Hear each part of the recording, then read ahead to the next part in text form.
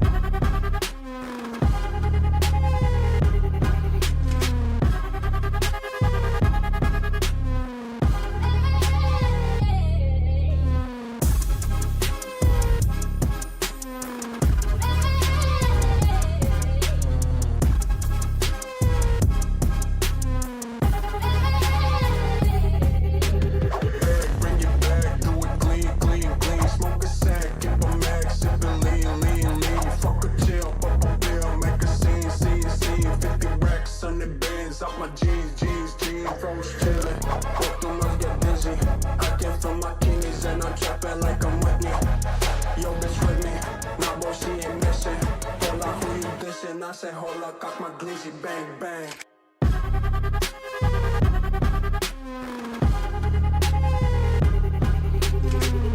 I said, hold up, cock my glizzy, bang, bang.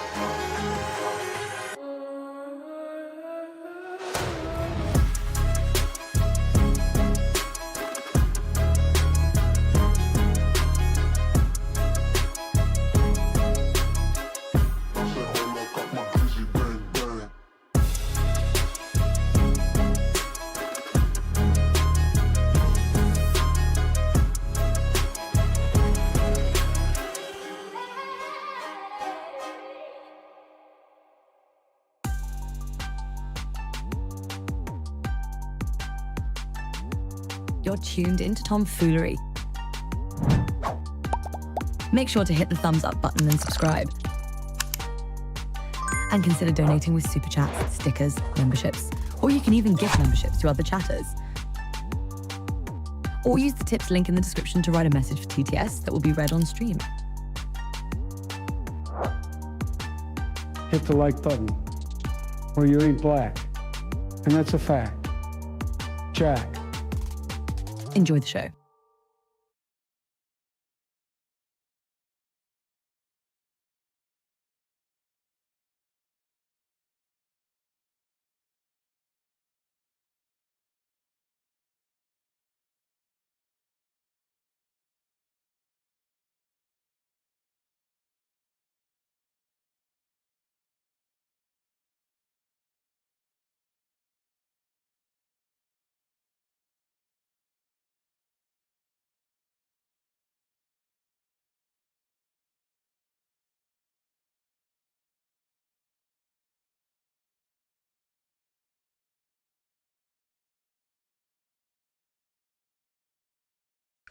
What's up, fools? Today is 7/29/2025. It is 10:49 p.m. Eastern Time. We got some stuff to get into. Yesterday, well, actually, for the past couple of days, I said that I was going to read somebody's Reddit thread for them. They donated $20 the other day and asked me to read it. And I said that I would read it the next day. And then yesterday, I didn't read it either. So we're gonna get to that first today. Then we'll move to the other stuff, but was just watching Jola in food shops cover the debate. Nice.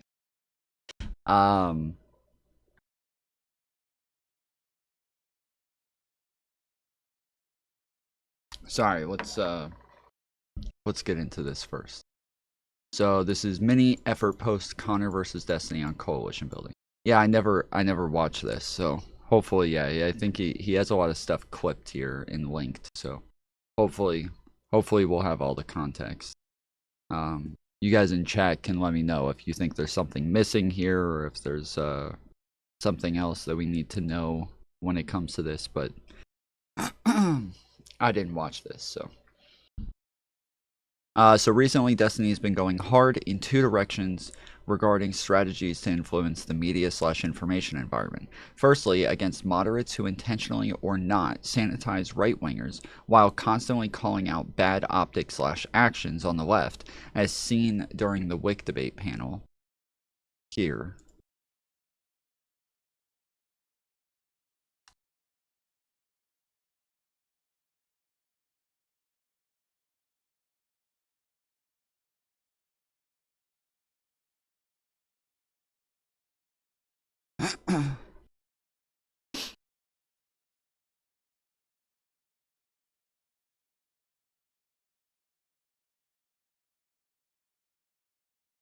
Secondly, against liberals who, again, intentionally or not, oh, wait, that was muted. Sorry. My bad. It's just them arguing about whether or not we should do what Republicans do. Secondly, against liberals who, again, intentionally or not, excuse/fail to confront leftists who relentlessly attack Democrats and further anti-institutional and anti-intellectual narratives in favor of ideological purity, as seen during the Lib and Learn panel. I don't understand you guys. You want to use kid gloves with these people. I really don't. I'm not using kid gloves. Yes, you do. You want. What are you talking about? You want her to be successful, and you're hand waving literally all of them. No, like I'm not. viciously. I don't agree. We don't agree with them. You are. We You're don't agree saying with it's them. not. Well, it's not that big of a deal. When the entire lefty media ecosystem are throwing her under the bus right now. All of them. We don't think it will manifest in any kind of electoral result. I'm not convinced that it will have a material effect on her election chances with respect to like any kind of ambitious with the president and anything with it related. I mean, the way that doesn't happen is if liberals continue to push the correct narrative. When people like Kyle Kalinske and Majority Report, TYT are all throwing AOC under the bus for this, it is on liberals to be the ones to push back. And so if when you push back, there's these guys who are like, dude, don't even bother with it. It's not even that big of a deal. Like, don't even talk about this. It's not even going to change anything. Like, that's the problem, is that it's not going to change anything because we're pushing back. It's not going to change anything because we're trying to be louder than them. In both of these instances, Destiny's point is, in my opinion, that we are currently in an information environment where being strongly pro-Democrat is seen as bad/cringe/negative by all parts of the political spectrum. The right obviously opposes Democrats ideologically, the center-left wants to appear more rational and unbiased than the right, and the far left wants to revolution/social credit social credit for being leftist more than electoral victories. Until we overcome this anti-Democrat bias, we will continue to lose in messaging because any narratives that support Democrats are poisoned by that bias. Because of this, I think I understand what Destiny meant during the anything else discussion with counterpoints when he says we need strong liberal morals. We need strong liberals more than we need right-wing moderates or leftists. Both socialists and the tankies. Okay, but once they get their shit together, do they need to embrace moderates on the right to fight MAGA or no? No, they appeal to their own fucking party. What? We didn't need moderates on the right for Hillary to get the popular vote win or for Biden to win his election. I think you probably needed the far left or some. No, you think the far left was out there championing fucking Biden? You think the far left isn't fucking growing in the past 10 years? I think the moderates were supportive of Hillary, though. I think moderates were supportive of Hillary. Well, that's why we need to kill them in the crib, metaphorically. Uh-huh. Yeah, I think there were more moderates who were supportive of Hillary and Biden than there were of Kamala. And that was the problem, is that, yes, the moderates were the ones that were just kind of left out during all of that. It was definitely, like, I totally disagree with what Destiny's saying here.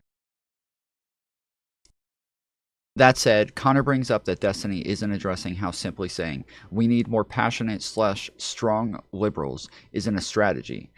The fact is, we are in an information war, and when you are outmanned and outgunned, the only way you will win is with sound strategy and disciplined action.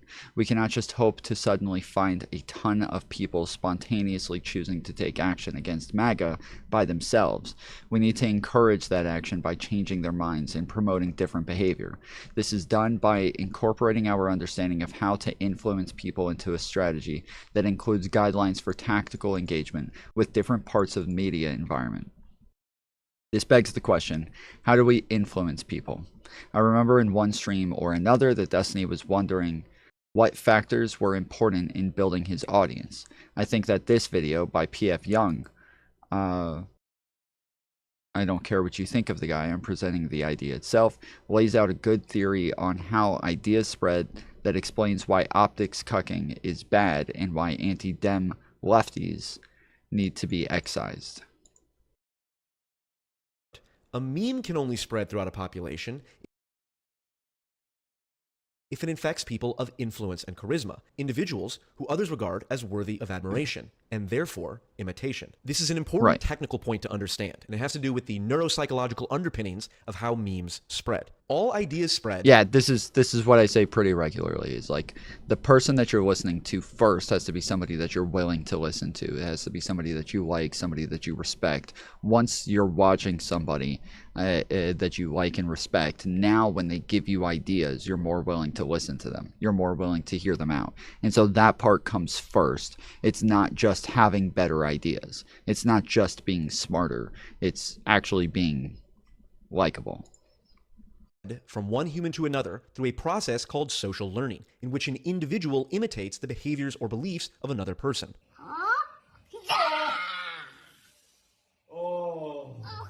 The desire to imitate, whether felt consciously or unconsciously, is an instinctual drive that is so deeply rooted in our biology, we share it with most primates, many of whom are capable of learning complex tool use through the process of imitation. As a matter of definition, we can say that admiration is the felt sense of the desire to imitate. In other words, if you admire someone, even to a very limited and unconscious degree, you are more likely to imitate their behavior. This is why you are far more likely to be infected by the ideas and memes of someone who you judge as being admirable, as opposed to someone who you judge as being socially irrelevant. A biological virus that infects the homeless schizophrenic in the town square is able to replicate itself so long as that homeless person gets within a few yards of another individual. But if that same homeless person becomes convinced by the ideas of Karl Marx, there's very little chance that he's going to spread that meme to others because no one puts stock in anything he has to say. If any Simply put, people are influenced by those who they respect. And if a respected person respects an idea, that idea is spread to new audiences that are completely separate from the person who originally put forth the idea. Therefore, if we want to get rid of the double standard around Dems, it is vital for people with influence in the left-wing media to stop reinforcing it. Additionally, even if leftists are a small part of the media ecosystem, their anti-Dem ideas spread when the general population and larger influencers see those leftists as respectable. Again, the leftists are a big part of the alternative media, though. Like, again, when we're talking about like organizations like TYT, like Majority Report, you know, the Rational National, like all of these people, these are much bigger than I would say a lot of Democrat channels where we're talking about like streaming. We're talking about things that'll have some sort of you know, some sort of connection to the person itself, not just the content.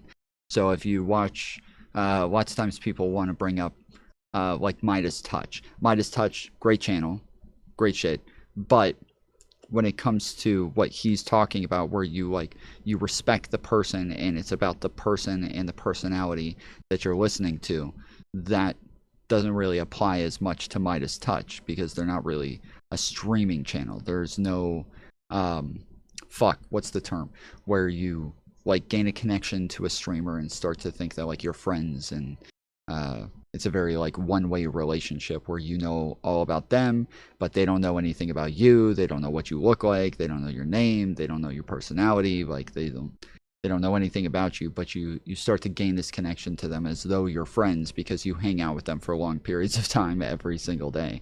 Are TYT really leftists, or are we saying progressives also gotta go? We're talking about anti-institutional, anti-Democrats, like people who talk about Democrats as like evil, as the bad guys, as people who are never going to do what it is that their constituents want. Yeah, parasociality. Yes. So yeah, it's the like there's no parasocial aspect there.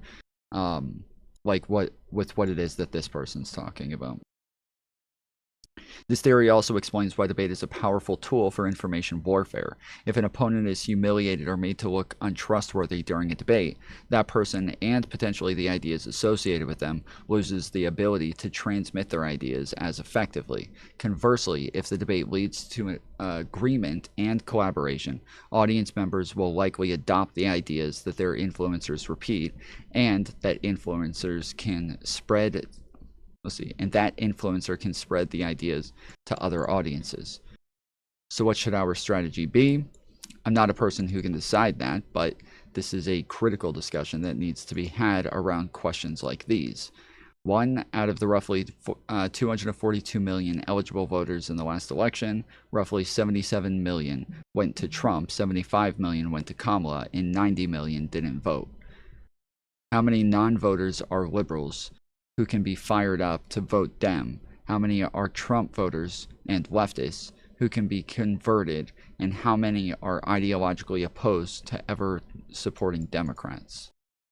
Two, what are the costs and benefits of different methods to gain more voters?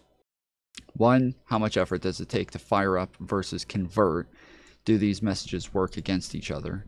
Two, how does messaging for each action shape the overall narrative of voting Democrat? Will fire up messaging encourage bad behavior? Will convert messaging indirectly support anti-Dem narratives? And three, how do we shape engagement with other creators in the information environment to grow our influence? One, how do we increase the number of and promote collaboration between strong liberal creators like Destiny? Two, how do we address personal drama between creators and correct inter-party disputes between audiences? Three, how do we confront and attrit MAGA and anti-Dem leftists? How do we counter their attempts to avoid/stop us? TLDR, we need a good debate on strategy. One, how do you think the debate should be shaped? Who should participate, and should there be moderators and rules? Who do you currently see as strong liberals that are worth supporting/collaborating with? I'm not really understanding this. I do think like a large part of it is that because a lot of liberals see their views as mainstream, they don't see this like reason to fight back, right? They don't feel like they're fighting anything. They feel a lot of times like they just are the norm. But that's slowly going away. Whereas when you look at leftists and you look at MAGA, they feel like rebels. They are rebels. They are fighting against something. They are standing up to the norms, and they're trying to make change. They are revolutionaries. And so every time they're scrolling through and they just see somebody just wearing a MAGA hat, they're going to click like and comment and repost and all the shit to promote that person because they feel like they're one of the silent majority, you know, and shit like that. They feel as though they are being attacked all the time, and that when they see somebody else, they automatically feel this kinship with them over those similarities and ideas. And I don't think that that's currently the case with Democrats. I don't think that they currently like go hard at promoting their own ideas, and I think that this is part of like what can be the death of Democrats over time, is that they just get too comfortable with being the establishment.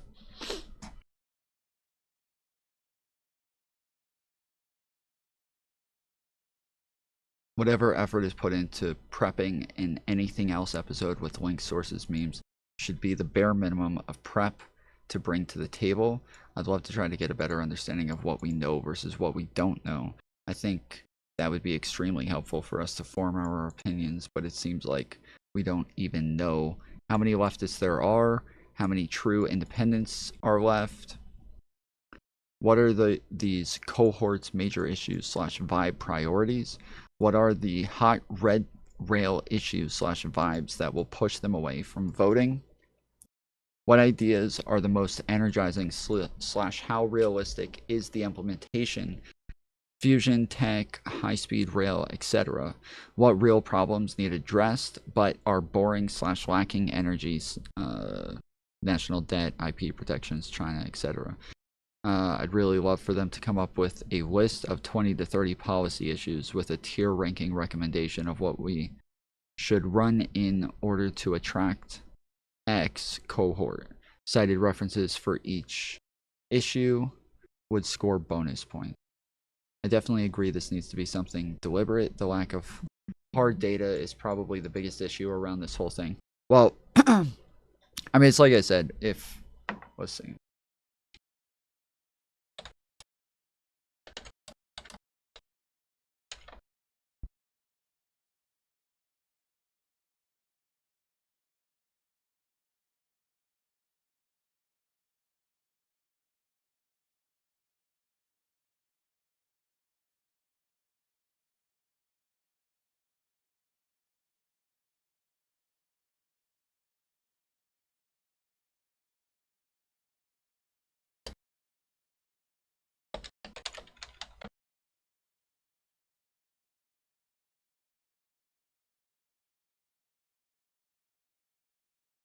Trying to find something that's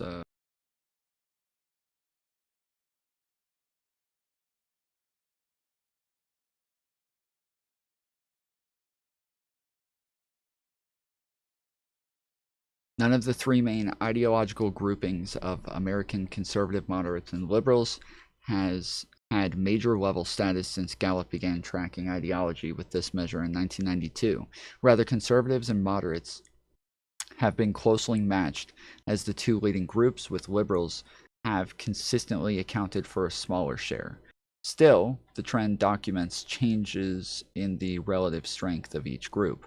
Most notably, the percentage of Americans identifying as moderate has declined from an average of 43% in 1992 to 34% in 2024, while conservatism has been fairly steady, fluctuating around 3 decades mean of 38%.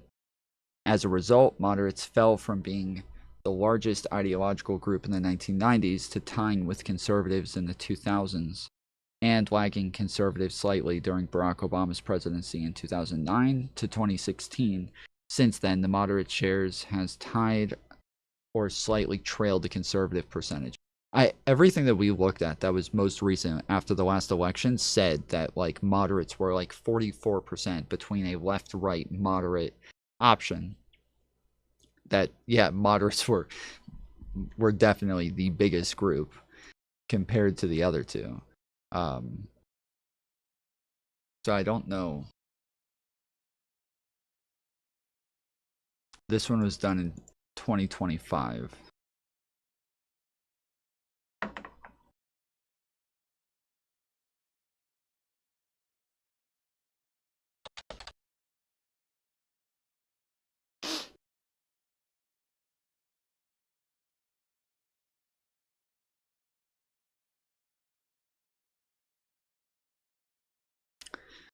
Nearly half of Americans think members of the opposing political party are evil.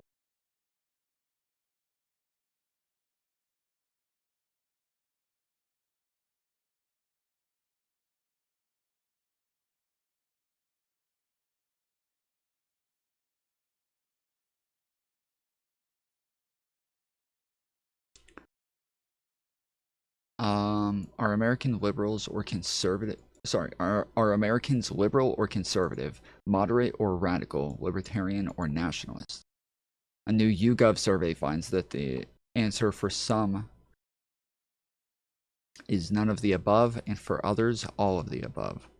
YouGov asked Americans about the degree to which each of these 6 labels and 10 others describes their own political views: anarchist, centrist, conservative, feminist, left-wing, liberal, libertarian, moderate, nationalist, populist, pro-choice, pro-life, progressive, radical, right-wing, and socialist.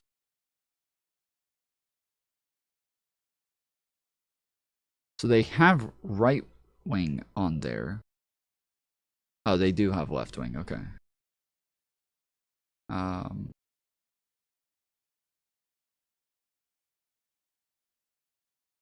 Some labels are more popular than others. Topping the list are 2 normally opposed labels the activists deliberately crafted to be appealing: pro-choice 33%, pro-life 29%.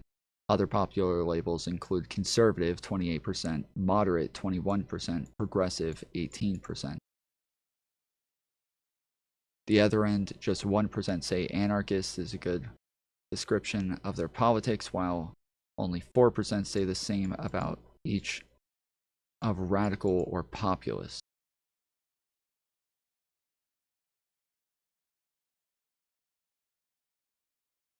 %4 said populist. What the fuck? When is this from? 2023? What?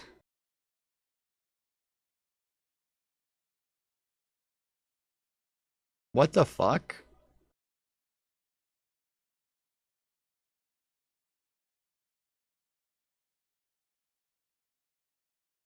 What the fuck is that?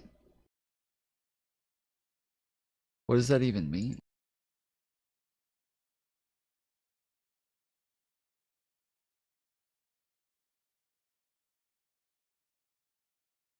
Many of the results line up with expectations. Among Republicans, 87% say conservative describes their politics, with 59% saying it describes them well. Similarly, 73% of Democrats identified at least partially with the label liberal. Yeah, see this. Okay, so this is actually a good poll. Among Republicans, 87% say they identify with the label conservative. Among Democrats, 73% say they strongly label themselves liberal. That's actually a really good way to look at this. Of Democrats, at least partially, the label is slightly more popular than the other major term used to describe left of center. Americans, progressive is 66%.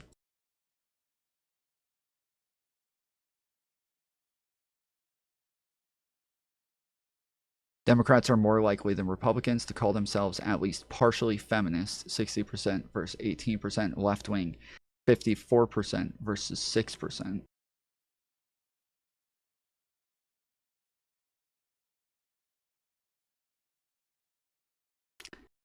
%54 of Democrats call themselves left-wing. And socialists, 52% versus 7%. So about the same amount of people who call themselves left-wing call themselves socialist as far as Democrats go. While Republicans lead the way on accepting right-wing, 64% versus 16%, and nationalists, 38%. Yeah, fucking shit.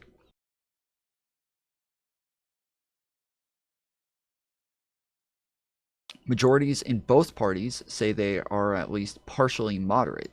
Few Americans call themselves radical, but 24% of Democrats accept that label compared to 4% of Republicans. Yeah, this is definitely good data right here. This is this is showing just like how big the divide is between Republicans and Democrats, where Republicans are all still thinking of themselves as like the more moderate group of people, even though I would say the Republican Party is definitely a lot more radical than the left-wing party. But and then moderate is much more popular as a label than centrist. 54% call themselves moderate, 23% call themselves centrist.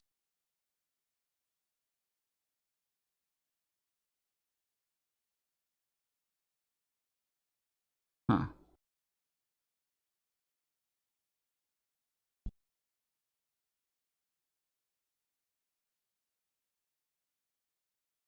But yeah, it's of Democrats, only 38% say liberal describes them well. Of Democrats, 38% say liberal describes them well.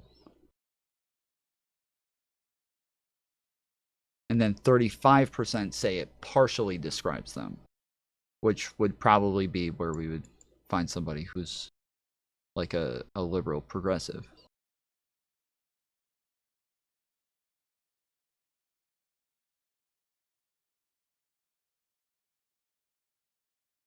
And then, yeah, of Democrats, 25% say left wing describes them well. Fucking shit, dude. That's crazy, dude. That's wild. A larger percentage say that progressive describes them well.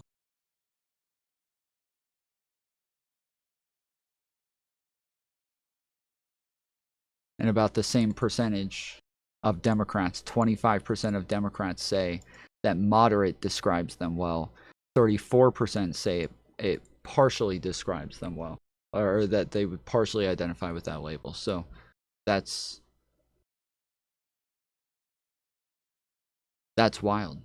But then, yeah, when you look at the populist label, 6% of Democrats, 4% of Republicans. That's pure bullshit, dude.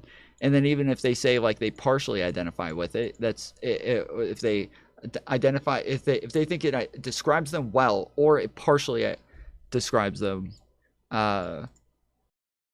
combined, that's 20% of Democrats and 18% of Republicans. This is fucking insane, dude.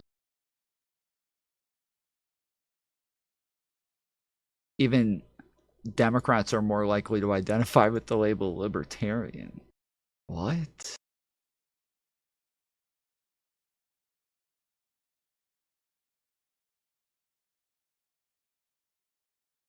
Apparently there's more Democrats that identify with the label pro-life than that identify with the label populist.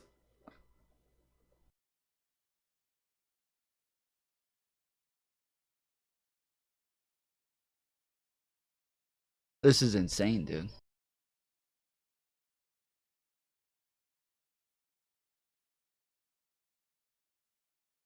The median American says 2 of the 16 labels describe them well, and other 3 labels partially. Some of these overlaps are expected among 12% of Americans who identify strongly as right-wing. For example, 76% strongly identify as conservative. Similarly, 66% of left-wing Americans say progressive describes them well. So yeah, so they're more likely to identify with the label progressive than liberal.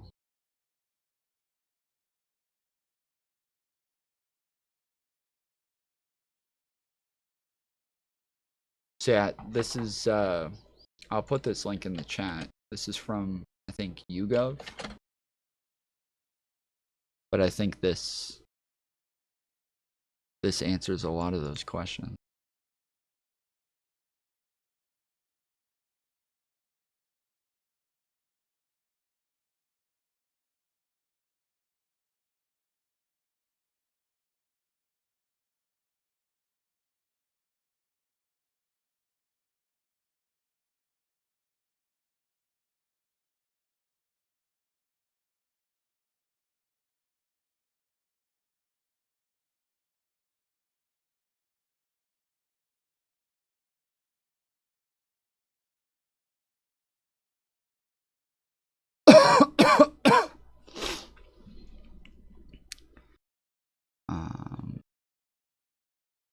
Okay, never mind.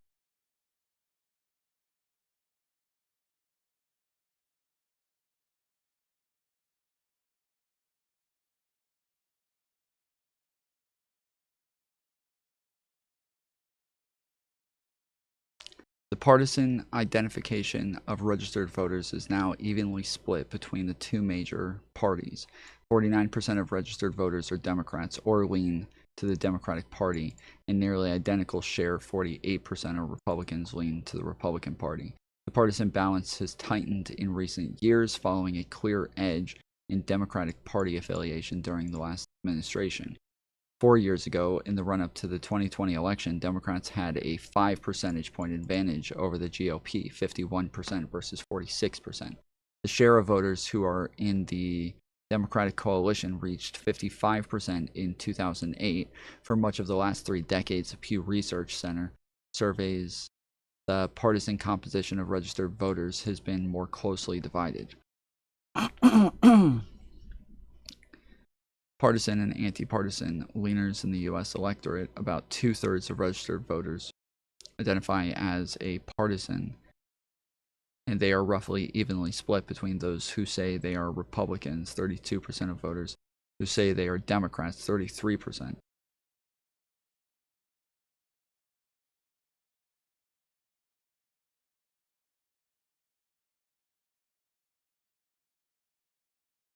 With independents at 35%. So yeah, so this again says that independents are the larger voting bloc.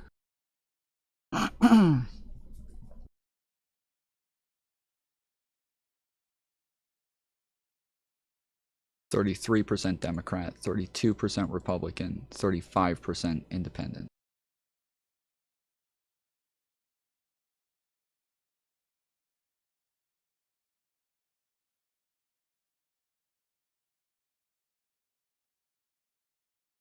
The share of voters who identify as independent or something else is somewhat higher than in the late 1990s and early 2000s. As a result, there are more leaners today than in the past. Currently, 15% of voters lean towards the Republican Party and 16% lean towards the Democrat Party. By comparison, in 1994, 27% of voters leaned towards either the GOP, 15%, or the Democratic Party, 12%.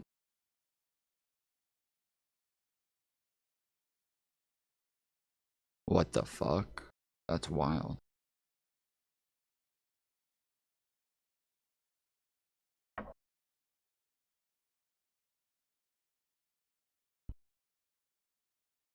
While electorate overall is nearly equally divided between those who align with the Republican and Democrat parties, a greater share of registered voters say they are both ideologically conservative and associate with Republican Party. 33% then say they are liberal and align with Democrat Party, 23%. A quarter of voters associate with the Democratic Party and describe their views as either conservative or moderate, and 14% identify as moderate or liberals and are Republicans or Republican leaners. The partisan and ideological composition of voters is relatively unchanged over the last 5 years. Yeah, I would really like to see the other poll, the YouGov poll, split up by age. I would love to see that one split up by age and see, because we keep seeing like lots of polling saying that like younger kids, Gen Z kids, don't like the Republican or the Democrat Party, that they're more likely to identify with socialist labels or populist labels, radical labels. So I would really love to see that other poll split up by age.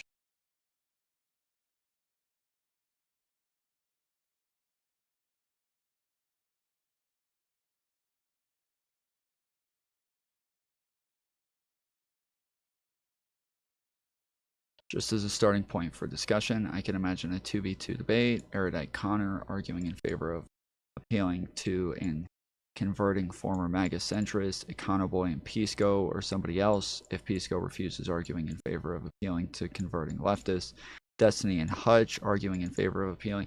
So this is generally what we're going to end up watching tonight. So yeah, he posted this, I think, before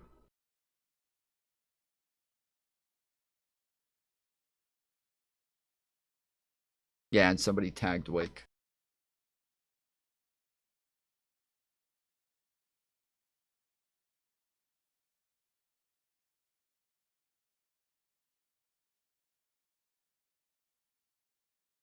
I'll come back and write more, but the first thing to acknowledge things that just can't be done. OP is not saying this, but I followed a link here from a post that was saturated with comments of the following premise: we need to excise leftists from the party and or media coalition.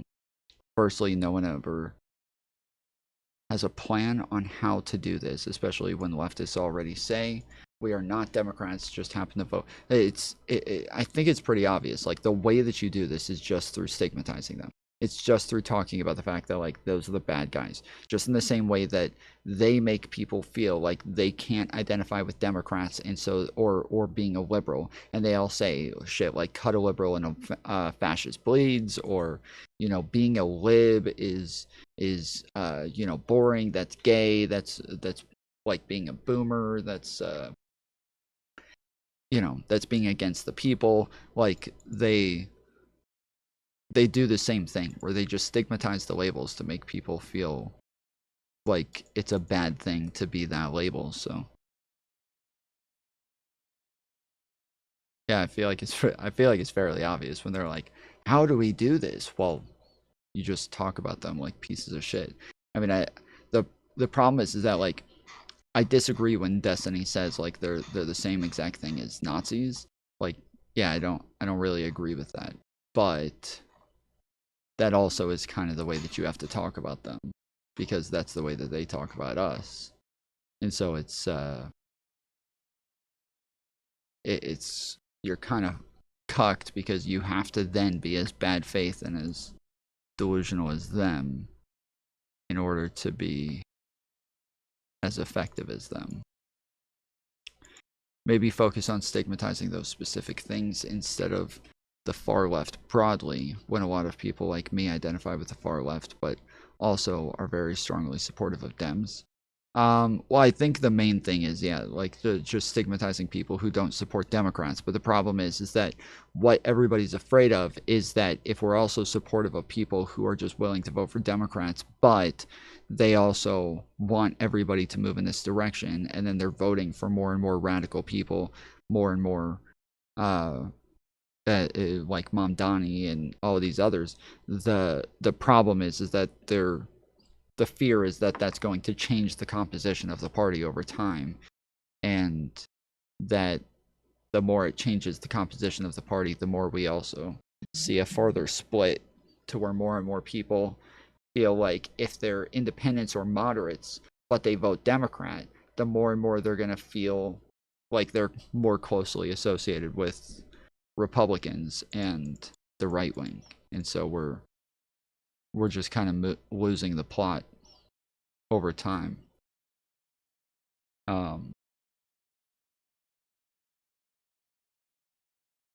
So yeah, it's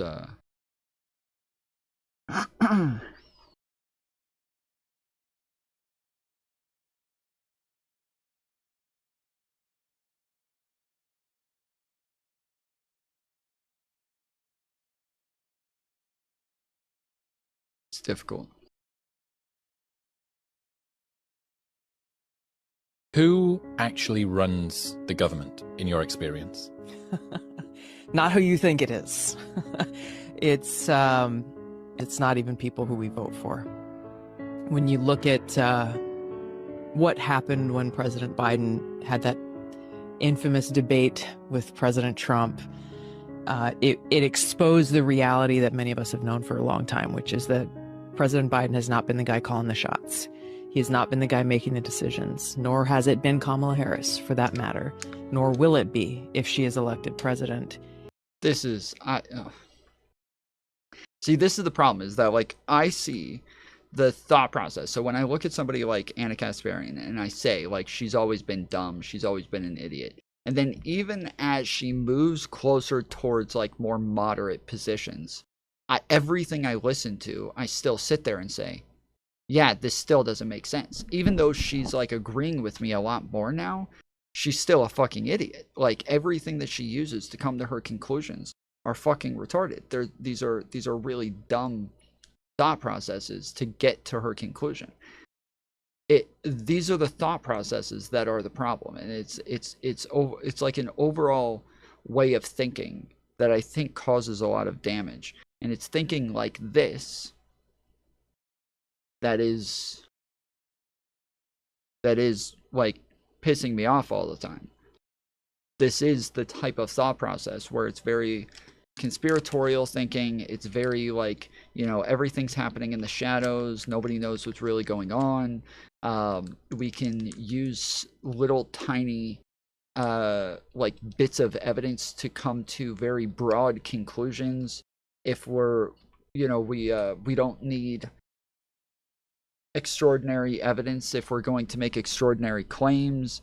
Like, this is the type of shit that just, this is the populist like brainworm that I feel like is being invited into the fucking party.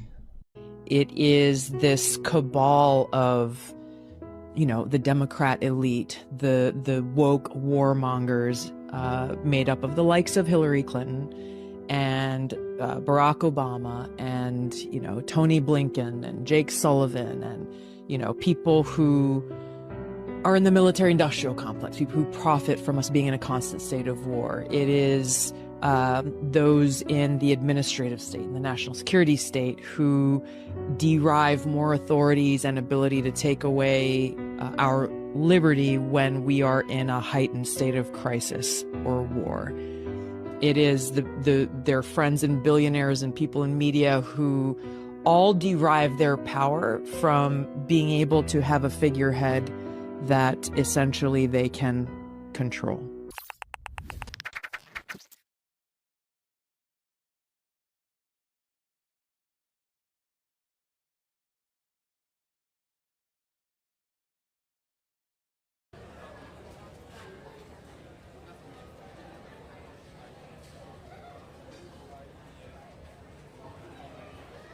I accidentally deleted my border the other day, so I need to, I guess, recreate my border again.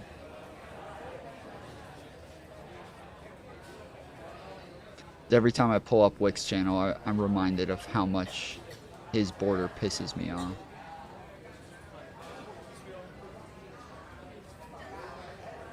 Because it's never centered.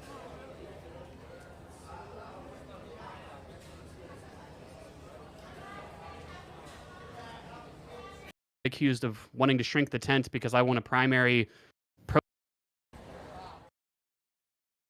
And I think it's an interesting thought experiment to go through. There were some disagreements, so I thought I came to Whick's channel because on everybody else's channel, his mic was just super, super quiet. So I thought if I came to his channel, I would be able to hear him better. But no, even on his channel, he's still super fucking quiet. gather people together to hash those out and have a discussion on it.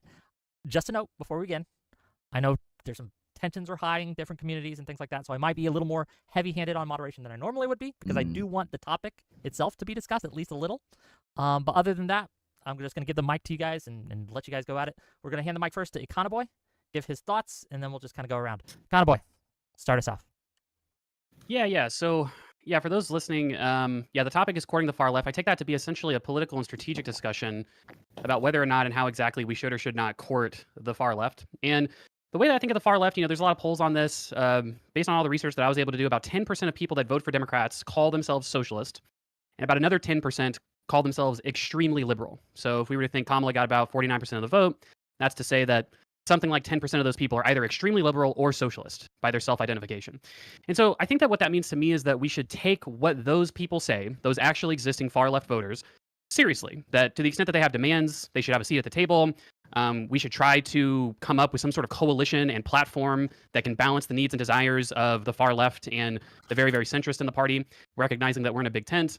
And then when it comes to anti-electoral leftists and anti-democratic leftists, which I'm sure we'll talk about on the show, I think that to the extent that those people have big platforms, Democrats should engage with those platforms. So if Pete Buttigieg wants to go on Hassan's stream and espouse the greatness of his campaign or the Democratic Party or something, I don't really have a big problem with that. But I don't think that people like that should be part of the inner party or should be invited to the DNC. Somebody like Mamdani, if he becomes the mayor of New York, probably should get a speaking spot at the DNC, but probably not people like Hassan, because it's not clear. I mean, this is what I was just talking to Econoboy about last night. It's like, if we're going to normalize these people, if we're going to engage with them like they're just like us, and if we're going to keep just like having conversations with them and platforming them just in a way to where we're like, yeah, you're okay because you vote for Democrats in the end.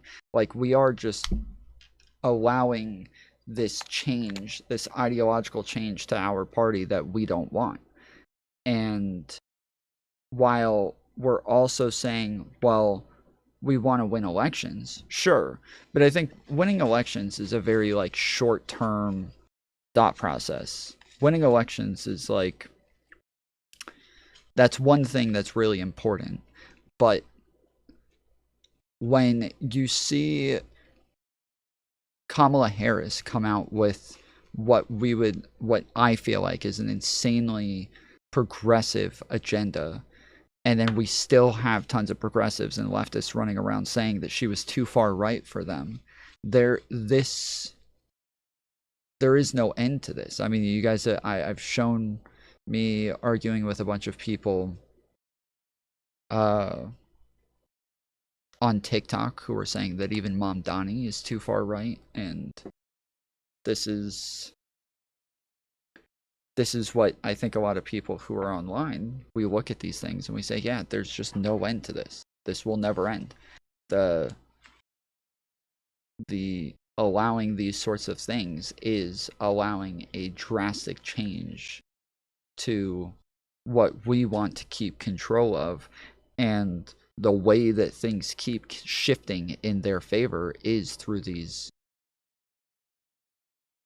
stigmas that they are applying to everybody else. They're very capable of making anybody who aligns with somebody like Biden or Pete Buttigieg to sound like the bad guys, to a point to where nobody wants to be the bad guys like that. Nobody wants to be stigmatized in that way. And so I don't think we need to reach Hassan's community. I don't think that we need to get to Hassan's community and be like, hey guys, come on over here with us. We're all right. We won't send you guys to the gulags. Just vote for us and we'll be very accepting of your views. Like, nah, tell them we're gonna send them to the fucking gulag. Tell them they're going to the fucking gulag. That's what they say about us. That's what we should be saying about them. If Hassan's community is running around saying that they have to off all of us in order for them to take control of the government, well, I don't want to like argue like in favor of political violence or anything, but I don't know how you engage with violent rhetoric like that without engaging in violent rhetoric. Like, I don't know how the fuck you do that. That Hassan is like, quote unquote, an ally of the Democratic Party. And what I'll say is one last thing. I'll say that, I think Destiny had said at some point, he'd clarified that essentially people who use the label of socialist should be treated like Nazis. I take that to mean that they should be like very harshly socially excluded from the broader movement of the Democratic Party or like the broader left. But I think that would be extremely counterproductive because, again, these are just a big chunk of the people of the Democratic Party. I think I get accused of wanting to shrink the tent because I want to primary pro-filibuster senators, right? on ideological grounds. But I think to say that we should shun basically everyone that calls themselves a socialist in the Democratic Party, that's to say that we should shun essentially 10% of the base, which is, I don't know, I just think that's much more counterproductive than just trying to build a coalition with them. Okay, thank you, and we will get into it as we go. I'm going to hand the mic next to Pisco. Go ahead. Yeah, so it obviously depends on what you mean by court and what you mean by the far left. So obviously, I would be in support if by far left you mean people like Mamdani, people like AOC, these kinds of people who identify, Bernie Sanders as a socialist. I think that there are absolutely things that we can agree on with socialists, and we're a big tent enough coalition if what you mean by far left includes those people. But ultimately, this is a conversation I think about semantics. What is the far left? Who are the group of people who are like anti-liberal or anti-constitutional that you want to exclude? And to what extent do you want to exclude them? Does exclude mean invite them, don't invite them to create a party platform? Does exclude mean not interact with them in any respect, even as Econoboy mentioned, to like use their platform either for a debate or to like promote the candidacy or to try to convince people? I don't know if I'll go that far. I certainly wouldn't want to incorporate any Marxist-Leninist ideas into the Democratic platform if that's what's being meant by courting the voters or courting the far left. So ultimately, it's a semantic argument, but we're not here for that. We're here because, in my opinion, there's been a bad faith campaign to basically smear me and Econoboy and Josiah as having moved to the far left, as having put space in our coalition to really allow for anti-democratic, anti-constitutional ideas and to not push back on them. And I think what you'll find that there are tensions right now, I think in the... Bro, didn't he just have Vivian Wolf on the other day to sit there and whine and complain about how everybody's treating them? Didn't he just sit there and have a full-on circle jerk session with Vivian Wolf?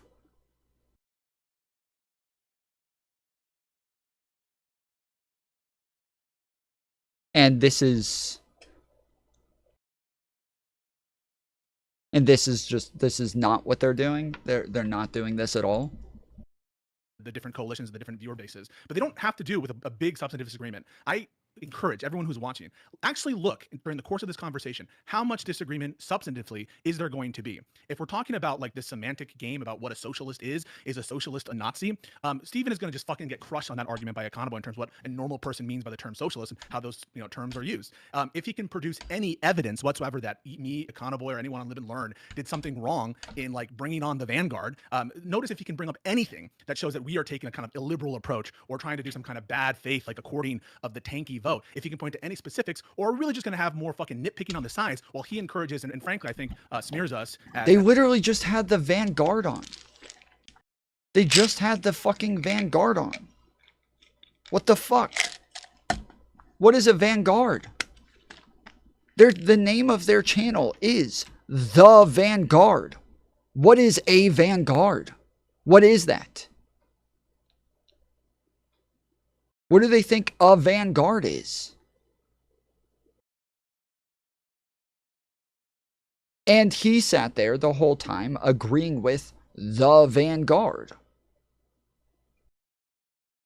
As tankies, anti-liberal, and anti-constitutional. So I'm here definitely to get clarity on terms and to notice actually what is the room of substantive disagreement here, or is all of this a fugazi to cover up spite and personal conflict between him and other streamers? And is there really evidence that we're moving to the tanky left or the illiberal left? Okay, well, thank you for being here, and I'm sure we will get into all of that. Let's give it first to counterpoints. Go ahead. Yeah, so my issue with this whole thing is that there are socialists, which I define, I think, in a good faith way for the decommodification of basic human need and workers owning the means of production. There are also communists who believe that the end result of our material analysis should be a moneyless, stateless, classless society. I think these people exist. I think they have clout. I think they have influence. And I would use specific examples. I turned this on for a minute, and I think I watched for maybe 10 minutes, and Counterpoints kept mixing up these terms. I think he kept saying socialist when he meant communist, and then he kept saying socialists are people.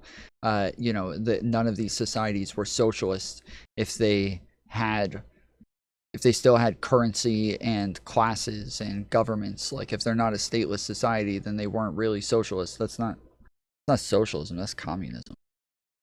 In our sphere of influence, like Erin or Straight Raid, who says that she's a communist. I would use the examples like Hassan Piker, who I just watched earlier today, is effectively holding hands with Marxist-Leninists and saying that he is a Marxist-Leninist. He's just, playing softy with the Social Democrats and the Democratic Socialists. That way he can get clout and influence and then radicalize them down a funnel. So for me, what I'm trying to point out is that... Who said this? Holding hands with Marxist-Leninists. Stateless class. Wait, it rewinds by 5 seconds now instead of 10? Classless society. I think these people exist. I think they have clout. I think they have influence. And I would use specific examples in our sphere of influence, like Erin or Straight Raid, who says that she's a communist. I would use the examples like Hassan Piker, who I just watched earlier today, is effectively holding hands with Marxist-Leninists and saying that he is a Marxist-Leninist. He's just, playing softy with the Social Democrats and the Democratic Socialists. That way he can get clout and influence and then radicalize them down a funnel. So for me, what I'm trying to point out is that if you pretend that this person is normal and nice and fine and a part of the coalition, then you're going to lose the moderates. Okay, You're going to lose the center right. And for every leftist you gain, you probably lose 2 or 3 moderates. So, the Vanguard, I have no idea what their politics are. I would frankly love to speak to them specifically about their politics. But if MLs are a part of the coalition, you're losing people. You're being politically ineffective. That's my argument. Okay, thank you for being here. And last but certainly not least, Destiny, go ahead. Yeah, so I think that when I was making the rounds debating Nazis in 2016 and 2018, one of the most common things that I heard from kind of like the centrists that basically gave more credence to all of the far-right ideas Where was... is this live? This is on all of their channels. Go to Destiny's, go to Wicks, go to Pisco's, go to Econo Boys, go to Counterpoints, any one of them. Point to where I support this. Show me where I said that I'm racist. Show me where I said that I hate Jewish people, or I'm anti-Semitic, or I'm, trying to be a white supremacist. And there was always this like annoying fight that I would have to do, where in order to start debating the Nazis, I'd have to chew through all of these epic centrists first, who would say, well, I'm just a classical liberal. I'm Sargon of Akkad. I'm not actually a white supremacist. I just happen to give cover for all of these people. I don't think Econo Boy or Pisco or Josiah or any of these other people, I don't think they're becoming tankies or anything like that. I just think there's a very annoying cover that's given to a lot of these people, where there's like, we can 100% discern and decipher every single intention that Donald Trump has. We have no problem calling him a fascist outright. But then when you have people that hate the Democrats, that shit on our candidates, that attack everybody on our side constantly, we're like, well, I don't know what they really think or how they really feel. Or when it comes to people like Hassan, like even earlier today on my subreddit, Econo Boy, when asked about supporting Hassan, will say things like, well, I don't think I necessarily agree with him on everything. Like he says, I don't have a generally positive view of Hassan, and I think I would flatly agree with many of the criticisms levied at Hassan. That's just in my mind, even though it seems like there's some kind of separation there. That's just a wild statement to make from somebody who openly supports terrorist groups that kill civilians, or openly supports enemies of the United States, or openly supports the subversive propagandizing of our entire political party to hijack the entire movement to destroy, if not the Democratic Party, maybe even all of the entire United States of America. So I'm sure. And admits that he's doing this, admits that he tries to whitewash his rhetoric to an extent to where he's going to radicalize people over time with, slight arguments here and there without ever taking on the actual labels that identify what it is he believes. Tom, do you agree with Destiny that Sargon is a Nazi? I don't know. I don't know enough about Sargon to really know. We'll get into it. I don't think it behooves us to just say all of this is a semantic disagreement. I think it's actually really important to define what a leftist is, because I think that it's. I would say Sargon for sure is at least probably like a white nationalist to some extent. Yeah, I would say that he definitely engages in white nationalist propaganda and apologia. I don't know. Normally, if I'm calling somebody a neo-Nazi or something like that, they have to be like pretty anti-Semitic as well. I don't know if I've ever heard anything from Sargon that says that he's anti-Semitic at all. I don't know about that. For the people to know where everybody stands, and it's important to get rid of people that are intentionally trying to obscure their beliefs and come in under the guise of being a leftist without actually stating, what their position is, and then having this like this dual role that they get to play, where they can propagandize people and radicalize them without actually ever stating what it is they're trying to do.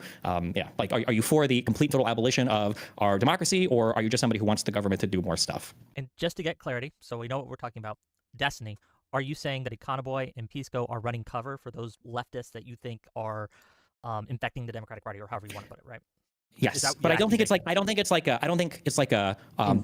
secretly tanky, and so they want to provide cover for their tanky friends. I think it's more just like this. There's something that happens in the Democrat brain, and I've been guilty of it too. Where they just want to reach out to everybody. They want to make sure that everybody feels accepted. That at least if they're willing to vote for Democrats, then we can align with them. We can coalition build with them. We can all be on the same side and work together, just because we all vote for the same people at the end of the day. You're so obsessively trying to seem like even-handed that you get rooted out in this world where you're like, I'm trying to be fair, and I don't want to have like Hassan derangement syndrome, so I'm just going to say, they're not that bad, and I don't know that much about any of this, I'm not sure, whatever. But what it causes is this reality where, the conversation for this podcast, what was talked about earlier, was should we appeal to leftists when it comes to gaining political power? When do leftists talk about appealing to liberals to try to gain political power? Or when do leftists say, hey, maybe we should chill on shitting on the party, forever and ever when it comes to getting political power? Like, why is the conversation only ever on the Democratic side of things? That's just very wild to me. Okay. Well, the floor is open. Go ahead. I was going to say they do. I have a question.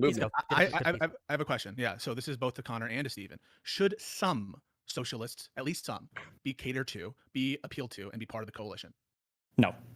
So you would agree, therefore, that Bernie Sanders, AOC, and Mamdani should not be catered to and part of the coalition, correct?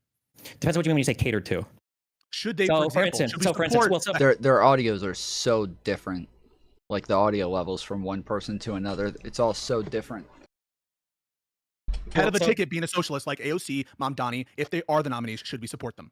Yes, but that doesn't mean you're catering to So- socialism. Okay, but you understand. Wait, so hold on. You recognize that supporting somebody at the top of a ticket. Well, if you want to play the yes or no question, I can play the same game. You understand that supporting somebody being at the top of the ticket doesn't mean that you are centrally supporting their ideology. For instance, it's possible to cater to, in a roundabout way, people that are further to the left of you without catering to far leftist beliefs, right? Correct, but you would agree that, like, if a socialist is at the top of the ticket, socialists like Bernie Sanders, the Democratic Party should support the socialist at the top of the ticket, correct? It depends what you mean by support, but generally, yeah, I think you should support. Okay, so you're okay with socialists being part of the coalition, correct? I don't really know if I consider Bernie Sanders or AOC to be like socialists. And why is that exactly? Because I don't think that they like fit under conventional definitions of socialism. Do It's they more want the kind of like decommodification of basic human needs and workers owning the means of production? Yeah, so that's your definition. That's your proprietary definition of socialism. That's but you agreed. most hang on. socialist definition. So, for Econo example, Boy, do you disagree with my definition? Yeah. Okay. So just to hop in here. So yeah, I disagree You don't. that is. Okay. Do you want me to answer the question, Answer, Connor? give Econoboy space to Okay. answer. Go ahead, Econoboy. Yeah, it's what me and Econo Boy were getting into last night, is that he does use the definition of socialism is the government when the government does stuff. That is, like, unironically his definition is when the government does stuff. That's what he calls socialism. Boy, please. So I want you to do a line of okay. Adderall. Let Econoboy answer. Go ahead. I probably should have done an edible instead of Adderall before entering this debate. But to answer your question, similar to capitalism, socialism is a diverse universe of people. There's a lot of people who call themselves socialists. Some of them are Marxist-Leninists. Some of them are like what you might call like moderate, like right-wing socialists, I guess, like me, who say that we should just collectivize the ownership of production. People have different ways of defining these things. For instance, capitalism includes people all the way from Fabian Liberty to people like Destiny, who basically endorses the Nordic model, right? And they're both capitalists, right? And so I think that of the 10% of people who call themselves socialists and are part of the Democratic Party base, obviously that's a very diverse group of people, ranging from the exact, essentially, people that I just mentioned as well. And I think that's a very sensible way to look at who calls themselves socialist and why. To Destiny's point of when Donnie's not a socialist, or that Bernie's not a socialist. That's crazy. Just one more sentence. To Destiny's point about when do like the left wingers ever cater to the moderates? Well, I mean, I seem to remember people like Bernie Sanders and AOC taking very collaborative positions with people like Biden when he was in office. And I seem to recall like Mamdani, he took a very collaborative position with people like Brad Lander. And Mamdani's campaign, to the extent that it appealed to people broader than just the left wing, he made that conscious decision to do that. He didn't run on a campaign of seizing the means of production. He ran on a campaign of like freezing the rent and providing childcare to people, right? I mean, I take that to be in some sense a means to cater to a broader base of people than just left wingers, essentially. So I think that if we want to talk about catering to socialists, I think that the issue that we have is there exists a world where you have a bunch of like Bernie Sanders, AOC, maybe Mamdani types of people. Stuff being the collectivization of the means of production, not just any stuff. Kind of. So anytime the government is doing something, technically it is done through our taxes. So it is done through a collective process. Like it is collectively owned at that point. So it's literally anything that they do is collectively owned. People that are part of your movement and part of your coalition. And I think that if we lived in a world where there was a rich media environment with a lot of people who were socialists, who, you know, some supported the liberals, some kind of didn't, and some were like really against it, then we could have that conversation. But right now, it seems basically ubiquitous across the entirety of the left-wing media landscape to aggressively and violently shit on and attack Democratic candidates as harshly as possible. I just saw, and I'm sure you guys saw, that Vanguard tweet saying that Pete Buttigieg looked like and smelled like a rat. Pete is one of the most like popular Democratic figures making the rounds on shows. I just watched Crystal Ball fucking roast the fuck out of a senator from Michigan because she wouldn't give like the singular one answer on the Gazan issue. If this is the world we're going to live in, where you want to say, oh, well, socialism encompasses a broad range of people, but when I looked at the media environment, almost every single person that would even flirt with the label socialist relentlessly shits on the Democratic Party. I don't know if I can really say, yeah, sure, we should also appeal to these people. It's just not the right media environment. There's for a it. definitional issue here, which is you're saying that Bernie Sanders and Zoran Mamdani are not socialist. Explain that. That's not really responsive to anything I just said. No, yeah, I was about to say that totally ignores like everything that was just said, but I guess Pisco's probably trying to get like the semantics down before they move into those things. You were not responsive to the issue Can I at explain hand, it? which has to do with the definition. Yeah. So the question is, if you're defining socialism to only include the people that Steven doesn't like, then maybe there's not actually a disagreement here in terms of who like should be leading the party or something. So I wasn't defining socialism with people I don't like. I was defining socialism. So we can talk about definition of socialism. What I'm looking at right now is the socialist media environment. My earlier argument was that I don't know if I would even consider like Bernie Sanders and AOC to be hardcore socialists. If I wanted to supply that argument, if I supply, sure, socialists at all. Well, right now, who are the socialists all shitting on almost more than anybody else? AOC and Bernie Sanders. So I mean, whether they're shitting on them or not, Steven, whether they're shitting them or not isn't the question. That's a separate question. Are they shitting or not shitting? The question is, should socialists be part of the coalition? You just said that Bernie isn't a socialist. He identifies as such. AOC's not a socialist. She identifies as such. Mamdani isn't a socialist. She identifies as such. What's your evidence or not? Again, they identify as democratic socialists. I do think that there's like a bit of a difference, but I think because of the way that they engage with like the political because of the fact that they're willing to be a lot more pragmatic in the way that they engage in politics, I do think that there's a pretty big difference there, but it's not I do think that like if the party is taken over by AOC's and Bernie Sanders's, yes, I think that we're going to be moving in a direction that the rest of us are not going to be happy with. Not socialist. So identifying as a political thing doesn't make you that political thing. That's a tautology and that would be nonsense, number one. And number two, the question wasn't should they be part of the coalition. The question is should we appeal to them? Those are two fundamentally completely different questions. Destiny, to be clear though, you're narrowing your position. It was just last night when you said explicitly anyone that uses the socialist label should be treated like a Nazi, right? Now in the media environment is what we're talking about. I'm commenting on your show. Then Destiny. Okay, well that's what you said last night. If you're clarifying just people within the media environment, then I'm just saying that that's a useful narrowing of the discussion. Then because you can call it a narrowing if you want, but anybody that's watched any I don't shit on AOC, I don't shit on Bernie Sanders either, and I've been supportive of Mamdani for the. I think useful is one way to put about it. I think useful is one way to put it. I think weaselly is another way to put it, and I think it is weaselly. I think you're backing off of the strong position. The strong position is socialists shouldn't be a part of our fucking coalition. And now when you're getting pushed, I guess now it's the media environment. But you took the strong I didn't say socialists shouldn't be part of the coalition. I said we shouldn't be trying to actively appeal to socialists. Do you understand that those are two separate things? They're different statements. They're correct. They're different statements. But you said no. They mean fundamentally two completely different things. They're two different statements that mean different things. They're two different statements that mean two different things. But your position, is it your position, therefore, that the Democrats should, as part of their coalition in terms of who to vote for, what kind of policy support, to humor people like Mamdani, humor people like AOC, and humor people like Bernie Sanders? And if that's the truth, then I think that I don't know what that statement means. Should they humor them? Like, what does that mean? Like, put them on the dot? I don't know what that question means. So should they have a seat at the table? Whatever you take that seat at the table. Whatever you're going to be out that's what I'm asking you. So for example, you're the one who says that we need to excise these people from the party. I actually don't know what you mean by that. So whatever your vision of having a seat at the table, not being excised is, whatever you're using when you say these people need to be gone. Under that definition, do you think? Sure. Okay. Let's let Destiny. Those are good questions, Pisco, and I'd like to know the answers too, right? What do you mean, Destiny, when you say we need to excise these people?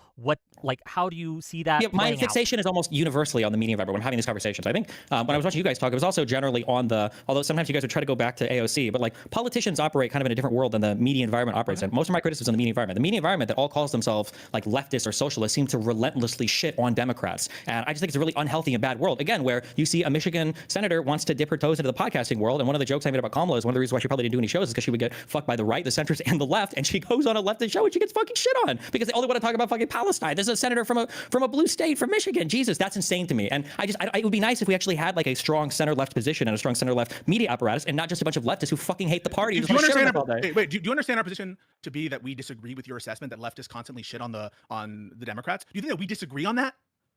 I'm not sure all the time. I can't tell. You're not sure. So we're here to discuss something where you're not sure if we agree with you on the position that the lefties constantly shit on Democrats in ways we don't like. We agree that lefties constantly shit on Democrats in ways that we don't like. We agree with Hutch, for example, when they constantly shit on people like Biden in certain ways, even though I shit on Biden in some respects. We agreed on the AOC tweets that they shouldn't have shit on her that way. And so there's no disagreement there. So that obviously isn't what we're here to discuss on a point where you're unsure that we disagree on.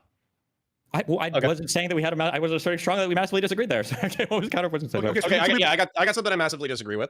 So I think that every single leftist that I've talked to online, anybody who has any kind of political knowledge whatsoever, defines socialists as decommodification of basic human needs and workers owning the means of production, and they use that definition repeatedly. I think that my frustration is that there are a bunch of quote-unquote social democrats who talk about universal health care, or they talk about, making rent cheaper or some shit like that, which are social democratic Scandinavian policies. And I think they're using the term socialism backdoor in order to rehabilitate the image of this. And not just that. I don't think that's the plan. He's putting a lot of intention into that.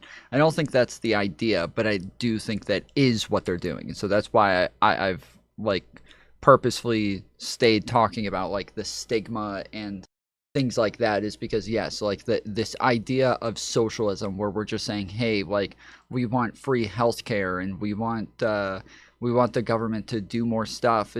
I don't call that socialism really, but I guess to an extent it is when like in Econoboy's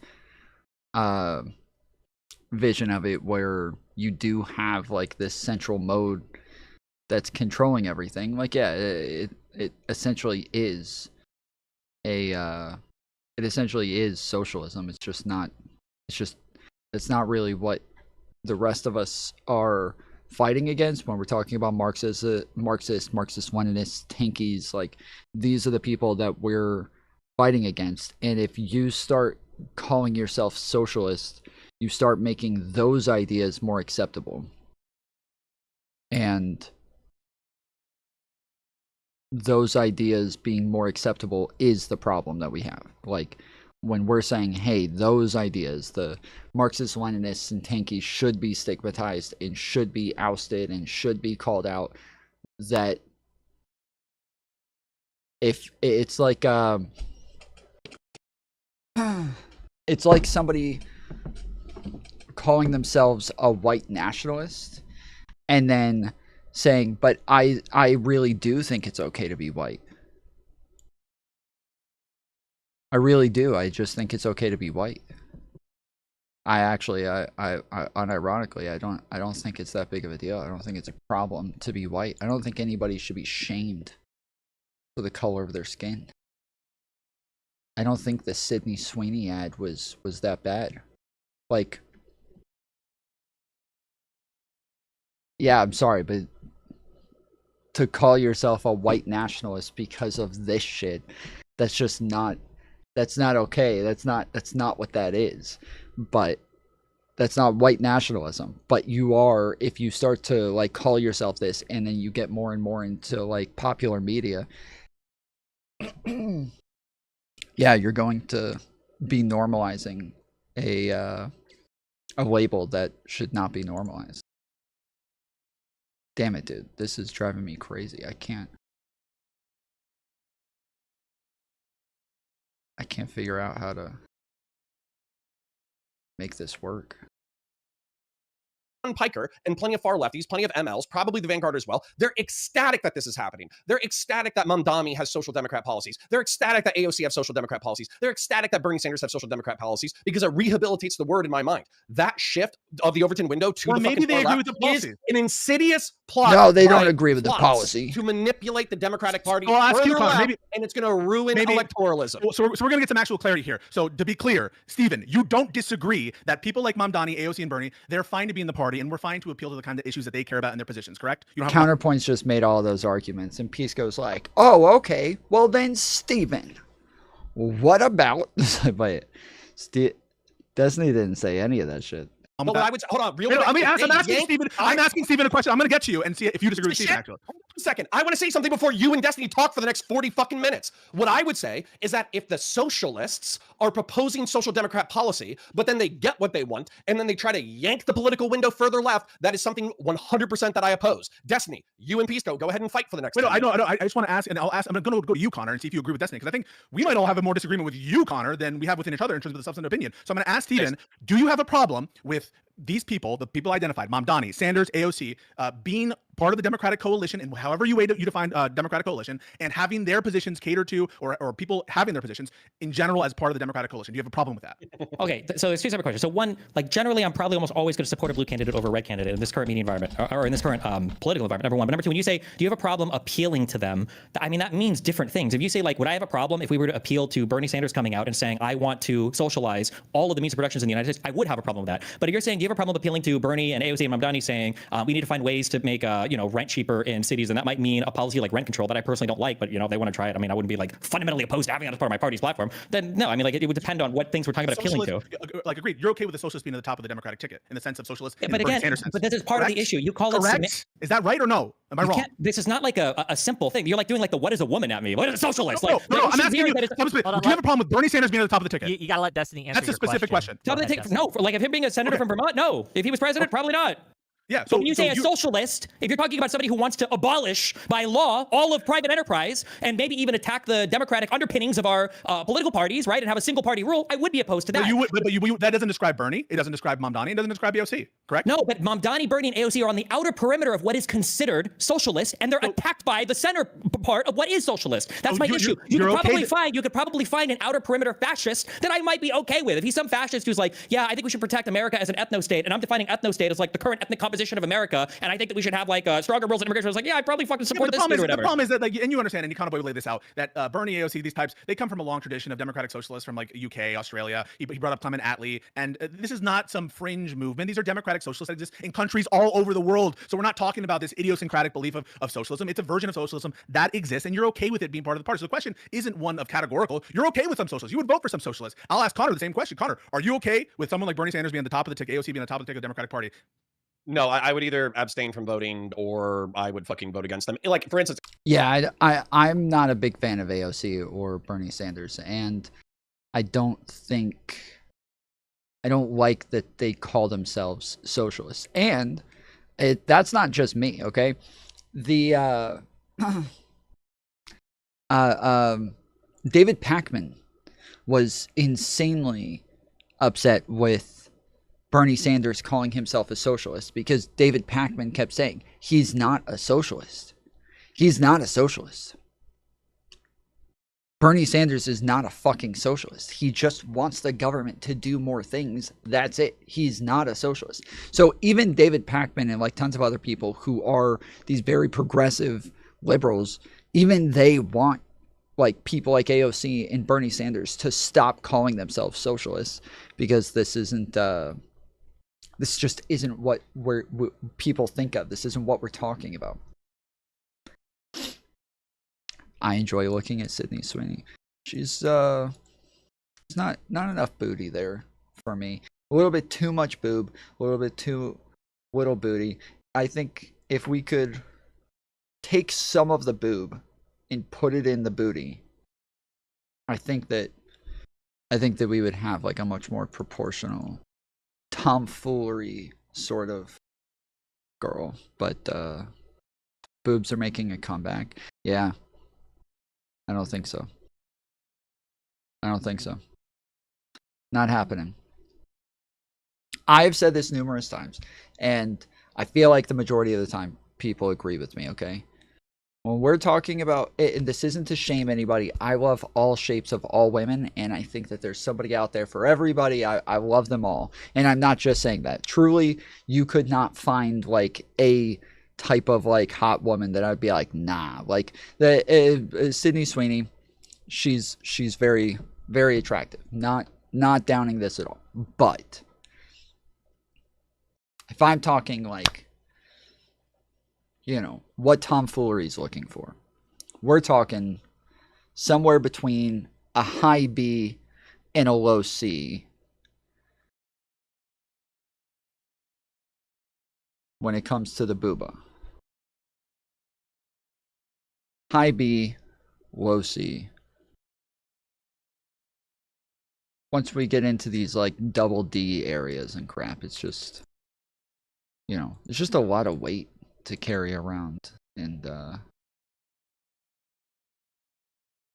my corner of life is going bananas over that ad. It's wild. Well, I've seen very, very few people who are actually upset about the ad. Like, I've seen very, very few people who are saying it's Nazi propaganda and shit like that. But I've seen never-ending amounts. We can go to my fucking Twitter right now. This is my fucking... You go to my Twitter, everything that I go over is about the fucking Sydney Sweeney shit.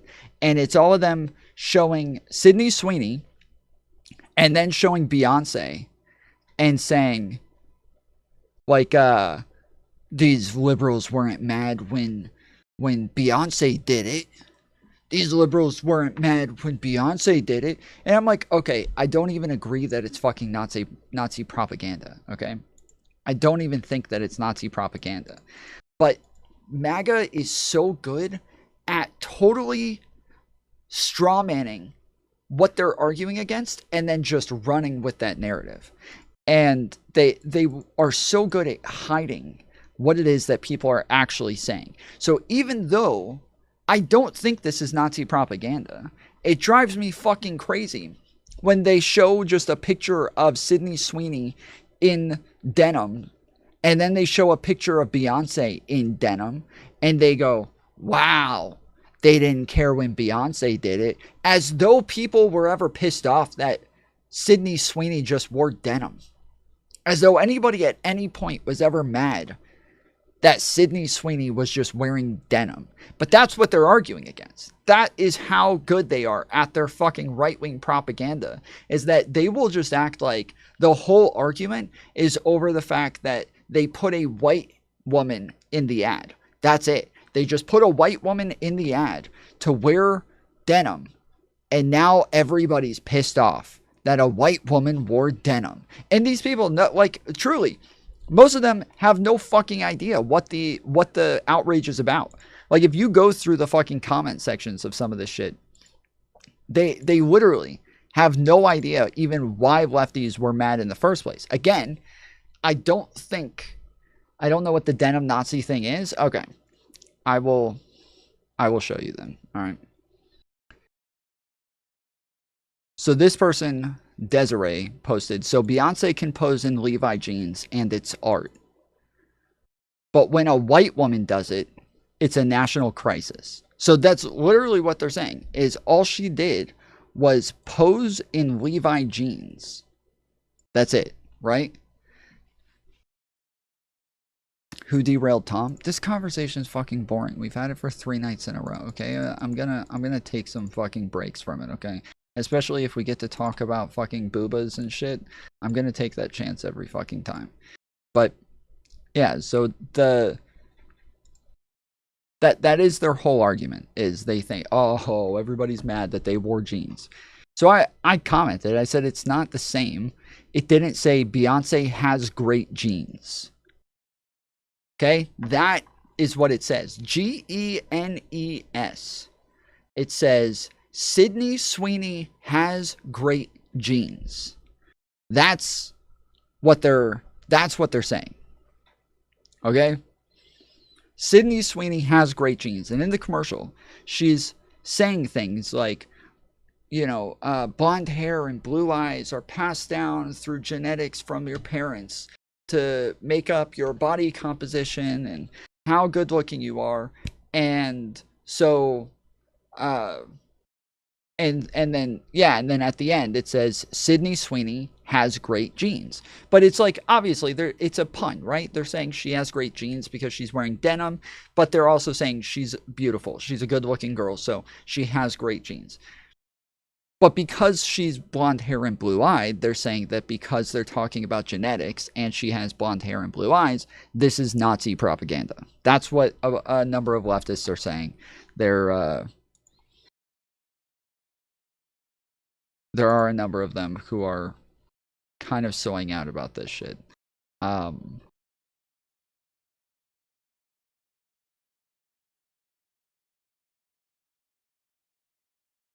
We've gone over this a couple of times now, but the Sydney Sweeney Aryan Eagle ad is not only xenophobic and racist. Did she say Aryan Eagle ad? Sydney Sweeney Aryan Eagle ad is not only xenophobic and racist, it's also scientifically inaccurate. She says genes often determine hair color and eye color. I'm sorry. It's scientifically inaccurate? What the fuck? Often determine hair color and eye color. I'm sorry, often? That's literally what they do. If they No, you... Holy shit.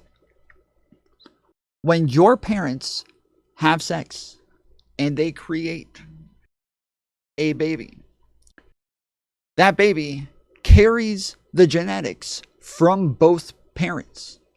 And even if one of the parents has green eyes, the other parent has blue eyes, that baby, when they mate with somebody and that baby ends up with blue eyes, not green eyes, and they mate with a girl who also has blue eyes, they can still have another baby with green eyes because they are still carrying that gene. So it's not necessarily that it always decides. No, because there's tons of genetics that you carry that are dormant, that are not going to actually affect your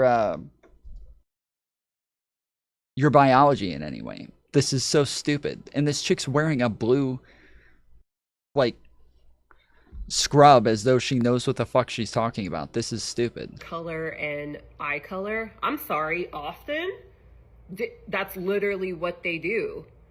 If they're not determining hair color and eye color, what is? It's giving red pill podcast bro. Yeah, wait. Did I not understand the genetics lesson about eye color in school? Aren't they talking about dominant and recessive genes? Yes, that's, yep. No marketing experience, clearly running their ad department. And I just hate when companies make content trying to use medical or scientific terms and then completely fuck it up. Like, it's not that hard to Google what genes do, how DNA works. Do genes often determine our traits, so stupid, or do they always determine our traits?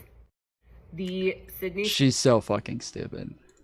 But anyways, so this is what a lot of the fucking arguments are about. So yeah, so I said it's not the same. It didn't say Beyonce has great genes. So in Beyonce's ad, she did not talk about eye color and hair color and shit like that you get passed down from your parents, and then they said Beyonce has great genes. Plus, I didn't even know this was fucking Beyonce. If you didn't tell me this was Beyonce, I would have thought this was just any fucking California desperate housewife chick. She looks like a white woman here, okay? I wouldn't have even known this was, yeah, the same skin color, yes. Like, I would not have even known this was Beyonce unless they told me it was Beyonce. So for them to put up this thing and be like, look, they show black women as well. I didn't know that was a fucking black woman. They made her as white as fucking possible in that ad, because I didn't know that was a black woman. Not accusing them of anything. Not accusing them of anything. I'm just saying, I didn't know that was I might have said a Kardashian maybe. Yeah, I mean, like, yeah, I had no fucking idea that that was a black woman. I thought that was a white woman. So, but yes, the amount of people, like you can see, I've got 100 replies to this. The amount of people who are pissed off at this is insane. And all of the like comments are all just so stupid. Like, these people are so fucking brain dead. This person, like, this is do I really need to spell it out for you? And they have the fucking, all of the emotes in there. So, you know, there's some brain dead conspiracy theorists, because they just put tons of like emotes and shit all over the place. So anytime you see that shit, you can automatically assume they're brain dead, or it's Spartacus or Naomi telling people to hit the like button. But it says if Beyonce does it, it's empowerment. If Sydney Sweeney does it, it's colonialism in denim. Welcome to the clown era, where race isn't just a topic, it's a currency, and white women aren't allowed to exist in culture without being called problematic. It's not about genes, it's not about art, it's about the narrative industrial complex needing constant outrage to justify its own existence. And this is funny, because this guy is engaging in the outrage. Like, he doesn't know that this is the outrage. This is the lie that is being perpetuated. So I said, do I have to spell it out for you? Where in Beyonce's commercial did they say she has great genes? They aren't the same. The Sweeney commercial, they talk about her blonde hair, blue eyes getting passed down. If they thought everyone was mad, if you thought everyone was mad that she was just posing in denim, it's because you have bad genes. Yeah. All of these motherfuckers have low IQ, and that's because they have bad genes. That's what we need to take away from this. Even though Sydney Sweeney has good genes, well, she's a fucking liberal, all right? She's got a high enough IQ. So yeah, so when I said they didn't say in Beyonce has great genes, this person says it's genes. I said blue eyes and blonde hair come from genes? That's the pun. She has great genes and great genes. Which I think the pun is fine and it's funny, but the OP seems totally lost on the connection, or the contention. And then, yeah, all these people keep getting pissed off at this shit. So, so this guy says, what do blue eyes and blonde hair have to do with the commercial at all? The camera is clear as day pointing at her tits. Somehow a bunch of crybabies said it's racist. So I said, don't pivot after you watch the commercial. Just admit you're wrong. Because he said, what do blue eyes and blonde hair have to do with the commercial at all? Okay? What do blue eyes and blonde hair have to do with this at all? So I posted the commercial and said, don't pivot afterwards. I know what you're going to do after I show this. You're just going to say, well, why is that a problem? Okay, I never said this is a problem. Why is that racist? I never said it's fucking racist. You said this has nothing to do with blonde hair and blue eyes. So here's the fucking commercial. Genes are passed down from parents to offspring, often determining traits like hair color, personality, and even eye color. My genes are blue. Sydney Sweeney has her genes. Right, so her genes are blue, meaning her eyes are blue. Sydney Sweeney has great genes. It's right, it's a pun on both of these things. But they keep saying, no, it's the whole thing is just genes with a J and not genes with a G. That's it. They're never talking about genes with a G. They're always talking about genes with a J. And I'm like, so you're saying that they believe that genes with a J determine hair color and eye color, right? Just say yes. Say yes. You believe genes are what determine your hair color and eye color. But even on top of that, okay?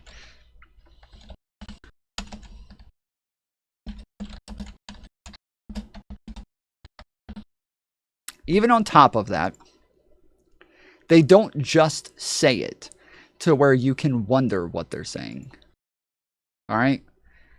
They literally say genes. Okay? They literally say genes. Like, literally actually say, Sydney Sweeney has great genes with a G. Okay? It's literally right there. It's not just that, like, people are interpreting this however the fuck they want to. It's that it literally says genes with a G. Again, I don't think it's Nazi propaganda. I don't think it's a big deal. I don't think it matters. I don't give a fuck. But for people to keep being this bad faith where they're like, they're not even talking about those genes. Like, shut the fuck up. Yes, they are. That is what they're talking about. That I do believe that if they did the same thing with Beyonce and said Beyonce has great genes, nobody would give a fuck. Nobody would care at all. It is only because she has blonde hair and blue eyes. That's why it matters that she has great genes. So, yeah, there's like 2 or 3 people who are upset about this and think it's Nazi propaganda. And therefore, there's thousands and thousands of conservatives all over Twitter. Everywhere I scroll, it's another fucking conservative pissed off about the jeans commercial. And so it's it's just way more people who are pissed off about the leftists than there are leftists pissed off about the commercial. Like, it's so fucking stupid. And I don't know if you guys saw, but somebody, even a bunch of like the incel people were posting this. And they said, Western, which way Western man? And they asked them to pick this girl or the Asian girl, right? Sydney Sweeney or the Asian girl. And obviously this is incel bait, right? Incels are all going to choose the fucking Asian, obviously. And yeah, here's the poll. 77.1% picked the Asian woman. And just so you guys know, this Asian woman was some nobody. This Asian woman was some nobody and has blown the fuck up over this post. She has popped off over this post. Like, she is all over the place now and getting tons of new followers. And yes, she is doing very well because of this post. So I don't remember what her name is, but I've seen her post a couple of times now.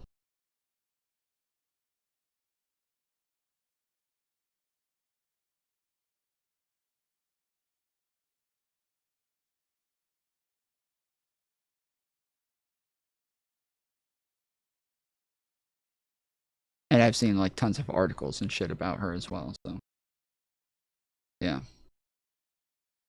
But I asked Grok, I said, hey Grok, which one of these two pictures would an incel likely choose and why? And Grok said, an incel would likely choose the second image, the modest Asian woman in business attire. Why? Incels often idealize submissive or traditional women, viewing Asian women through stereotypes as loyal, feminine, and less demanding than promiscuous Western ones. The first image represents unattainable sexualization that they resent. So yeah. Pretty based.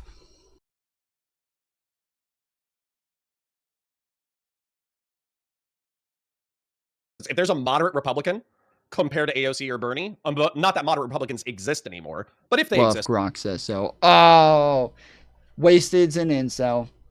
Wasted's an incel. Wasted's feelings are hurt that he chose the Asian on the right, and so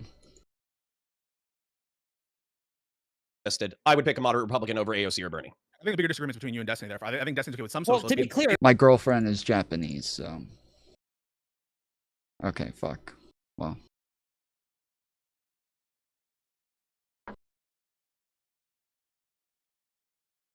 Whatever. Part of the Democratic coalition.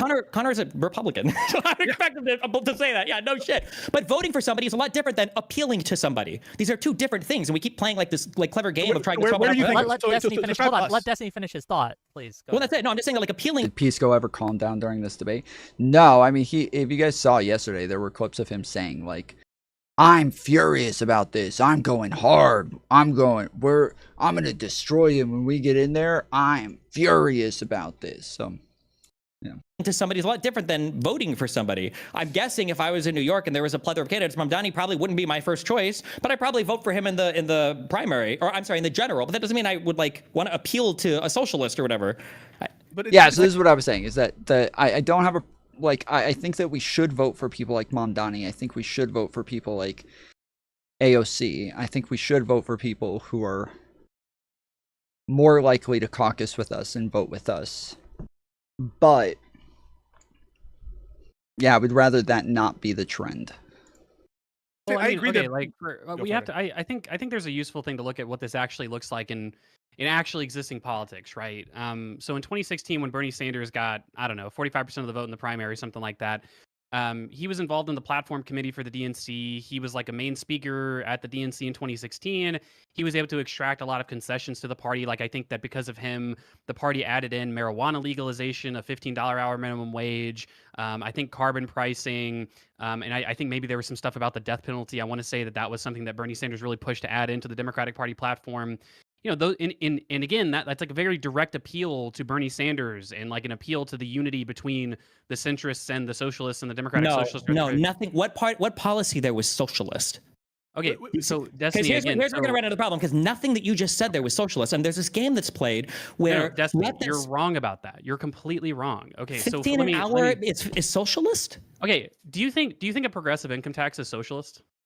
Not necessarily, no. Right. So the Communist Manifesto proposed a progressive income tax, right? So does that obviously make it a it's socialist the case. policy? Yeah, so this is the problem, is that like they're saying that because socialists can believe in these things, or even socialists came up with the ideas first, that these are inherently socialist ideas, whereas these are things that Democrats and capitalists can believe in as well.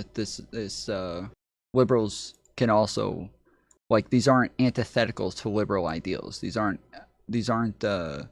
against our ideology. So it's not something that's taking away from what it is that we believe in. See, I would say, generally speaking, that the Communist Manifesto, you know, the manifesto of the Communist Party, like, it probably is something of an authority on what it means to be a communist party. The Communist Manifesto is a pamphlet made so that farmers could read it and join a violent revolution against the state. Only reason, is that really where we're going by the defining document of what all, like, what? Destiny, the only reason aspects of communism and socialism that are shared by democracy. Oh my God, this is so bad faith. So Econoboy brings up a point. He says, "Is this policy socialist?" And as it sort of embodied in? No, I can't really do another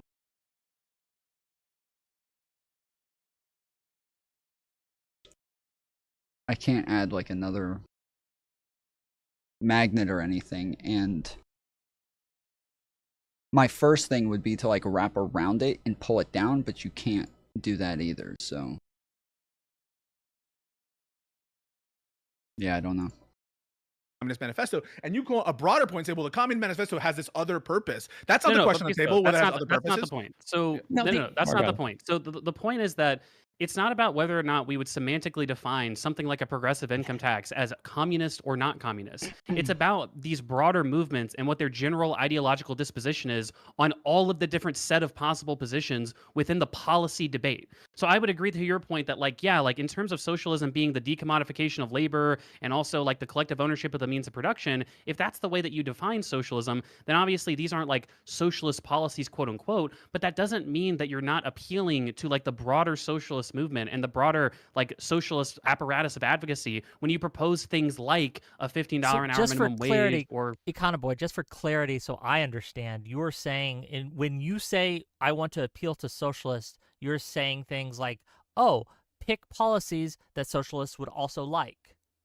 I'm saying that insofar as socialists and very progressive Democrats are a part of the actually existing base of Democratic voters, they should have some proportional say in things like party leadership positions, committee assignments, the platform of the Democratic Party, fundraising distribution, activist-based organizing, strategic discussions. They should have some kind of... See, in the last one it said separate the magnets, but that makes me assume I have to separate both magnets. But now it's like, in the last one I only had to take... Oh, no, that's right, because I got it over to the other one, so therefore it was also separate. Okay. That makes sense. Proportional say in all of those discussions. But the problem is those people, if they truly identify as socialists and not just like liberal light or socialist light or whatever we're calling these people, they're not going to be pushing for these outer perimeter things that socialists might agree with when it comes to liberals. So when you say like a $15 an hour minimum wage or like a progressive taxation system, these are quote unquote socialist policies because they're mentioned in the Communist Manifesto, you don't need communism or socialism to talk about either of those issues. And what I don't like is this weird game that's played where somehow socialists are allowed to no true Scotsman every single good thing that our capitalist liberal society has produced and say, oh, well, you like vacation days? That actually came from socialism. You like a minimum wage? That came from socialism. You like labor unions? That came from socialism. And every bad and shitty thing is ascribed to the capitalist part, despite the fact that that's what's even creating the necessary prerequisite wealth to even have these other things. Wait, Destiny, what does that have to do with... Wait, I don't know what that has to do, like... That the freedom to be able to implement those sorts of policies is part of the liberal ideals. That like even the fact that you can go and start a co-op right now if you want to and live out your communist utopia, you can already do that. You can already start these businesses and live them out within our system because it is a free market. So you're capable of already achieving a lot of these things by your own means. And now with this freedom where the ideas are allowed to win out, it's as he said, the idea is that everything bad is from this system and everything good is from that system, when it's our system that even allows those things in the first place. With what I just said. That what I'm saying fundamentally is that I think it's sensible to make policy concessions to the broader socialist apparatus insofar as they're a part of the base. It sounds like you don't even... We don't have to make that's not a policy concession to a socialist. It's literally not. Hold on. Wait. Without, no, absolutely not. Yes, it absolutely would. If you got rid of all the socialists, could you still get a $15 an hour minimum wage? Yeah. Then it's not a policy concession to socialism. Wait. No. Really quick, Pisco. Destiny, even under quote unquote liberal economic frameworks, people in my replies are calling countries like the Nordic societies liberal capitalist societies, even though they do quote unquote socialist things, as you would just... Yes, but again, as we've been over, the Nords don't call themselves socialist either. Him and I went around in circles on this yesterday, where he kept saying like, oh, the type of system I want is the same as what the Nords have. And I'm like, yeah, but they don't call themselves socialists. So you're calling it socialist. They don't. So that's kind of odd. Like that is the contention, is you calling this socialism, because he does call like even nationalization of things like utilities, that even these are socialism. He says that's also socialism. And so by this idea, we're already socialist. We're currently socialist. We are currently a socialist country because we do a bunch of socialist things. Whereas the difference is he wants this like central mode of like dictating what companies can and can't do, and they will take away private ownership in this process without any revolution or violence, through like a very slow teetering incremental process. Fuck. Guys, what was the country I was talking about 2 weeks ago again? That had, was it Norway? Or no? I feel like it starts with a H. What was the country I was talking about the other day that has like tons of rivers, and they started, it was 2 weeks ago, and I was talking about the fact that a lot of people look at them as like a thing for the United States to try to achieve, but they have such a massive advantage. Is it Norway? Yeah, okay, so it was Norway. Maybe it was, I don't know, but they have such a massive advantage based on their, it might have been Holland, I don't remember, but it's like a little island with just tons and tons of rivers, and they have this huge advantage based on their geography, where they have a lot of resources, and they were able to pretty much get rid of like, all types of energy outside of, I don't know why I'm blanking on all these words right now, but outside of like using rivers and shit to power all of their power plants, they were able to use these because they have just an insane amount of rivers everywhere. And when they did this, the whole idea was, they said at the very beginning, right? At the beginning, not later on, at the beginning, we will allow tons of private companies to come in and build power plants, but only using rivers. And then once in 50 years, we are going to take those away, and we are going to nationalize them. And these companies were going to make so much profit off of this in those 50 years that it was like a deal they couldn't turn down, right? So at the beginning, they tell everybody, this is what we're doing. We're going to take away your business. So when you build all of this infrastructure and everything, just know you're doing it with a 50-year plan for us to take it from you. Okay? That is very different than having all of these corporations and businesses that have been around for hundreds of years and passed down from like one family to the next, and just all of this like tradition and culture there, and then the government just comes and says, hey, we're going to take this. And it's they did Norway did the same exact thing with their oil. They found tons of oil, but because in like the early 2000s, they went ahead and started moving closer to, they started moving towards like electric cars and shit like that, lessening their dependence on oil. Well, by the time they found the oil, they didn't even need it. They didn't even need that fucking shit as much. And so they were able to, hydroelectric, yeah, that's what I was talking about. The culture and tradition of oil and hydroelectric energy. Wait, what? No, that's not what I said. Dispel, I don't know how you got lost. We're talking about, in America, our companies coming in, or our government coming in and taking over our companies to where there are no more privately owned companies. That is what Econoboy wants. And so I'm saying that they had already moved away from like They had already moved away from oil and fossil fuels by the time they found oil there, to where they didn't even need it as much. I think it was something like 66% of their cars at the time were already electric at this point. So then they were able to subsidize a lot of the European Union. I think I said last time they subsidized all of it. That's incorrect. But they were able to subsidize an insanely large percentage of the EU's oil consumption when they sanctioned Russia.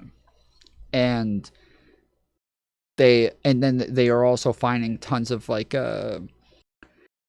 natural minerals and shit that they're able to start using as well to sell off. And they just have so many advantages based on the small population size that they have and the waterways that they have, to where everything is just hydroelectric power plants, and then they also find oil that they don't even need. So now they can just sell all of it. And then because they're selling all of it, and they did the same thing with oil, where they told a bunch of oil companies, hey, you guys can come in, you guys can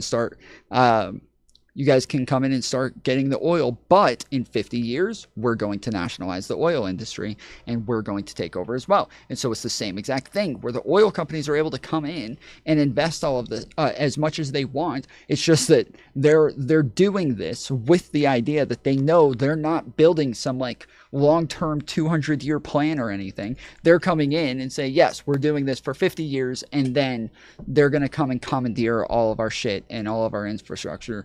And so we're only doing this for a short period of time, and then they get it, right? That is a drastically different thing. That is drastically different than coming in and just taking over companies that have existed for long periods of time. This is drastically different. So when we're talking about doing this in the United States, we're not talking about just like the way that the Nords did this. They have a geographic advantage and a very small population and a lot of resources that they're able to use that they don't need as much. They have so many advantages to where they're able to sell this stuff off and then use that for subsidizing everything else for their population. They have a massive advantage. So it's not at all comparable to what the United States has. Define like social ownership of the means of production. Like there's a lot of quote unquote socialist policies that those countries have engaged in that people are labeling as liberalism and doing these kind of things. And it's like, whatever, if we want to have narrow definitions of things, that's totally fine with me. But I think that insofar as like the socialist movement, and when we went to the topic of the debate, courting the left, right? Conceding things to the left, the broader left. I include very progressive Democrats in that who might identify as capitalists or might be misaligned in some way. That includes things like broader progressive policies, like I mentioned the death penalty, minimum wage, things like that as well. When I say court the left, and when I was designing this topic, maybe I could have been more clear. I'm not talking about issues that both liberals and leftists share. Like both of them agree that we should treat kids nicely. Both of them agree that we should be kind to our neighbors, things like that. I'm not talking about those are socialist ideas. Those are socialist ideas. By the way, socialists came up with drinking water as well.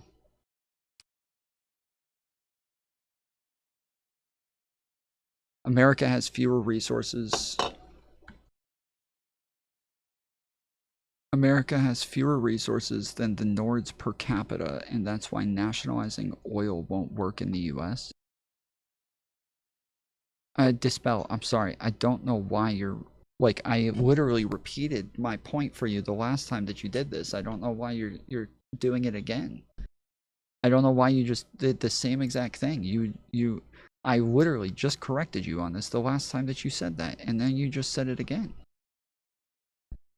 Specifically and uniquely. So name them.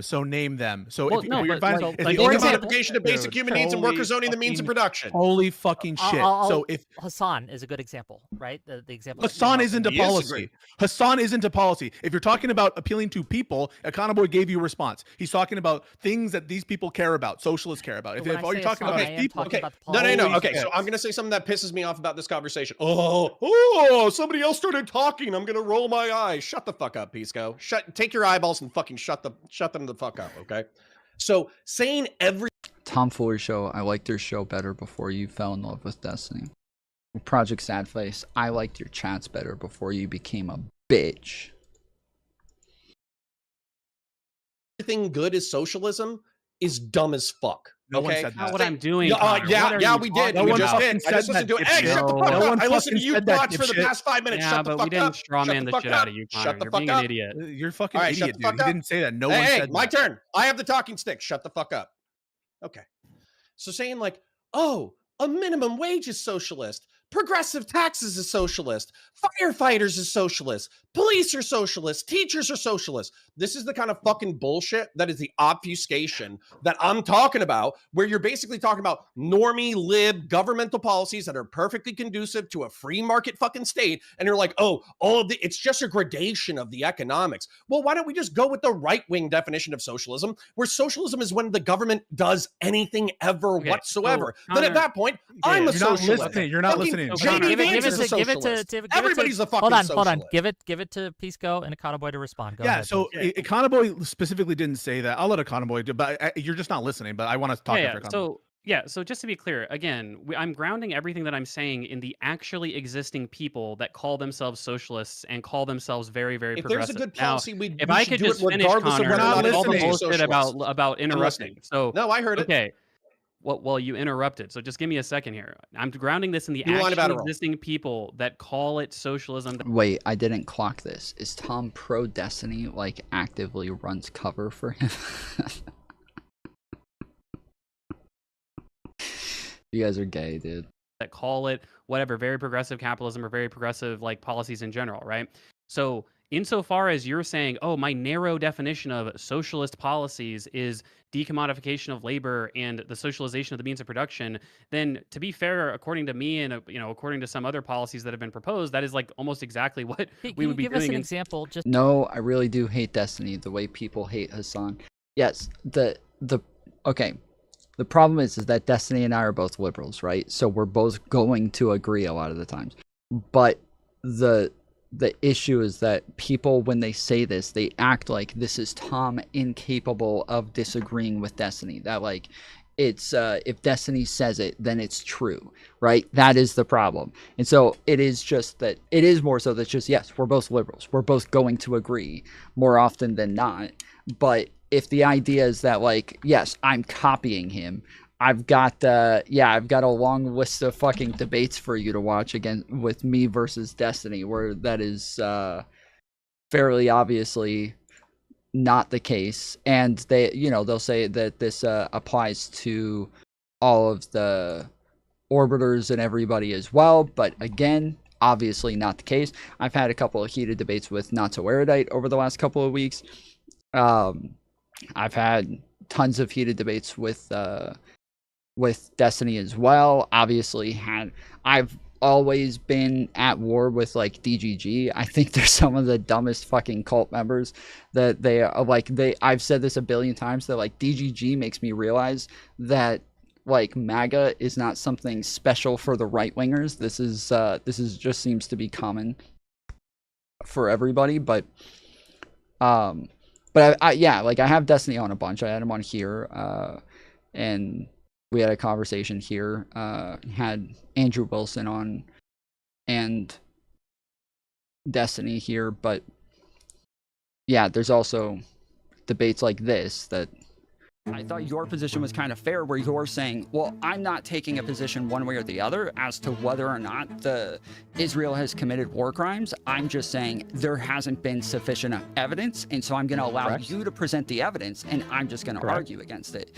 And I think Alex's position was, well, he thinks your position is actually, you're saying there isn't sufficient evidence and that there are not war crimes, and therefore you should actually hold that position and argue it here. But you kept saying, that's not my position. Because it wasn't my position. That's right. Yeah. Right. So so I say right. I start off this by saying his position is fair, but something is broken in his brain to where he can't hear what you're actually saying, and he's very like I don't know what it is. His arguments lots of times are based off some sort of fucking optics or some shit, and so he argues against something totally different than what you're saying, and like the optics of what you're saying instead of what you're actually saying. And it's so fucking annoying because it's literally every conversation I ever have with him where I spend 90% of the debate saying, bro, that's not what I said. Bro, that's not my argument. Bro, I never said that. Dude, this isn't what I said. Bro, I told you 10 times now. That's not my fucking argument. And he just continues on, just arguing against the thing that I've told him 50 fucking times is not my argument. And I've reiterated it over and over and over for him. This is what he does. And so right here, you've heard me say, I thought your argument was fair. He says correct. I say yes, exactly. And then I start to say, so I had the same disagreement. And then he's, no. That's what I'm saying, is that I think, like, that's my issue, is that if it is his position that it is not an insurrection, he should argue that. No, wait, stop. This is not comparable to the argument that I had. One, I get that you're saying that you're... Wait, stop. When you say my definitions have to be consistent, my definition only has to apply in federal jurisdiction, because we're arguing about January 6th. That's it. That was not the prompt of the debate. It is your personal definition. You chose to use federal precedent. The question was January 6th an insurrection? Okay? Yes. The assumed venue, jurisdiction, territory that it would be applying to is the United States federal government. What you use to define a military, a military is going to be the same for a state and for the federal government, unless it appeals to some sort of like federal law or state law. You're a idiot, Tom. That has no. You don't assume. If you couldn't explain at any point and engage with anything I'm saying, I would believe you. But Andrew's insurrection, or are we just fighting over a definition right now? I don't know. It's the problem is somehow Andrew has tricked people, and for some reason Tom thinks it's like a valid argument that if you like when you have I'm not a debate justifying Andrew's argument for the 1000th time. I am not justifying his argument nor his debate. So I just want to get that clear. The fact that you think that you're asking valid questions by saying, as long as it fits my definition, yes, I'm still going to say they shot them. That's literally what I'm doing. I am challenging. What happened in the conversation. I agree. I'm not justifying Andrew. I don't know how many times I have to say this. I'm making my argument. I'm not Andrew. What's your argument? I need to avoid your example with that. I'm sorry. I got triggered at this topic. Yeah. So, anyways, there's tons of arguments of me, or debates of me, challenging Destiny on things like the whole Mr. Girl, Anna thing as well. That was clipped up and used in tons of videos. Like I think the what's his name, Ryan Beard, used. In his video essay against Destiny, he used some of the clips of me debating Destiny on these issues and talking to him about it. And so, yeah, there was, it's just the idea is that, yes, I'm going to be totally cucked to whatever Destiny says and whatever his narrative is. You were being difficult, Tom. I guarantee you have no fucking idea what I was saying. Literally, all of the people who ran around saying that I was being difficult, or that I was being bad faith, or that I was being confusing, I guarantee if we went over it together, they would have no fucking argument for that whatsoever. They would, if we went over it together and watched it together, they would sit there and think Destiny is a fucking deluded nut job watching that argument, where everything I say, he argues against something totally different. You want a consistency between federal and state for some reason. Okay, listen, let me just explain this part. Every time I argue against Destiny, he does this, where he treats me like I'm a right-winger or MAGA or red pill or something like that, okay?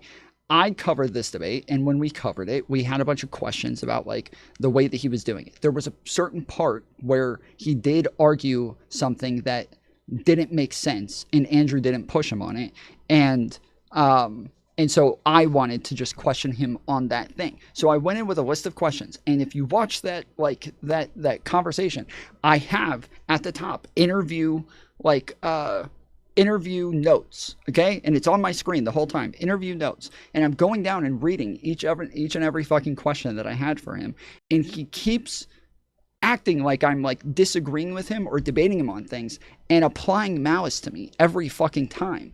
And I kept having to reiterate, bro, I'm not doing that. I'm asking you the fucking question. Just answer the question. Stop doing this. Well, oh yeah, well, what if this? I don't know. I'm not debating you. I don't even have a position on this thing. Fucking answer the question. Shit. And so once he did it the last time on the last fucking question, I was pissed. what I was pissed at that point because he did it over and over and over and over and was treating me like I was arguing something that I never fucking said. And so at that point, I wasn't going to let him just get away with strawmanning the fuck out of me and treating me like somebody that I wasn't. But by doing that, by arguing that I'm not saying this, I allowed him to continue to like rhetorically make it sound like I was arguing that thing. And so it's just, yeah, it was infuriating because I wasn't there to debate him. I wasn't there to argue with him on it. I was there to try to understand why he wouldn't argue this thing. And if he had just listened to what I said and answered the fucking questions, it would have just been a very simple like back and forth. But yeah, he didn't want to do that. So,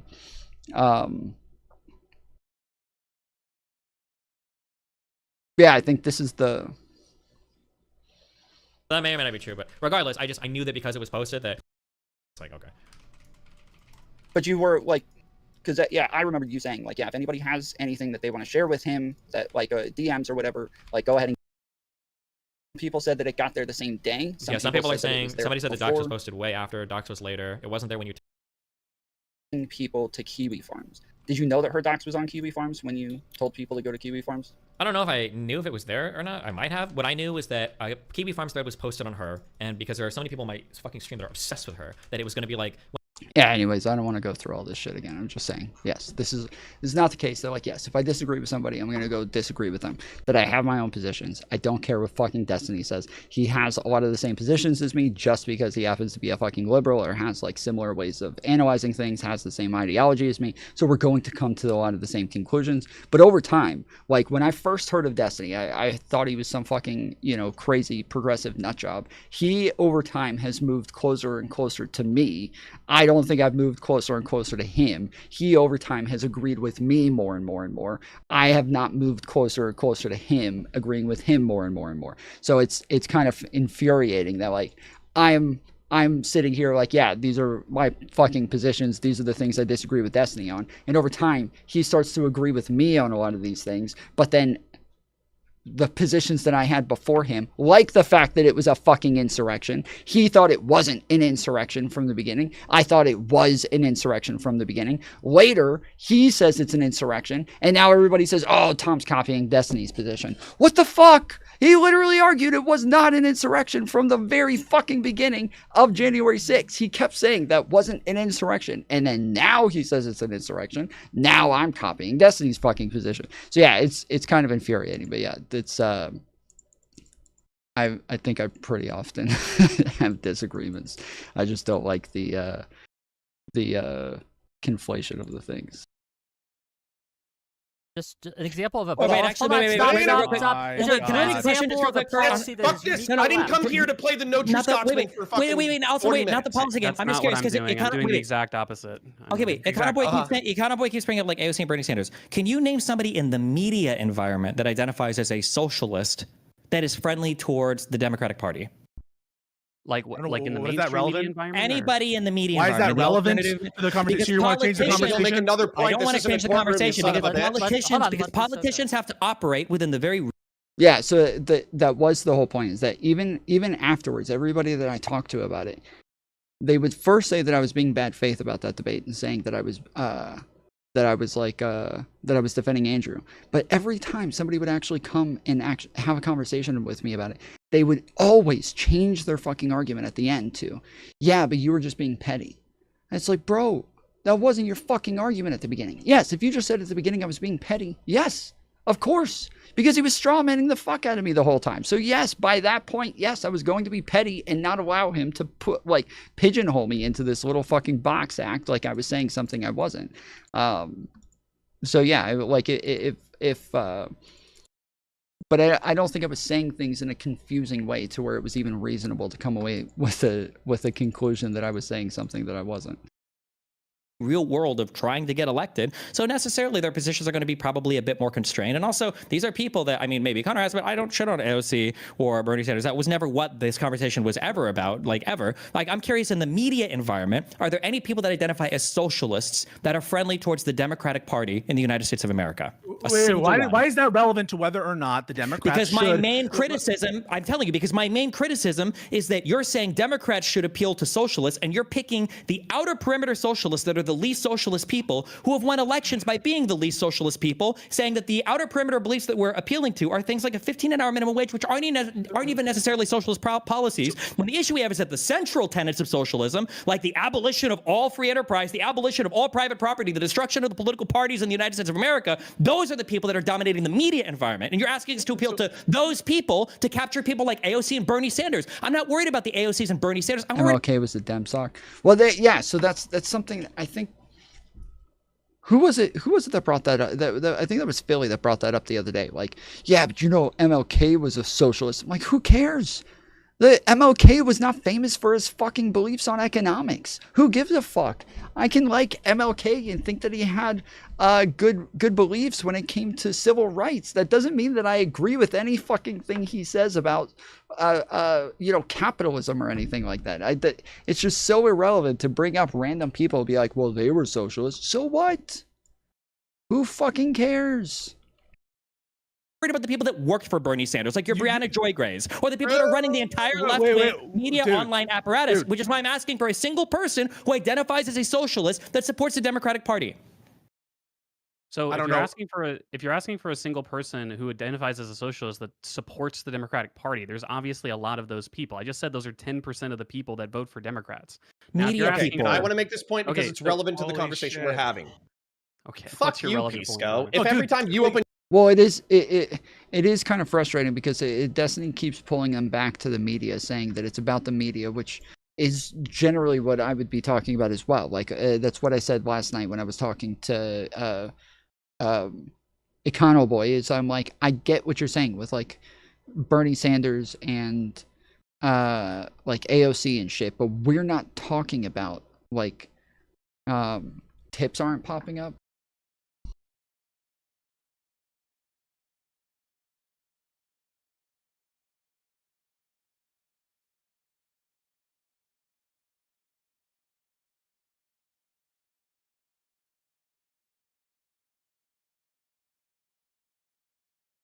Oh, Kick Chat's not popping up either.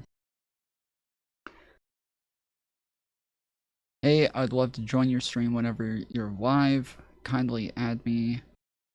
Oh. Oh, looks like spam. Okay.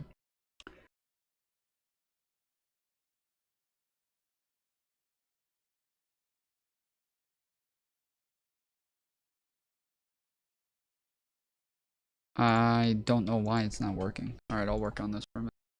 When your fucking mouth, I go, it's impossible for you guys to linearize because your whole job here is to muddy the waters.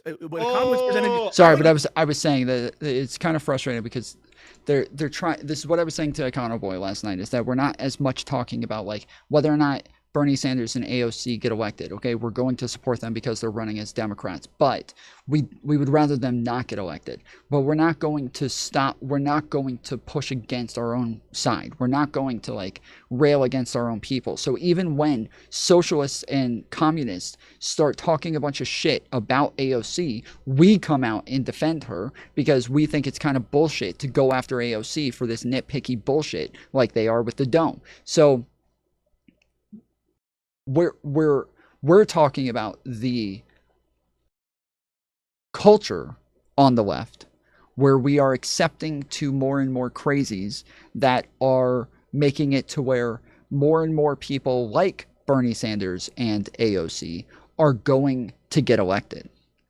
And then when they aren't leftist enough, when they aren't socialist enough, when they engage in the democratic process and within government the way it's meant to be engaged in, they will all freak out and whine and cry about it. So if we make it to where they're not changing our culture in the first place and bringing in people like AOC and Bernie Sanders in the first place, we don't have to worry about this anymore. And so if we actually stigmatize these people and stigmatize their beliefs and stigmatize the role that they play in politics, we are able to make a bigger difference here. But every time Destiny brings things back to the media, they immediately move again.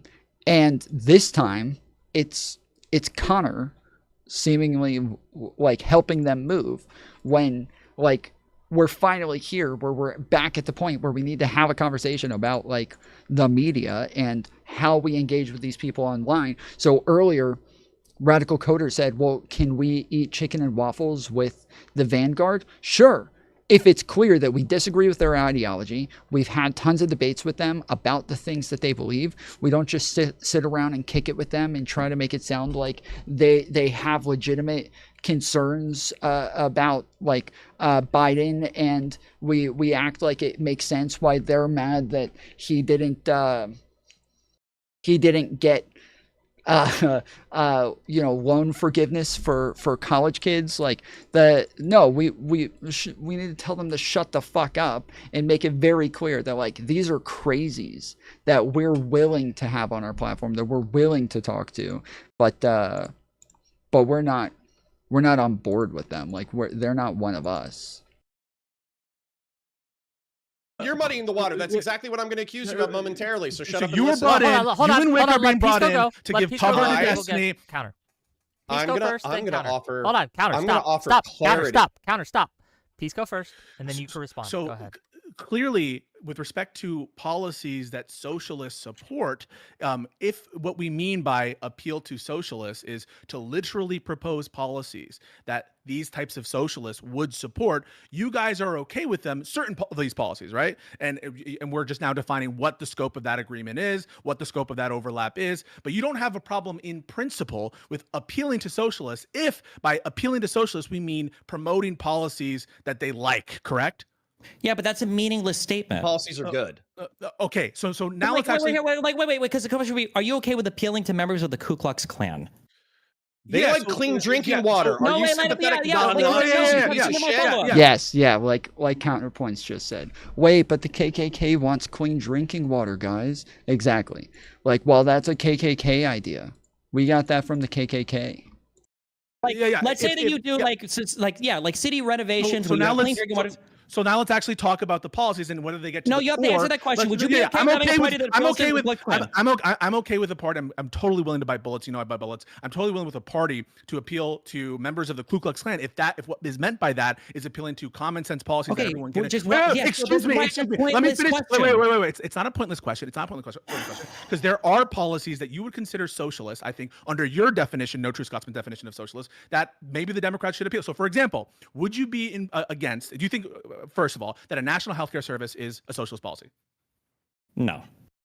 Okay, can you give an example of a socialist policy? Things that involve taking away the means of production. Mantis tipped $5. Okay, there we go. Mantis tipped $5. Thank you, Mantis, for the $5 dono. Let's get some W's in chat from Mantis, everybody.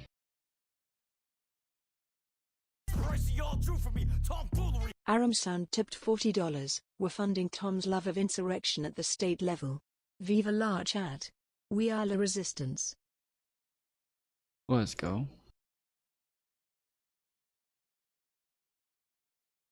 Thank you, Aaron. What was that? That was 40? Holy moly. Holy moly. Guys? $40 from Aaron. Hells yeah. Let's get some W's in chat for Aaron M. Sound. Appreciate it, guys. Thank you. And if anybody wants to donate to the channel, the best way to do it is with the tips link in the description, as Aaron and Mantis just did. It is the Stream Elements link. The reason that we do that is because, one, I get the money immediately. I don't have to wait 2 months to get it, as I do with Super Chats. And with Super Chats, they take 1/3 out of every single donation. YouTube does, whereas with Stream Elements, I get all of it. So if you'll consider using Stream Elements, you're able to pay with PayPal or with debit or credit card. And so it is a much faster way to pay and much simpler, and you'll still be able to use TTS. You get more characters with it, so a lot easier. My friend wants to know if you ever got an M&M mini stuck in your pee hole. Nope. Tomfoolery Show, did you see Mike Collins misspelled Georgia in his Senate campaign ad? Tip $20. Way to one-up me, Aaron. I'm not in the resistance. I just came for the free coffee. Hey, yo, AB Clay, appreciate the $20. Let's go. Thank you, sir. No, I don't. Sorry, I didn't see the thing about Mike Collins. Send it to me. I'm hot, dude. I think I'm coming down with a fever at this point. I think I am getting a fever at this point. So it's the last couple of days I was talking about the fact that like I'm not getting a fever and I feel fine. I just have a swollen throat and like my voice is skipping. But yeah, now I feel like really hot over the last 2 days and I've got AC fucking blasting in here. Normally at this point, like I'm freezing and I am yeah, I'm still burning up, so from private owners, from capital owners, and giving that so that the workers are exclusively the ones that are in control of the means of production. So a single payer healthcare system, let's say health insurance system, let's put it aside national healthcare, a single payer healthcare system that makes it illegal or outlaws private insurance. You would not say that's socialist? If you're talking about the government owning everything from the top down, then including the hospitals, then theoretically you could call that socialist. Some people would you or would you? Sorry. Would you call that socialist? Would you, Stephen? Not Mike. Would you call that? So the problem with this is that I wouldn't say that is socialist. I wouldn't say that is socialism, but I would say that if you're saying, hey, we need to like, take over the healthcare industry so that we're one step closer to socialism, and this is just one industry that we're taking over so that we can take over another industry and then another industry and then another industry, then yeah, sure, I would say that you are like, this is a process of like trying to get closer to socialism. Yeah, of course. That socialist, yes or no? I would call it a state-owned enterprise, or state-owned enterprise as socialist. I mean, like technically not really, but sure, we can say. Wait, is your answer that a single-payer system is not socialist? Is that what your answer is? I wouldn't call it socialist, but if you wanted to, for the purpose of this conversation, sure. No, I don't know. I want to know your opinion. So I'm asking your opinion. Your answer is no. Yeah, he just said no. Single payer is not socialist. Okay, and I don't think it's necessarily like a social policy. You could call it if you wanted to. You could, but no, I'm not asking if I wanted to. I could. I'm asking your opinion. I'm not saying if you wanted to, you could. You want me to give you a yes or no answer to an incredibly complicated question? I want your opinion, dipshit. Okay, 2 days ago. Hey, dipshit. I want your opinion. I want your opinion. You don't want an opinion. You want a yes or no? I want your opinion. I want your opinion. You don't even know what the difference between state-owned enterprise and what you think? Okay. Do you think single payer? Hold on. Let Pisco ask his question. Then Pisco's going to shut up while Steven, Destiny answers I'm the not question. asking, would some... This is, Destiny posted this on Twitter afterwards and said, in case you missed the debate tonight. If you were in the circumstance... Yes or no? Yes or no? You can't even answer yes or no. Yes or no? What do you want me? What do you want me to say? Yes, do you want me to just say yes? Do you want me to just say? Yeah, Loud noises. That's why I was going to reply to that. I was going to reply to that to this tweet with a Brick from Anchorman screaming loud noises and then saying this was counterpoints in the debate. Fatty, hey yo, appreciate the raid. Let's get some W fatties in the chatties. Also, everybody take a second and hit the thumbs up if you haven't already.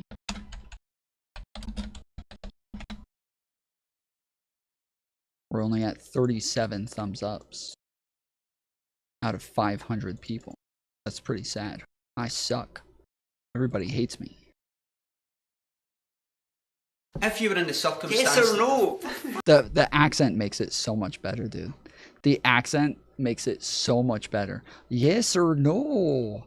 Yes or no? Yes or no? You can't even answer yes or no. Yes or no? What do you want me? What do you want me to say? Yes, do you want me to just say yes? Do you want me to just say? Yeah.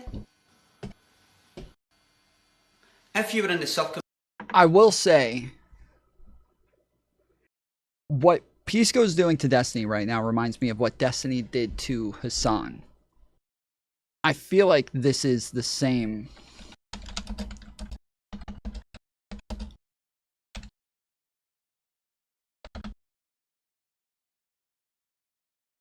I feel like this is the same thing. I don't know at what point it happens. But he keeps asking him a question, and Hassan keeps answering, well, I wouldn't say that. He's like, I didn't ask you if you would say that. What, yes or no? Like, well, I would never do that. I didn't ask if you would do that. Yes or no? Just watching your office. You have the power to do things, okay? You have the power to either prosecute or over-prosecute or... I was about to say the same thing, Tom. About the Hassan thing or about the accent? Leniency. In this case, progressive DAs should usually apply leniency. No, all cops are bastards. Why not just make a 35-minute video? Why not just make... fucking charging people with bullshit misdemeanors over carrying marijuana. Like, why not just make a 35-minute video? Promote these sorts of people who do exhibit, who do... Oh, it's not this one. It's not the Cop Malo one. But it's the N-word one.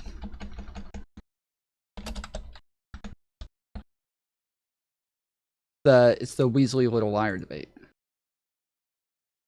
Oh my God! You can't answer a question. Holy shit! Yeah, this is unreal. Are you guys watching this? I can't believe this right now. Why can't you just answer the question? Destiny, come on. It certainly isn't okay to say it privately either, especially because of what happens when you do say it privately. But like when you say, but Hassan doesn't answer the questions. Hassan does. He says no. Like, he does give yes or no and then says, but I wouldn't do it. And every time Destiny would just kind of like totally ignore his answer and then say, oh my goodness. Open yourself up, especially as a public figure, you open yourself up to a whole bunch of different scrutiny where people will feel a different kind of way about you when it inevitably gets exposed that you do say it in private. So let's say that you say it privately, but it's never exposed. Is it okay then? If you say it privately and it never gets exposed, I guess. Okay, so it is okay to say it privately, or... Dude, come on, Destiny. Yes, in a hypothetical scenario in which... He says yes. Literally, you are screaming it in the fucking International Space Station, and there's not a single camera there, and there's no one else there, and you're just screaming the N-word at inanimate objects. Sure, like it's acceptable. Like, wait, can I ask you a question? What are you trying to draw? I already said that. What am I trying to draw? I'm trying to figure out what the fuck you believe, and it's impossible because you can't answer a single question. You just want to talk in stories all day long. I can't I still don't know what the fuck you think. I have no idea because right now you just said. Do you want me to go back? No. I don't want you to talk a million miles an hour because you're just going on to other random things. Okay. I will talk as slowly as I can. It's not about talking slowly. It's about pivoting to points where you feel stronger because you realize you're full of shit on this answer. I'm not trying to. Dude, I can't even fucking debate to save my life. You really think I'm like masterful enough to pivot? I'm not trying to debate. I'm just trying to figure out what the fuck you believe. That's all we're at. A little bit. And I can't believe you were saying that like I was fucking Britney venting you. That's kind of lame. But whatever. I mean, you did. You hopped onto the end of a show where I'm getting dogpiled so that you can throw on some dumb fuck ad homs after you were already roasting me in private community. That's what I was trying to do. And that not is trying definitely to fucking, what he did. You know. That is definitely what he did. Do you want to hear my? I just want you I'll to. talk for a minute. I'm going to try to make this. Here's my question: is it okay to say it privately? Can I just tell you my point before you start asking questions? Okay, I'm just going to re-ask this question at the end, just so you know. But go for it. Okay, it's fine. It's totally fine. Okay, I think in most instances, saying the N-word both in private and definitely in public is bad. Okay. Now, having said that, it could be contextually. So again, he answers it there. Private and public is bad. Definitely more so than it could be contextually appropriate to say the N-word in a public setting. But having said that, as a public figure, right, you acknowledge that you have certain responsibilities, or not even certain responsibilities, but you believe that within your moral framework that you don't want to say the N-word in public because other people could weaponize that and use that or actually racist people could feel emboldened. That is okay to say. This is because of the power of the word itself and the history associated with it, and the damage associated with the utilization of the N-word, which degrades and dehumanize people. Now, I'm simply stating that if you are not going to stop saying the N-word in private, as a public figure who has made a determination that you shouldn't say the N-word in public, you should not admit that you say the N-word in private all the time. I think it's something that you agree with as well. Hey, I'm asking you a question. Is it okay to say privately? You don't need to publicly. Fuck. In certain contexts, in certain context. Not like reading the dictionary. What is happening? I have seen you say the N-word or in the context that you use the N-word When you're calling someone R-worded, little F-worded, N-word, that is not an you look like a terrible person. That's great. So one, you just pivoted to a position that I don't defend anymore. So I said really. Wait, but you asked me what? No. I asked you what context, and then you I asked you what context, and then you pointed to a specific example. So you're not answering the question. So first, can I just finish? No, you didn't. You didn't. Okay, so what would be acceptable? I think that the examples that you gave. Oh my God! You can't answer a question. Holy shit! This is unreal. Are you guys watching this? I can't believe this right now. Why can't you just answer the question? You just call the cry. See that like again in that scenario, like he says in the examples that you gave, he's asking for an example here. Destiny literally asked for an example here, and he says, well, in the examples that you gave, and he's like, oh my goodness. Now, I remember watching this and thinking. He actually has answered the question like over and over each fucking time. Because I'm literally answering your question. No, you're not answering. I'm asking. You're saying, well, in the context I provide, but I'm asking you in what context is it acceptable? How can you not answer the question? I am. I said the 3 examples that you gave. Even in Destiny's like reinterpretation of it, where he says, I'm asking about the context, but you're like, well, in this context, no. Like, wait, that's... Even in your example, it's answering the question. Last night, while cringy, are still relatively acceptable contexts. I'm not okay. When I ask you for an argument for why it's okay or not okay to do something, I'm not asking for examples. What I'm asking for is what is the formula that you use to determine those examples are good. Okay. So, for instance, if I say, "What's your example of a good person?" and you go, or no, I'm sorry. If I say, "What makes somebody a good person?" and you go, "Oh, I think that Z is a good person," I'm like, "Well, no. Well, what like makes them a good person?" Like, oh. But yeah. So yeah, this is literally what I think of. Someone else, could you? I'm asking you, Stephen Bunnell. Do you consider single payer to be socialist? Okay, now that you've asked that, shut up and let respond. No. Okay, so this is who's the no true Scotsman here? You guys were saying like the policy that most people who would absolutely consider to be socialist is not socialist, and so our working framework of socialism is only tankyism, only people who want to decommodify everything and have government ownership of everything, and it's preposterous. You're just not operating with the way people use those words. That's great. That's literally not the argument, though. But if you wanted to argue that if we were to call it socialist and you wanted to socialize the healthcare system, the reason why you would be doing that wouldn't be because you're trying to appeal to socialists. Weasel words, Stephen. Weasel words. It's called politics. I know if you want to. Can I finish my answer? Yes, Hassan ends up giving Destiny's exact position in that. Hassan ends up giving Destiny's exact position from top to bottom. The one difference that Hassan said is that we shouldn't say it in public, but at that point, Hassan has now said it in public. And so now, like he's saying, like we shouldn't say the N-word in public. We can say it in private, but we should never say in public that we would say it in private. We should never tell people it's okay to say it in private, because at that point, now we're admitting that we say it in private, which is the same as us saying it in public. But now Hassan has admitted that it's okay to say it in private, which means that now he said this publicly. So now it's like he literally ended up just repeating Destiny's position from top to bottom. And the little qualifier that he added, he ends up losing that qualifier by saying it himself. So. Answer? Yeah, holy shit! There's a difference between doing something by, so for instance, I'm a free market capitalist, but that doesn't mean I oppose government intrusion into every single sector or even a government monopoly on things like, say, utilities, because there are some things that the free market doesn't solve for. To say that I don't think the free market solves for this, so we should have utility companies ran by the state, is not the same as saying I'm appealing to fucking socialists. I'm not saying it's the same. I'm not saying. So when you ask me if a single-payer system would be socialist, I might say, I guess you can consider it social if you want. The reason why I'm advocating, though, for a single-payer system isn't because I'm trying to appeal to socialists. It's because I think free market capitalism cannot solve our problems. So this is the obfuscation. Yes or no? Yes or no? What is a woman? What is a woman? If we're doing that with socialism, we can do that. Okay, go for it. So the obfuscation is, the question isn't. There's no obfuscation, to be clear. You're just confused. Your confusion is not me obfuscating. The obfuscation is as follows, and I'll identify it. The question isn't whether or not the intention behind promoting single-payer system is one way or another. We're not talking about the intention behind why you propose one policy or another. We're just asking in pure semantic terms, would most people call socialized medicine, socialized healthcare, would they call it a socialist policy? And your absurd deflection on that and say, no, I would not call it socialist. I think just you're not using the terms the way people use those terms. Yes. Here's a question. Wait. Do you think that Hassan would call it socialism? I don't. Wait, why is that relevant? Why is the largest left-wing streamer relevant to what mainstream thought is amongst leftists on the online media sphere? Did you just say the Communist Manifesto, that is not authoritative on socialism, but Hassan Piker is. No, Make the that make Communist sense. Manifesto is not authoritative on Hassan socialism. Piker is. Hassan Piker, who you said is a fucking limousine socialist. Yes. Yeah, he's definitive on that, but not the Communist Manifesto. Hold on, I just want to be clear. You're telling me that something that was written almost 100 years ago is more authoritative on what modern-day socialists believe than what maybe. Than what some. Okay. Well, I encourage you to do more research when it comes to politics. Let me step in here. So if we're appealing at that point, though, Destiny, if we're I mean, come on, Ed, it's bullcrap. Don't get me wrong. I love the ladies. I mean, they rev my engine, but they don't belong in the newsroom. It is Anchor Man, not Anchor Lady, and that is a scientific fact. I don't know what we're yelling about. You're with us, Ron. What do you think? It's terrible. She has beautiful eyes, and her hair smells like cinnamon. Loud noises. So yeah, so this is Whick. This is Pisco, and Econo Boy. Anchorman is Destiny. But yeah, Brick is counterpoints over and over every once in a while, just coming in screaming something to kind of change the topic again. we're appealing to what people who call themselves socialists actually think.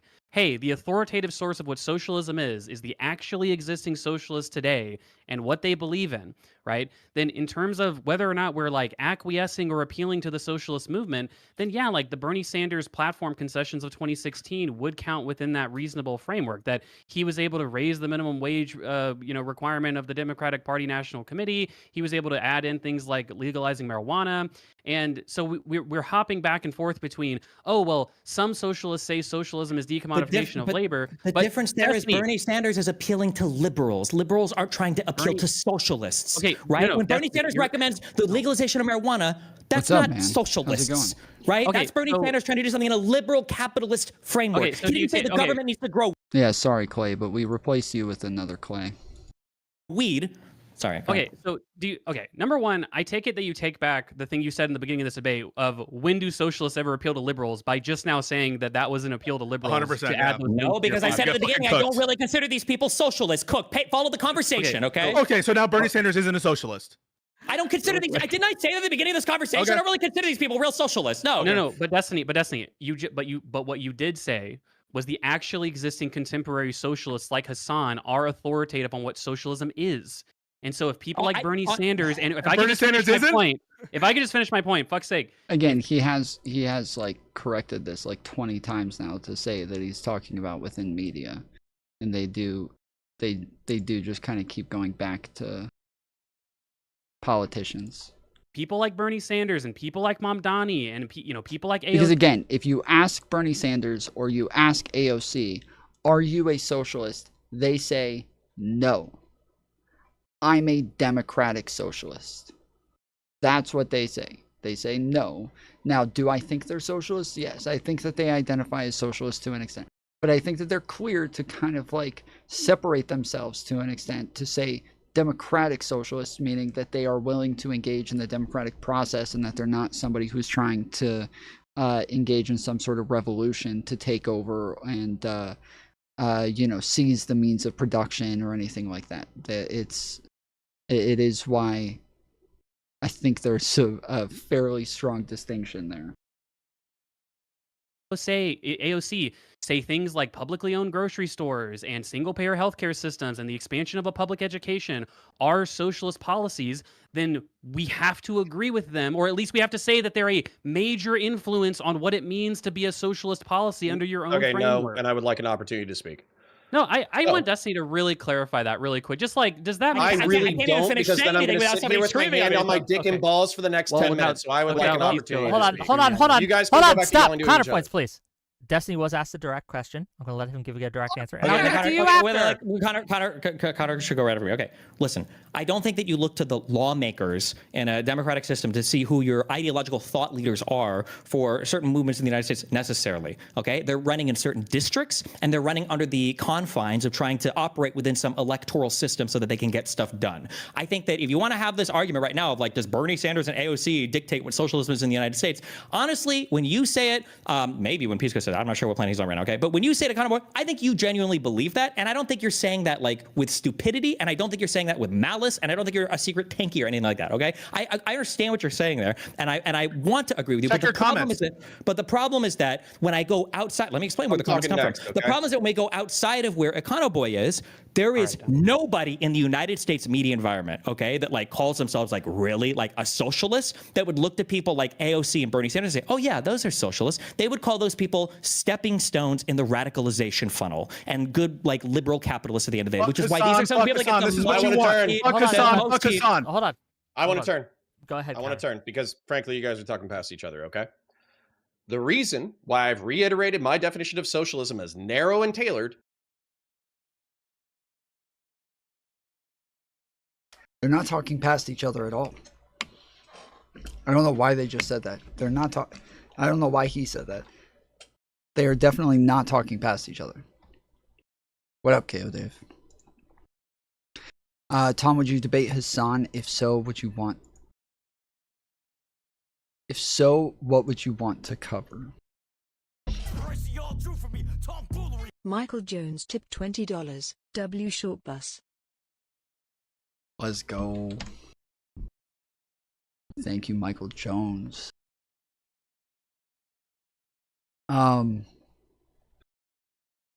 If I debated Hassan, it would probably be on his historical revisionism of the Nakba and what has happened with like Jews in Israel, what has happened with Jews historically.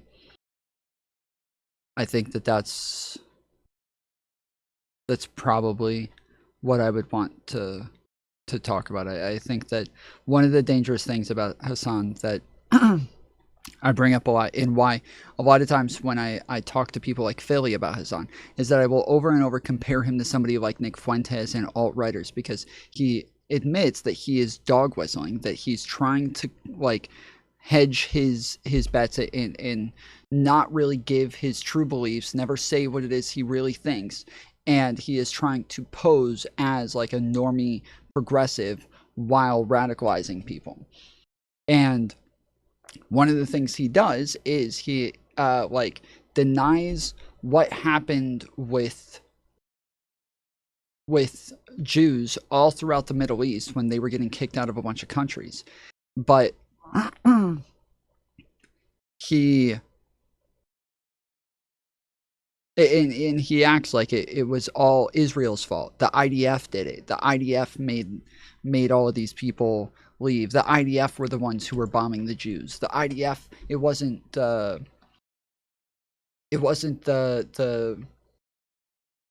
Iraq or sorry, it wasn't Iran, it wasn't Afghanistan, it wasn't any of these other countries who were like wanting to force Jews out of their countries, but instead that the Jews were attacking themselves, and that Israel was doing a bunch of false flags to try to make Iran look like they were bombing Jews to scare them out of these countries. Yes, and then he also says that they left voluntarily. Yes, and so they he kind of just totally denies like the amount of oppression that they had to face in the Middle East, and the amount of fear that they would necessarily be under, the threat that they would necessarily be under in this scenario. And so yeah, I think like when we're talking about somebody like Nick Fuentes denying the Holocaust and how many people died. Well, he doesn't say the Holocaust never happened. He doesn't say no Jews died in the Holocaust. He just engages in a lot of historical revisionism to kind of downplay how bad it was, how serious it was, how threatening this was to Jewish people, right?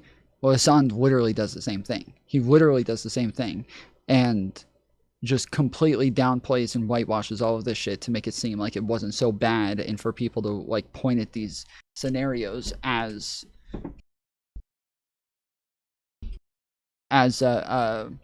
reasons for what, or you know, for historical explanations to what happened with the state of Israel. Yeah, he is engaging in the same sort of historical revisionism that I would say Nick Fuentes is with the Holocaust. So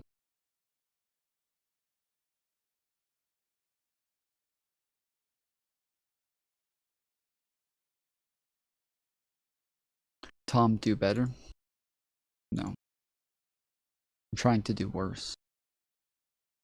Is because I'm not doing no true Scotsman. Okay, I'm telling you what a fucking Scotsman is. It's a Scottish person from fucking Scotland. Okay, it's a dude. He wears a kilt. He has his fucking dick out all the time. All right. So the point is, I'm describing very specifically what it is. And the reason why I would be pissed about universal health care or high quality education being labeled socialist is, number one, I think most committed socialists who have read any books about socialism wouldn't agree with that definition. And the only way that I would stretch it is if you considered universal healthcare or universal access to healthcare as a part of the decommodification of basic human needs, which, by the way, I'm pretty sure it was just food, water, and shelter. But what I'm saying is that the reason why I think that Econoboy and Pisco, whether they like it or not, are useful fucking idiots for committed socialists and tankies and communists is because they fucking muddy the definitions. They fucking blur it around. They're just like, oh yeah, every public service is fucking socialist. Connor, give us one example, therefore. Give us one example of a socialist policy. Go. Making food, water, and shelter available to human beings at the point of service for free. So you think, so why is that socialist, but doing the same thing with health insurance isn't? And it's because one is basic human needs?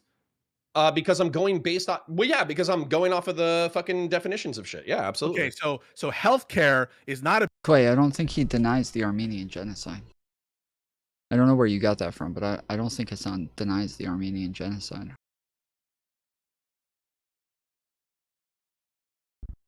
Basic human need, but food is. All you're arguing is that healthcare is. I'm asking a question. I'm actually asking you a question. Is food more of a human need than healthcare is, as you're seeing it? Yes, absolutely. Okay. All right. So I think that's cooked. I think that's fucking cooked and arbitrary. I don't think you can. Hold on, wait. I gotta ask. Everyone needs food. You fucking idiot. Not everybody needs healthcare. What the fuck are you talking about? Do you think that healthcare is as important as food? No, I think food is more important than healthcare. Okay, so you agreed with Connor there. I don't know why you just said no. Connor. No. You're cooked in that I would consider, I think most people consider in basic human necessity need, healthcare as well as food. Not that food is more important or less important. You asked him which was more important, didn't you? Did I miss that? Hold on, wait. I'm sorry. Did he ask which one was more important, or did he say we're both important? Which is more important in healthcare? Thank you. Okay, he did. So you just totally mischaracterized Connor's point there. No. You did. Is it more of in the sense of, is it more of a is it more of a basic human necessity in the sense that it's a separate category of things? You see what I'm talking about, though. At the beginning of stream, I was talking about the fact that Whick's outline always pisses me off because it's always off.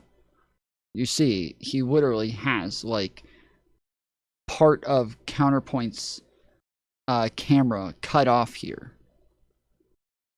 It drives me fucking bonkers, dude.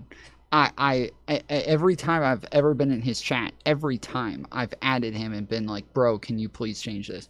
There was a while ago where he got mad at me because I was reviewing his panel, and while I was reviewing it, I cropped him out. I just cropped him out, and I said on stream, I said straight up, I was like, this is pissing me off that he won't even get this shit right, so I'm just going to go ahead and crop him out and make it to where he's not even on the panel anymore. And the next morning I woke up and he had a bunch of tweets pissed off that I cropped him out. And now And so yeah, so then for the next like 2 or 3 panels, he had it fixed, and then after that, it was fucked up more and more. So I would go into his chat and at him and be like, "Bro,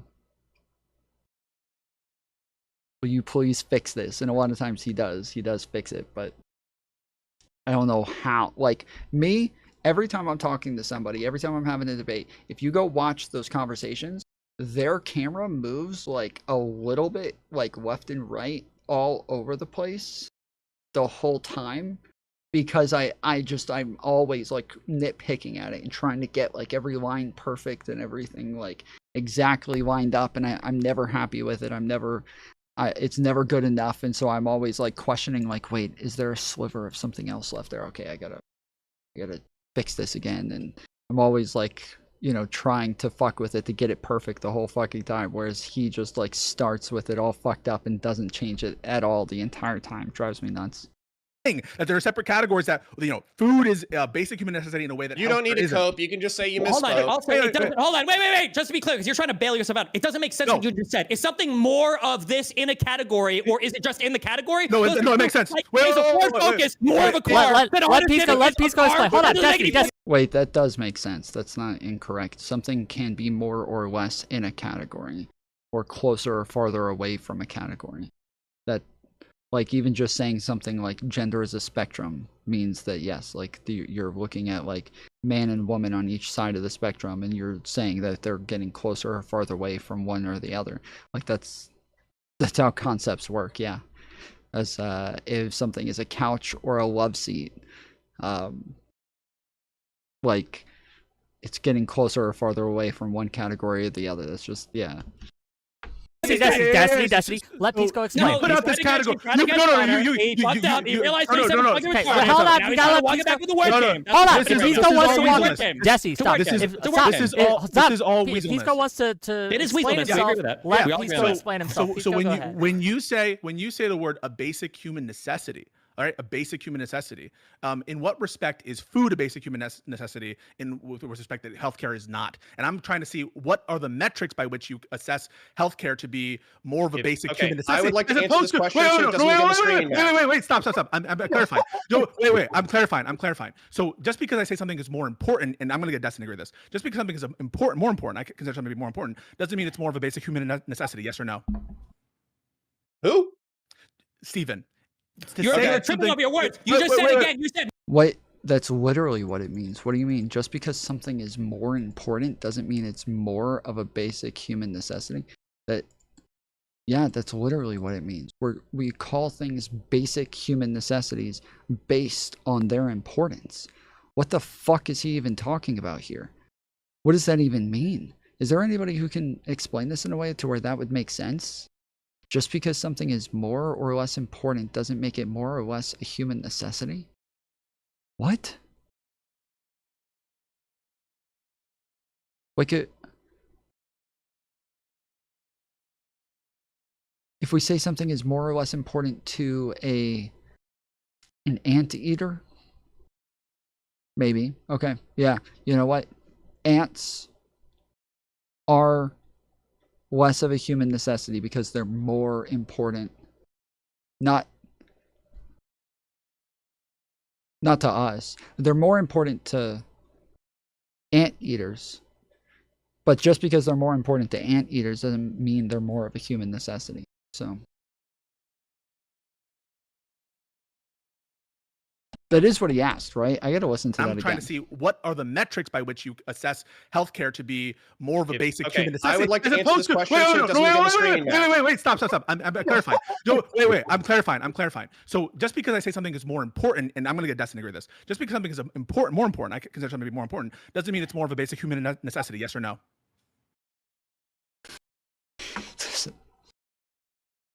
What's yes or no? He acted like that question just totally saved him. Like, now that I got this question, oh, you are so about to get rocked based on your answer here, buddy. Like that little sass at the end with his, that was odd. Is more important. I consider something to be more important. Doesn't mean it's more of a basic human necessity. Yes or no? Who? Stephen. You're tripping over your words. You just said again. You said more of a basic human necessity. But you mean to say it doesn't belong to the category of basic human necessity? Wait, Stephen. Is the term basic human necessity and important the same? No. Okay, so saying something along the spectrum of basic human necessity and importance, those are different questions, we're right? Debating whether or not. Are they? Wait, Stephen, are they different questions or not? They're different questions, but you are going to decide what is or isn't a basic human necessity based on its importance to humans living. Those are different words. I don't even know what you're asking. So is something on the spectrum of basic human necessity the same spectrum of importance? Because importance can encompass more than just something that's basic human necessity, correct? It can be more important along the spectrum, sure. Okay, so so there's no contradiction, right? Can you identify a contradiction? No, Vegan Gain, sir. I cannot identify. Okay. So I don't want to debate whether it's more important than healthcare, and you said yes. You said I don't think it's interesting. I don't think it's yeah. interesting to debate whether or not Pisco got dunked on just now. Okay, I want to go back to what Destiny said previously, which I thought was pretty interesting. So Destiny made the claim that the people that he would look to determine who are the ideological thought leaders of socialists, like people who label themselves as socialists, wouldn't be people necessarily like Bernie Sanders or Mamdani or AOC. Now, I would say this is pretty absurd for a number of reasons, okay? If we look at, hey, when people go and have public events, right? Like, hey, Hassan goes and has a public event. How many people show up? I'd say maybe a few hundred. Maybe he gets into the 1,000 plus club or something. When AOC and Bernie Sanders go out and have an event, thousands of people show up. They can fill stadiums, fill arenas. When people actually go out and express their political views, what are my political views? Millions of people voted for Bernie Sanders. Hundreds of thousands of people, probably millions of people across the country, vote for Democratic Socialist politicians. And so when we look at Democratic Socialists and Socialist politicians, they are clearly, by ideological standpoint and by their propensity to collaborate within Democratic Party frameworks and electoralism, much different than Hassan and much more emblematic of the standard by which we should judge people who label themselves as socialists in this country. I would like to address this directly. Real quick, I got a quick. So hold on. I'm sorry. Why didn't the DSA then endorse AOC? Because she came out with that vote on well, for the national DSA. Retracted their vote because of the Iron Dome vote that AOC took. Seems like kind of a problem. But that's not a socialist. That's not a socialist. The DSA is not socialist. Destiny, you're obfuscating. It's a bad example. The point is not. It's a horrible example. No. Please go, Destiny. 1 second. The reason I say you're obfuscating is because my point was not that, for instance, within DSA, within all of these different Democratic Socialist politicians, even within those people, Mamdani is not the same as AOC, and no one DSA member is the same as any other one. Okay, we're not talking about one DSA member. The national DSA did not endorse AOC, the woman who runs they did endorse Mamdani. They did endorse Mamdani. Okay, they did endorse many other Democratic Socialist candidates. I understand that there is an exception. If I could just finish, I understand that there is. I understand that there is an exception to the general rule of Democratic Socialists, like the organization endorses, different people who call themselves Democratic Socialists. But that's not an argument against my fundamental point, which is that when we agglomerate all of the people who call themselves socialists and run for parties and have people come out and vote for them and support them, that is a fundamentally different group of people on average by the normal distribution of their beliefs than people like Hassan. And I think that we should judge them by who they vote for more so than by, Hassan, basically. Yep. Yeah. I don't disagree with that. Well, Destiny agree. You agree then. Okay, well then, thank you. Okay, counterpoints, go ahead. All right. I love you, Counter. Okay. I think what happened with socialism was that if you actually go back to Bernie Sanders in the fucking 80s and the 70s, he was doing apologia for Cuba. He was doing apologia for the Soviet Union. This is literally, again, what I said to Econo Boy last night. He's like, yeah, he's nobody would ever say that he's that kind of socialist. I was like, bro, he literally identified as a communist and was doing communist apologia back in like the early 2000s and 90s. Like, what do you mean? He did apologia for Venezuela in the fucking 90s and thousands. And you know what happened? Each one of those places ended up being absolute fucking shitholes. So what he had to do, shut up, is he had to move to social democratic models in the Scandinavian system and abandon his previous hardcore shit. But there's a question of whether or not social democrats are actually just hiding their power level because they're trying to inculcate a left-wing philosophy Well, that is that is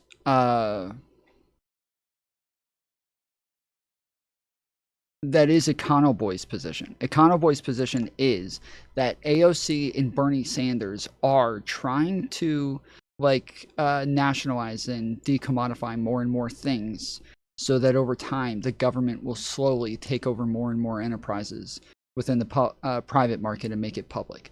That is his argument. Like, he is saying, like, yes, they are purposefully just engaging in the processes to slowly get more and more wins so that they can do these things. That is like his entire position. Not done yet, you Let's Connor finish. Shut up. Why is it relevant? This is the entire conversation. The entire conversation is whether or not social democracy is your conspiracy theory about socialists? The center left. That's the whole fucking conversation. Okay, so you're just you're asserting a conspiracy without much evidence. You're just saying, Bernie actually conspiratorially supports things like Cuba and the Soviet Union, and he didn't have any genuine changes of opinion. Ideas. He might. Yeah, counterpoints can't keep just saying, but they could be. But they could be doing this thing. Yeah, so what? So, like, what if, Joe Biden could actually be a fucking neo-Nazi? Like, you're not saying anything. They could be these things. So what? Like, what is the fucking point? Just real quick. Hold on, just real quick. Like, the idea... But Hassan hasn't. Hold on, just real quick. The second bot hasn't. Hold on, stop.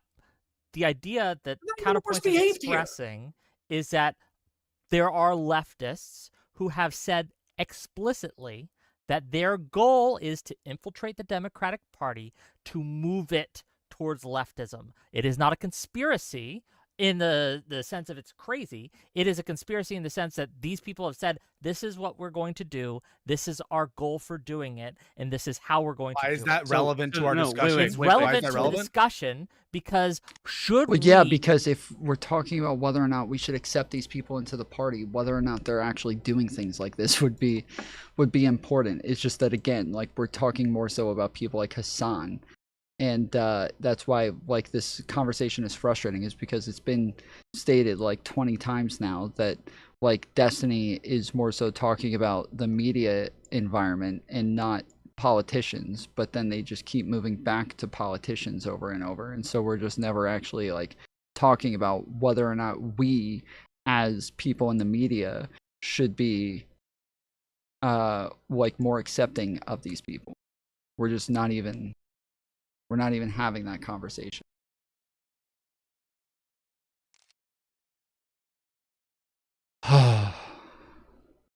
Okay. I beat that one. I got that one. But I did it in 33 seconds, and I have to do it in 13. So now I think I want to get the 3 stars on this one. The Democrats allow or invite into our house as influencers, invite into our house as staffers, invite into our house as people we will engage with or collaborate with in a friendly way. Should we be doing that when we know that this is their goal? I'll answer the question directly. So it's only it's only quote unquote a problem insofar as it's aggregately true of the 10% of the Democratic Party base that's actually engaged in that process. Now, I understand that that's, that we don't have a poll that says how many of you are engaged in this kind of like Manchurian candidate fucking like conspiracy, whatever the fuck, like Connor's describing. But I would say that generally speaking, when I look at the actions of Democratic Socialists who win elections, when I look at the actions of Democratic Socialists and the platforms of them, they don't seem to be secret tankies. Now, I would agree that there are certain people, like people reference Hassan, like Hassan has said, oh, like I want liberals. Well, okay, yeah. Oh, people reference other left-wing alternative media influencers. Oh, sure, okay, like whatever.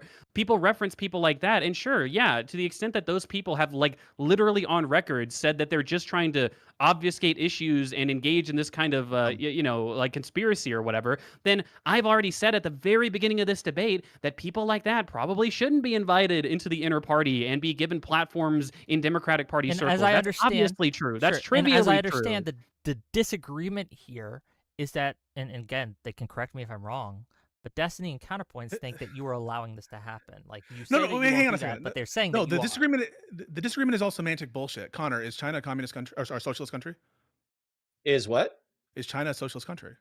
Are they moneyless, stateless, or classless? That's communism. That's not socialism. That's communism. The fact that he just said that is so infuriating, and you can see Destiny's face right now, where he is so like pissed off that that was his fucking answer. It is so infuriating that that is what he just fucking said. Holy shit. Holy shit. Why? Why? that is communism. That is not socialism. But he just, that the question was about socialism. Holy shit.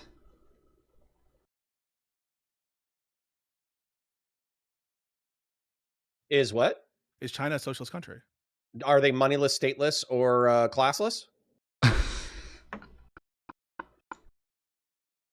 No, there's they have class. No, then they're not. Okay. Is there any socialist country in the world right now? I don't think anybody has like. So who's actually no true Scotsman? So tell me, who's no true Scotsman? I'll answer your question. No. Don't pretend you have a good point. You don't. Okay. Socialists. This is actually fundamental to my perspective. Socialists are fucking retarded, and they can't implement their worldview. Hold on. And they can't implement their worldview into the real world. So if you look at the 20th century, there's something called vanguard Marxism or Marxist Leninism. And they have these things called vanguard parties that take over countries and turn them into shitholes. And so we have people like Hakim, Second Thought, Hassan Piker, who tried to sweep this history away. No, I'm telling you the truth. And these are the people You're just that I monologuing, think old that man. Econo Boy and you are useful idiots for. No. So under your vision, right? Single payer is not socialist. There's no socialist country. Socialism has never been done. Because I'm using the definitions that socialists themselves use. But by the way, like, and I'm sure, Stephen, Pisco, you think you have a job, but you have nothing. You're actually speaking from a perspective of ignorance. Go ahead and finish your point. No, no, he is right. Like by this idea, nothing has ever been socialist. Like you're making an argument to where like even the term tanky, when you're saying like, oh well, tankies, blah blah blah. Well, okay, even those people weren't socialists. So like when we're referencing like the Russians and the USSR government, when we call people tankies, you're now saying that even they were not fucking socialist. And so all the people who agree with Russia in the USSR style of things, that they're not even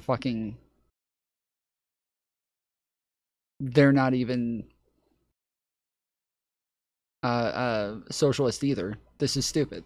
This is ridiculous. This is a ridiculous thing to say.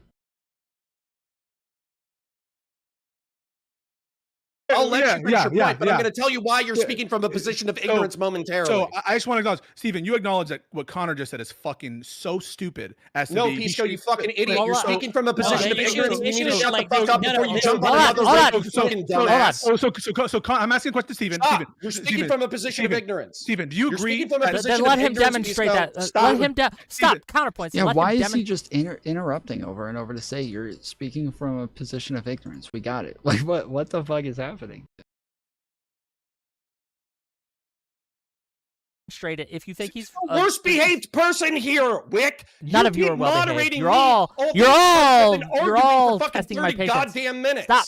Keep moderating, Connor. It's Stop. Pisco. Yes, but when they're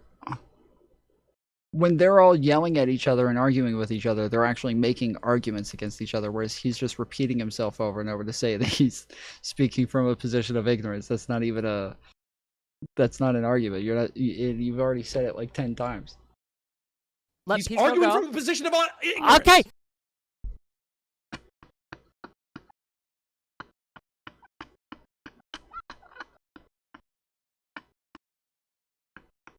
What the fuck is happening, dude? Then let him demonstrate that. Shut up. Connor is misbehaving. Pisco, go. So and then I have a question for Stephen. Stephen, do you agree with Connor's contention that there's no socialist country currently and that single payer is not a socialist policy? Both of those questions are very jump on this complicated. It's hard to fucking yes or wave. no them. The issue right now that we're having with this conversation is every single conversation that I ever had with a centrist that defended a Nazi, and now it's going to be, I guess, for the next however many years, every conversation with a center-left socialist or a Demsoc who inevitably will play cover for tankies. The issue is that you guys have come here to defend the proposition that socialists are AOC, Bernie Sanders, and Mamdani. Okay, AOC is not even currently endorsed by the largest socialist movement in the United States. Bernie Sanders causes major contention over his endorsement.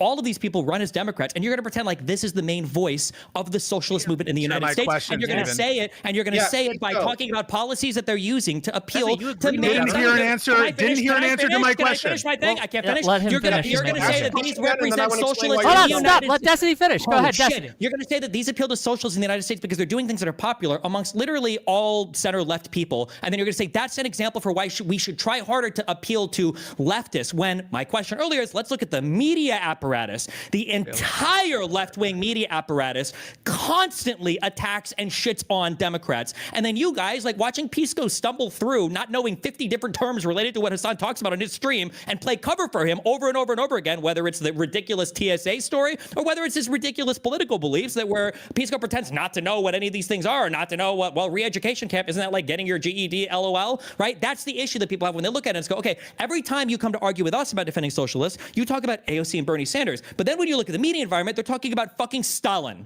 That's the issue. Okay, so I didn't hear an answer to the question, so I'll just ask it again.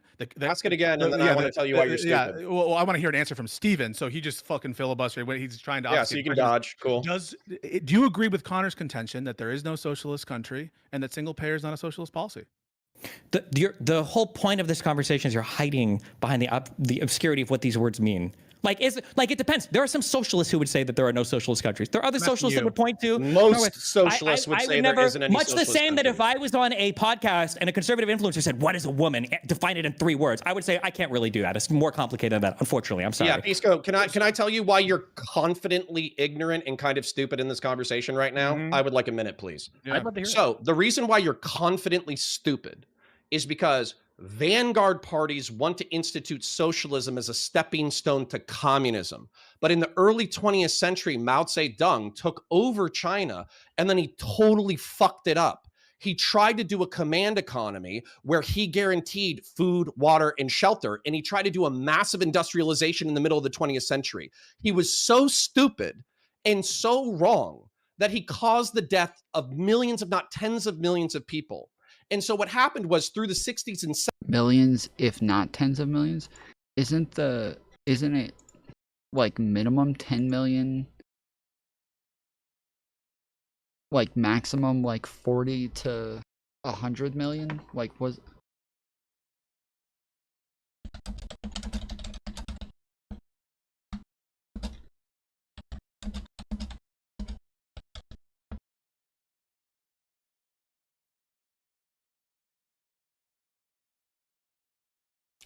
the Great Leap Forward famines 20 to 45 million.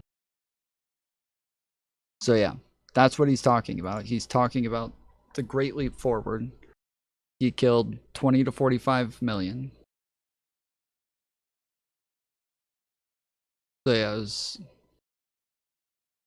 not millions to tens of millions. It's like minimum tens of millions, maximum hundreds of millions. But yeah, then we have like the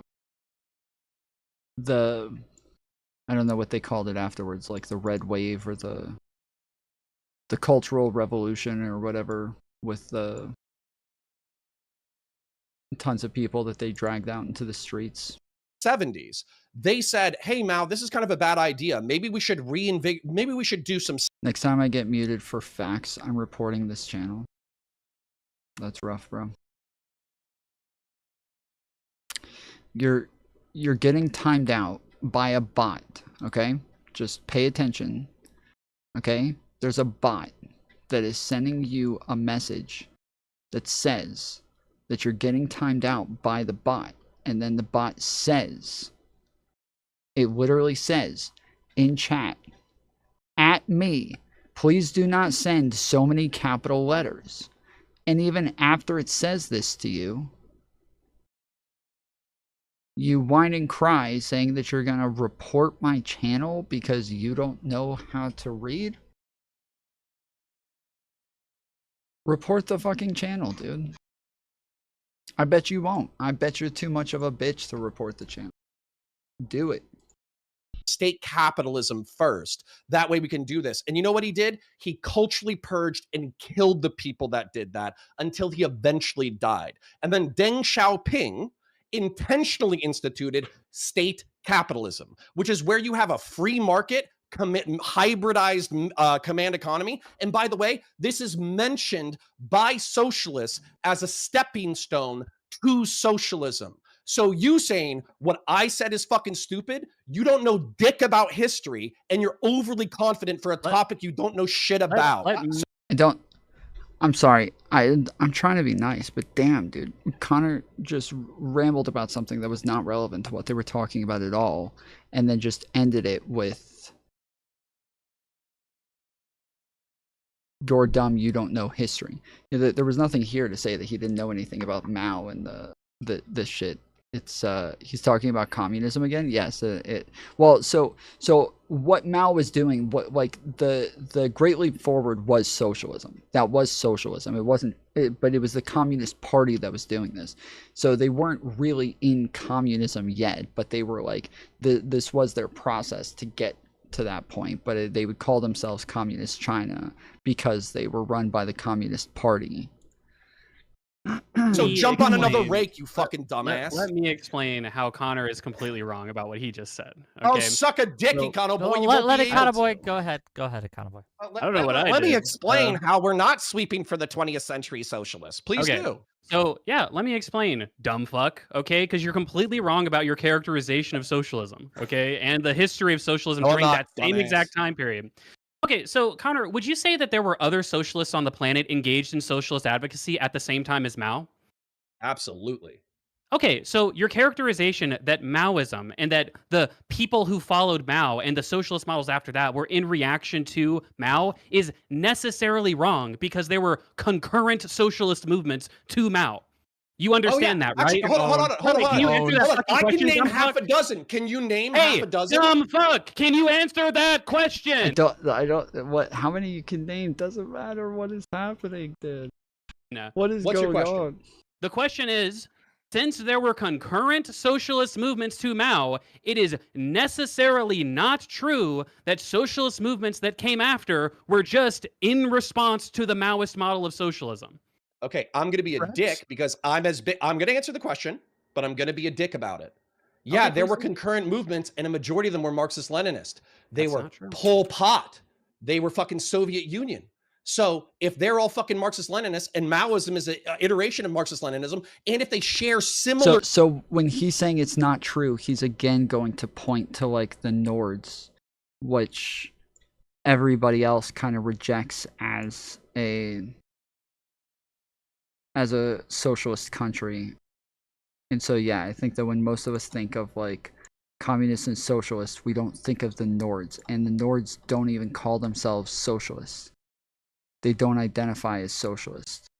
So this is all kind of strange to call them.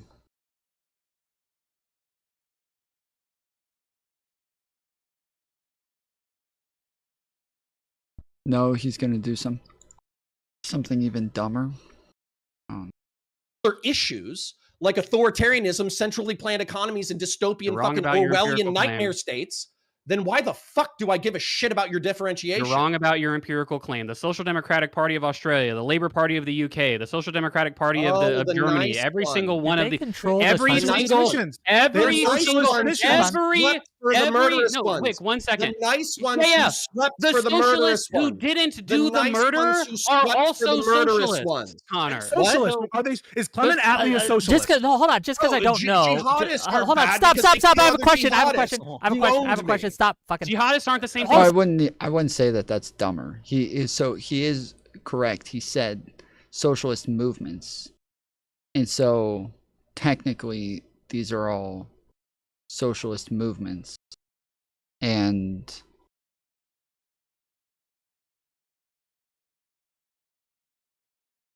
these all fit.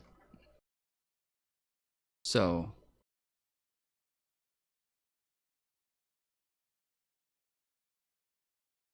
yeah, that's actually not a bad argument. Stop Muslims, it! Stop! which is Stop! what you're Econoboy, it's saying, a question Connor. for you. If you Yep. shut up, I could ask the question. Econoboy, those the ones you just Clement mentioned Attlee, in Australia, yeah. Germany, Australia, did they have control of the government? Yep. Nope. Yes. Clement Attlee had did. control. Wait, Clement Attlee had Were a they, massive. were they able to Oh institute my a God. socialist utopia? Yes, So- but I don't okay, know. I honestly you're don't only know. socialist.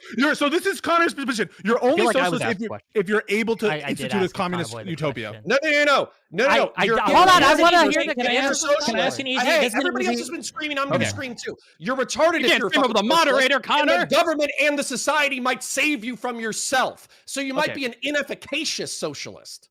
Okay, so Okay, you're wait. not Can I an can I ask a inefficacious- can I ask a simple question that maybe this is like I feel like this is what this whole thing is coming down to. Okay, if you were to take 100 people, have them read theory, study history, and then look in a room, okay, and you were to put, we'll say Hassan Piker and then AOC in a room, and you were to ask them which one is more of a socialist, what do you think all of those people would say? I don't know because they would. I can't even believe. Then this conversation is hopeless. It's such an unbelievable answer to me. Because to say that is to misunderstand the diversity of the socialist movement and contemporaries I'm not of talking Marx. about the diversity of the socialist movement. I'm saying that AOC. Hold on. Is it fair for me to say that AOC is a way more outer perimeter socialist than like I don't know what you mean by that. a bog standard? Then What do you mean by that? Look up She what likes outer liberal perimeter shit. means. Let me What try. does it mean? Do you think there are fundamental differences, and what are the fundamental differences between AOC and something like Hassan? Let's use Stephen's model. Stephen, if you put 100 people in a room and ask them, "Is Bernie Sanders a socialist?" How would they answer? Yes or no? I honestly don't because they're know. retarded. That's your standard that you just gave. You just said 100 you, people. you just did that. You didn't even ask me the same question. I was comparing two different people. I said 100 people well-read on theory. Do you want to say 100 well-read people? If you put 100 people who are well-read on socialist theory and you ask them, is Bernie Sanders a socialist? They would Zero say of them yes. would say yes. No, They would say absolutely. yes. You're Yeah, okay. so fucking retarded. No, he's a liberal and he supports capitalism. Definitionally, in every single way, he is not a bog standard socialist. You want to say he's like an outer perimeter? Dems suck, maybe, sure. But like a socialist? Dem what? No. Dem what? What does SOC stand for?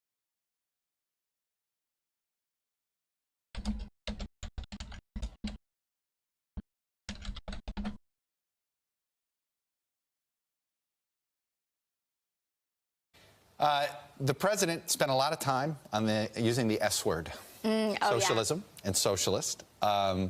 It was a not too subtle, I don't know whether it's a dig or a enhancement. I'll let you decide. I was flattered. Okay, fair enough. You have said you are a democratic socialist. Can you be a democratic socialist and a capitalist? Well, I think it depends on your interpretation. So there are some democratic socialists that would say absolutely not. There are other people that are democratic socialists that would say, I think it's possible. What are you? I think it's possible. I think Do you that- say to yourself, I'm a capitalist, but? I don't say that. Okay. You know, if anything, I would say I believe in a democratic economy, but. Gotcha. But the but is there. Okay. So in some ways, whether it's you're coming from, say, Elizabeth Warren's perspective, where she says, you know, she says things like, I'm a capitalist, but we need to have hard rules for the game. What does the private sector do better than that the private sector, look, government should stay out of X because the private sector does that better. Yeah, I think there's a lot of things. There's a lot of consumer goods where the private sector works. And by the way, I think it's important to delineate that just because you're in the private sector you can be in the private sector and be a democratically socialist business. Worker cooperatives are a perfect example of that. It's not about government takeover. It's about how much do workers have a say in your business. Do you have workers on the board? Do workers enjoy a decent amount of the wealth that they are creating? Or is the majority of these profits going to shareholders while you're paying a worker $15 an hour to live in a New York City apartment? And so that, to me, is the difference. It's not that the public sector is democratically socialist and the private sector is not. It's really about a more nuanced understanding of how our economy should work. Hello, YouTubers. So she does say there are parts of the government that the private sector does better.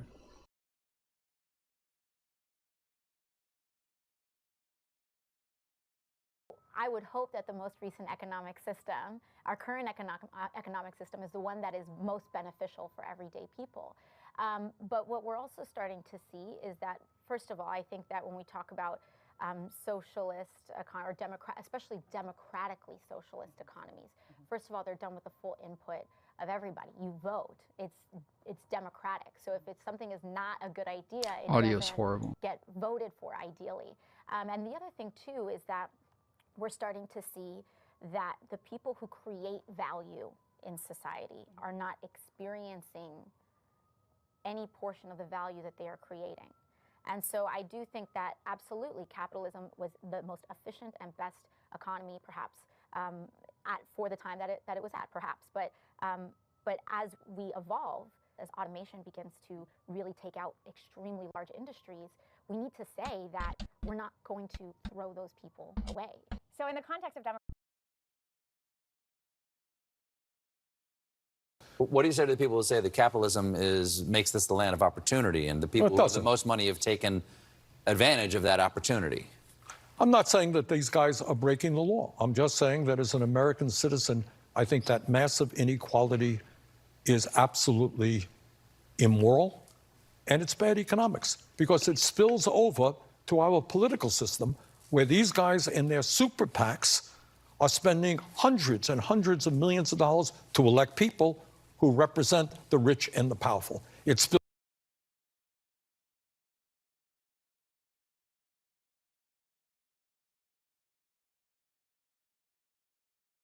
I know these are terribly complicated questions and our time is up, but are you a capitalist? No, I'm not a capitalist. So you don't believe in the profit motive, free enterprise? If I have a better mousetrap, I make more money. There's something to be said for free enterprise on a local level and competition. But what we're happening in our society is we don't live in a free enterprise society. You live in a corporate capitalist society where in virtually every single industry you have giant multi-billion-dollar corporations competing, driving the small businessman But let's out. pretend it would work without all that kind of acquisition of power that is unfair and doesn't... Do I believe that the profit motive is fundamental to human nature? The answer is no. I think the spirit of cooperation, that you and I can work together better rather than having to compete against each other and destroy each other. Bernard Sanders, Mayor, Burlington, Vermont.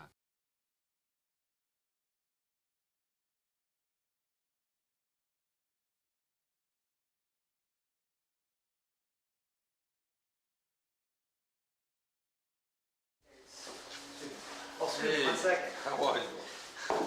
Okay, just wanted to say goodbye. Thanks for all your... Thank you. It's been a pleasure. Let me tell you, it really has. Nobody ever called him Mr. Mayor. He was always just plain Bernie. Rumpled, rude, and charming at the same time. The socialist from Brooklyn who turned conservative Burlington upside down. To me, what socialism means is democracy. Means doing away with a system where 1% of the population owns half of the wealth, where the rich get richer and the poor get poorer. There are other socialist mayors in America, but none quite like Bernie Sanders. His election, his railing against the ruling class, turned this into the People's Republic of Burlington. He won his first election by just 10 votes, a genuine upset. An independent, beating both the Democrats and the Republicans. Burlington soon became the only city in America with its own foreign policy. His followers soon became known as Sanderistas, and he became...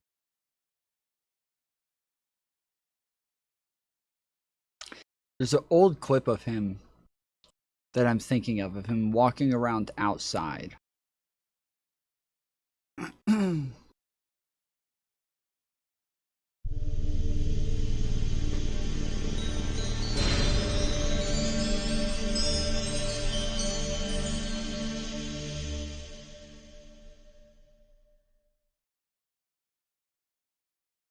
Subscribe now and press the bell icon. Never miss an update.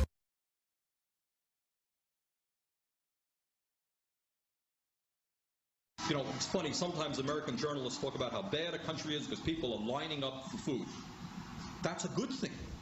In other countries, people don't line up for food. The rich get the food and the poor starve to death.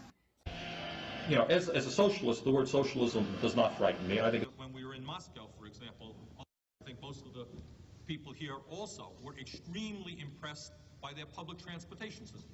The stations themselves were absolutely beautiful, including many works of art, chandeliers that were beautiful. It was a very, very effective system. Also, I was impressed by the youth programs that they have, their palaces of culture for the young people, a whole variety of of programs for young people, and cultural programs which go far beyond what we do in this country. To China and its leadership is, if I'm not mistaken, they have made more progress in addressing extreme poverty than any country in the history of civilization. Okay, so they've done a lot of things for their people. But I remember, for some reason or other, being very excited when Fidel Castro made the revolution in Cuba. I was a kid and I remember reading that. And it was just seemed right and appropriate that poor people were rising up against rather ugly rich people. You may recall way back in, what was it, 1961, they invaded Cuba. And everybody was totally convinced that Castro was the worst guy in the world, and all the Cuban people were going to rise up in rebellion against Fidel Castro. They forgot that he educated their kids, gave them health care, totally transformed the society. But just because Ronald Reagan dislikes these people does not mean to say that the people in their own nations feel the same way. But have some good things been done in Cuba? Yes. How do you find the sincerity of Sandinista leaders? I was impressed. I was impressed by Father Descoto because he is a very gentle, very loving man. Ortega is an impressive guy. Ernesto Cardenal is a funny-looking guy. He's gray hair. And he really does remind you of a hippie. Why have you stopped short of calling Maduro of Venezuela a dictator? Well, I think it's fair to say that the last election was undemocratic, but there are still democratic operations taking place in that country. Thank you for watching Worldview today. For more such content,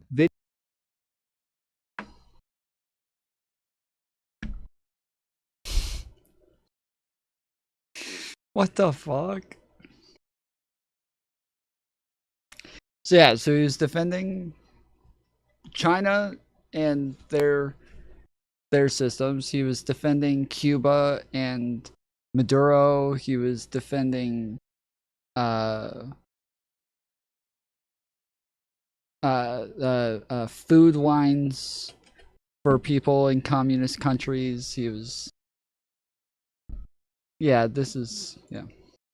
For them what? So outer perimeter. What does outer perimeter mean? Outer perimeter. National Socialists. No, okay, yeah. No, so okay, to answer, okay, because the reason that we got off on this topic was because Connor keeps. We haven't really taken the bait of Connor's constant conspiracy baiting about like people are basically all just synchrotankies that are socialists, right? But I think that it's important to address. No, I think you guys are useful idiots. I think there's other so Connor, synchrotankies who you say that actually you're useful completely idiots. conceded that you had a complete incomplete understanding of socialist history. You asked a question that I wasn't able to answer. Absolutely not. No. You said, "Oh, hold on." You asked me a question, so I'm going to answer it. I didn't ask you a question. I brought what are up. you talking about? Yeah, you said, "Are you going to concede that you have a complete?" No, I said you conceded. It wasn't in a question. No, I don't concede at all. You brought up that Western wasn't a question. socialists Just to be who clear.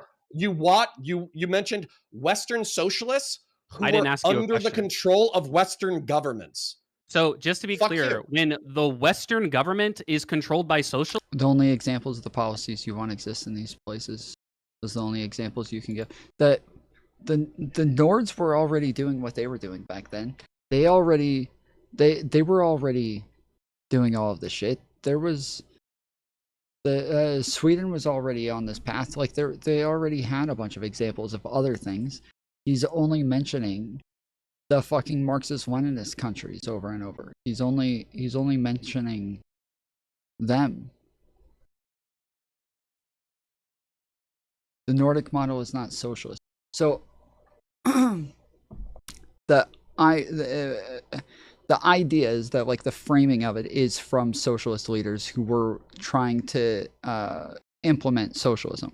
The Nords have not continued to move in that direction. They have continued to use free enterprise. But when we're talking about what it was that was like trying to be implemented at the time and what it was that they were doing with their economies, that is a thing that a Boy says is what he wants and is what AOC wants, but he didn't use them as examples. socialist, it's a socialist government. That's how elections work. Hold okay? on. No, You take power. You take No, it's power, not. and you Trump take is a power. fascist. Is the Hold on. current American government fascist? Stop. Econoboy. If today we replace save him from Trump, getting raped. hold on. If we replace Trump with pick a socialist that you think is a good socialist. Would the American, just because now our president identifies as a socialist, does that make America a socialist country now? So I'm not saying that these countries. I'm asking you a became question. Yes or socialist. no? I'm literally answering Let's go, directly your question, Wick. You gave me like one word before you interrupted me. Okay. I know I get in it. Yeah. Well, I mean, Destiny, I haven't been the one interrupting you for the most part. No, I know. But you're to giving your cover point, to the Wick, guy who is, which is kind of what this whole combo is about. That's true. That's true. And Pisco's Okay, I want to hear the answer to your question. The question. No. I'm not saying that these countries became socialists because they had socialist governments. I'm saying they had socialist governments for many points of time in their history. Okay. Now, Connor. Let me change my question because you hold on. I got to change my question now. Again, if we simply. No, he just got in there like 5 minutes ago.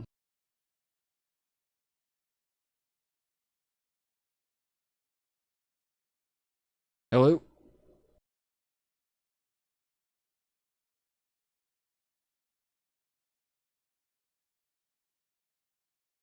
Hello? Oh, what's up, man? Hey, how's it going? Pretty good, dude. Let's see. You on my video? Oh, I don't know if my video's on. I can stream this. I won't stream. I'll record it. I'll do that.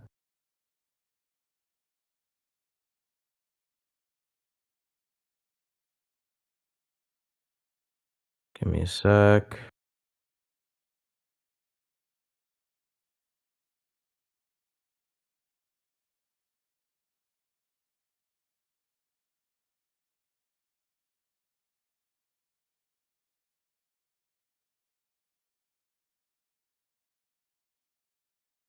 Okay. So you want to debate socialists?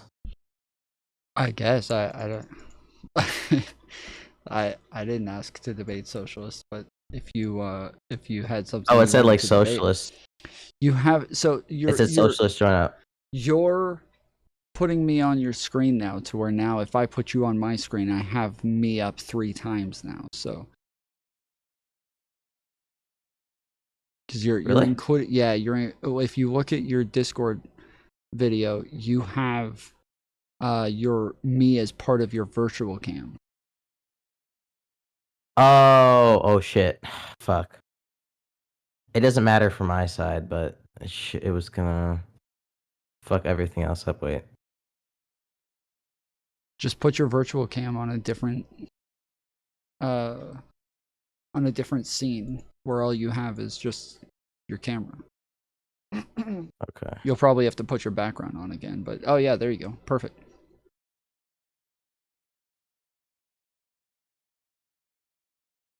Okay, that works. No, I thought, yeah, sorry, I just saw on your thing because we're watching your show, and it said socialist question. I thought you just like want like an opinion on like the Pisco thing or. Yeah, we're going over that was like the topic of the panel. So it said like Destiny and Pisco debate, and then we're like that is the topic of their debate is whether or not we should be like welcoming to socialists within the Democratic Party. And the problem is that the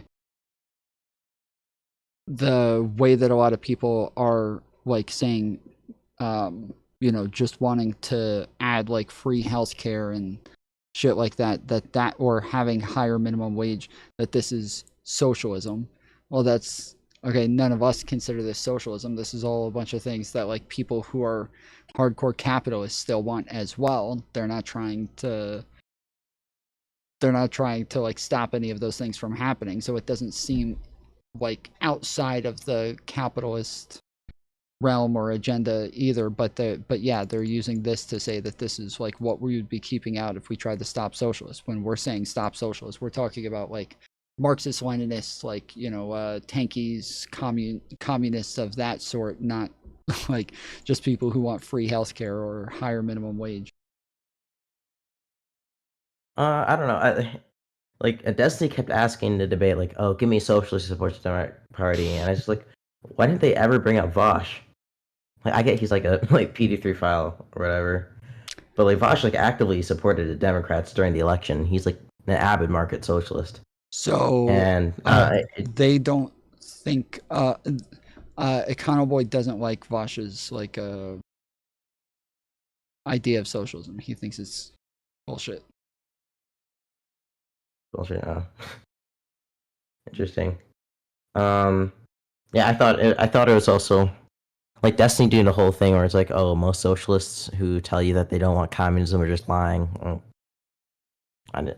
Well, again, I mean, under like the Marxist idea of like of socialism is that they want that like socialism is just a means to get to communism, and so if when we're talking about like the leading theories of socialism are going to be Marxist or Marxist adjacent ideas like Marxist Leninism, then yeah, that's all socialism is. It's just a process to get to communism.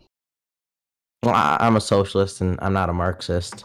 So, and I think, and I know, sure, I know but a you lot do of believe socialists that who aren't Marxism Marxist is either. like the leading theory of socialism, right? Like that is, he is the Yeah. great leading, you know, mind for socialism. I think it's a relevant difference to point out like socialists who do support Marx and socialists who don't, and like make that distinction between like the tankies versus like the market socialists or like the democratic socialists.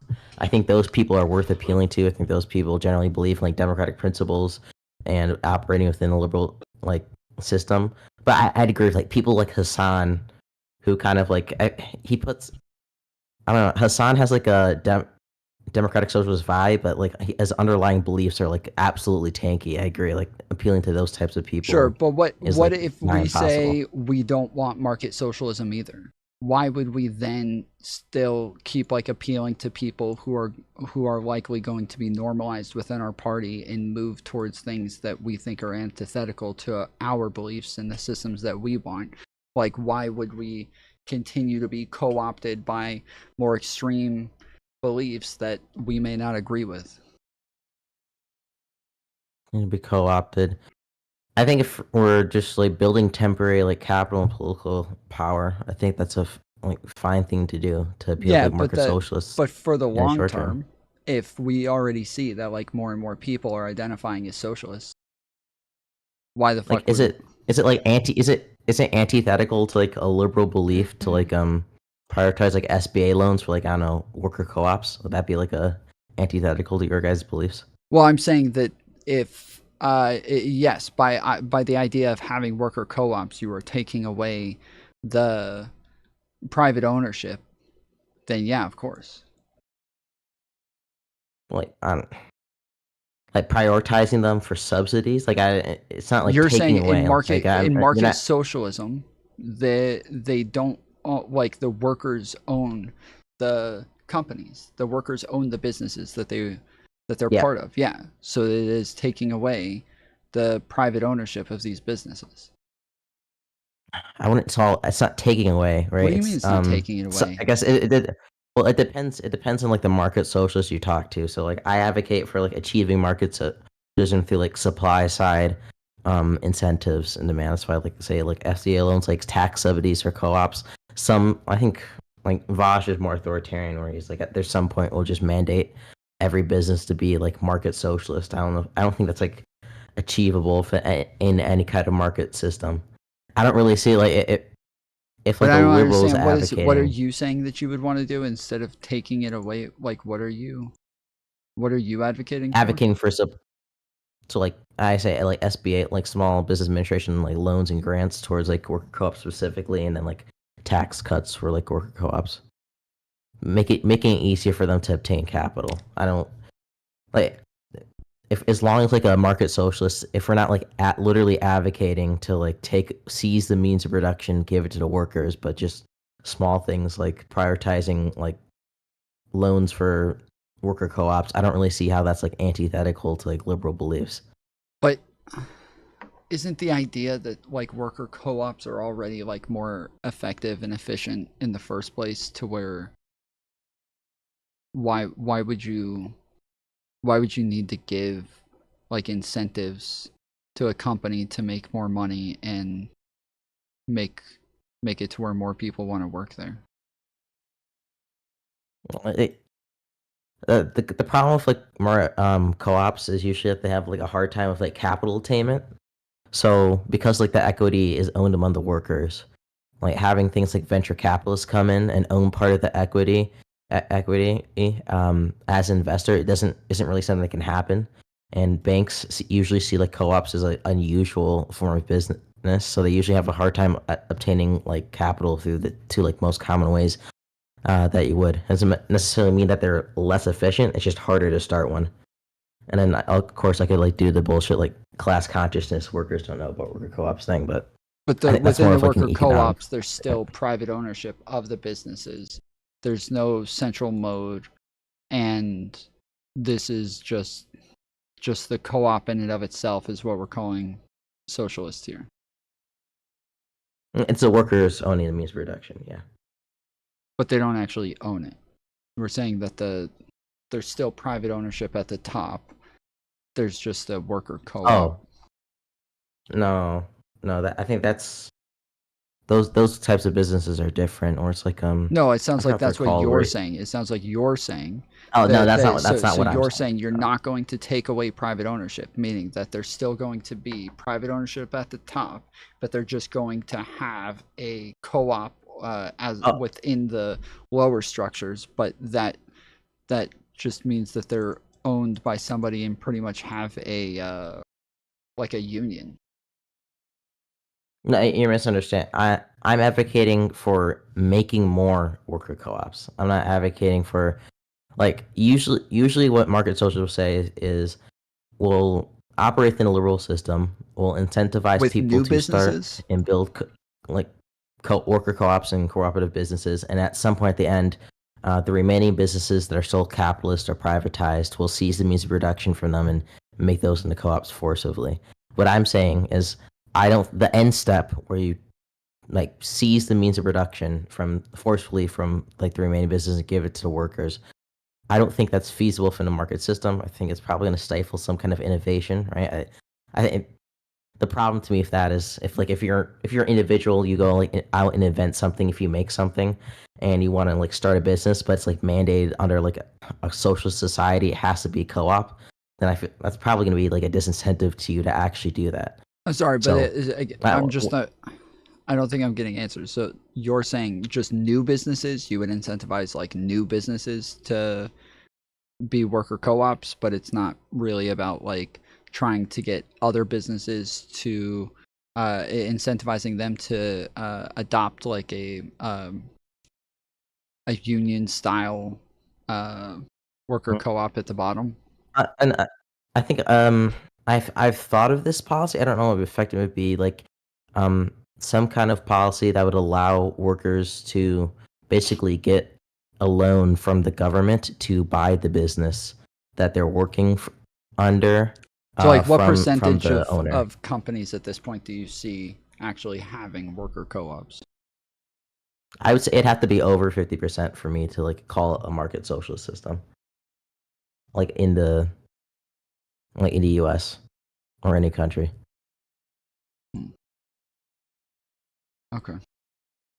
Yeah, I guess. I don't really see like. I'm not against that. Like again, having it to where like workers have more rights and like have more unions or have more co-ops. Like, I'm not against this, and these are things that I think already are like available. If all you're saying is that like you just want to incentivize these things more, I don't see this as really like a difference from what it is that we're talking about. But obviously, those are like more socialist beliefs. Like you could use a policy platform under a liberal system that doesn't operate, or it's not a policy that's talking about like seizing the means of production for private ownerships that still appeals to like socialists and like market social and liberal. Yeah, sure. Again, I think I think the problem here is that like people who are even stuff like this, like people who are calling things socialist, when socialism is almost like ideological differences in what it is that you think is even moral. Like when we're looking at like Marxism and the way that they talk about liberalism and what we call freedom, that this is almost a fake form of freedom because it still allows capitalism and classes to exist, to where those things aren't actual freedom, and until we get rid of these classes we will never actually have any form of freedom.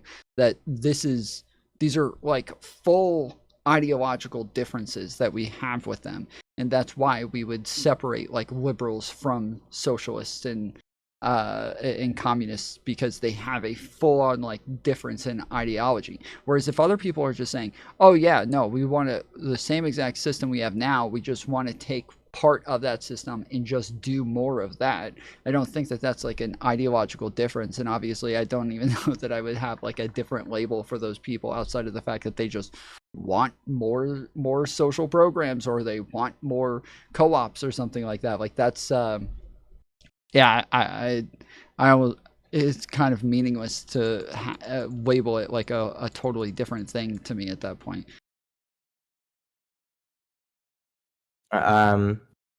Maybe I think, like pragmatically, I'm absolutely a socialist. Well, you say I kind of get pragmatically, but you do understand that, like, part of problem for people like me is that you calling yourself a socialist is almost like a hardcore watered down version of what it is that like a Marxist Leninist is going to be arguing for.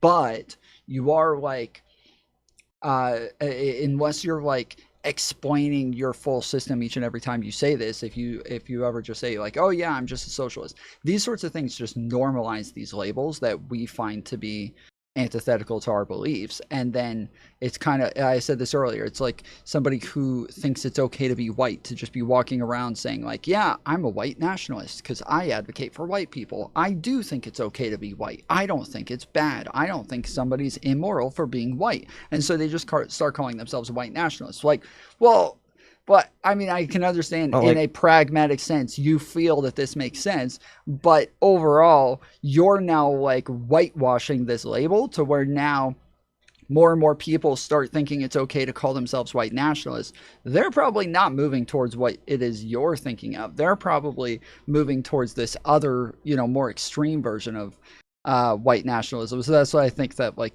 these sorts of labels of labeling yourself socialist in these areas does for tankies and people of that sort.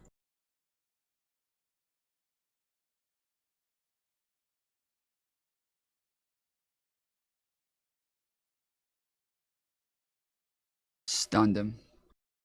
He's completely stunned. He can't even wrap his head around it. There he is. Oh yeah. So did you even hear what I said?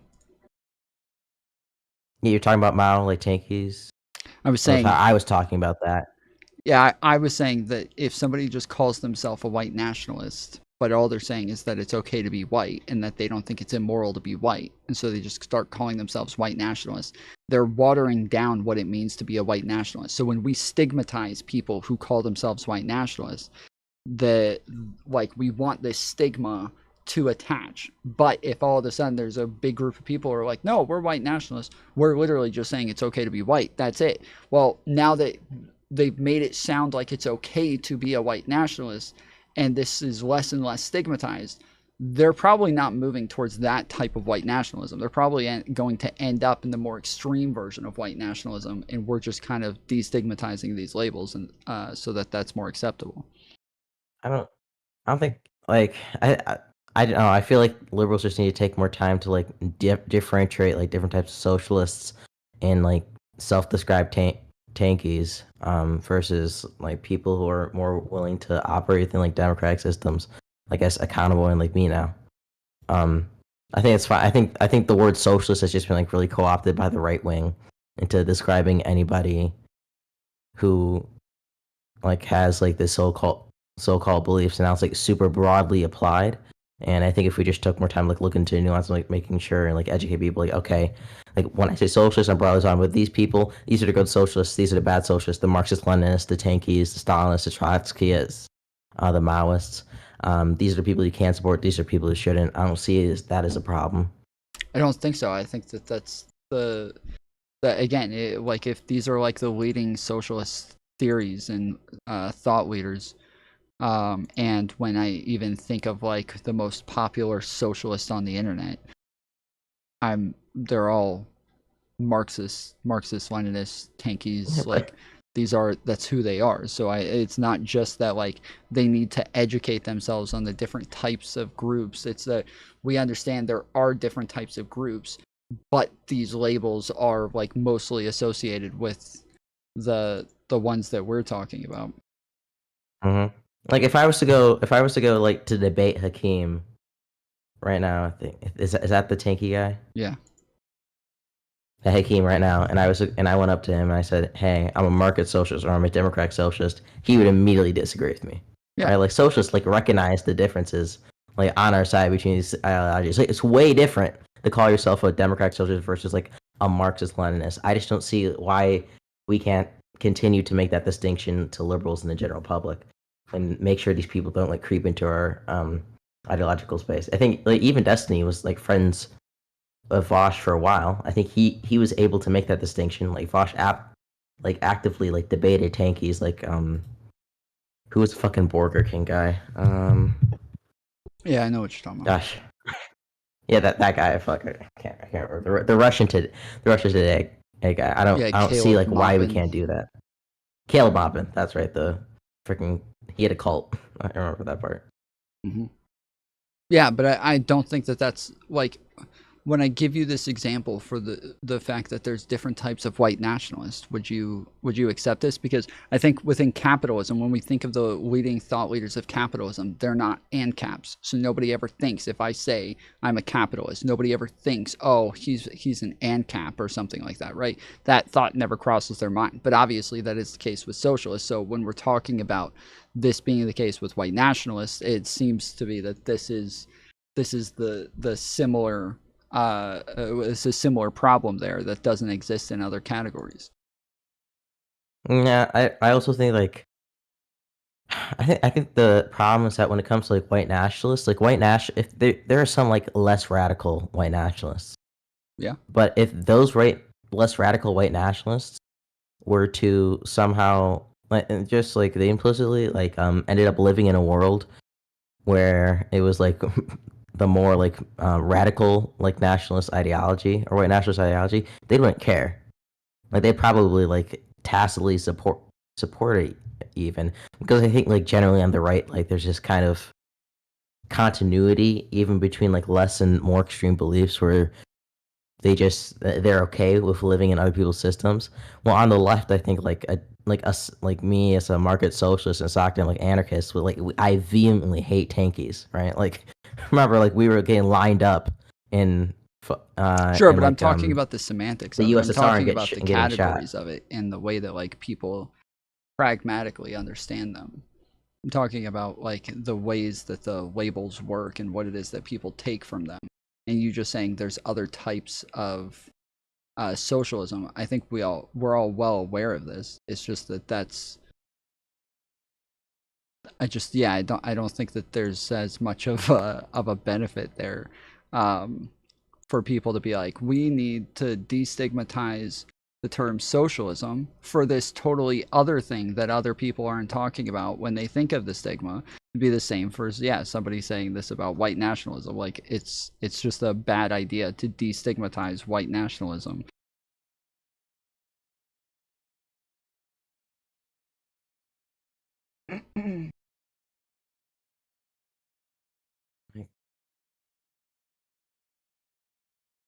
I don't think you're. I don't know. As a socialist, it's hard to say like destigmatizing a word I like identify with as like a bad thing, and like at least some senses, it might just be like ideological disagreements at that point. But you do agree with the white nationalist part, right? You do agree, like that would be bad to like destigmatize it for this other version of white nationalism that most people are not thinking of. I agree. I agree, but I think like white nationalists like just generally don't have the same type of like infighting or like disagreements with each other when it comes to when it comes to ideology. I think like when you I think there's a difference between like when you normalize the word nationalist versus socialist. What do you mean? Or white nationalist. Well, I was trying to like describe earlier, like somebody was like a tacit white nationalist, like, oh, I just think that white people should be able to like self-determine, and I'm not saying that we should like genocide black people or anything. And if they lived in a world where genocide of black people was happening, they wouldn't really give a fuck. They'd like they might even like support it, right? And then I like made this distinction where like different types of socialists, like a market socialist or democratic socialist, would not be okay with living in a world in like a Marxist Leninist like vanguard party where the state like has absolute control. You're not. Yeah, I think you're not really like the engaging in the things that were destigmatizing destigmatizing are different. I understand, but I'm giving you a hypothetical where it's not. Oh, okay. So in the hypothetical where that difference doesn't really exist. Yes, I'm saying that no. I'm giving you a hypothetical where the same difference exists with white nationalists. That they actually are not okay with genocide, that they're not against these other groups, but they do say like, oh yeah, we just shouldn't be embarrassed of being white. It should be okay to be white. But like they're not trying to like start an ethno state. They're not neo-Nazis. They don't like advocate against other groups. They're just saying they're like, oh, we feel like white people have been stigmatized in a way, and they're not doing it as some sort of dog whistle or anything like that. They're just literally just saying, yeah, I just think that it shouldn't be immoral to be white.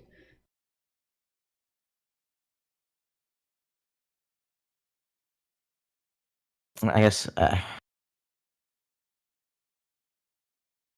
if I was on the right wing, I was having the same argument, but you're a conservative and I'm the tacit like white nationalist who doesn't believe in genocide. I guess I'd have the exact same opinion. That'd be fine, like to destigmatize it. Really? Okay. Yeah.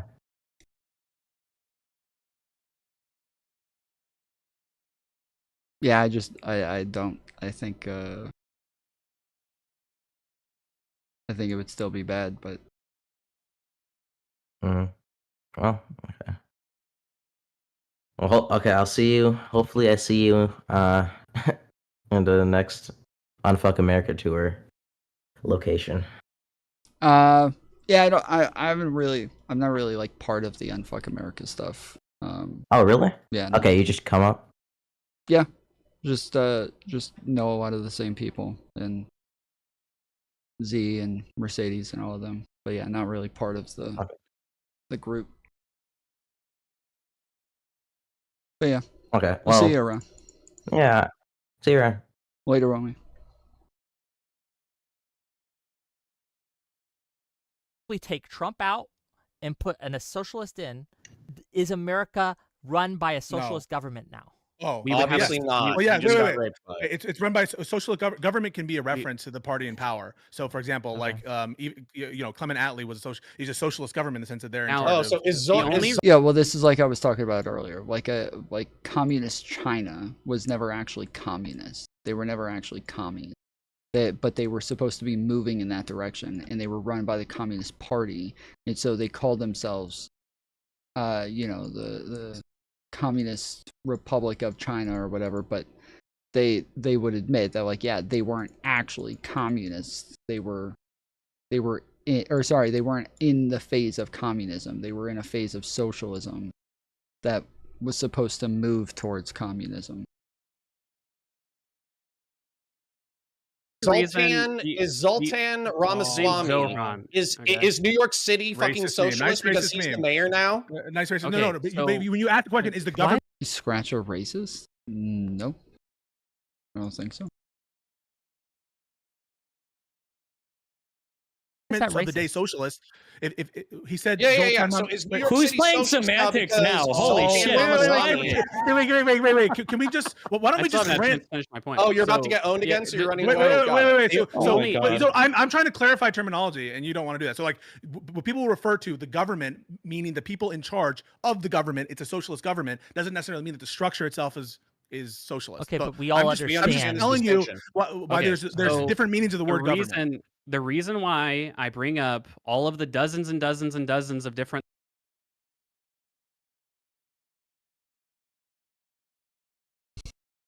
Hello?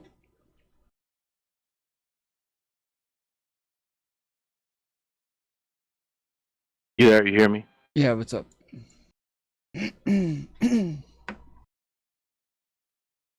Yeah, can you hear me? All right, cool.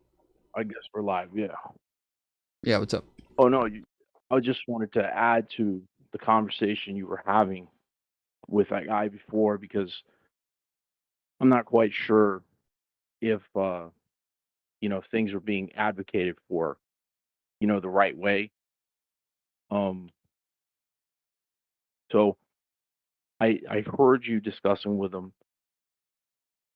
all the different types of, why socialists and why, what you call tankies and all that shouldn't be grouped together. We shouldn't work together with liberals. Is that what your take is? No, I'm not even sure what. I'm not sure what you're saying. So are you saying that liberals should not work together with socialists and, people who identify as socialists, people who identify as, tankies, Marxists, et cetera? Are you saying that those people, that liberals shouldn't work together with those people? Work together with them? It depends. Yes. It depends on what. Cooperate with them. It depends on what way, like, you're talking about. Like, again, like when we're talking about like them. I mean, politically. Yeah, like if we're talking about them getting like into the Democratic Party and being part of like the Democratic Party, obviously I want just about anybody who's willing to, like who's capable of winning in their districts and like getting into Congress and caucusing with Democrats. That is like generally always going to be beneficial to us. But also that's not like a thing that I would like want overall. That's not like I don't want more people who identify as socialists becoming part of the Democratic Party. Okay. Well, have you ever been involved in any kind of like negotiation, like sales? Yeah, of course. Okay. Like when you negotiate, you want to come from a position of, you basically have to come from the strongest possible position. And then you kind of work your way to some kind of like a median, right? You kind of find some kind of midpoint, right? Between the two parties, right? That's not always possible, but the general idea in the idealized sense, you want to find some kind of midpoint. Okay.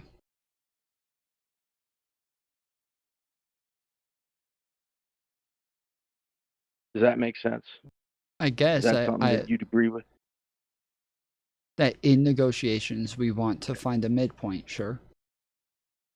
Right, but when you want something, say you want to pay a certain price, you want to come for something with a price that's far enough away from your target so that you can hit your target. You don't want to get too close to that target because then you might get up negotiated. In other words, the counterparty might move you past that target. Does that make sense? I guess maybe. What is the point that you're trying to make with this? Well, the whole point is that I think you need socialists because they come hard. They come from the hardest possible, furthest possible left point. And so by having them allied with you, that gives you a stronger negotiating card because it's like, well, if you don't take the social welfare, then you're going to get the Stalin. You understand? But that's not. You got to come. That's not negotiating. Like, that's not starting negotiations at a farther point. That's just a threat. That's totally. Well, different. I mean, that's kind of leveraging. That's kind of how negotiation works. Exactly. Yes, but that's a about different. leverage. That's a different negotiation tactic. Having a threat, if you don't do Right, which X, is how I will do politics Y. works. Wait, hold on. Stop. Right. Stop. You've moved to a totally different theory within negotiations. One is start low or start high so that you can eventually end up at a middle ground where you'll both be happy. The other one is totally separate, whereas now you're leveraging something against them to get them to take your proposition. These are completely separate theories and tactics within negotiation. And this is why Trump beats liberals. This is why Trump beats liberals. Because liberals are incapable of coming with that kind of strength. They're incapable of saying, hey, we're going to give you the price controls if y'all don't control your prices. Okay. I'm sorry. I'm still trying. So you are saying that, like, the leverage thing, not the starting. The whole point of having socialists in there, the whole point of bringing socialists in, is to create leverage. That's not true. That's ridiculous. The whole point. That you don't have to have socialists. You can just have people who are willing to negotiate from those same points. You don't need somebody who wants this totally different ideology in order to do that. See, the whole thing is that liberals sometimes aren't willing to do what you have to. I know in order that's to what socialists accomplish certain think. goals in society. Well, I mean, here's the thing: is you're afraid of doing those things because here's the thing: it's the liberal has this problem, and I'm not saying I disagree with liberal principles. I'm sorry, you know, you're theory. stating a bunch of truisms right now. I need I don't think that what you're saying is necessarily true, and I have no reason to believe that liberals can't just do those things by themselves, or that they haven't been doing those things by themselves. Well, clearly they haven't, because they've been losing to Donald Trump. What do you say they've been losing? So they lost an election to him, then they won an election, then they lost an election, and they lost the culture war. What do you mean? They did not lose the culture war. What are you talking about? They did not lose the culture war. The culture war has been the culture war has been owned by the right for a long time now. Only to people who are insanely far left, I would say liberals dominated the culture war. It's over. It's won. There's nothing they can do about it. It is complete. Yes. Is it? Yes. So you're saying so therefore the rights for marginalized people, we don't have to worry about that? That's not an issue anymore? Well, that again, when we're you're saying rights, so that's not the culture war, okay? So within the culture war, the majority of even conservatives would say that they would use preferred pronouns, that they're okay with gay marriage, they're like all of these things. You said culture war, now you're moving to policy again. Whereas, like, yes, Trump is doing a bunch of things that are that are going against this stuff, but even I think even the majority of conservatives would disagree with a lot of these moves. And he's only done it through executive orders. These are all things that Biden in the last administration just went and undid when he got into office, because Trump does so much through executive order instead of doing it through actual policy, that the liberals just come in and undo it. I agree. Trump is acting in a acting in a unilateral way, and frankly, though, I wouldn't be necessarily opposed to a president coming in here and from the left coming in and using executive orders to help people. Right, but you understand that Biden did come in and undo all of those things. So by comparison, right? But by comparison, he did do that. He came in and undid the things that Trump Sure. did through executive action. So he wasn't too weak. Biden He wasn't did- unwilling to do Biden it. did a lot of He good. did it. Oh, certainly. Biden did a lot of good. I'm certainly not saying Biden did bad. You know, as far as policy, Biden did pretty well. You said that we lost the for a- culture war, and that was the President example probably- that you gave. We but did. I'm saying that We did. Okay, what Culturally. examples do you have I'm saying of policy. culture? I made a What part of distinction culture between- did we lose? Like I said before, are we or are we not seeing a repeal of civil rights for marginalized groups? I'm sorry, you're doing it again. You're going that back to happening? policy Is that in my again. Are you talking about policy or are you talking about culture? Which one are we talking about here? Well, we lost the election. Yes, we won the culture war a I'm while not trying ago. to put. It's kind of been. I'm honestly not trying to put. I mean, look, man. I'm just trying to have a conversation with you. Yeah, right? but I'm trying to understand. There's And a lot of I'm not parsing getting going it. on, a lot of semantics and parsing and all this, and I'm just trying to have a conversation. Yes, and that's why I'm asking real. clarifying questions to try to understand. But after Right. I ask the I clarifying questions, I'm not getting I know. clarification afterwards. I get it. Okay. Well, I'm sorry about that. Sorry, I'm not clarifying it for you. Okay. First of all, I would say that culture and policy are kind of tied together. Would you say those things are totally separate, or would you say they're kind of connected?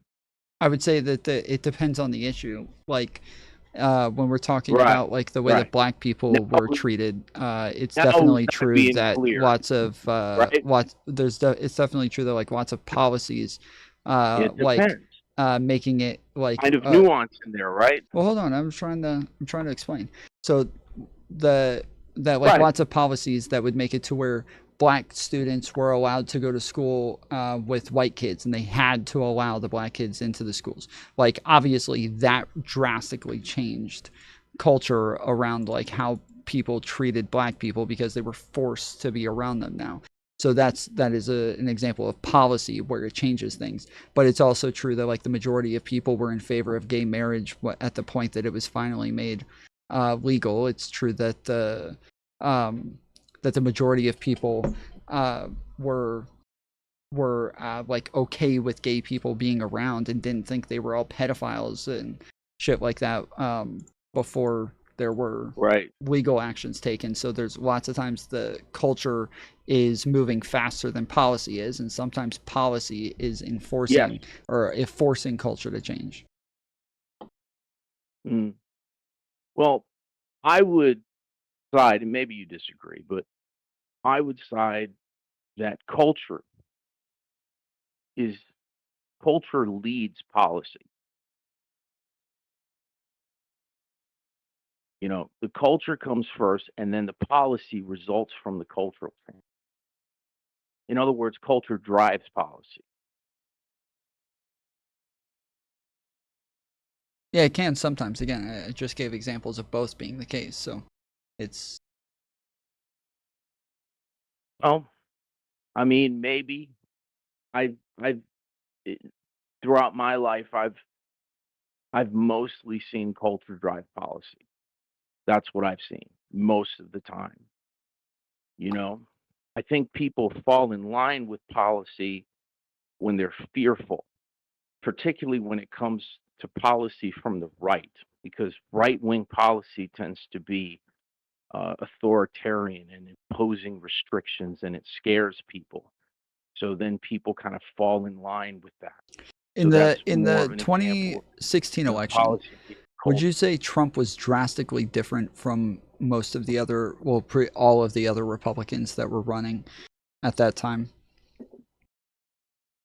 In the 2016, I'd say he was Like in the primaries. he was similar. He was similar, but also different. Yeah, There were in the similarities. ways that there's some similarities, mixed but bag. in the ways that he was different, Kind of a mixed bag. he was drastically different, with like very populist well- positions, with a lot of like very mask off positions, and in the primaries there were 16 candidates. Donald Trump only got something Yes like and 30 Donald Trump only got something like 30% of that vote, but because there were so many candidates, 30% was more than enough to push him ahead to the general election. Yeah. The fact that it was only 30% of people who would have him as their first option meant that him being so drastically different from the rest, if you combined all 70% of everybody else and just had them vote for one of all of the other candidates who were way more similar to each other than they were to Donald Trump would have lost that one horrifically. But he didn't, because there were way too many candidates that spread out the vote. So the fact that he was still a very small percentage, or the people who wanted Trump and his policies were still a small percentage of the Republican populace, meant that once he got in, he's really only representing like 30% of them. And he's still been doing that the whole way through, is he always kind of is only representing this small group of people in his base. Gotcha. Well, I want to add to that a little bit. First of all, I'm not quite sure he's all that different, but rather Donald Trump is kind of the endpoint of conservatism. He's kind of a distillation of what being a right-winger actually is. Because you're saying it's all fascism, he's just more masked off with it.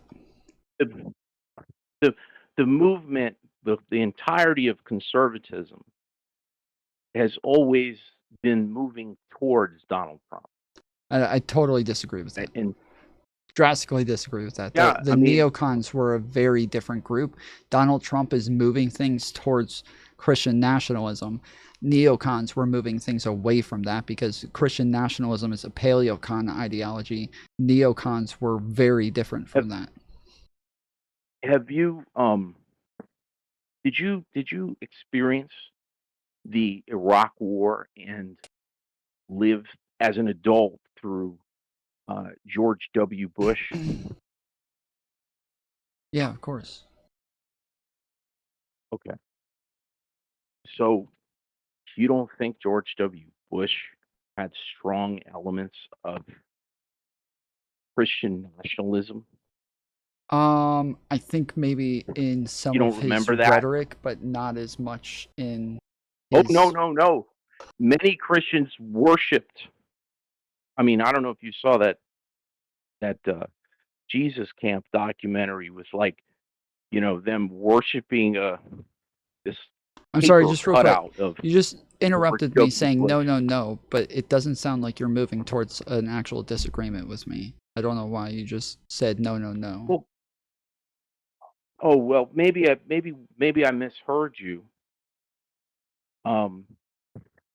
Do we agree? Would you say that conservatism in general is, when you distill it, when you take away all the fluff and all the all the manipulations and all this attempt to kind of wrap their little their right-wing ideology in this little liberal kind of paper wrapping, this little bow on it, dress it up for you.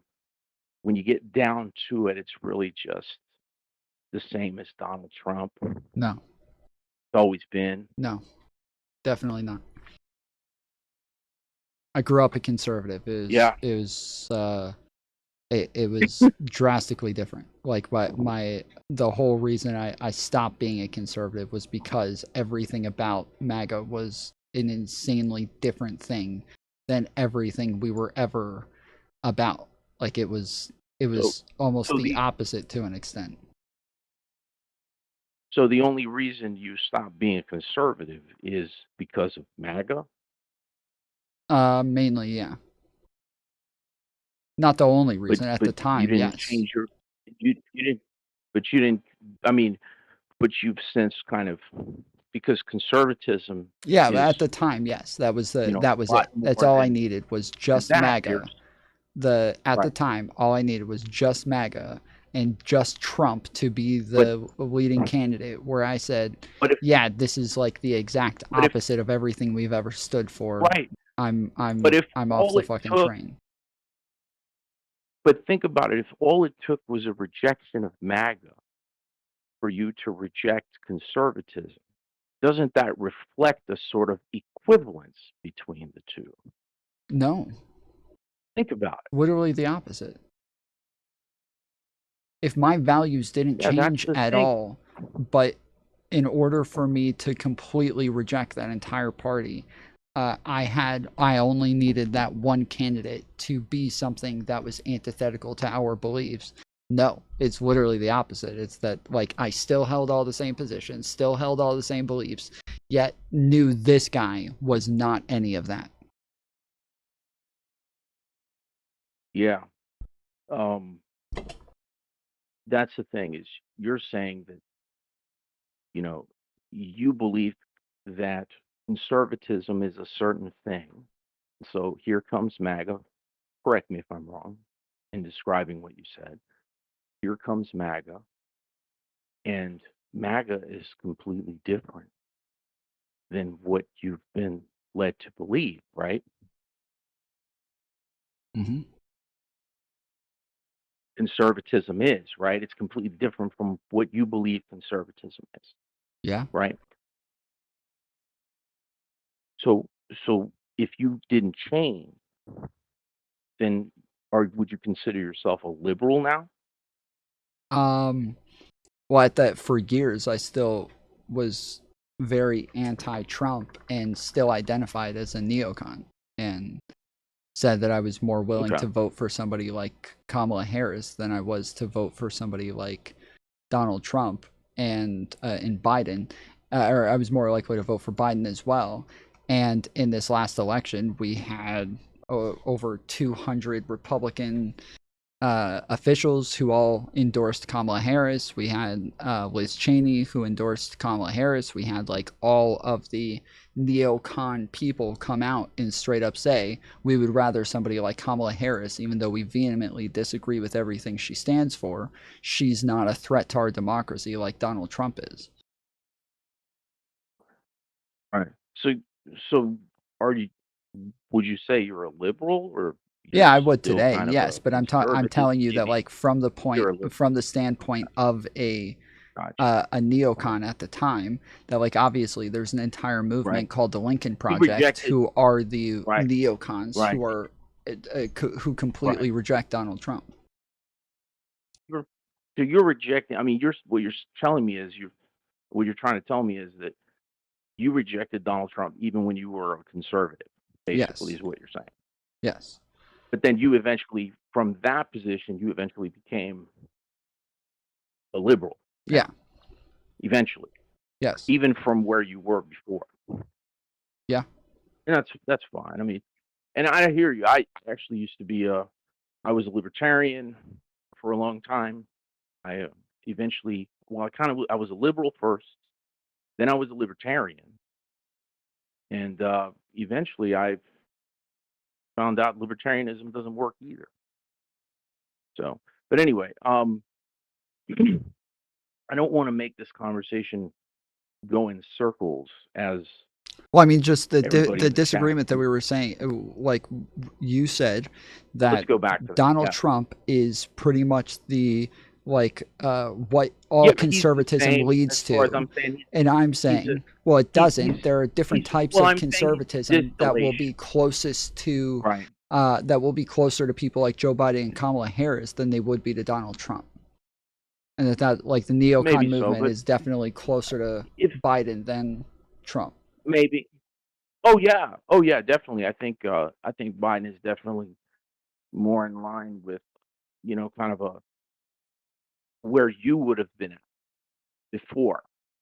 But I do think that conservatism eventually leads that way, and the reason is because we saw in Italy, we saw in Germany, the conservatives immediately allied themselves with fascists. I mean, that's what conservatives do. They fall right in line with fascists.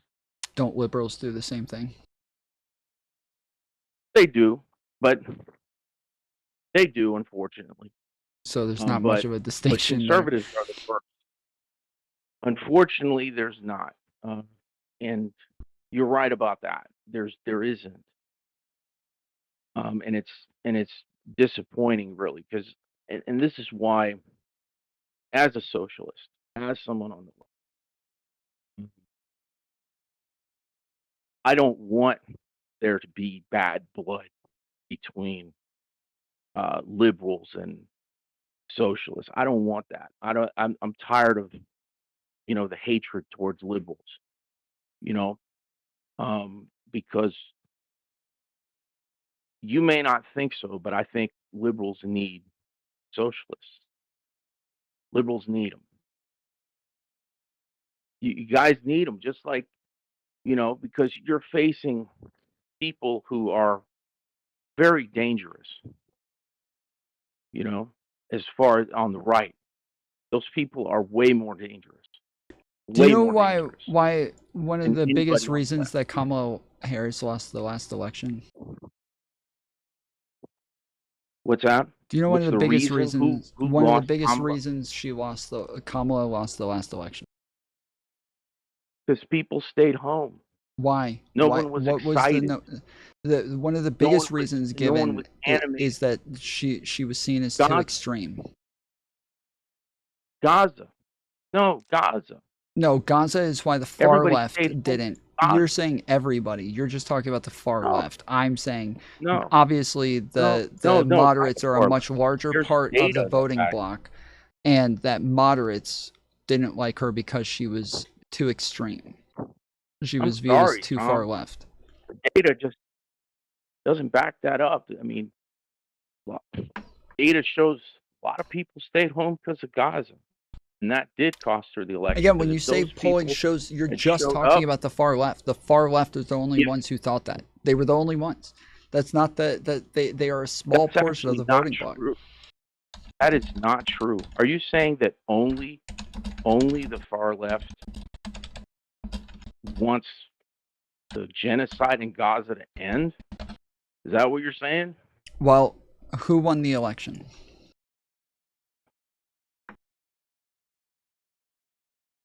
Donald Trump, obviously. Yeah. And when he says that he wants to kick all of the Gazans out of, all the Palestinians out of Gaza and give them no right of Right. return He's and not. turn it into a He's casino, not.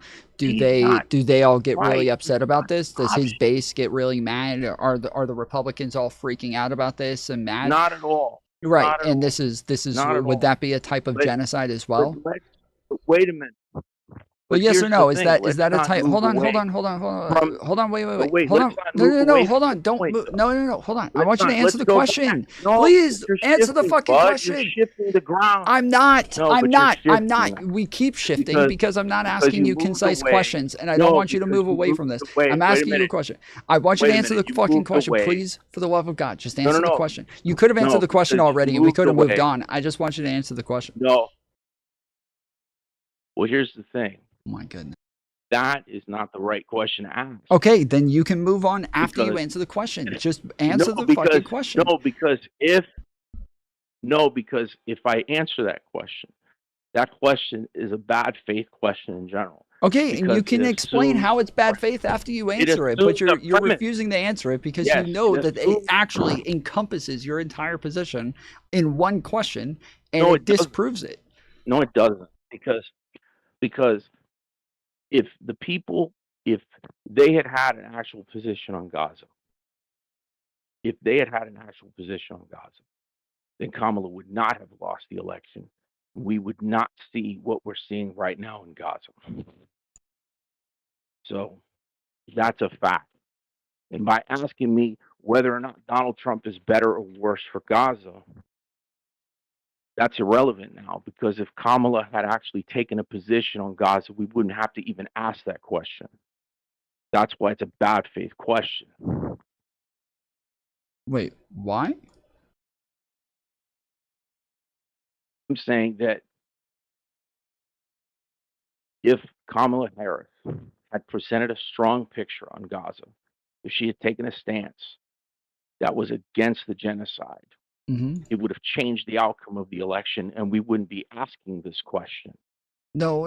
You're making it sound asking me like whether or not- that was asking me a whether or not deciding Donald Trump factor for acted in- people. Whereas It from was. the it It wasn't. was. It was It not. was a It was deciding not. factor for the It election. was not. It It was was a not. deciding It factor for the election. if in what exit polls? It might not In be what deciding exit for polls? people. Hold on. In what exit polls do they rank Gaza even in like the top 10? I have not seen them. And from what I've seen, the majority of the exit polls say that, or not even exit polls, the majority of polling of voters who didn't vote say that if they did vote, they would have voted for Donald Trump. The majority of the people who did not vote would have voted for Trump. They So do. it wasn't people staying home that would have voted for Kamala, but they chose not to. No, the majority of people who stayed home would have voted for Trump too. Wait, what was your? How are you claiming that the majority of people that stayed home would have voted for Trump too? Because that's How what do the you- polling how shows. are The you making polling of people who did not vote What poll? said They would vote for Donald Trump. yes. The polling of people who didn't vote said that they would vote for Donald Trump. Yes. Then, if that's true, let me tell you something. If that's true, then we have a way bigger problem than just, whether or not there's some kind of extreme situation going on. We have an absolute ignorance problem in this country. Like, because you have to be on a level of stupid that is unimaginable to even vote for Donald Trump, frankly. I'm sorry, but that like No. you're not helping your point. That's a totally separate argument from what it was that you were saying a minute ago. But the idea that like that Gaza was somehow some deciding factor for people, or that's what changed, that's what stopped people from voting, is just blatantly false, and there's nothing to back this up. But there is exit polling saying that they viewed her as a little bit too far left. The main issues were over things like the economy and what was it? Inflation. Those were the biggest two reasons for her losing. And the fact that she wasn't talking about these things, and the fact that they viewed her as backing up inflation Biden's is just as bad now. That's interesting. and the issues and the view that she was backing up Biden's policies that were viewed as extreme policies gave people the view that she was also extreme as well. And her 2020 election, where she also said that she was going to ban things like fracking and shit like that. But this is from the New York Times. It says if everyone had voted Harris, she still would have lost. New data based on authoritative voter records suggest that Donald Trump would have done even better in 2024 if there was a higher turnout. I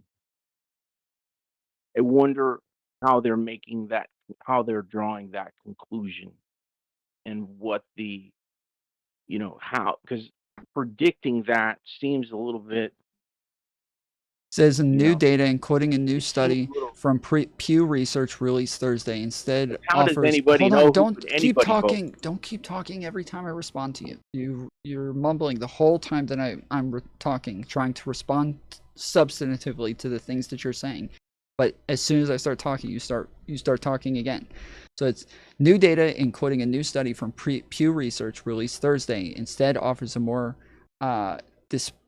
dispiriting explanation for Democrats, young, non-white, and irregular voters defected by millions to Mr. Trump, costing Ms. Harris both the Electoral College and the popular vote. The findings suggest that Mr. Trump's brand of conservative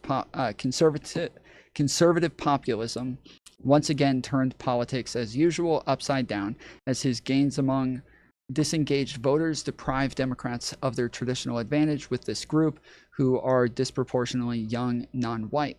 So yeah, that's the Pew Research study where they ask people who didn't vote who they would have voted for if they did. Well, it's interesting because then you have other findings saying that, you know, Gaza played a significant role because people who were former Biden voters didn't support Harris because of Gaza. Again, I just haven't So- seen any exit polls showing Gaza as one of the main issues anywhere. I don't Here know we where you're go. getting this from. I have it right here now. I'll link it in the chat. Not in the YouTube chat. You have to put it in Discord. You can't post links in YouTube chat. Okay. All right. I will pop it in your Discord then. Let's see here. I think I But yeah, just so you can see it for yourself. I'm not making this up. But there you go, just sent it. And I'll read you part of it a little bit. It says new poll shows Gaza was a top issue for Biden 2020 voters who cast a ballot for someone besides Harris. So okay, so for people who voted Biden in the last election, that was one So of the when top Biden issues. 2020 Where did voters you send cast this? the ballot, right? I don't see this anywhere. Where did I you sent it. Oh, I could send it. It's all right. I'll send it again. It's fine. But Are you sending it in DMs? that's where I'm getting. Where do you want? No, not in the DM. I sent it in the live chat. But if you Okay. want, I can send it. Where would you want me to send it? It doesn't matter. I'm just asking where What you channel? put it. In general? I'll put it in the community general. Okay. Yeah, I just dropped it in there. But yeah.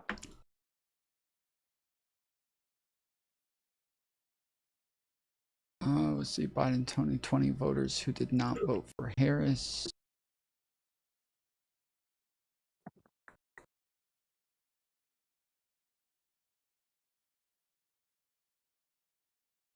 But I mean,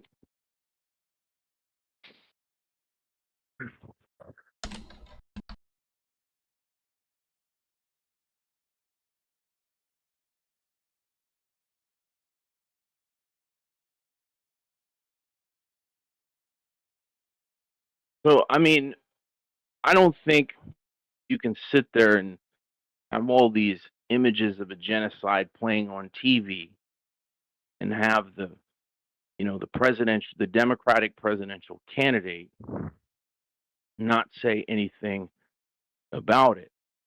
And in fact, Trump knew this, and that's why Trump claimed that he was going to end the war in Gaza. Of course, he was lying, and anybody worth their salt would know he was lying. Right, but I'm saying that even for those people, it wasn't a big issue because once he started saying that he was going to be even more complicit in the genocide by kicking all of these people out and giving them no right of return, that they didn't actually care about that because of course, MAGA swings. No, of course, it's cynical. It's a cynical ploy, of course. It's his cult following, will just go wherever he wants.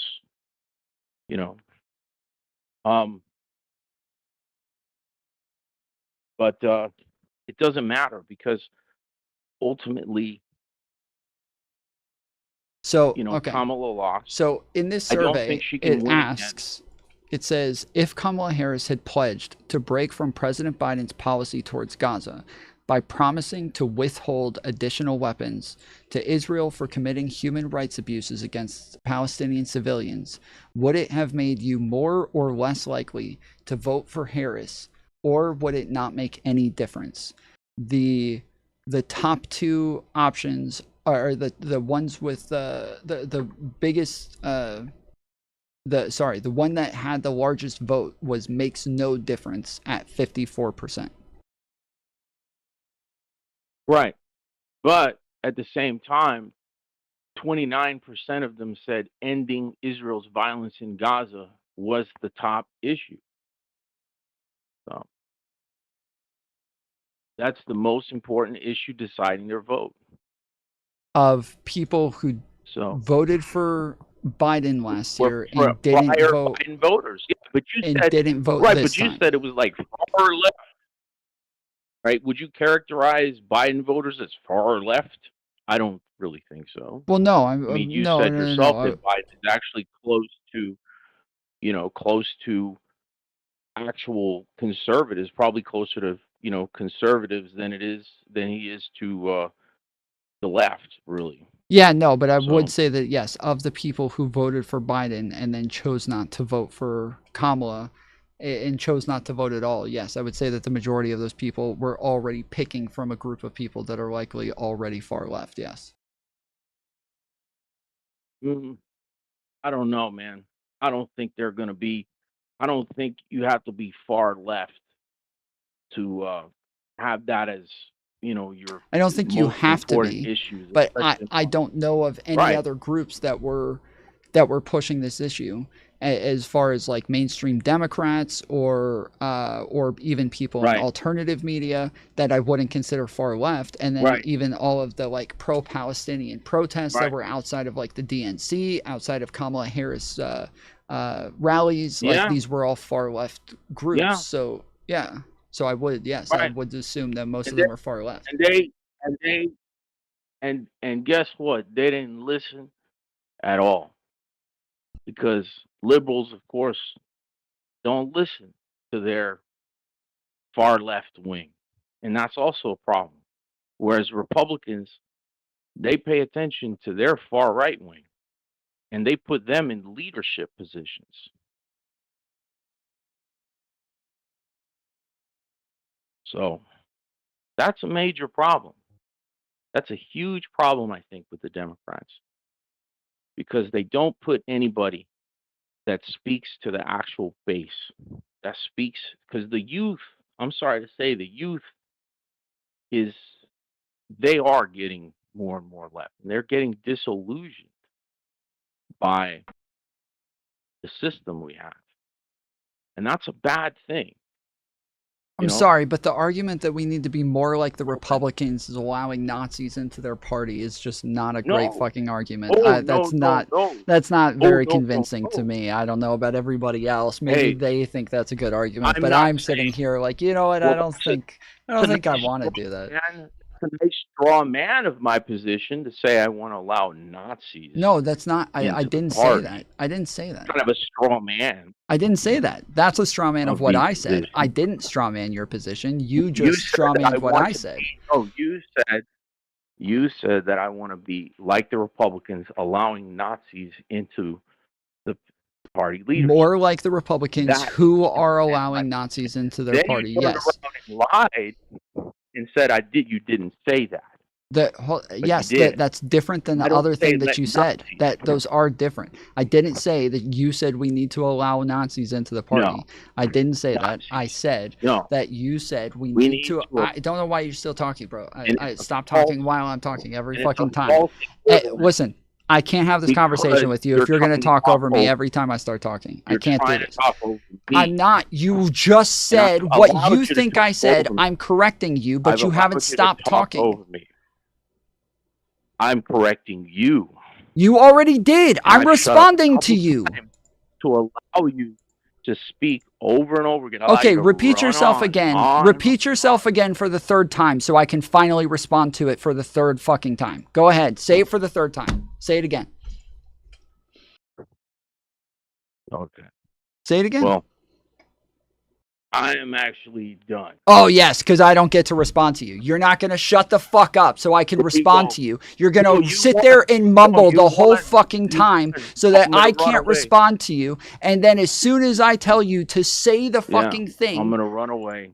as soon as I say to respond, or as soon as I tell you to say it again so I can finally respond, now you don't even want to talk anymore. Now you don't actually want to have the conversation because you're not going to allow me to respond. So what I said was saying that we need to be more like the Republicans who are letting Nazis into their party is not a very convincing argument. You then said, I never said that we need to allow Democrats, or Democrats need to allow Nazis into the party. I didn't say that. I did say that saying that we need to be more like the Republicans who are allowing Nazis into their party, not a great argument, because we have more extreme parts of our movements for a reason, who are normally smaller parts of our movement for a reason, and they are not as representative of the overall. But I do think that overall, the Democrats are more willing to allow people into their party from the far left.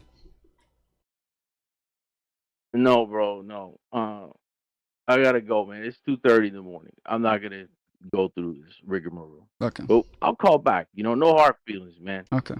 Hopefully you let me on the air again. Well, I don't know.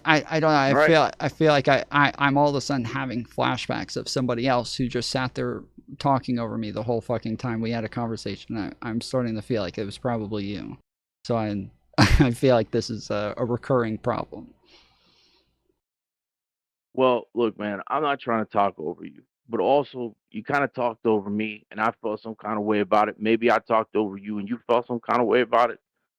I just, I don't want no hard feelings, man. Okay. So, let's end it on a good note. Okay, brother? Okay. I'll call you back sometime again. Okay. Is that cool? Yep, it's fine.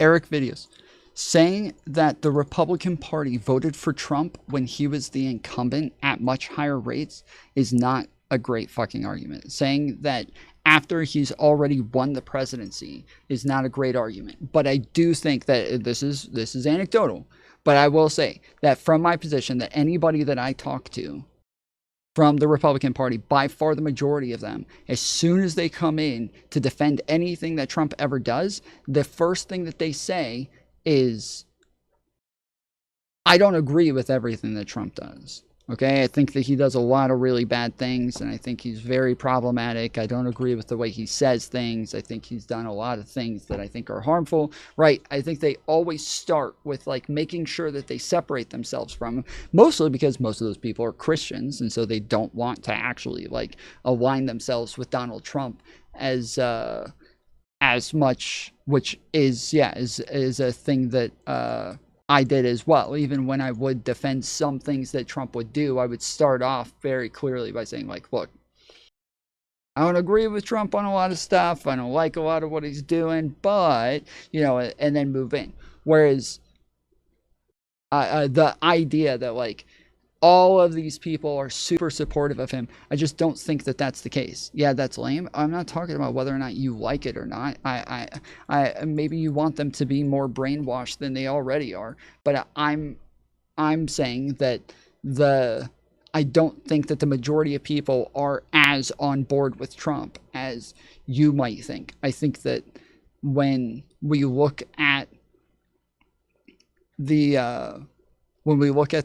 2016 election and see how many people were voting for him out of 16 candidates, that the 16 candidates were all way more alike than they were like Donald Trump, and that 70% of the vote could have been any one of those other 15 candidates besides Donald Trump, and they would have gotten pretty much the same thing. So yeah, it wasn't, but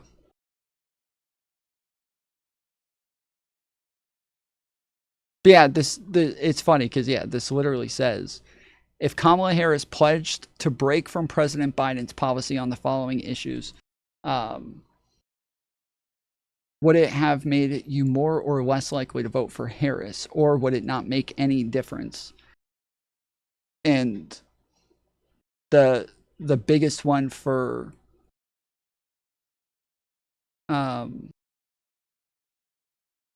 Gaza was that it would make no difference.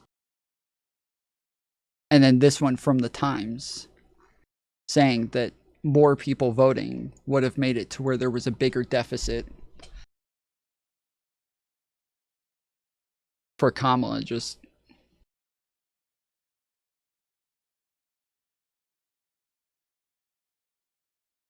yeah, it just says that this isn't the case.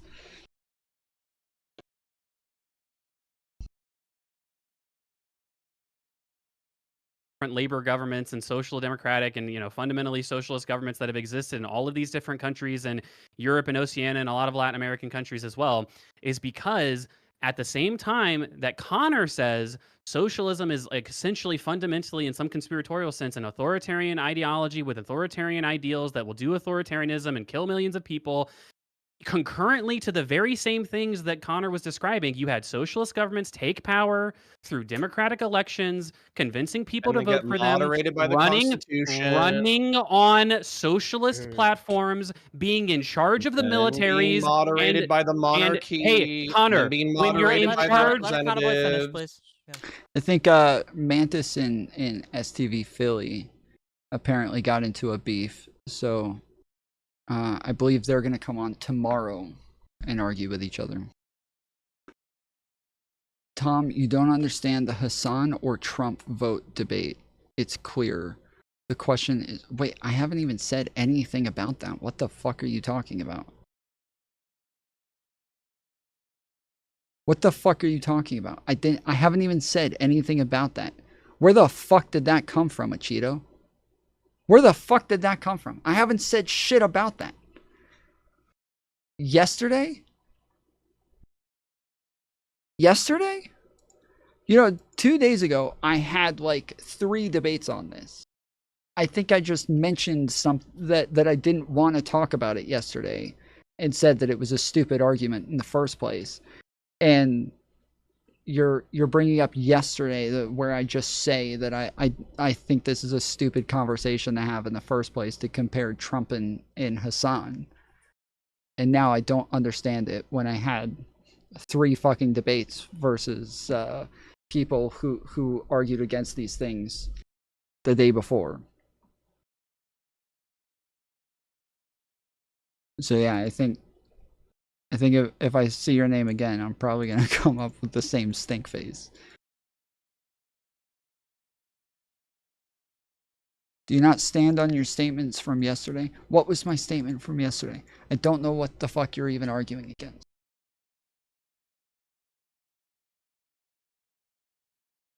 As I just said, the only statement I remember making yesterday was that it was a stupid argument and that that I kind of reject the entire question. You don't even remember? No. I'll talk to people who don't forget what they said. So you can't even state what it is that you're arguing against. I'd rather talk to people who can actually say what it is that they're arguing against. I can't remember what one thing you're arguing against that I said about it. You said it already? What do you mean you said it already? You said I'll talk. Okay, I'm sorry, I wasn't paying attention to the one person in their one chats this whole fucking time. Tom, you don't understand Hassan or Trump vote debate. It's clear. The question is, in the current world, I don't know what. That has nothing to do with anything that I said. So what? I still have no fucking idea what you disagree with. I don't think I ever said anything. I never said that it was in another world. I don't know what the fuck you're talking about. What world did I say it was in? You said the opposite. What world is the opposite of our world?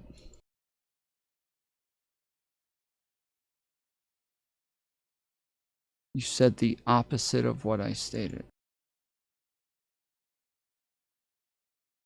Okay, again, what is your disagreement? Can you, at some point, say what the fuck your disagreement is?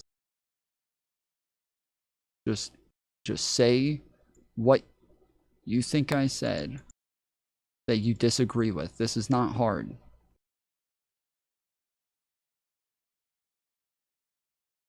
This is a troll? I don't think it is. You failed to engage. No, I've asked you the same question like 4 times and you haven't answered yet. I'm not the one failing to engage here. I've asked you numerous times. What did I say?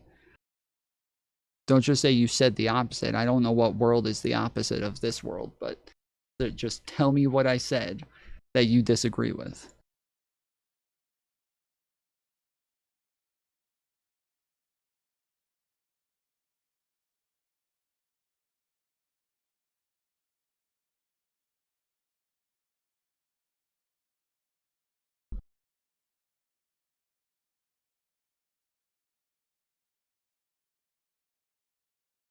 I think they realized they didn't know what the fuck they were talking about.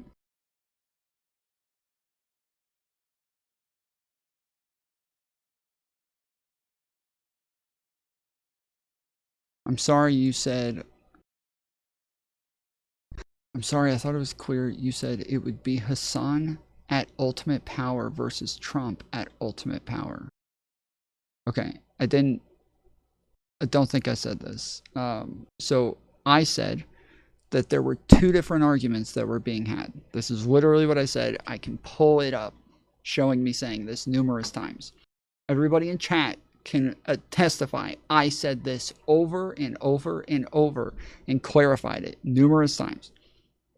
I said there's 2 different debates being had here.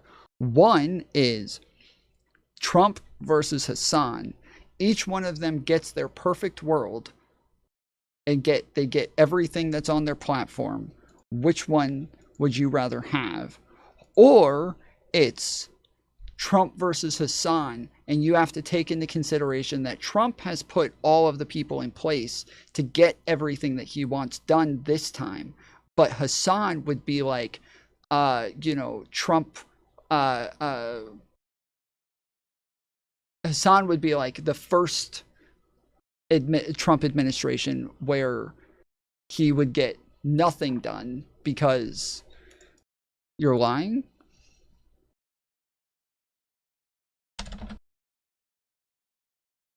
All right, we're gonna ban your dumbass after I prove that you're a fucking liar.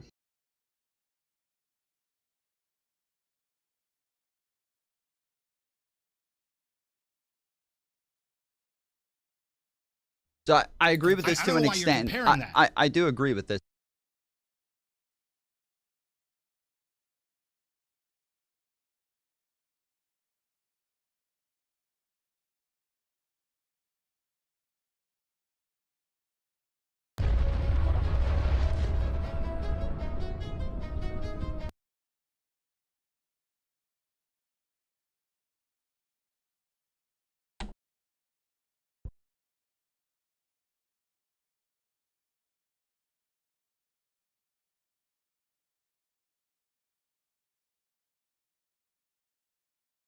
And choose one over the other based on the ideology, and now you're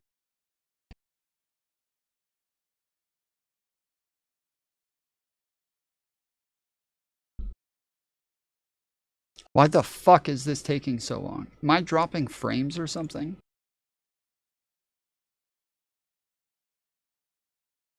Policy positions on things like the terror. Dude, I just X'd out of Discord and it just immediately started playing and moved way faster. Violence and mass murder was your policy position on how you think Hassan would try to advocate for socialized healthcare? Is that the only thing I gave? Yeah. Take that here because I know that shit got you. Don't.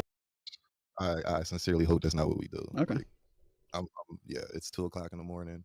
I'm hearing a lot of crazy shit. I just want to come talk about it. About Marxism and communism and all.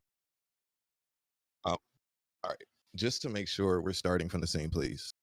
And you agree with that? To an extent. So there was 2 different versions of this. So What? Holy shit! Oh no! Way that I took it, and I think the way that like most people took it, was that the question is like, if they're able to like achieve all the things that they want, like you're voting for them to do all of the things that are on their platform, hoping that they're going to do all those things, which one would you vote for? And he was saying that, excuse me, that he thinks that Trump is going to be a lot worse than Hassan. That part I would agree with. But if instead it's more about like a pragmatic idea that like they with Trump coming in like in his first term, he wasn't able to do shit. If we think of that being Hassan's first term, where he's just not able to do. Oh my goodness, that's fucking crazy. I did say this, and I can play 2 more times that I said this during this stream. Title is Destiny v Pisco at 12:40. You are comparing the two at their ultimate power. Did you hear what I just said? Did you hear what I just said? That's the title of this fucking stream. Destiny versus Pisco. Did you hear what I just said? Did you hear what I just said? That is the same thing as what I just said. I just said there's 2 different arguments. I was grabbing a timestamp, low IQ, brain dead baldy. Why? I just played it for you. Why? I'm not looking at your fucking timestamp. You said I didn't say this. I said I did. I just played it for you.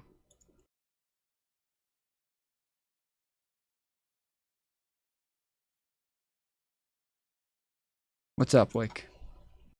How's it going? Horribly, dude. Fucking horribly. My head is pounding because the counterpoint's screen is cut off over here.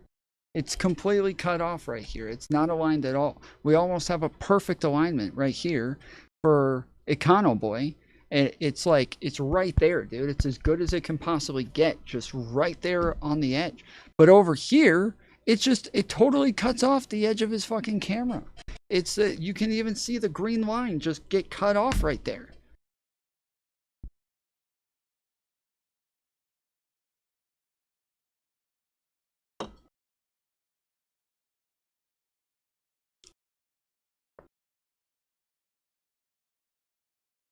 So Achito,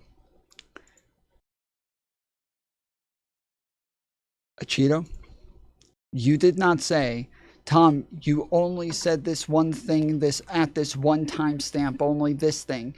I said this numerous times during my stream. You said I was a liar. So now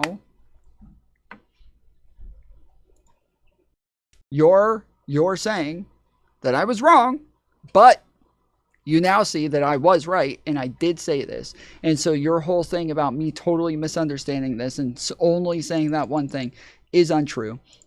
And I can show you, as I said, I say it numerous times. You asked for a quote. I got a quote. Now you refuse to review. I win. Okay, you win. You said that I was a liar when I said this thing.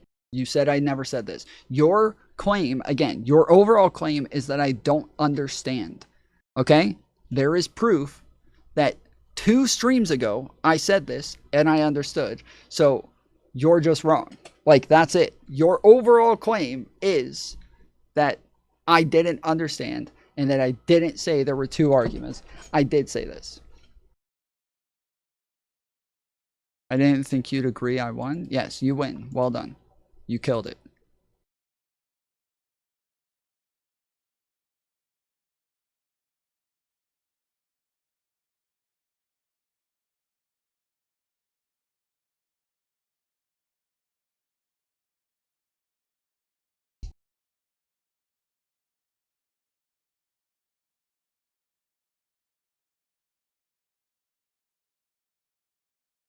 Can I finish the point? Can I we've been Yeah, trying, sure. I've been Just trying for long. 20 fucking Yeah, sure, minutes. go ahead, finish the point. Okay. So when the socialist government is now in charge of the police apparatus and the military and all of that stuff, when they lose the next election, what did they do across all of these different countries? They left power and they're I couldn't stop it from being that.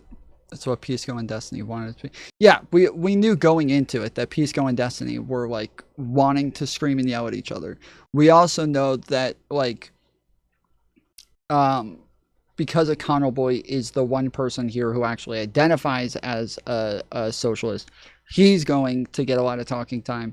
But then Counterpoints is just kind of a third wheel in this scenario, and that he's going to get mad if he's not getting enough talking time as well. So the problem is that Counterpoint's argument is just drastically different from Destiny's argument, and so every time Counterpoints jumps in, he kind of derails things and moves it off the conversation that's like being had at that time. But yeah, it's just there's not much you can do about it. It just is what it is. There was a turnover in government. So your idea that basically every socialist movement is stamped with the authoritarianism of Mao is completely ahistorical, Connor. Yeah. Wait, Yeah. I'm Why don't curious we on just that. move past this? Wait, Although Whick, you should have had me on instead of him, because I would have had a similar argument to Destiny. And it's one of those times when you're not on Twitch because you have somebody else who's banned on Twitch, so you might as well get all the banned Twitchers out of the way. Wait, for Counterpoint, would you consider Trump an authoritarian, even though he gave up power and will probably give up power at the end of this admin? Maybe. Yes, he's an authoritarian, and we have right now the U.S. government is like authoritarian in stature. Yes. Yeah. Sure. Okay. So I just don't as have a a quick thing, problem it feels a little silly. Accidentally shut off my computer at 3,000. Ah, that sucks, dude. That sucks. I don't think I've ever done that one, but I have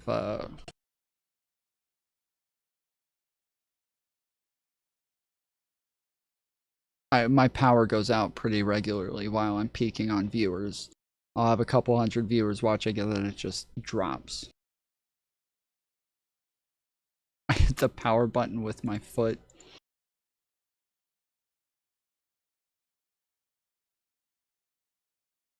That sucks. To say, like, we were talking about socialist countries, but now we switch to socialist governments, and then it's like you open up and look inside, and it's just We weren't liberalism, talking about capitalism, right? socialist government. We weren't talking Okay, about well, I think socialist that was countries. probably what Connor's impression was. That's what, wait, but okay, hold on. Also, wait, but you talked about like what socialism is, and you made it sound like the spooky thing of authoritarianism and all this. Would you concede that like a central tenet of socialism is the overthrow of the capital class, oftentimes via violent revolution? That is like a central tenet of socialism. No, So that's not I would- oftentimes. Like ideologically, definitionally, like in capitalism, you have private ownership where individuals can own firms and hire employees and scrape whatever So excess. I'll answer your question directly. Okay, so I would compare the question that you just asked similar to the development and emergence of liberalism. Liberalism developed and emerged across the planet, across different stages of development, across different points in time, and it did so in sometimes very violent ways and in sometimes through legislative reform. And so similar, you say, No. hey, I was just going to say, you say, hey, an ideal of socialism is the abolition of private property, to which I would say, generally speaking, certainly that's a core tenet of almost every socialist thinker across the history of socialism. But that is not a statement on the method by which we get to that final end state. The method is up for debate, and it has been debated, and many... So he's saying you could buy them out.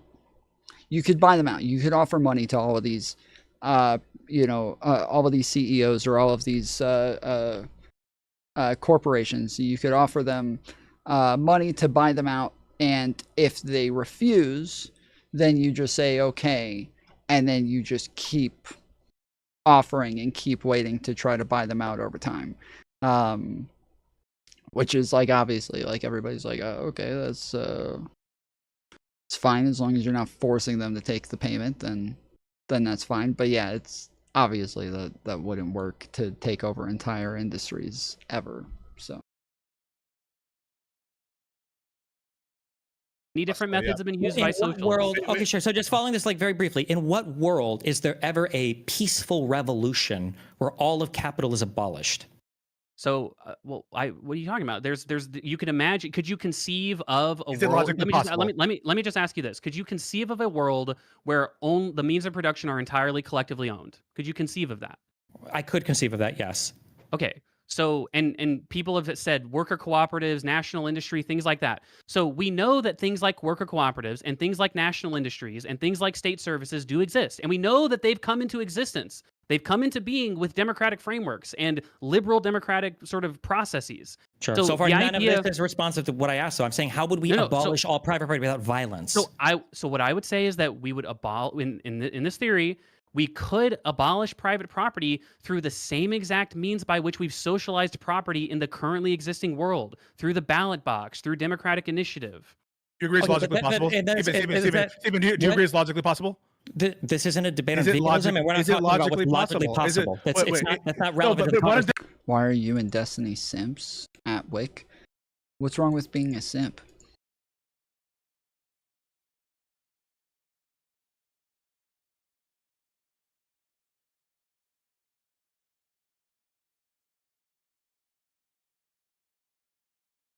What's wrong with being a simp? Smooth brain.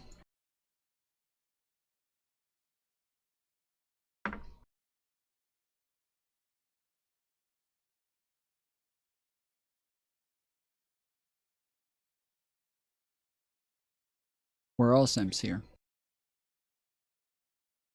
Then why don't you That's just not relevant grant it? to the Then conversation. why don't you just grant it? That's Then not why don't you relevant just to the grant it? conversation. Then why don't you Okay, just read grant upon it? TikTok clips. Wait, then why don't you just the grant pro- The issue with saying that we've socialized some things is we're not doing that because we want socialism. We're doing that because we recognize it as a failure of capitalism to succeed in some particular area. Yes, this is what I said earlier, is that this is the drastic difference between what they're talking about and nationalizing something. So when we say, oh, well, this thing is nationalized, they would say, yes, that's socialism. We would say, no, it's not socialism, because that's part of literally every capitalist society and economy that's ever existed. That is a fundamental thing that is always, it's always a package deal with capitalism. So it is not anti-capitalism. It is not something that is antithetical to capitalism.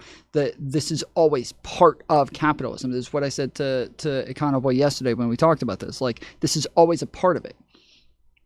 The problem is that the difference is when this is a process to get to a different type of society. If you're saying, hey, we're taking over this industry, but that's just one step to then take over another and another and another and another, so that eventually we will just have complete ownership of all of the entire market. Like, yeah, that's different. That's a different thing in essence.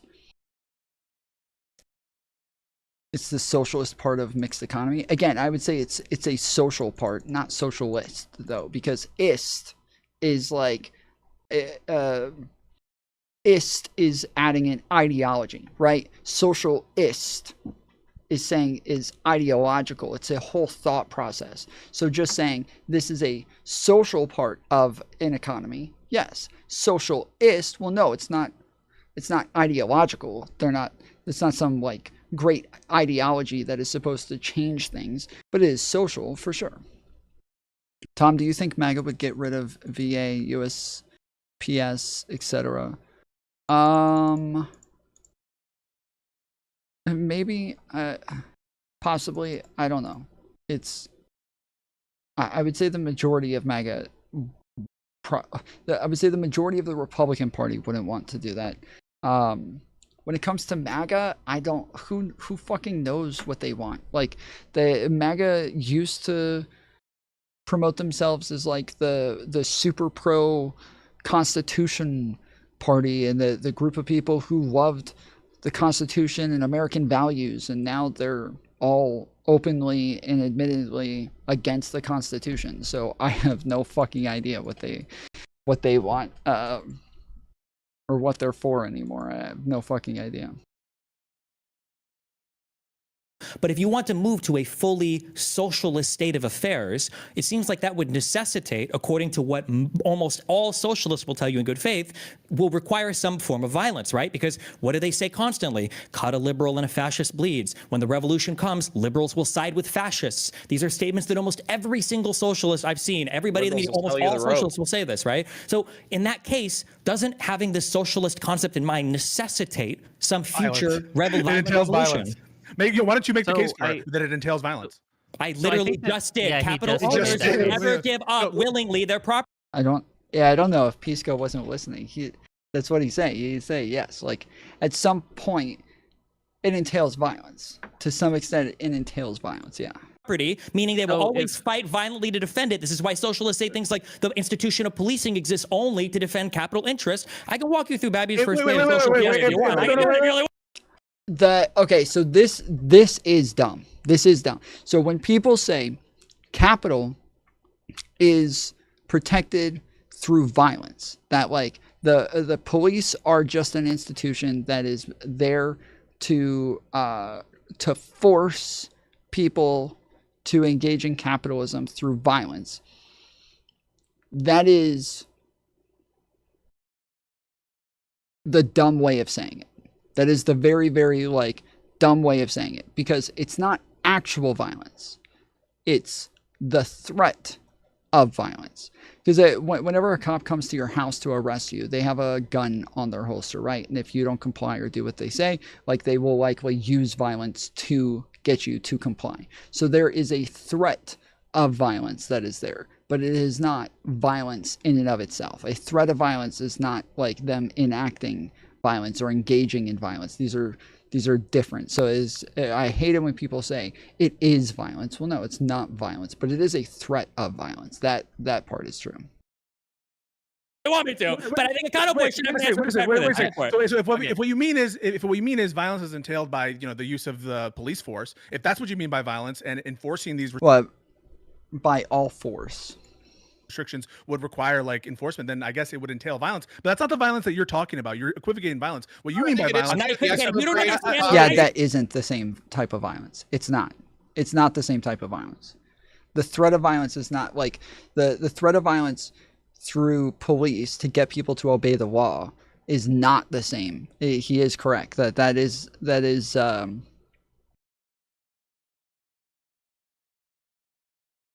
those are drastically different things. Pisco is correct. The police is a violent Wait. Would you agree? Wait. Would you agree? Would you agree, Stephen? Hold on. Stop. I don't want to mute, but again, you're such a bitch. Destiny did ask a question. I do want that question answered, Pisco. He asked you, do you What's understand what he means when he says, well, repeat your question real quick, Destiny. When socialists view police as a violent institution, what do they mean when they say that? Pisco's hashing out what he means. No, I'm agreeing with Pisco. I'm saying that Destiny is saying that the police entails the use of force. That like, yes, that's true, but that's a different type of violence. That's theoretical violence. That's not the same as violence. When we're talking about people seizing the means of production, we're not talking about theoretical violence. We're talking about actual violence. They're not just there to they're not going to use force in this like hypothetical way if that and blah blah blah. No, like they have to seize these things. They have to take them from you, and once they take them from you, they also have to get rid of thought leaders who are likely to keep people who are likely to rise up some sort of rebellion to take these things back. And so this is why they have the fucking gulags and the Vanguard Party and the like this is the idea is that like there has to be violence in order for them to engage in the violent revolution. It just is violent. I think that socialists, I think that socialists and libertarians oftentimes believe that it entails violence because they're enacting violence. But I'm so sorry. At the end of it, wait, Stephen, whatever you say, healthcare is irrelevant. It doesn't matter. Wait, Stephen. So I'm just going to ask you a question. Does capitalism require violence in the same way? I don't know. I'm not. Does it require violence? Have a good does it require violence? Wait, does it require violence? Yes or no? Yes. No, not necessarily. Yes. No. Wait. Require violence? No, it doesn't. No. Wait.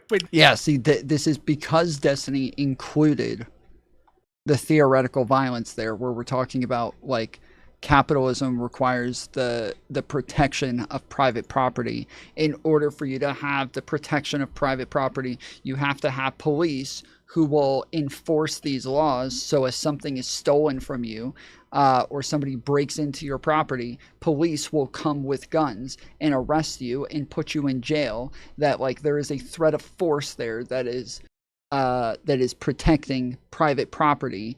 Because Destiny brought that up as part of his argument, now that he has totally fucked himself, because yes, like I said, that should not have been included in this. That should not have been brought up as part of what Destiny was saying. It was kind of it's kind of fucked him here.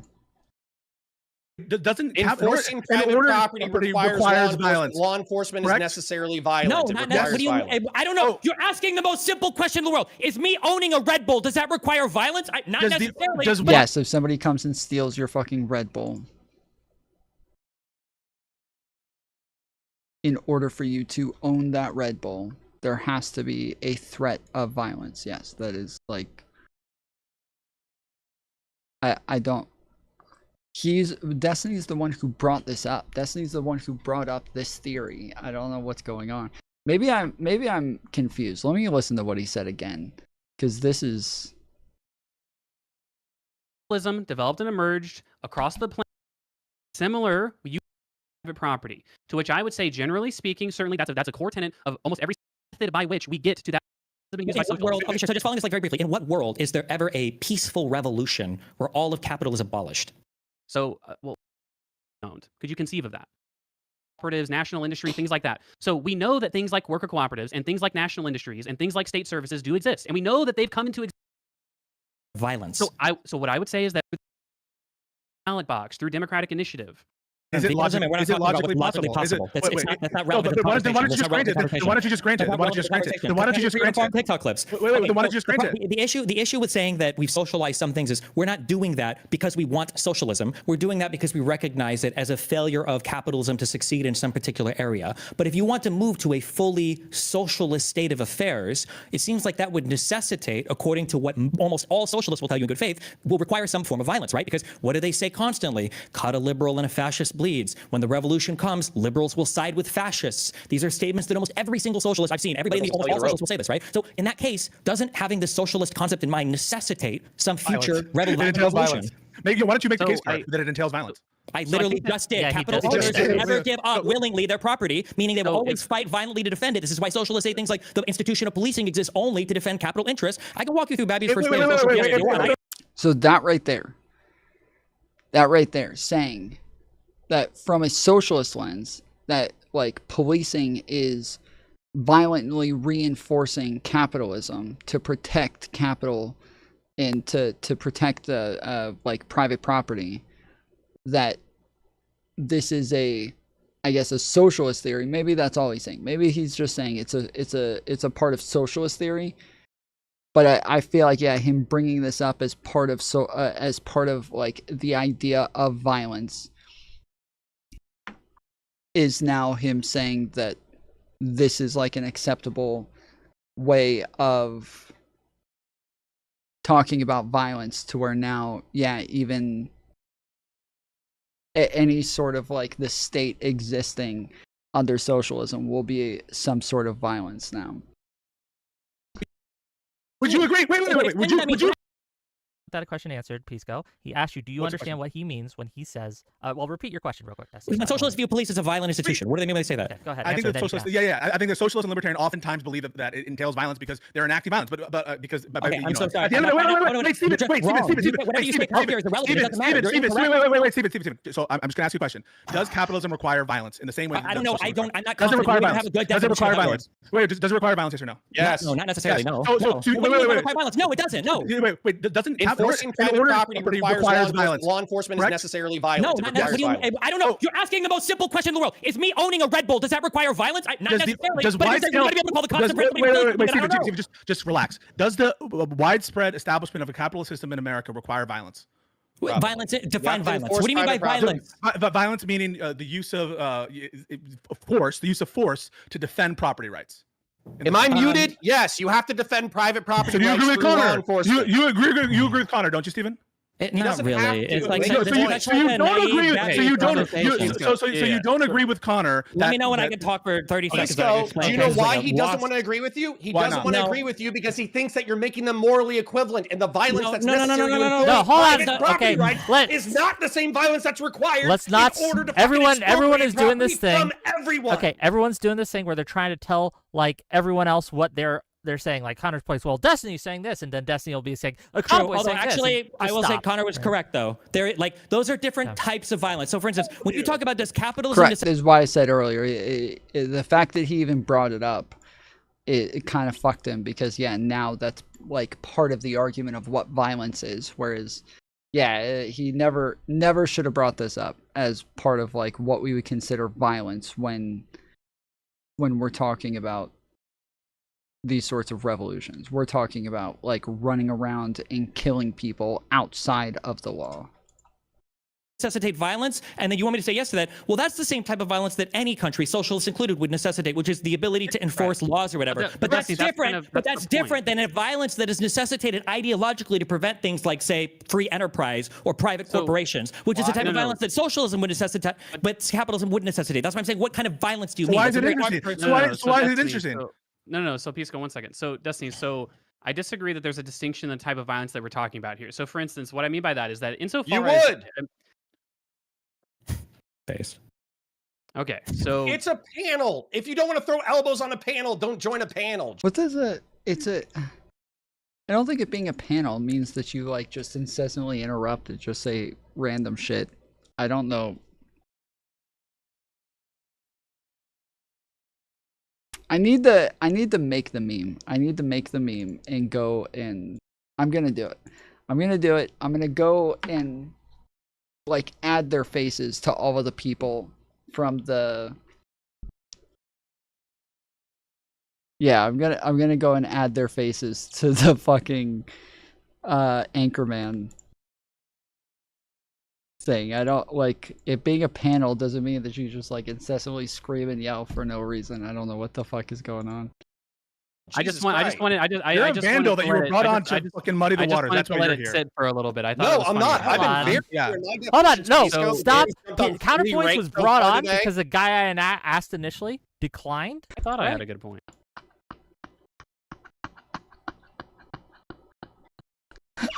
Oh shit! Oh shit!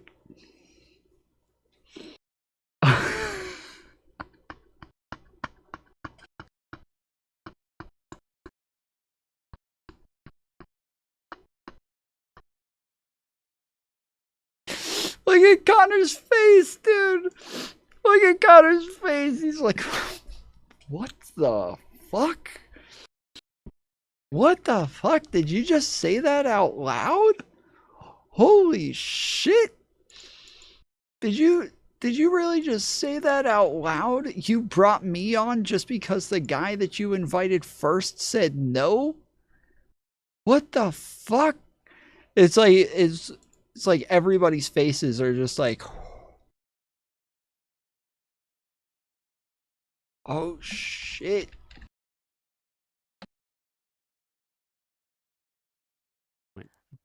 So Counterpoints is here to kind of balance the scales a little bit. Fuck you too, Rick, for saying that I'm your second date. Jesus. That's true. It's okay. I still love you. But anyway, so I don't think it's different, Destiny, okay? Because, for instance, if you were to say, hey, like, necessarily, if you were to achieve the socialist ideal, that requires violence, insofar as what we're talking about is a reestablishment of what property rights means, right? So, for instance, if we were to say, like, oh, we did a convoy with socialism characteristics, we got 90% of the way here, and now the socialists are in power, and they're going to go the full 100. They're going to say, hey, everything that's currently privately owned has to be sold to the rest of the holding. Wait, but you just got... I feel like, yeah, for anybody who missed it, like,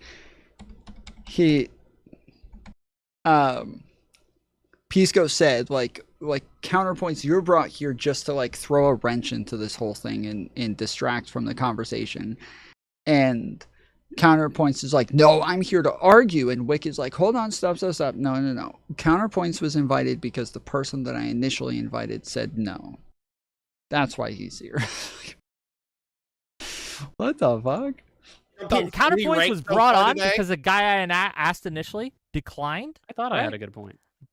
So Counterpoints is here to kind of balance the scales a little bit. Fuck you too, Rick, for saying that I'm your second date. Jesus. That's true. It's okay. I still love you. But anyway, so I don't think it's different, Destiny, okay? Because, for instance, if you were to say, hey, like, necessarily, if you were to achieve the socialist ideal, that requires violence, insofar as what we're talking about is a reestablishment of what property rights means, right? So, for instance, that's worse. Yeah, I think I would have rather have been the guy who was there to throw a fucking wrench into everything rather than the guy who was invited because the other guys said no. Which say, like, I would oh, assume the other guy was Hutch. Does anybody know, was the other guy Hutch? I would assume the other guy was Hutch. I would assume they initially wanted Destiny and Hutch versus Pisco and Econo Boy. But even though Hutch probably would love to have this argument, he probably didn't want to be on the on Destiny's side. I think he probably didn't want to be on Destiny's side. He probably thinks that Destiny is like, you know, Destiny has his issues right now. And correct, it was Hutch. Okay, so yeah, so I would assume that he doesn't want to be like on Destiny's team optically, and so he kind of had to say no. Plus, Destiny is just too like unhinged when it comes to this argument, and these are two of his like Hutch's own, you know, co-hosts on his show. These are his friends. He can't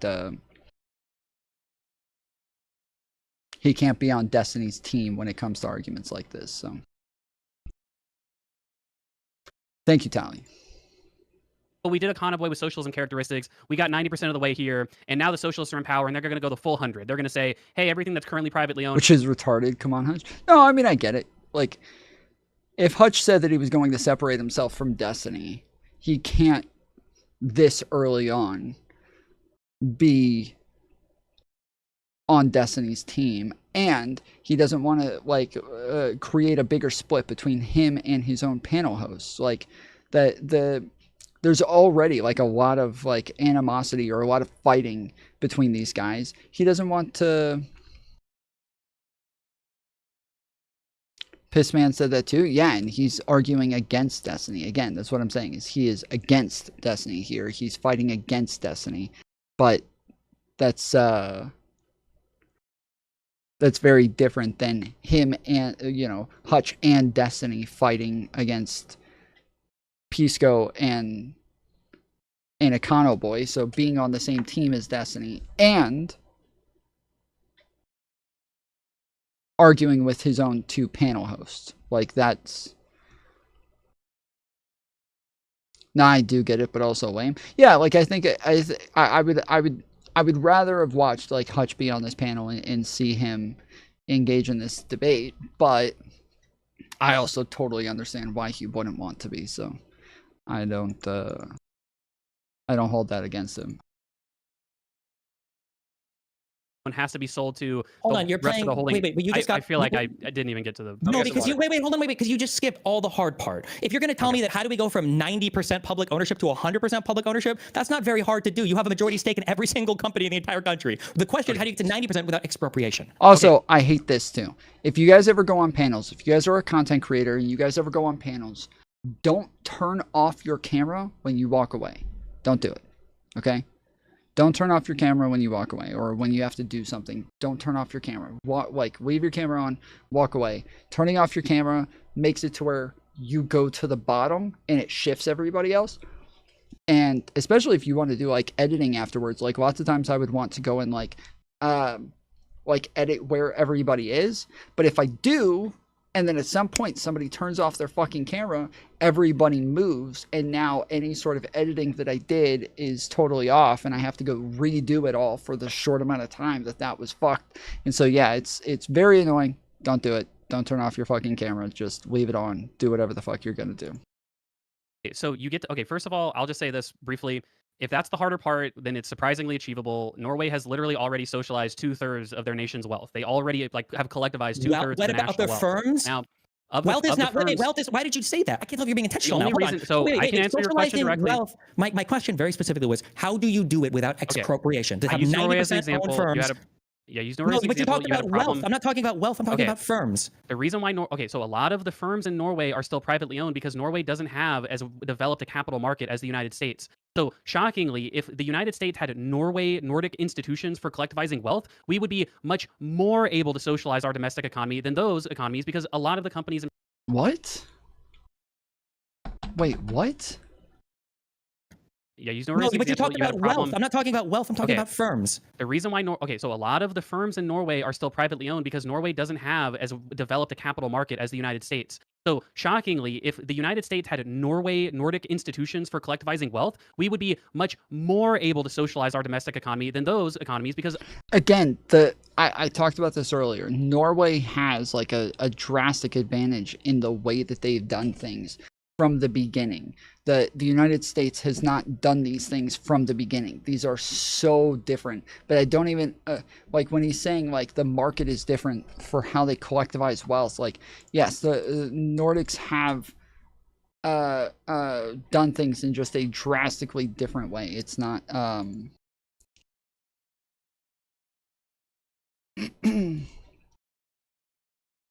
yeah, it's just not I don't like the Norway comparisons. a lot of the companies in production in those societies aren't traded on liquid stock markets. Now, Hold on, to wait. your For point- Norway, I'm just asking for Norway. If you said of the 90% of the wealth that's publicly owned, how much of that is just tied to their oil? Okay, wait. Or, again, and their electricity is all hydroelectricity because of all of the rivers in the landscape that they have, to where the like geographic advantage that they have is that they have a ton of oil that they don't use. Like again, per capita, they are not using oil at the rate that most countries are. So they're able to just sell it off and just keep a lot of this money for themselves. And it's not privately owned. So they allowed oil companies to come in and build all of the infrastructure, but they told them after 50 years, we're going to nationalize the oil industry. And so when they say that in the beginning, and they're building these things knowing that they're going to have to give it up after 50 years, that is a very, very different thing. That's a very different thing than just saying, we have to just go in and take all the fucking oil companies from all of these private businesses. That's just, it's drastically different. It's not the same. And they did the same thing for their hydroelectricity. Like they were very clear, hey, we found a bunch of oil. We don't want to put all this money into like building the infrastructure and everything. So we'd rather just allow private businesses to come in, build all the infrastructure, make all the money they can in 50 years, and then we're going to take it from them. That is that's a totally different plan. It's totally different. It's drastically different. It's not the same.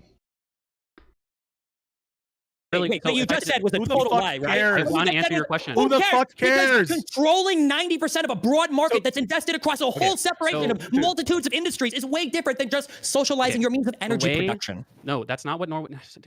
You have a misunderstanding of how these institutions work, and you have such strong opinions on them, and it really it pisses me off at a certain point. You don't know what you're talking about, but you have these very strong opinions. Norway, yes, a lot of the wealth that they've accumulated doesn't necessarily come from their oil wealth. It comes from the returns to their oil wealth being socialized in a public fashion. Okay, so I would agree that one of the prerequisites to Norway's specific success is its oil wealth. But America is a resource-rich country. America has a huge amount of land rents that we could socialize. America has things like a central bank that can create money, debt financing, other tax revenue. The financing for this is just not a question. America is a richer society than Norway. We have more financing money is to move not around. hard, Econo boy. That's why I'm asking about expropriation. The United States government could. I'm not retarded. You know I'm not retarded. They could print off however much money they want. That's why I'm saying we could get to 90% without expropriation, because we have such liquid markets where people are willing to sell But why are we talking about this? Because that's been the whole fucking conversation about expropriation versus violence.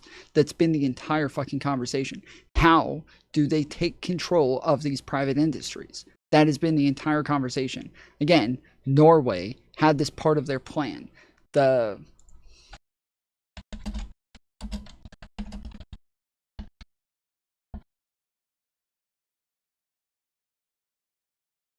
Norway's long-term vision 2075, emissions sustainable, Norway's long-term plan. Wait.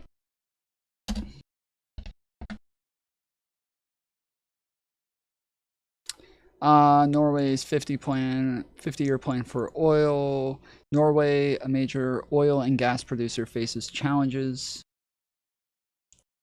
of balancing its role as a key energy supplier with its ambitious climate targets. While the nation aims to transition towards a low-emission society by 2050, its long-term strategy for the oil and gas sector remains complex rather than a straightforward plan to phase out production in 50 years. Continued oil and gas production significant reserves. Norway possesses substantial remaining oil and gas resources, and production is expected to continue for several decades. Expected production.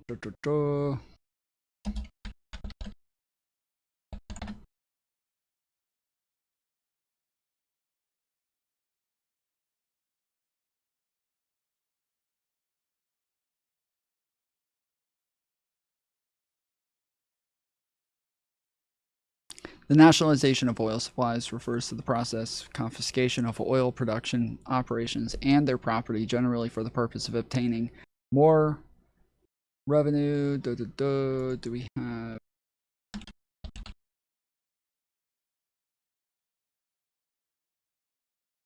Fuck. Why isn't anybody just talking about this? What...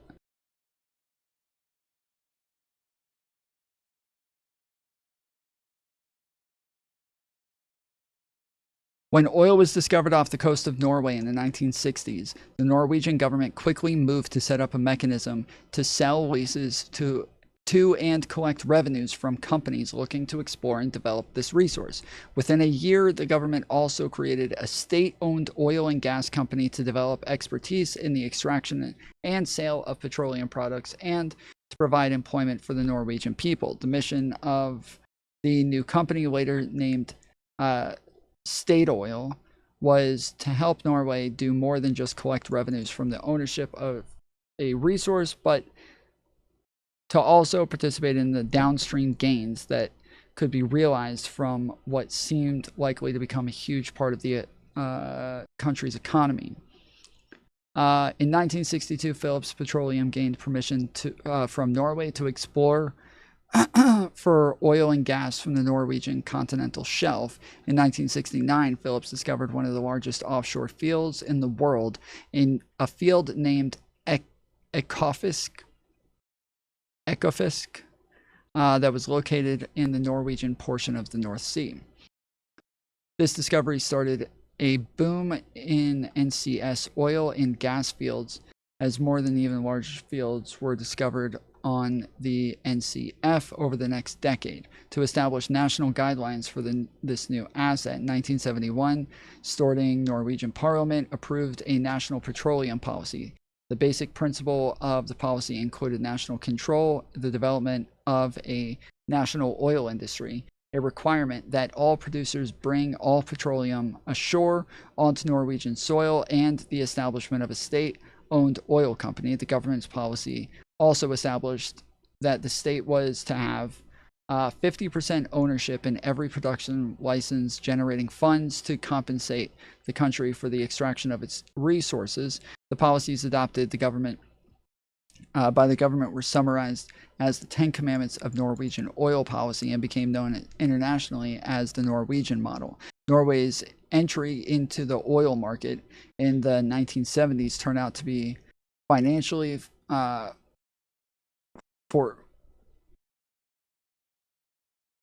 I don't know why. I know this fucking word. I don't know why it won't come out.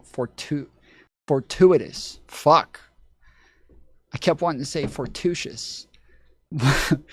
During the next decade, the Organization of Petroleum Exporting Countries, OPEC, orchestrated dramatic increases in the world price of oil. The price barrel of oil went from 296 to 37.10 in just over 10 years, though oil prices declining during the 1980s. While Norway was not part of the cartel, it benefited greatly from the umbrella effect of being able to charge higher prices for its energy. In the decades after the discovery, the petroleum sector became Norway's largest income source, measured in terms of value added, government revenues, investments, and export value. The oil and gas revenue stream grew to be around a third of Norway's GDP and a fourth of its annual general income. Oil and related industries employed around 300,000 individuals in Norway, 5.5% of the country's population. The government directly derived oil revenue from three sources: taxes on oil extracted, direct ownership of a portion of various oil fields, and dividends from state-owned enterprises engaged in the oil and gas business. The tax revenues supported the country's current operations, while the revenues from ownership of oil fields and dividends from the state-owned enterprises went to Norway's sovereign wealth fund, the Norwegian Pension Fund, Global NPFG, or Norwegian Oil Fund.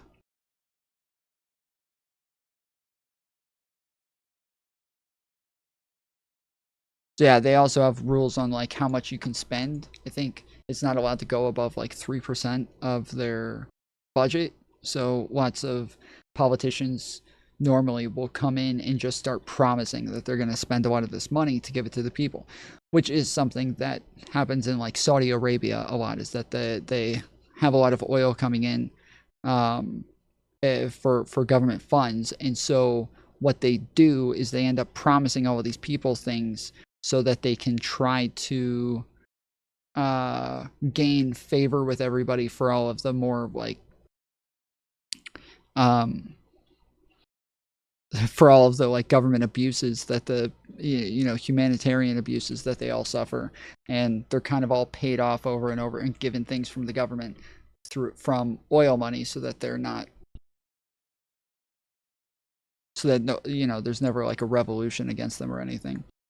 For many countries, a sudden influx of huge amounts of revenue from the unexpected source, like the discovery of oil, could paradoxically lead to prosperity, but to negative consequences, including financial and political instability, corruption, and degradation of traditional cultural values. To avoid this problem, initially labeled in 1977 article in The Economist as the Dutch disease, Norway established a special fund in 1996, the Norwegian Pension Fund Global, later known as the Norwegian Oil Fund or the Norwegian Bank Investment Management, to hold and invest a significant portion of its petroleum revenues for future public pension obligations. Many observers of Norway's overall success with its oil riches credited the cultural attributes attributed to the country and its neighboring countries, as described in a 2004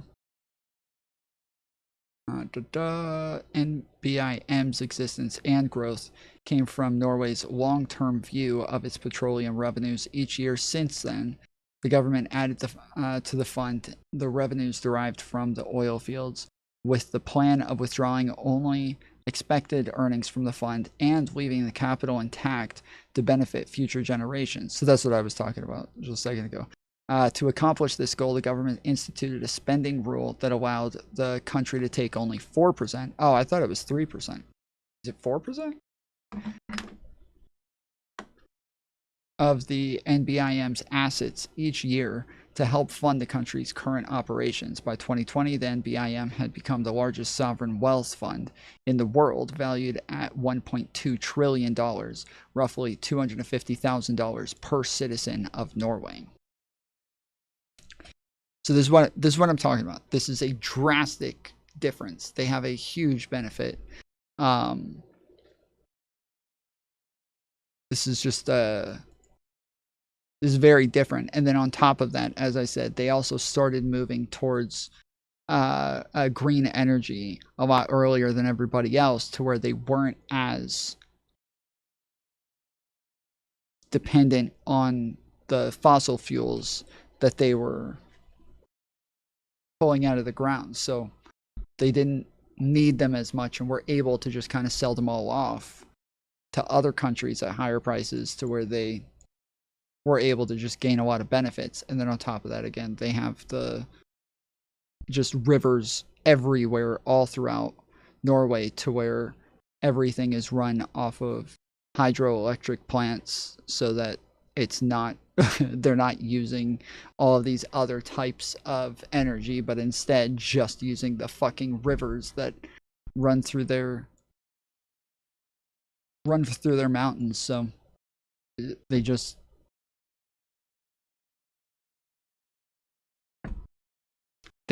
have a huge advantage in this area, especially when we're talking about per capita. Norwegian parliament set the fund's investment policy, while the NBIM, an arm of the country's national bank, ran the day-to-day operations. The fund was managed in a highly transparent manner, with a far more stringent investment guidelines and reporting requirements than any other country's sovereign wealth fund.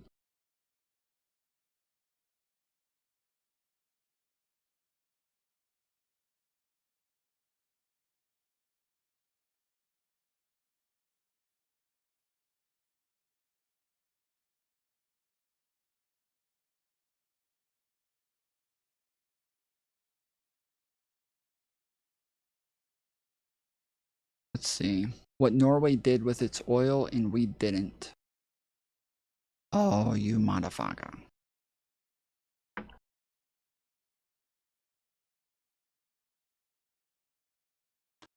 True motherfucker, Jew.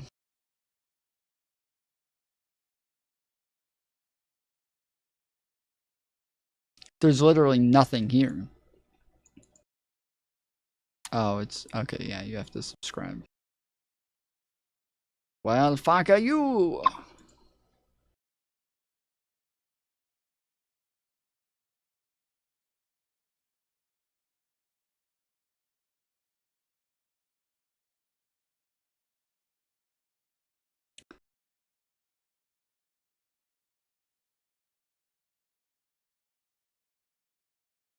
What the fuck is going on?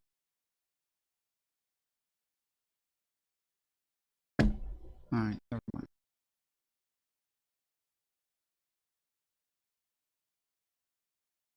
Their shares for essentially the strike price. And really quick though, Really quick, finish your point, but then I want to get us back on track. Yeah, maybe. Finish your we're point. getting bogged down. Essentially, my main point, skipping past all of that, is that Destiny made the claim that it necessitates violence. Now, insofar as going from like whatever percentage of voluntary transactions we could get up to, 60, 70, 80, 90%, whatever, and then we have to go to the rest of the way with some amount of expropriation. Yeah, you'd have to pass a bill and reestablish some property rights, and you'd have to buy out those businesses. You keep, this is such a weasel. Like, reestablish some property rights. Taxation is You'd have to expropriation steal by property definition. from private owners. I can't make the point. Go No, ahead. because you're speaking in like the most like wish. Move on, You'd move on. have to reestablish some property rights. You'd have to steal all the firms from all the Whick private said he wanted to do another debate about this specific. Yeah, we can make a one-on-one or something. But So the for now, question just real quick. For now, I do have a question, maybe to kind of take us on a track that I'm interested in, right?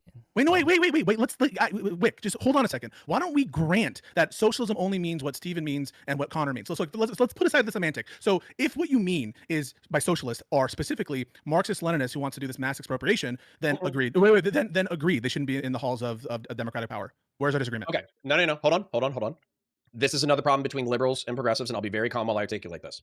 My frustration with Econo Boy is that expropriation is defined necessarily. Don't fucking touch your nose. Hold on. Like counter. I'm on your panel. Wait, what happened? With Econo Boy is that expropriation is defined necessarily. Don't fucking touch your nose. Expropriation is defined necessarily.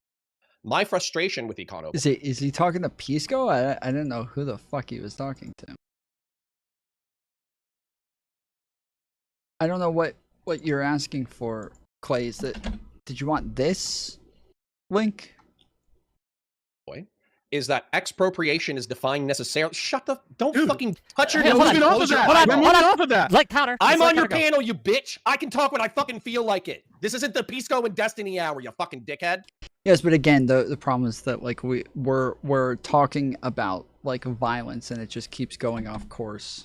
Hold on. Like counter. I'm on your panel, you bitch. I can talk when I fucking feel like it. This isn't the Pisco and Destiny hour, you fucking dickhead. So, the definition of expropriation is the action by the state or an authority of taking property from its owner for public use or benefit. Taxation is necessarily, definitionally, expropriation. Oh, that. Oh, no. I didn't want to read that. Thank you, though. I appreciate it. Yeah, I wasn't planning on reading that. So what we're saying is that, or at least what I'm saying, is that I believe a fucking free market needs to have a balance between the expropriation of property for the public good and the private market allowed to do its own thing. A private market is necessary to generate the wealth in order to create a welfare state. So if Econo Boy is saying, well, we can just go ahead and command slowly through the government voting in, increasing control over public utilities and the parts of the market, then I don't care if it's done democratically. I don't give a fuck. Okay, fuck that. I'm going to vote against you, and you're not part of my team. Okay, nice take. If what you mean by socialism not my team. is, if what you mean by socialism is only those people who espouse these Marxist-Leninist ideas that you find to be odious. Nope. I've defined it for you 7 times. Let Pisco finish. Through democracy. You can get it through democracy. That doesn't make it good. You gotta let Pisco finish. Pisco finish, and then I have a question. Let's get through the semantic bullshit. If what you mean is it's that not semantic, I've given you a specific definition 7 times. Counterpoints. You gotta let him at least finish a sentence. Then he needs to listen to what I'm saying. If he's not listening to what you're saying, it will be He's a vandal. apparent in what he says. Yeah, represented accurately. So we have a semantic difference. I'm trying to chart that out. Like no, we don't. We literally do. When I say semantic difference, so you disagree that socialism is a decommodification of basic human needs and workers owning the means of production? Yep. So I don't. I think socialism means much. Wait. I think socialism means much more than that because for me, use is meaning. That's a good. Hold on. That's an actually excellent point. Pisco, what do you mean when you say socialism? Be specific. So I think when I think socialism. When I think socialism at its broadest, I understand socialism to be workers owning the means of production. That's at its broadest. I think that there's a lot of shades of gray there, and socialism doesn't just mean what Connor means, and the reason that is I think that meaning, right, that of a word is its use, right? Like if what we mean by a word is there's no like correct objective answer to what socialism means. My theory of like what words mean is how they're used by people in the real day. There's multiple definitions, but if then what you Destiny is right that AOC, Bernie Sanders, and Zoda. It's so funny to me that like Republicans strawmanned the fuck out of Obama forever, saying that he was a socialist because he wanted free healthcare. And now we have, and everybody made fun of Republicans for how dumb they were, acting like just having free healthcare is not socialism, dude. That's so stupid. How could you possibly think that just having free healthcare, that's socialism? How fucking dumb would you have to be to think something like that? And now we have them sitting here actually arguing that having free healthcare is socialism.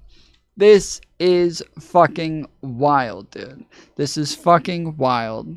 This is, I never thought I would see the fucking day, dude. Never thought I'd see the day. This is blowing my mind. Like, this is just something else. I never thought I would see a bunch of people on the left arguing that socialism is when the government does stuff. On Marami, Salami are not socialists because they don't believe in workers owning the means of production. When you say Destiny is quote unquote right, what do you mean by that? I just said it. He's right according to his own definition. And AOC, Bernie Sanders, and Zoltan Manslami don't fucking advocate for workers owning the means of production. So by the definition that you just provided for us, they are not socialists. So which is kind of silly. I said at its broadest, it's workers owning the means of production, but means of production. What does broadest mean? Broadest means it includes the most amount of people. So if your broadest definition does not. It was like a record player stopped. Oh, so you went to where they have everybody on stage. Pisco's there. You went to the microphone to argue against him. You said the N-word, and everything just got super quiet, and everybody just sat there. Like, what the fuck? They necessarily follow under your definition. Connor, shut the fuck up. What I'm trying to chart out. Make your words make sense. Let Pisco go. I'm trying to chart out a semantic difference. Do you understand what I mean when I say a semantic difference? Having to do with words and their meaning. Okay, so in your version of semantics means that it's different definitions of the word socialism, you would not ascribe, for example, single payer to be a socialist policy. You wouldn't say that someone like Bernie Sanders is a socialist. You wouldn't say that China, as it currently exists, is a socialist country, because your definition of socialism is much more narrow. I say let's get past that semantic difference. I think, like, in terms of how people use the word socialist, you guys are just wrong in terms of the usage of the word. But let's get past that. If what you mean. Why? I will not get past that. We just spent this whole time arguing about what the right definition of socialism is. I'm gonna throw us back on the plate. Yes, but that's their entire fucking argument, is that the way that it's used is important for what it is that we're doing. What do you mean?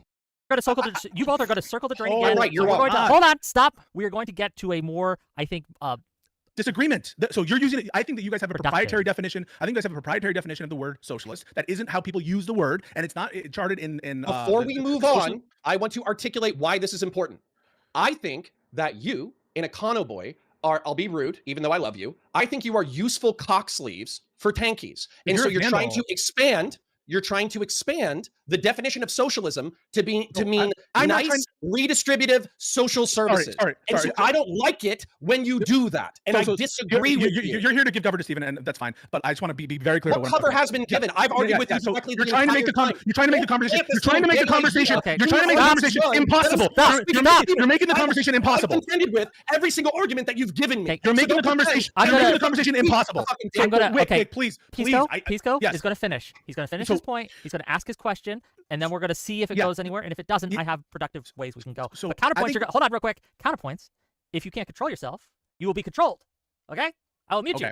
Pisco, go ahead. I thought this was a panel. It is a panel, but I will mute you. What I'm talking about... I don't know what he keeps saying. I thought this was a panel. Like, I have seen him say this a bunch of other times, too, where he says, this is a panel, as in, this has to be, like, insane screaming and blood sports bullshit the whole time.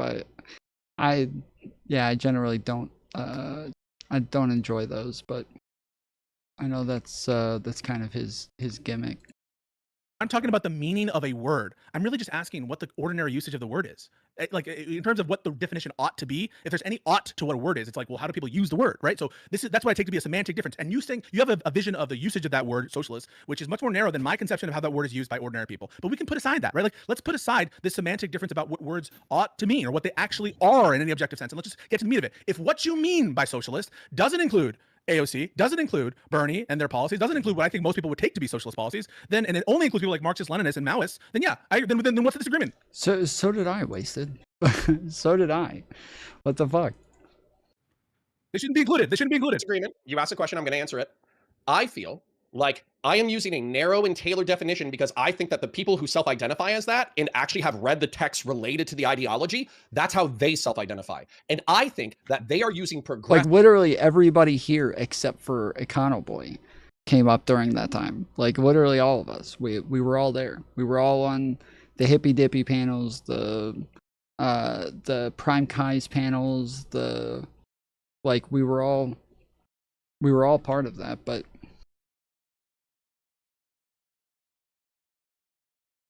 yeah, but you're trying to have a debate, not do blood sports mostly. Right, but I'm saying that I just don't think that that makes much of a difference to me. So it has nothing to do with where we, when we came up. It just has to do with just trying to actually have arguments, which, to be fair, Counterpoints is one of the few who is all about the blood sports shit and the screaming and yelling and is still around.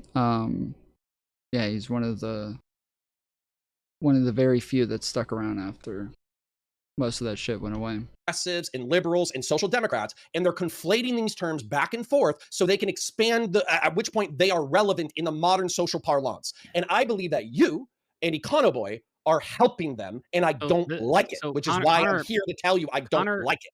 Connor just keeps Connor, you keep doing this. You keep just asserting that there's some sort of conspiracy broadly within people who identify as socialists to try and sort of co-opt liberal frameworks. And when I point out again, there doesn't have to be an actual conspiracy if we just think that you're just whitewashing these ideas anyways. There doesn't have to be an intention behind it. A millionth time. So I haven't just said that because I was about to finish the point. I haven't just said that 5 times. I've included an explanation of the history of a huge range of different democratic, liberal, socialist movements over time that weren't just pretending until they got power and then they would become authoritarian Maoists. In fact, they were just Democrats, it turned out. Okay. And you keep ignoring that and then reasserting without any backing your conspiracy about the broad 10% of the base of the Democratic Party socialist movement. Stop, Econoboy. The problem here, right, is that they say that they're doing this. That there is a broad number of American socialists, people who live in America, small minority who stated, of them say that. Again, who state that they are doing this. And they call themselves the Vanguard. Why do you think they call themselves the Vanguard, Econoboy? Why do you think they chose that name? And every single person on this panel said, to the extent that there's evidence that people are doing that, they should not be included in the movement. So you are condemning specific. But they're saying that you guys did just do this with the Vanguard. Your show just had the Vanguard on. specifically the Vanguard today. Wait, no, okay. Hang on. So, no, I want to specifically. I want to be clear about it. So, to the Vanguard, Shut up, I haven't heard. Shut up, Pisco. I'm asking you, Cowboy. Today on my show, you are condemning specifically the Vanguard. What did they say? Okay. I don't know what they said. Reference it. Okay. So first of all, one clue is in the name, the Vanguard. So and we I was just going to say they're called the fucking Vanguard. The evidence. What's the position? I'm giving you evidence, right? Like with Hassan, there's evidence that he literally says he just wants to co-opt democratic frameworks. Like he's literally said this, right? So that's pretty How good about the evidence. tweet today or yesterday calling Pete a rat, or that he looks like a rat, or that he reminds him of a rat, or whatever? Is that evidence that he is trying to institute authoritarian communism? It could just be mean. Wait. What is acceptable evidence that he's trying to institute authoritarian communism if they work in the media? Wait. Statements like Hassan gave, correct? So they've done shows about ignoring the Constitution, ignoring the Supreme Court, dissolving the Supreme I haven't Court. seen that. Okay, So to the extent that they have those beliefs, and to the extent that to the extent that they have those call beliefs, themselves the Vanguard for a reason. To the extent It's like if I called myself the rapist. Wait, let me give you what you want. First of all, the rapist, really? The rapist, right? Yeah. Yes, okay. So if they have the position that we should ignore the Constitution, if they have the position that we should ignore democratic systems and get rid of all that stuff, then no, they should not be part of a quote unquote coalition. And if what you mean by be part of a coalition is be at the halls of power, design policy, that kind of stuff. If the prescription is don't talk to them, I think that's a different kind of thing, right? I don't think is anyone here saying that we shouldn't talk to them? Okay. Don't all talk right. to them. Okay. So to the extent that they have these positions, to the extent that they're crypto about their authoritarianism tendencies, there's no disagreement. They shouldn't be a part of the quote unquote coalition. What you mean by that? It's deeper than that. Chris, can I? Okay, here. Okay, you know what? Like this is what this feels like. This is why it's such a crazy conversation. Okay, you have two groups of friends, and people in one group really likes Chinese food, and the other group really likes Indian food, and you're trying to vote on where to go to eat. Okay, every weekend. All right, and you have this new group of people who show up, and they say, "I really like wings," and that's the only fucking thing that they ever say about your Chinese food that they like. But you include them in your group of friends who are voting to say, "I want to go eat Chinese food," because they only show up for the wings. But you know that when they go back to their own group of friends, they say, "As soon as we have enough wing voters, we're gonna go to the fucking pizza place." That's the issue that we're running into here. Is you're pretending like these guys who only like wings are supporting your entire Chinese food weekly outing, when in reality they're just trying to build up enough people, and they've all blatantly said this, so that they have enough people to go to the pizza place next week. That's the issue that is just to what's respond happening. to that briefly, okay? And I think I can speak for Pisco on this as well. That Right. This is what I said earlier. It was like if we disagree with these people ideologically, why the fuck would we like keep wanting to appeal to them to try to get them on our side if we don't actually want them to influence our party in their direction? Like you're asking us to continue to platform people, or to be okay with other Democrats continuing to platform people that we think are trying to take over our party. And they would say that, yes, like the fact that they have another ideology, we don't even have to state some sort of like conspiracy theory here.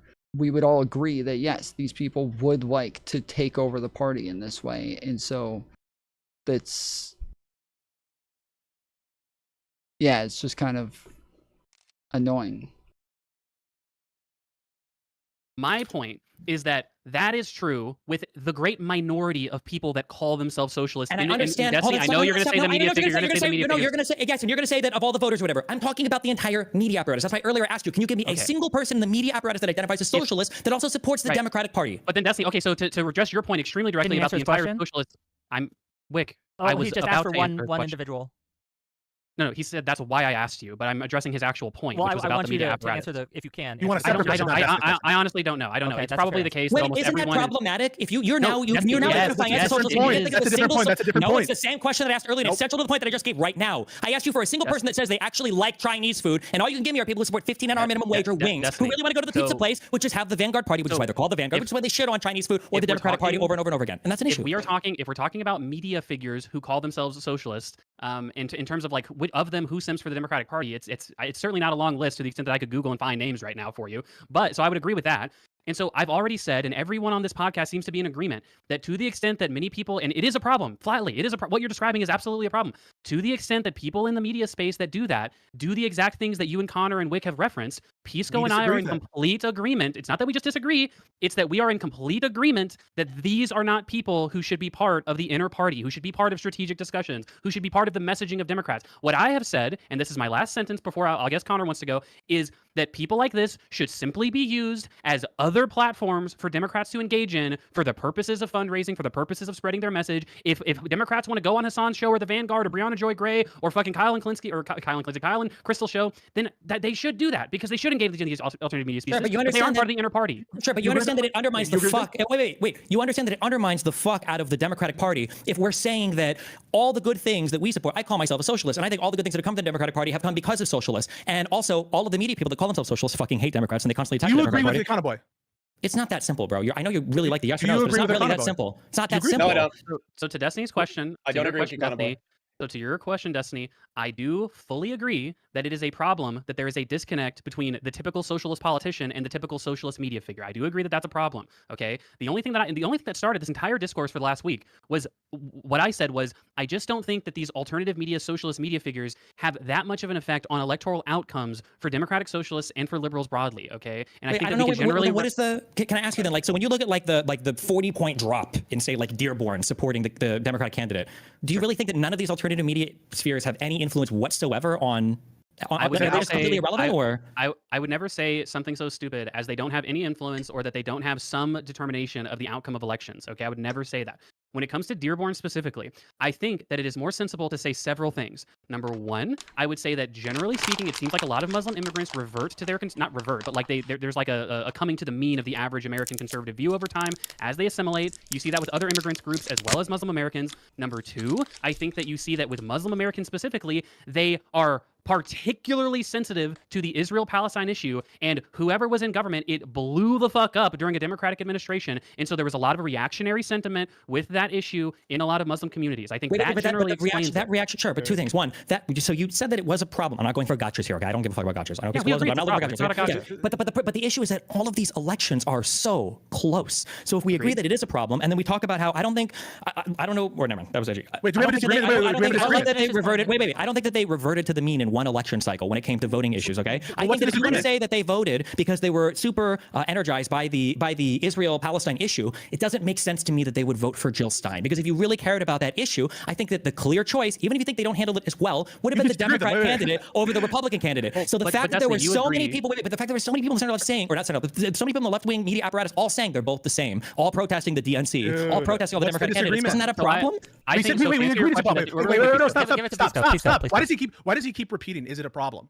You just heard Econoboys and I agree it's a problem. Why did you repeat that at the end? Well, because if it's a problem, then I don't know if we should be trying to appeal to the socialists, which is the name of this panel, appealing to leftists. We should be trying to court them if they're actively attacking the party, and these elections are already so close, and they're already turning off so many of our voters already. This is just it's only worse. Okay, this is why I wanted to ask a question earlier, because I think this gets to the heart of the matter. It goes us back on track. And this is a question to Pisco first, and Econoboy, that was directly relevant. Question to your Destiny side, and then a brought question to the other side. I will counterpoints. I will get to you. I promise. But I'm going to. When he behaves himself, when he puts his hand up, you yell at him. And when he yells, you yell at him. He can have it. You I'm not yelling at him. You're not reinforcing good behavior on this panel. Let me fucking get my point out, okay? Then maybe we can get to something, okay? The question becomes, who should, as a whole, the Democratic Party, the DNC, etc., who should they be aligning themselves more with? People like AOC or people like Josh Shapiro?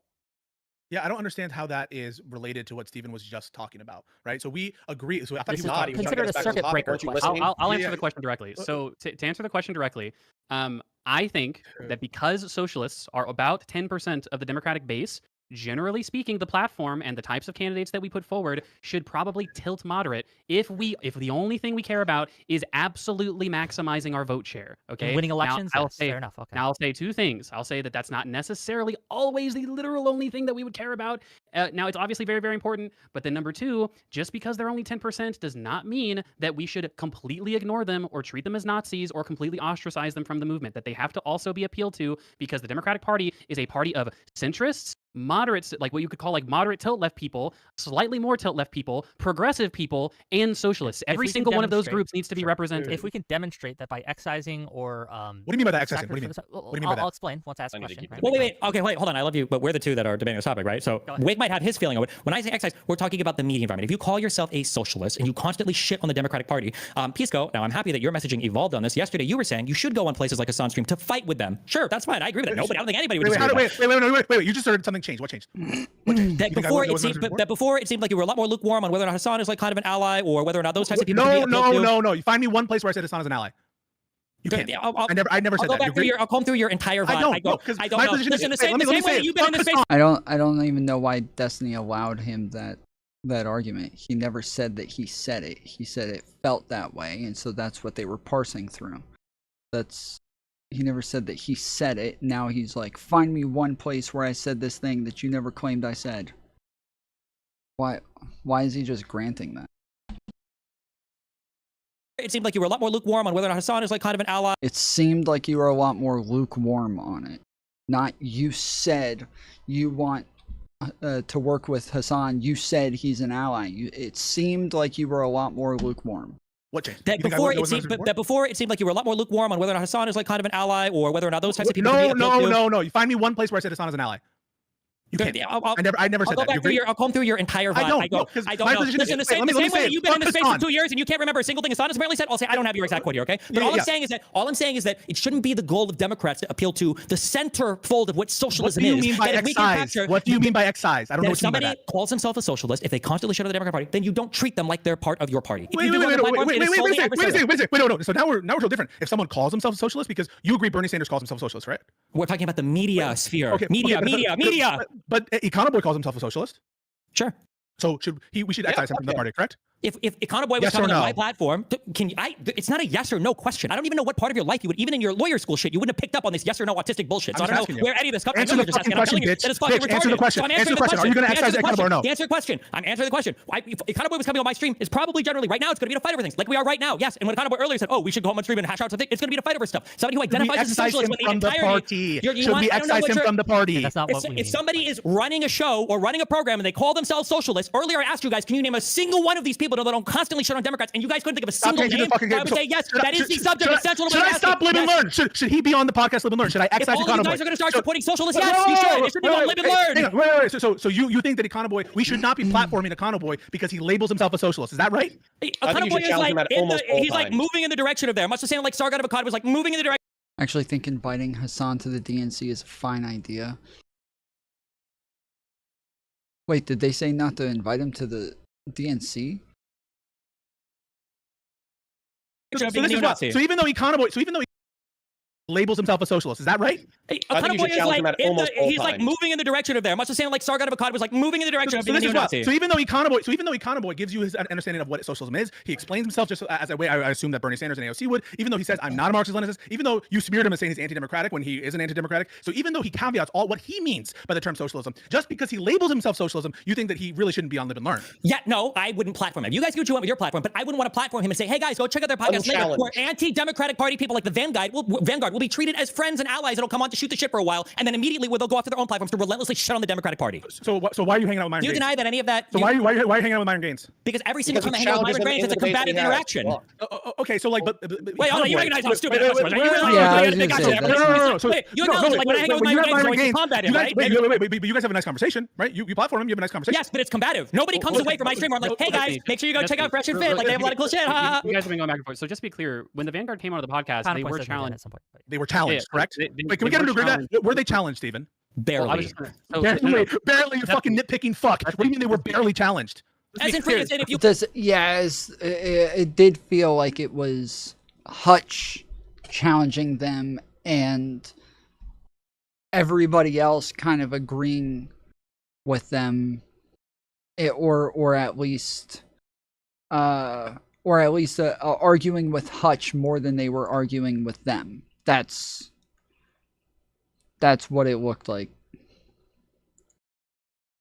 You watch it, I think that for the most part, you're gonna like. Yeah, because you're fucking reacting like a fucking sped, and you're like, "Oh my god, I can't believe they're fucking being nuanced," and you're reacting that way. And you Mr. Yes or No is going to talk about nuance. They were serious about insurrection or hurting cops. They would have broken. Brain amazing. You don't have to plan everything out ahead of time. Again, there were people who brought guns. There were people that we know planned to insurrect. We know we have the fucking court documents. We have all of this. So those people starting to move in, that tons of other people who were there just to protest happened to just follow and go with them and take part in the process. That is them engaging in an insurrection. This is so dumb to keep acting like, well, if they were going to do a real insurrection, they would have been smarter. No, we agree. They're fucking stupid. We all agree. They were dumb. We all agree. This is the lamest fucking insurrection ever. It's the type of insurrection we would expect from MAGA. We all agree. They suck at insurrections.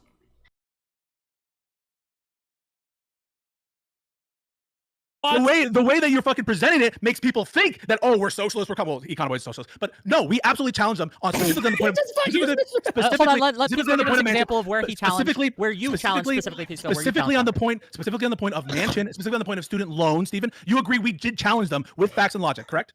Yep, facts and So logic. when you said barely, what did you mean barely? What did you mean by Barely is in. I think people would go on that show and they would assume that all of you guys like had a similar political project in mind. You all shared like a political goal, a political project. Yes.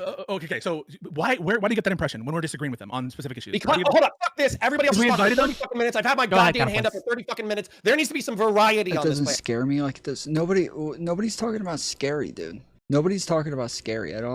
You guys always have to like pivot to other things as soon as like the way that you argue is disproven. You have to pivot to like, you know, shit about like, oh, what's a lame insurrection, or it's not even scary or something. Like, who cares? That doesn't matter. Again, we don't think that MAGA is scary either. We agree with you on these things. Panel. I'll tell you why. It's because you were playing fucking footsie, and when they came to the next fucking day, What do you mean by playing footsie? Let him explain. Let him answer. All right. So when we were talking about how, oh, everybody's being so fucking mean to Hutch the fucking next day and all that bullshit, then you're like, oh, well, you know, we technically challenged them on their perspectives and all that kind of bullshit, but realistically, anybody who watched it tonally felt like it was like a 5.5 versus 1 against Hutch. You guys sound like the biggest bitch woke scolds tonally. What are you talking about? Fuck up, you pussy. What are you Anytime talking anybody about? else talks, you roll your eyes like a fucking valley girl. You fucking twat. This is like the 2017 Centrist all over. It's the same thing. You're saying, Classical liberals. okay, you did disagree with them, but your tone, it sounded like you were nice in your tone. Yeah, it sounds like you're the fucking youthful cocksleeve for socialists. That's what it sounds like. Like Stephen isn't fucking nice in his tone with Myron Gaines. He is. He absolutely is. Yeah, and he still has contention, and he still clarifies the ideology. Yeah, By the way, I still have a point from 40 fucking minutes ago that I wanted to make. I've had my hand up for 40 fucking minutes. Counter, you have the floor. Go ahead. Yeah, please. thank you. Okay, anyways, my turn. Thank you. Thank you for coming to the Pisco Destiny show. All right, so earlier, Econo Boy made a fucking point saying that I kept appealing to conspiracy, and he's made this point 3 or 4 times, so I want to address this briefly. Please do. Mao, Pol Pot, Joseph Stalin, Tito, Castro, every leader in the fucking Soviet Union came together through fucking revolution. Okay, they all came from fucking revolution. Then not just that, but Gramsci was arguing about why leftists aren't relevant in fucking Western societies because they have strong social order. And Marcuse and modern lefty philosophers try to normalize Gramsci. Why is he going back to this? In Marcusean argument in order to infiltrate Western societies in order to make them more socialist. Corbyn, Sanders, and Noam Chomsky all swept for authoritarian socialist regimes when they were in power and only disavowed them once it was found out all of their authoritarian abuses of their populations. So when you say, Connor, you're being a conspiracist, I say, no, plenty of youthful Western lefty fucking idiots sweep for authoritarian. They're using the playbook that Gramsci and Marcuse wrote in order to subvert Western societies. Connor, what would I say in response?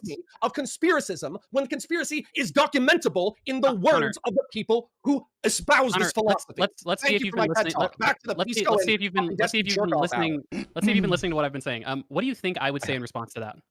That he's proud that he's read a book. Yes, he keeps wanting to repeat the same fucking talking points that he said over and over at this point, and every time he brings it up, they're like, yeah, we disavow that. We don't agree with those things.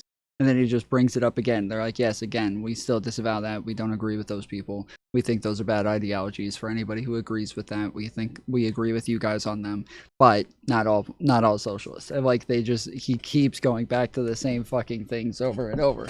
And so now he's saying, so what do you think we would say to that? Because again, he's like, we've already replied to this like 5 fucking times. So let's see if he'll just say it for us this time.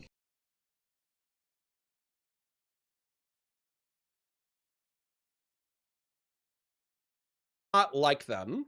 That there are plenty of democratic socialists who are actually nice, whose primary motivations are democracy over socialism. They're incrementalists. And so as a result, they're not interested in sweeping for the human rights abuses of these authoritarian regimes. And they're not conspiracists. They actually just think that this is the correct ideological outcome.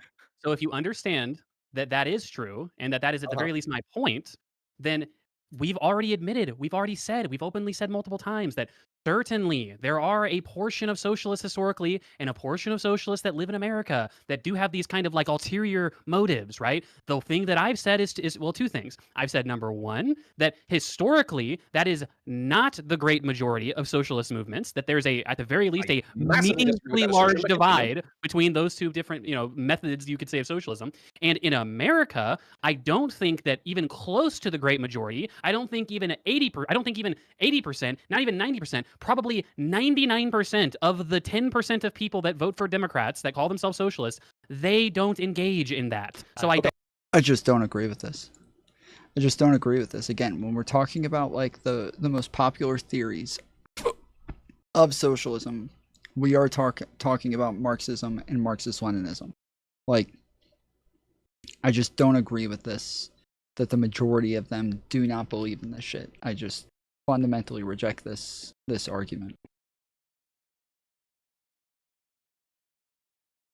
Okay, I don't agree, and I want to make is one more very point before we relevant. get to the Pisco show. Okay, one more point before we get back to the All right, Pisco. and then we can get back to the Pisco Destiny show. I agree.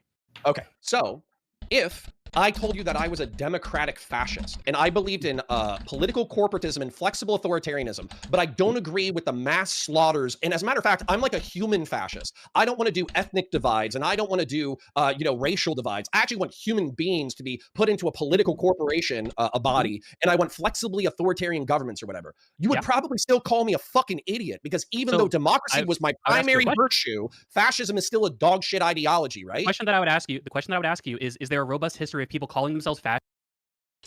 A 2021 poll by the Cultural Research Center at Arizona Christian University found that roughly 10% of Americans have internalized Marxist ideology, while 26% support the gradual elimination of the capitalist system. Survey reported by the Washington Times and the Federalist in 2021 found that over 50% of millennials and Gen Z identify as socialist, as a range that includes those with radical Marxist-Leninist beliefs alongside those with more moderate social tendencies. 2023 report by the Victims of Communism Memorial Foundation. That's obviously not going to be a great source for this, but by the Victims of Communism Memorial Foundation indicated that 28% of Gen Z and 22% of millennials hold a favorable view of communism, with even more viewing Marxism positively. Okay, so again, if they believe in communism, they're not talking about democratic socialism.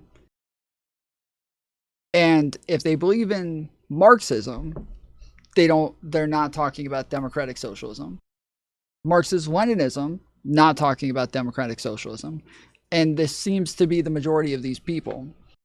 Fraser Institute found that 20% of individuals aged 18 to 34 believed communism is the ideal economic system. If they're saying communism, it's not what Econoboy is saying. Defining socialism, it's crucial to note that many young people who identify as socialists may not fully understand the tenets of Marxist-Leninism or communism. Some surveys suggest that's why many millennials mean what many millennials mean by socialism is closer to a mix of the welfare state and Nordic democratic socialism, not the revolutionary overthrow of capitalism. Context of surveys, these surveys often come from organizations with a particular ideological perspective, and it's essential to consider the potential for bias when interpreting results. Focus on specificity. While general support for socialist ideas might be increasing, the number of individuals who explicitly identify as Marxist-Leninists and fully understand and adhere to its principles is likely smaller.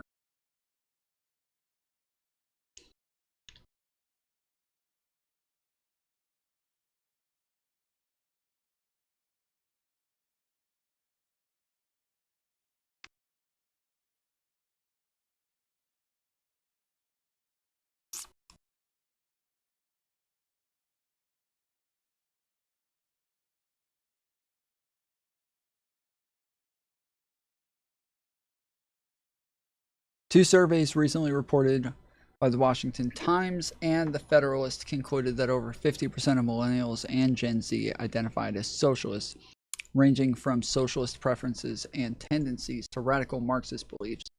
When asked about their stance on socialism, many pointed towards the financial crisis of the 2000s. Okay, we need this.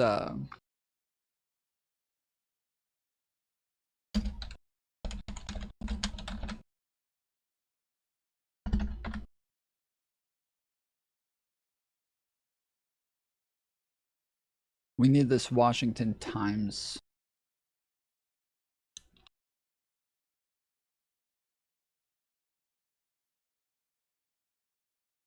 poll.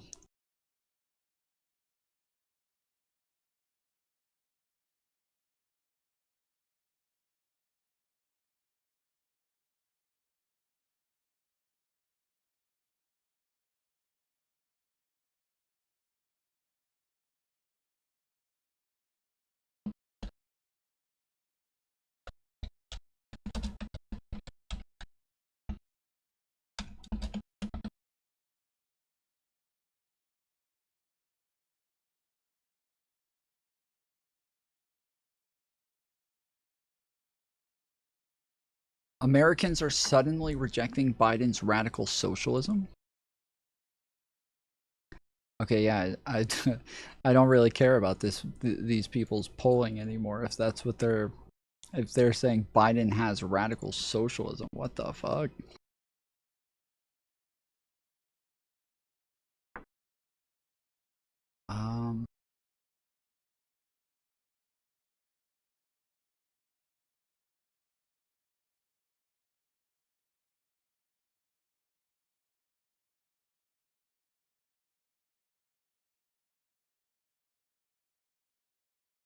I don't know why it's not showing me anything from the Federalist.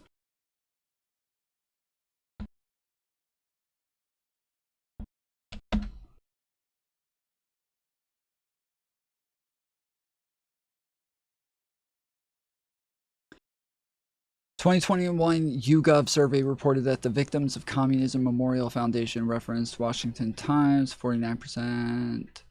It increased favorability of the term socialism compared to 40% in 2019. Same survey also reported that 35% of millennials and 31% of Gen Z supported the gradual elimination of capitalist systems in favor of more social systems. Another Washington Times article in 2021 referenced an Axios poll showing that 52% of respondents aged 18 to 24 viewed socialism positively.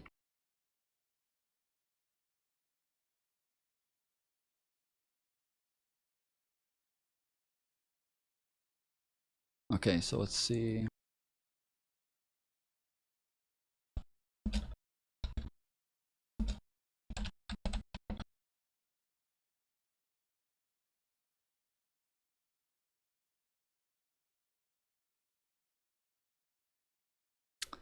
The intrigue shifts are happening on the right as well as the left.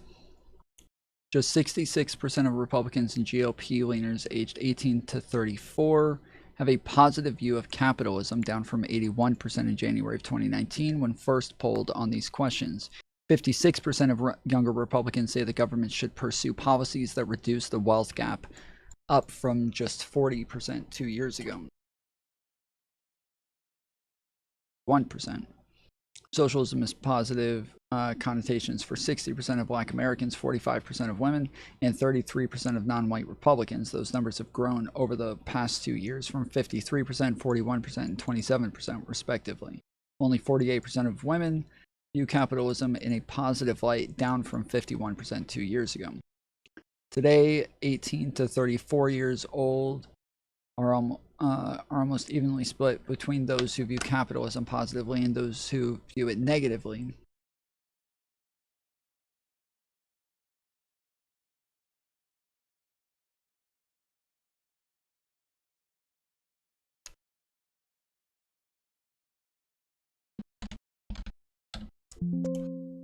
Motherfucker.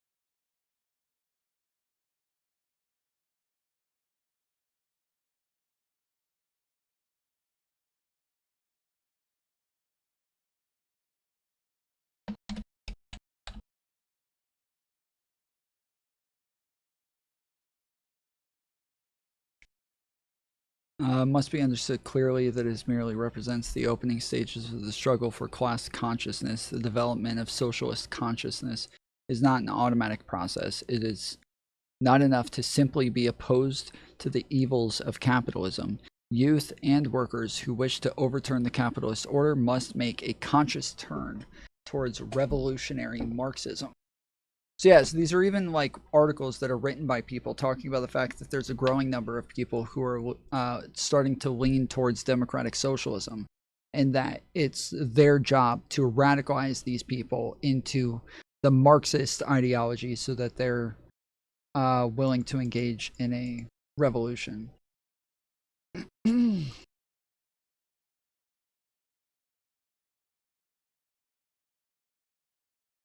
But yeah, there's not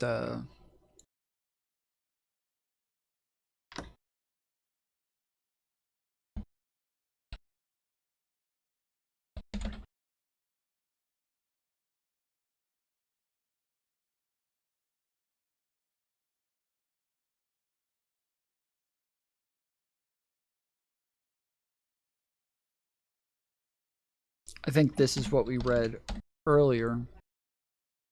30% of Gen Z has a favorable view of Marxism, up 6% from 2019 compared to 27%.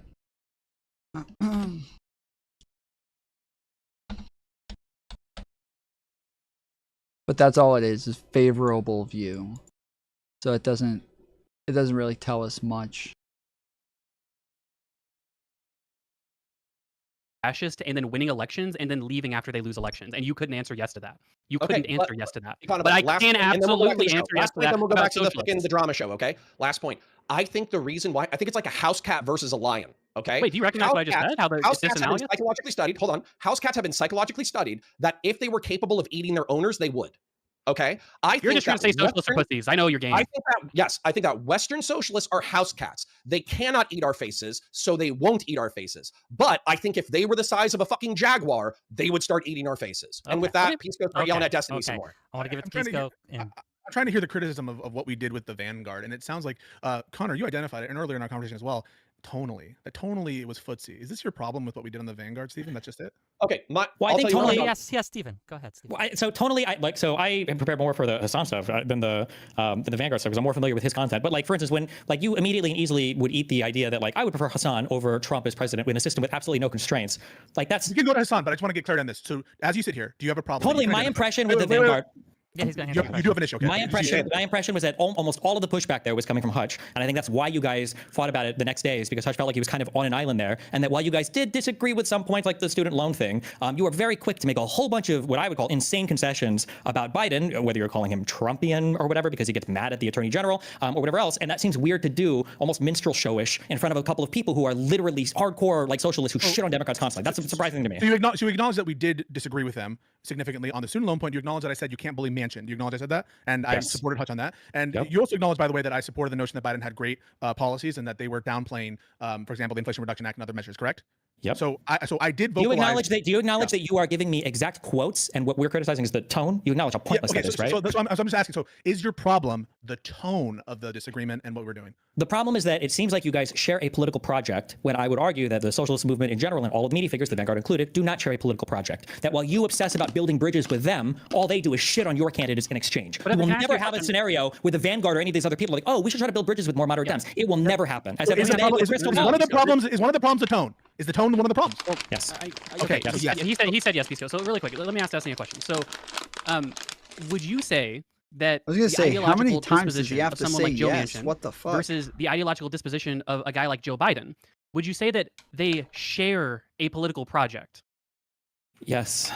Like, like the amount of times that he asked if one of the issues is tone or if they had a tonal issue with what they were talking about, they kept answering yes, and then that led to nothing. There was nothing at the end of that. Like, oh, so you're saying, like, it didn't even go anywhere. It's just a yes, yes, yes. So I would say that. Wait, you're doing this thing again. Actually, I'm not even going to allow this. I'm sorry. You keep doing this thing where you jump to elected lawmakers that are working in the system. The representatives of the no, they're not.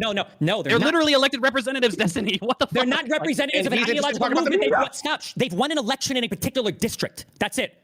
Are you gonna? I'm sorry. Hold on. Are you gonna go to West Virginia to figure out who the movement leader is of anybody on the left wing? Bernie I Sanders. answer that question. Are you gonna go to West Virginia to figure out who is the leader of any kind of left wing movement? That's not what I'm doing, Destiny. Then why would you say that Manchin represents some like leader of some movement? They won elections. I'm not talking about politicians. The vanguard are not politicians. I'm talking about the media and environment. That's what I'm talking about. Would you? I'm just Destiny. I'm just using them as an example. Would you say? No, I'm telling you why I don't like the example. I don't like the example because these are elected officials, not people in the media. Okay. Well, you referenced. Okay, hold on. I think I could bridge this gap, perhaps. Right. One of the problems. No, there is no gap to bridge. He can't find an example in the media, and that's my issue. That's the exact problem. Okay. Well, look. How about this? How about we just stop? If that's the case, we've already said this several times. Okay, that insofar as people in the media don't share this political project as you've described, they're actually, to Connor's point, they're just hiding their power level and they're actually authoritarian socialists or whatever. We've already agreed several times that that's the extent to which they shouldn't be involved in like the strategic or like whatever like in like deep involvement within the movement means. We've already agreed with that several times. So how about this? Well, we can maybe if there's another question you can ask because we've actually already agreed on that topic. Is there anything else? The strange thing is, so like for instance, right? I think that strictly definitionally, I might be considered a eugenicist because I'm okay with people getting tested to see if their child might have Down syndrome, right? And not having those children, right? Technically speaking, that's a form of eugenics. But realistically, would I ever go out and call myself a eugenicist? Probably not, right? So it's just strange that when you're working in a media environment and then you take on the label of socialist, if you were to look up any other and all other socialist content that's being created in that sphere, all of it is dedicated to shitting on the Democratic Party. That's the problem. It's only gotten worse in the past 8 years. Shouldn't we promote Econoboy? Shouldn't we promote Econoboy? Econoboy, you're saying like, where is this media? A socialist figure who respects the party. Invite him. Wait. For our entertainment. So shouldn't we therefore, if we're looking for these kinds of figures, to take some of that energy perhaps, or to use the label and get it back to like the roots that that Econoboy is referencing, at least in specific traditions, referencing the Labour Party in UK and Australia. MSNBC show. Yeah. So on that front, why would I kick Econoboy off? Why wouldn't I promote Econoboy? Well, because that label has already been co-opted by all of it, not co-opted, more accurately represented. But then I guess this all goes back to definitional issue, right? Like if you put AOC and Hassan Piker in a room and you give a bunch of people who know what socialism is and they're red on theory, 100 out of 100 of those people are going to say Hassan is more of a socialist than AOC. If you put 100 people red on theory and you say, do you think AOC is more of a capitalist liberal or more of like a socialist? Almost all of them will say she's more of a liberal capitalist. Square this for me. So you said earlier that okay, it's not necessarily about the socialist label, and you agree that there's a diversity in what that actually means. It's about socialists within the media space. But then Pisco mentions, well, what if what if AOC retires from Congress and starts an MSNBC show? Like it sounds like you would be against that, but then you say no, because she labels herself as a socialist, I would be against it. But now it seems like you're saying it actually is the label. It's incoherent. It's absolutely coherent. It seems like coherent. You're not familiar with any of the politics behind any of it. It would be challenging, but the issue that you run into is, so you could say, could they wash the socialist label and make it so that in your mind, I've said this, and I'll say it again, I don't think that you are a secret tanky. I hope you're not on the way to 10 years. I don't think you are, and I don't think AOC is, just from what I've seen. I don't think she's a secret tanky or anything. Could she, clean the socialist label in a way that these people are more compatible with a liberal form of government that's not like vanguardism or whatever? Maybe, but then if I look at what's happened over the past decade, when people like AOC and Bernie Sanders have popularized the socialist label, what actually happened? All of the people that worked with them and then were spun off became insane fucking radicals, right? A lot of the people who are criticizing them now are other socialists who are all saying they're fucking sellouts. It seems like that didn't work too well. So if AOC started a show, media-wise, quit her job, started a show to promote her ideas, would you have a problem with it? Yes or no? No.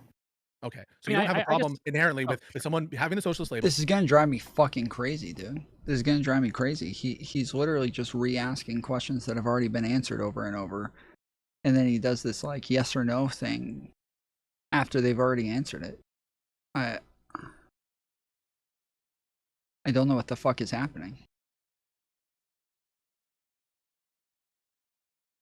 And being a media figure, do you? No. So why do you have this prescription? Let's get a clap. Can we get a round of applause for those yes or no? Hang on. I mean, this is all fucking fun what you're doing. So why is your prescription therefore? If you don't have, I can't do why's. I only do yes or no's. Can you I'm format that in a yes or no question? I'm gonna focus it. If it's the case that you multiple choice, I could do. Yeah.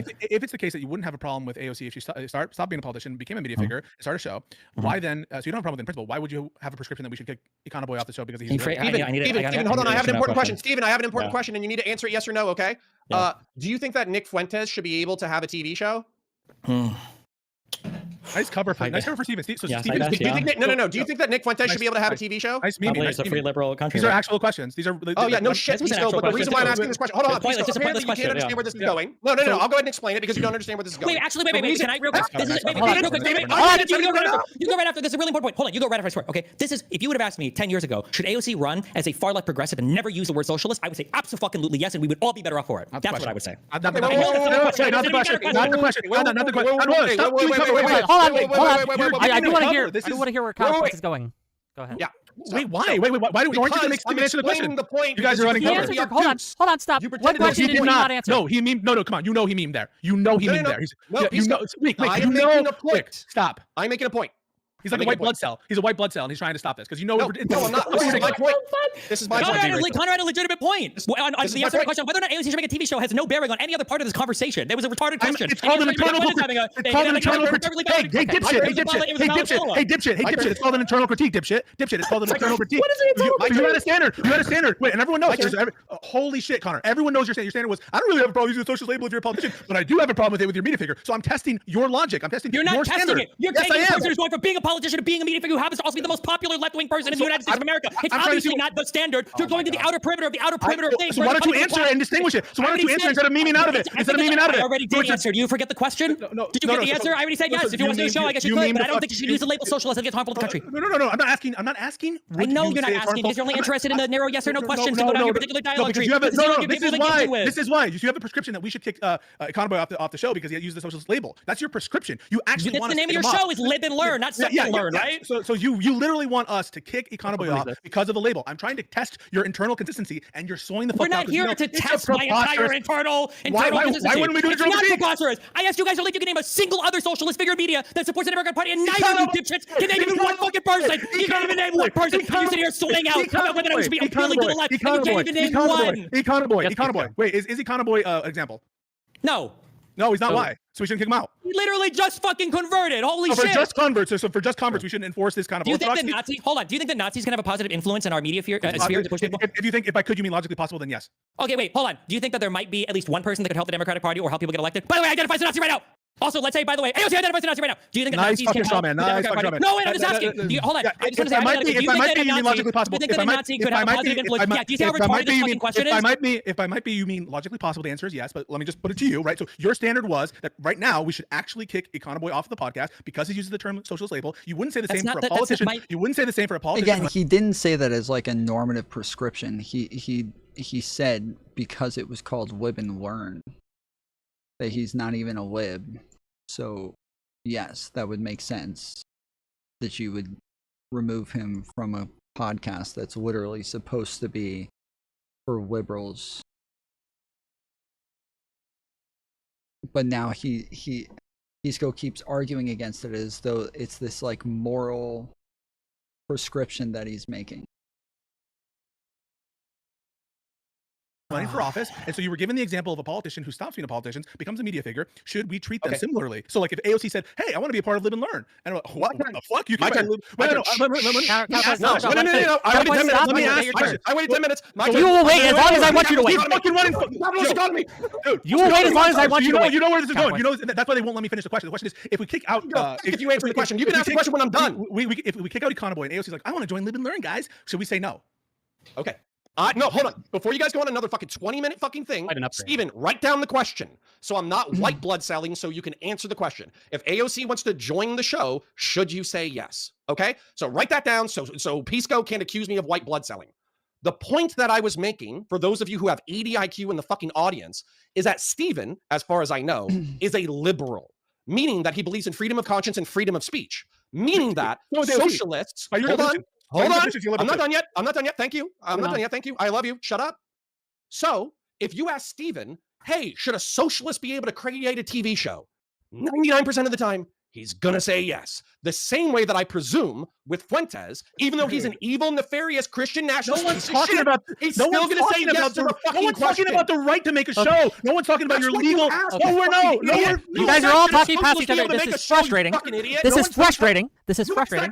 This is very frustrating. I just have to ask a question. Pisco, do you think that there is any utility in gatekeeping a label? Yeah, sometimes. Yes. So if you want to gatekeep Democrat or liberal as a label, do you think that it makes sense to say, hey, we can have a show, we can have you on it, but if we're going to call ourselves liberals, you can't be on it because we only accept liberals? That could be for the purposes. Socialists. Wait. No, that's a different question. So the answer is if the show is called Live and Learn, yes. I don't have a problem in theory with you having a non-liberal be part of the show Live and Learn. If that has to do more with, like, I don't know, your artistic consistency or your title being consistent or something. But the question is fundamentally different. The question is, would it be your preference to kick off people who have that label? Not would we want them to change the label? That's not the question. The question is, should we even let them? Or when by let, I don't hear, of course, to Connor's preposterous straw man, mean that like legally take away their right to have legally. Yeah, so he's like, Steven, answer the question. That way he can't accuse me of being a white blood cell because he wouldn't have any fucking evidence for it anyways. Answer his gay little question. So no one here is talking. First of all, I don't like the heteronormative Gay language. little Really question. But I love heteronormativity. Yeah, I don't like the heteronormative language. It's distressing. But just I like the misogynist language that you speak. By the way, you guys are sewing out about tone, so you're the last people. But just to get a fine point on it. Hold on, wait. Tone is insofar as tone to a certain person. Yeah, tone policing in the sense of like how you engage with somebody makes it seem as though you're on their team versus how you like tone policing is in like you sound like you hate black people or something like that. These are drastically different things. These are not. It's not the same thing. They're not tone policing in either in the other way. Their tone policing is in like even as far as your own goals go. This is counterintuitive. We wouldn't be complaining if you had a bad tone towards somebody that was your ideological You enemy. have a good tone. Wait. You had a nice tone with Myron. Ideologically aligned with you. Did you agree that you had a nice tone with Myron Gaines? Nobody will come out or of that. no? It is a combative tone. Nobody will come out of that conversation. Tone is more than just your like actual You were playing timbre of footsies, voice. were you? Hold on. How many people would come out of that conversation thinking, "Wow, Destiny and Myron seem to agree on quite a bit"? And how many people would come out of my conversation think, well, sorry. Wow. Wait. 120 FPS, fucking 120 frame rate, 220 refresh rate on monitor, broadcasting live, all the fucking world exposed. So, no, I'm not backing off at any position. So I'm saying if you watch the actual stream and listen to the words being said, then no one would come away from that thinking that we didn't combat them. If they watch the Destiny stream, where you're smearing us, I watched your stream. I don't think you pushed back very well. Yeah, I watched Hutch's video that he put out, and I didn't see the actual stream. I'll admit I did not see the actual one, but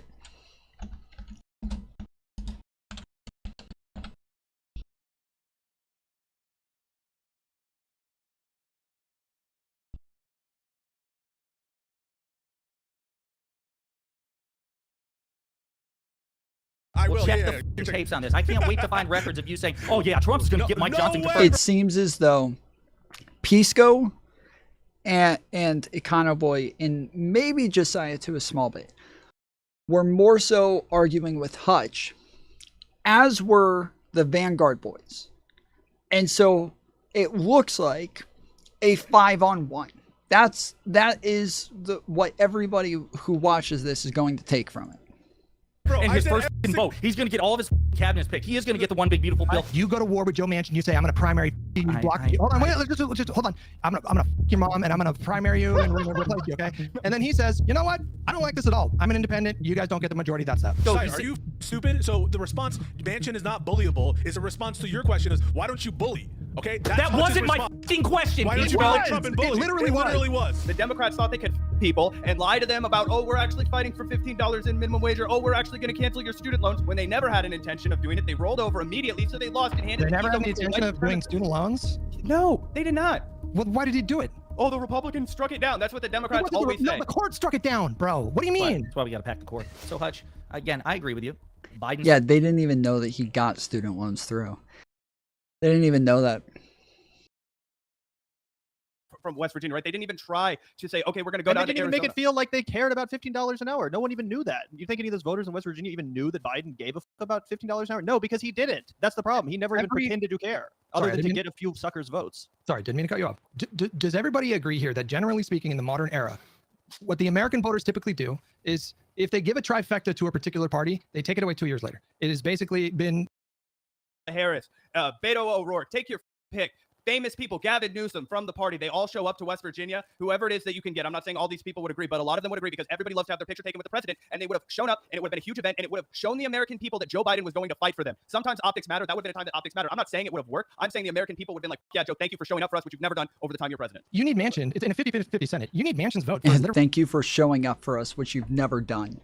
This is really every single piece of legislation that you want to get done. And you're saying that the very first thing he should have done is gone to civil war with Joe Manchin and threatened a primary because we didn't get one particular provision. I mean, is that not what Trump does with the defectors in his caucus? Like, is that not? Is that do we not really want to emulate? Like, do you want a Republican to Democrat? Well, wait a minute. Personally, I think that elides the point. Well, wait a minute. I think you got to address this, and it goes all the way back to. I've been spending the last 30 minutes trying to look for what Pisco had to say about. Yeah, I was just about to say that. The Vantards. Mike Johnson's first vote. And I can't play your thing. That motherfucker. There's nothing on it. Fuck you, Pisco. But listen, I think it elides the point that they're making, which is it doesn't matter if you want people to emulate Trump or not. They're making the case that it is possible for presidents to bully their parties into line. Yes. I want you to deal. Hutch, I do want you to deal with the Trump example. Either refute it or say yes, but that's Trump. Well, it's West Virginia. It's West Virginia. So I want to say no. You, man, let Hutch respond. Why are you flip-flopping when you were agreeing with me when we had the same conversation? You're flip-flopping because you're Vanguard boys are on the podcast. Man, I'm about to roundhouse kick Pisco. He already has the beard off and take the mustache off the next time I see him. And then you and I, Hutch, listen, you're so tall, I'm gonna kick the shit out of your ankles. Listen to me, real quick. See, Hutch, there's a W right there. I'm 5'7". So if I've ever hurt your feelings, you just fall asleep at night knowing that I know, man. Us short people. I know he's like 6'4". I know. I agree. Let me stop you. Okay, you go to war with Joe Manchin. You say I'm gonna primary you. Block you. Hold on.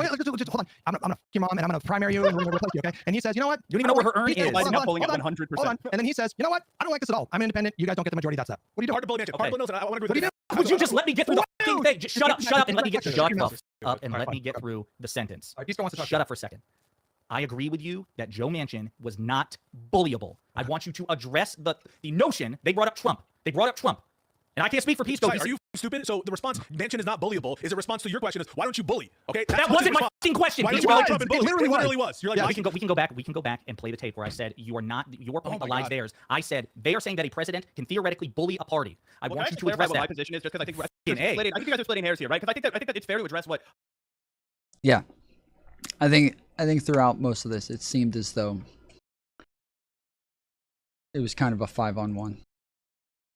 You look at the chat. So if you watch the Destiny stream where he's working out every 2 seconds, and if you watch the Destiny stream where he's like, oh my god, then maybe you get that impression. But okay, wait, I'm curious. Wait, if you look at the chats, do you think there were more people in my chat who were favorable to Myron in our conversation, or more people in your chat that were favorable to Vanguard? That's not the analysis. That's not the analysis at all. I don't answer that question because you know exactly. That's the whole point. That's the point. Were you being? Did you have a nice? Answer the question. Do you have a nice tone with Myron? Yes or no? The point of tone is what is the message you are conveying to the audience. The point is what is the message you are conveying to the audience. If it is the fact that at the end of the day, most of my audience, the vast 99% of my audience. Yes, this is such a dumb question. Like, did you have a nice tone with Myron? Like, this is so bad faith. Like, this is actually really bad faith because it's not about having a nice tone. It's about whether or not people can come away from that conversation thinking that you agree with that person more than you disagree. That like you guys are on the same side. That you guys are. That you guys just overall agree with one another, that you guys are allies. And nobody's going to come away from the conversation between Destiny and Myron thinking that they're allies or that they're on the same team. Whereas that could definitely be the case between Pisco and the Vanguard boys. That means that I'm doing my job. My tone is appropriate for that. I would not have the same tone if my audience was not agreeing with me. I'm going to probably change my tone. I know that you really want to do this in yes or no questions. Unfortunately, politics is a little bit harder than yes or no. So you can keep asking yes or no question over and over again. But it's not really going to help. Because you in your chat, you see a ton of people spamming. Fuck Democrats. Fuck Democrats. Fuck Democrats over and over again. You don't see the same people in my chat. My chat does not spam that. My chat does not spam that. That is so false. So my chat does not spam that at all. My chat does not spam that at all. The question is like for you to be accusing anybody and tone policing anybody. Oh, in your conversation, you seemed too nice in your disagreement is fucking laughable. And everybody knows it because you've had nice conversations. It's only laughable if your understanding of tone is that of a 4-year-old. The important thing is, shills. And it's so crazy that this is bad faith. This is bad faith. by and large, 99% of them reject it, but your audience is halfway down the fucking They're not ML pipeline. Halfway down the ML pipeline. You say that, but my audience, those videos where I'm pushing back are disliked. My audience is not close to the Marxist. Because Leninist I'm watching them. Yeah, no shit. You just said it. Wait, you just said it. Who's going to soy out about it the most? It's going to be people that are watching Destiny watching it. Yeah, no shit. My own audience, pushing back at all on them. So my did push back. We definitely objectively did push back. And you're not contending with the fact that you, Stephen Bonnell, you are a massive fucking hypocrite. If you're going to come to us and say, we need to watch our tone when we vocally disagree, and by the way, you take us out of context, that we need to watch our tone, but you're fine. You're fine doing all the jokes you want. In other contexts, you think it's soy. You think it's soy when people call you out for tone police and that kind of shit. But now with us, you're going to nitpick and say, oh, did you really? Because the purpose of tone is to communicate to the audience what your beliefs are, what their beliefs should be. Fucking believes it. Your argument is retarded because if you go to my audience, they're not fucking Nazis. They're not all supporting Myron Gaines. Your audience is like, who the fuck knows if they're socialists or not? Half of them are, right? Like, unironically, not the nice kind like a Kano boy, but the Marxist-Leninist kind like your co-host. Yeah. So wait, my co-host is Marxist-Leninist? For Aaron is an ML, yes. That's like where your audience is direction of the going, yes. You understand that Aaron says she's not a Marxist-Leninist. Do you agree with that? I don't identify people. You know that Trump doesn't call himself a fascist, right? Yeah. So what's your evidence? What's your evidence? Is your Marxist-Leninist? Go. Ask her about a political beliefs. Next time you're No. You made an assertion, didn't you? Did you? Yeah, because she would support the violent overthrow of the capital class and would say the only way to bring about class consciousness in a socialist revolution is to violence. What's your evidence to that? What is your conversations? What is your evidence to that? Prior conversations. What did she say? What did she say? What did she say? I don't have the fucking vibe offhand. Are you serious? You need me to have the vibe? You want me to have the exact fucking Tell me what you said, you bitch. Stop. No, bitch. What did you say? Hold on. Let me do a little translating here. I would like an example from Destiny. What specific position or take that Straighter Ed has had that you feel leads you to believe that she's a Marxist-Leninist? But in the past, when we used to hop on stream and like argue and shit, her position is generally that of like a revolutionary socialist. Name one position. She would support the violent overthrow of the capital class. She probably thinks the only way. Have evidence for that. That's conclusory. What's the evidence? You say probably. Name one position. You think yeah, again, if we're sitting here saying that these people refuse to give their real beliefs, and then you're like, tell me when did she say she wants to overthrow everything and to like, this is like, you know, when did Richard Spencer say he hates black people?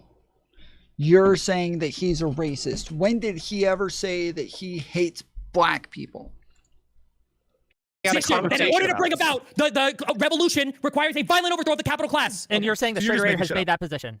That's her position. Is that she has said that or maybe in a talk. This is years ago. I don't have fucking Democrats. She canvassed for a fucking what is this? Progressive victory. Hold on. You have nothing. You have nothing. Pisco. You understand that just because she canvassed for Democrats does not mean that she does not hold that position. So here's my evidence that she's not a Marxist-Leninist. One, I asked her, are you a Marxist-Leninist? Do you uphold it? Wait. That is wait. If you're going to take things that she said as evidence that she's a Marxist-Leninist, then you're going to accept things that I asked. The whole point is to be subversive. No shit, they say no. What the fuck?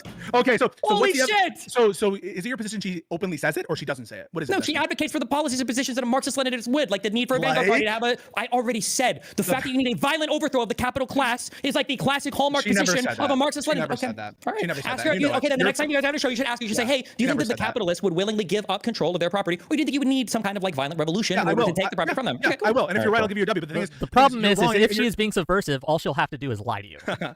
Right? That's the problem. Then it's literally unfalsifiable. Well, then it's literally unfalsifiable. Then it's unfalsifiable. I don't think that she would lie about that. Is it unfalsifiable? Wait, Stephen. What would it take for me to show you that she's not a Marxist-Leninist? You understand that right now, when both of you, right now, when both of you have staked your reputation now on this question that's publicly said, there's no real thing I could give you right now, right? So I'm asking you, is it unfalsifiable? I'm asking you. You understand that both of you are. What evidence would it take? What evidence would it take to convince you otherwise? That's a simple question. You can say nothing. Nothing will convince me otherwise. You can say it. Unless she has like genuinely changed her political beliefs over time. Will anything change your mind about that position? Yes or no? Like if there was like a debate that she had like 2 months ago and somebody linked me and she was like, oh no, like I don't think that like these ideas are necessarily good or whatever. Then yeah, they're like, oh shit, maybe she changed her beliefs. So we'll go through the receipts of what Straighter Ed said, and if a thorough search of her records or of her fucking public statements doesn't say anything about a violent revolution, go search. Doesn't say anything about a violent revolution, will you retract your statement? If a thorough search of her records, will you retract this claim that you just made that she's a Marxist-Leninist? Hold on, I submit. Okay, here we go. We were like this. I submit this to the chat. Go play it, Whick. Play it down for us. Give me a second. Let me. God damn, we got to look up clips and shit. What is this? History? Yeah, we got class? Hold on. Every single quote. I guess for every. Share your screen. Let me pull this up on stream. Yeah, so everyone can see. Right? We can share my screen. Let me show you. I'm not sharing anything. I shouldn't. Okay. No, we don't want to wash here. Okay. Oh nope, that's the wrong one. You already did it. There we are. Okay, let me get through the commercial. The great challenges in this world. Okay, give me a second. Yeah, blah blah blah. We don't care, Neil. Just grass guys. I don't know if Okay, it's here we are. serious or not. So I don't like. Are you a vocal socialism? We have some No, disagreement. I'm not. Okay, so you're not a socialist. No, I'm not a socialist. Okay, I'm a so- communist. That's why it says commie. Oh, are I'm not you a socialist. I'm a okay, communist. so What's there's the a difference? difference. Yeah. Explain to it. I actually feel like mainstream people who call themselves socialists are actually communists, but they're too scared to say that they're communists, so they call themselves socialists because right now that's kind of like where the cultural zeitgeist is permissible. So again, this is what we were saying before, is that you can't be a communist and not believe in like some of these things. Like the idea of communism is like when we're talking about the differences between them and like Marxist, Leninists, these sorts of groups. Now, like, yes, if you're a communist, then yes, you believe in Marxism. You believe in you believe in or Marxist Leninism. You believe in these sorts of like ideals of like overthrowing the government and shit like this. That is just. I don't think anybody has ever called himself a communist and not been on board with this stuff. Love. Yes. Yeah, that's it. Yeah, we're good. Okay, Okay. I'm good on that. I'm I good mean, on that that, one. I'm good. I'm ready for a Pisco to soy. Hold on, hold on, hold on, before everyone, I have to actually stop. I'm asking you, Pisco, is that sufficient evidence to you? No, wait, her saying The- I'm a wait, commie the answer, is not so sufficient evidence that she's a communist? The answer is I know that Aaron says she's a commie, and, and Steven, you can tell he's fucking soying the fuck out because I acknowledge that Aaron has said that she's a commie as a position she's had. The question wasn't is she a commie or not, and you were the one who says, by the way, Steven, your whole point is you can't just go off the You're label. absolutely cooked on this. You are smoking. Your Destiny, corpse is Destiny, smoldering on this. Destiny, wasn't it you who just said? Smoldering. Wait, Destiny, didn't you just say? that You're about to pull out the most pedantic argument we've ever heard in our entire life. Destiny. She said, I think socialists are too scared to identify as communists, implying that it's a more radical position. But go ahead. Yes, go ahead. Say this. Yeah, what do you got? Did you just say before that you should not take the label to be indicative of whether that person is the thing? Did you say that? That's all I'm asking. I said it's not necessarily. It doesn't mean they're not, but not necessarily. So for example, for instance, when she labels herself as a communist and then she supplies additional argumentation saying, I call myself a communist because I think that most socialists are too scared to even call themselves that, that would be an additional argument for the label. Steven, I just one more question. Yesterday, did you say that all socialists are communists? Yes or no? I don't know. I'm not sure. I don't think that all socialists are communists. You did say that all socialists are communists. Well, hold on. Straight Rate agrees with Destiny. Wait, I don't think he said all socialists are communists. I think he said there's no difference between the labels.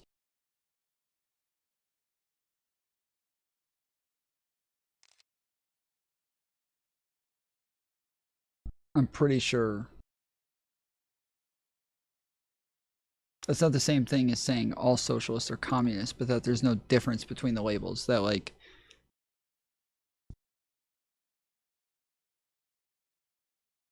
But then right afterwards, I think he literally clarifies that he thinks that they should all just be treated as the same. But I don't remember. I could be wrong. Position. Did you have the exact same position that Aaron just had? Yes, they'll get the clip yesterday. You said all communists are socialists. You did say that, didn't you? Yesterday. I probably also said all MAGA are like pedophiles. You think I actually genuinely believe that all MAGA are pedophiles? So you were lying. So were you right then or are you right now? Were you right then or are you right now? Were you right then or are you right now? Well, if it's like a serious conversation where somebody's trying to tease out my political beliefs, like when Aaron was inquired about her beliefs there, it's probably going to be a lot more serious than me just saying like fucking socialists or communists or whatever, right? For instance, when a Boy earlier asked me, do you think that I'm like a techie or whatever? Like, no, I don't think so. I think a Boy is genuinely where he's at politically. So I've already disproved the quote mine and you're trying to get me on. I don't think a Boy is a secret. So yesterday, everyone can see it. Everyone can see it. Yesterday, Steven, yesterday, Steven said. Yesterday, Steven said. Forward quote. Yesterday, that is actually a Marxist Leninist. Steven said. Issue is that Pisco didn't know what Marxist Leninist was until like 2 days ago, which is why somebody brought it up in a conversation. He's like, wait, do you mean Marxist or do you mean Leninist? Or when somebody said white terror, he thought white terror, you mean hate crimes? Like, what does that mean? Right? Trying desperately to assassinate me in a single quote. Yesterday, don't know about these political ideologies, which is that's why I'm able to use and abuse you guys on these programs. You don't know nothing about them. So yesterday, Destiny said socialists are communists. There's no distinction. He said there's no distinction between socialists and communists. And now, being literal, or was he talking about power? Oh, so he's got finished, please.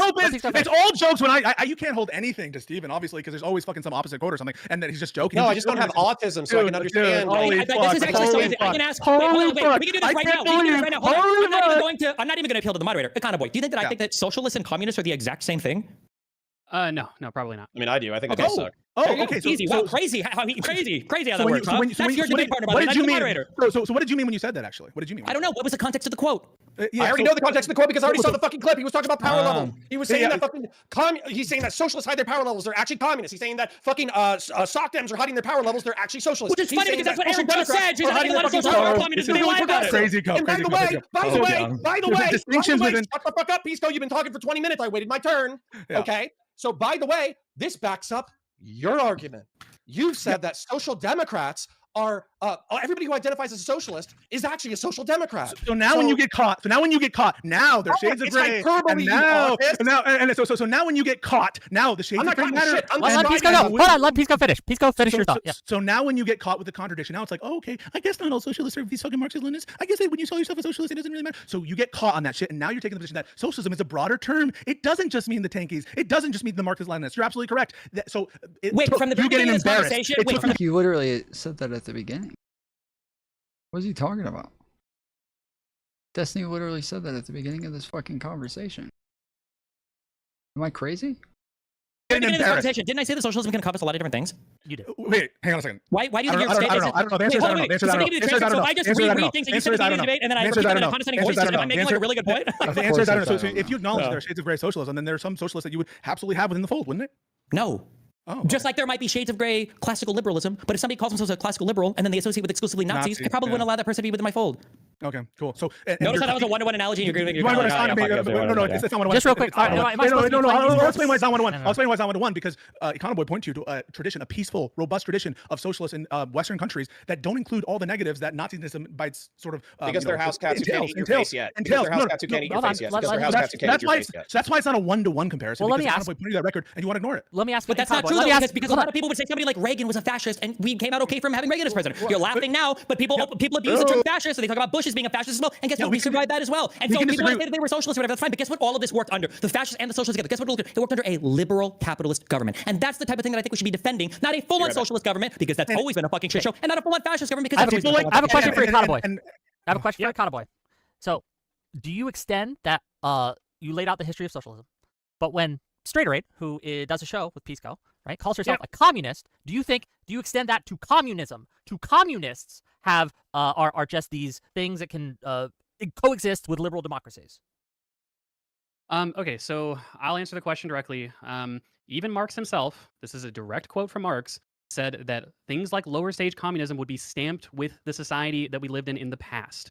Okay, now what he meant by that was that lower stage communism, as communism comes into being, that during that process, the stamps of the current society that we live in will be present in lower stage communism. What he meant by that, historical example of a communist party, like a communist taking power in a liberal democracy surviving that. I'm telling you what the most famous foundational thinker of communism literally thought communism was. I just want a historical example. Now, your question was, could communism exist within liberal frameworks? Okay, Marx himself advocated for many things that we would call liberal. He said things like freedom of speech, the equality of people, the fundamental freedom of people to coexist with each other were important characteristics of communism as it comes into being, and communism when we get to supposedly the final stage of communism. So to answer your question, yes, liberal values would exist.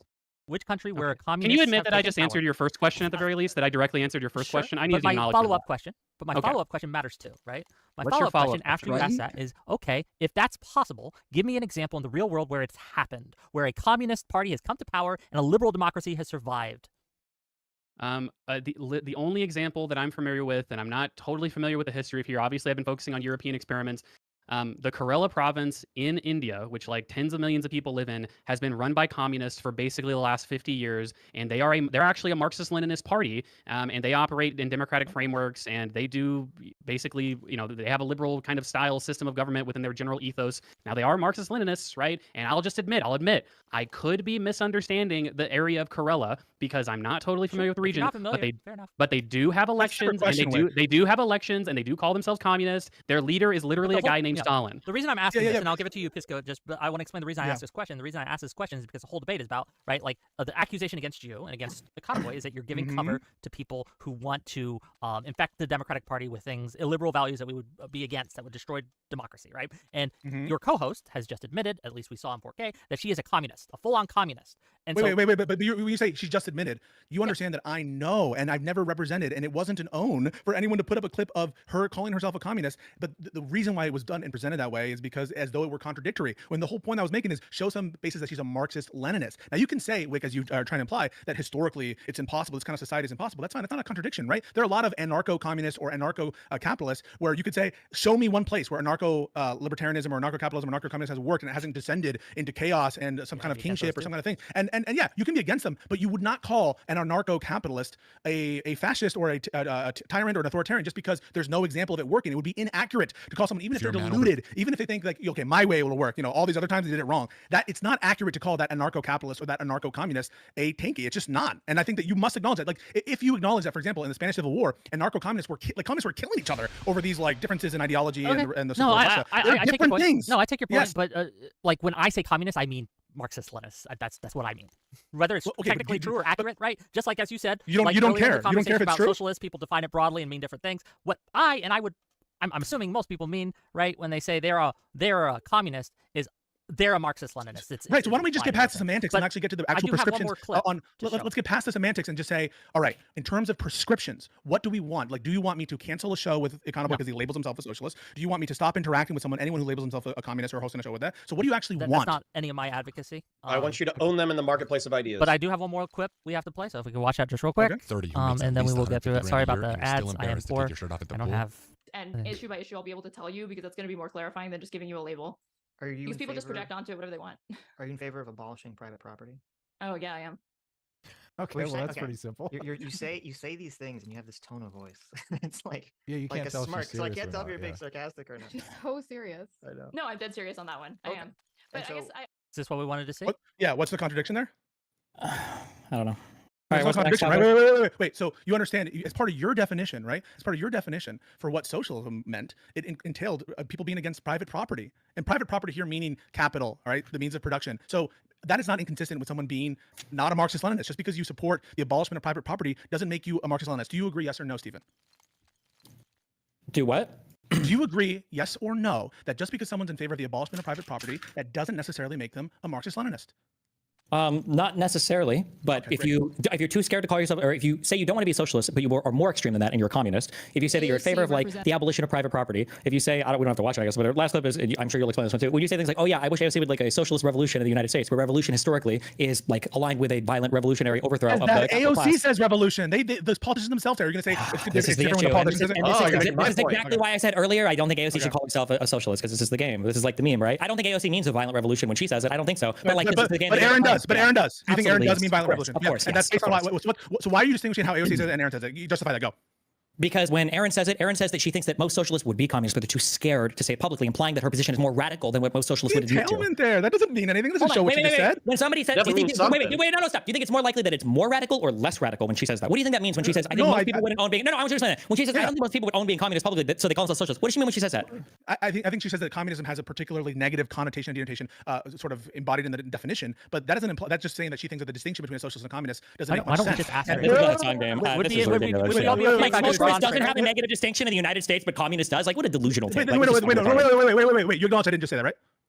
What you said that? Do you acknowledge I didn't say that's what it says. It was comparative, right? You said you made it sound like communism has a negative connotation versus socialism. I don't think there is one. Did you acknowledge what I said there was comparative? I said comparing socialism and the term communism. And do you agree that communism has a more negative connotation than socialism, yes or no? Not meaningfully, no. You don't think that the term communism, so you don't think there's a meaningful distinction in the connotation of communism and socialism in this country? No. There is not a single person in the United States where you go, hey, somebody's like, are you a communist? You're like, oh, no. That's not true. That's ridiculous. That's a dumb thing to say. Of course there is. There is a meaningful difference in the